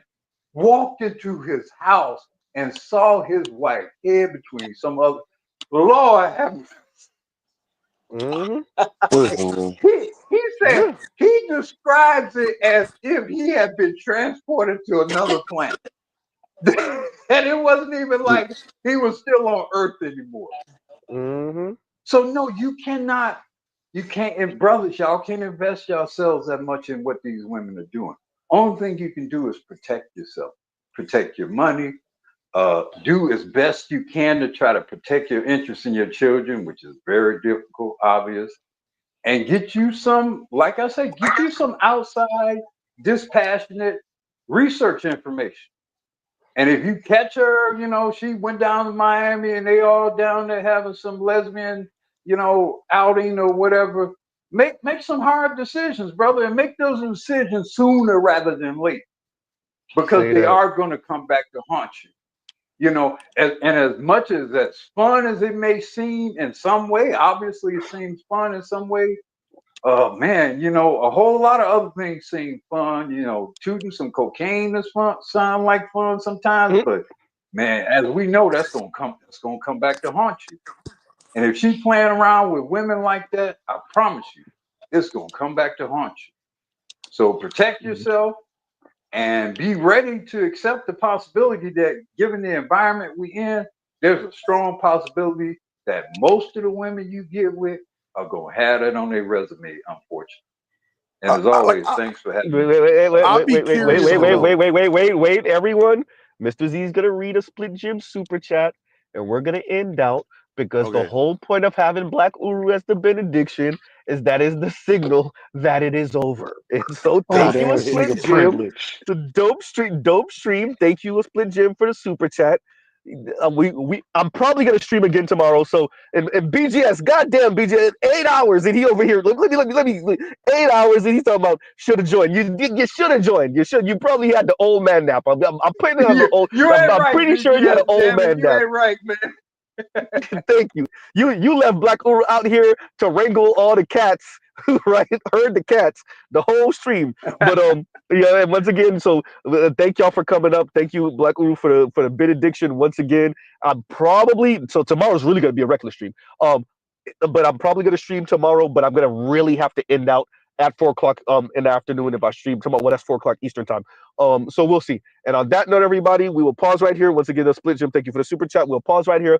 Love, peace, and chicken grease. Y'all go check out other Black Manosphere content, other non-Manosphere content, and y'all have a great rest of y'all day. Mr. Z out. All right, y'all. Let's have an after party. No? Yes, maybe.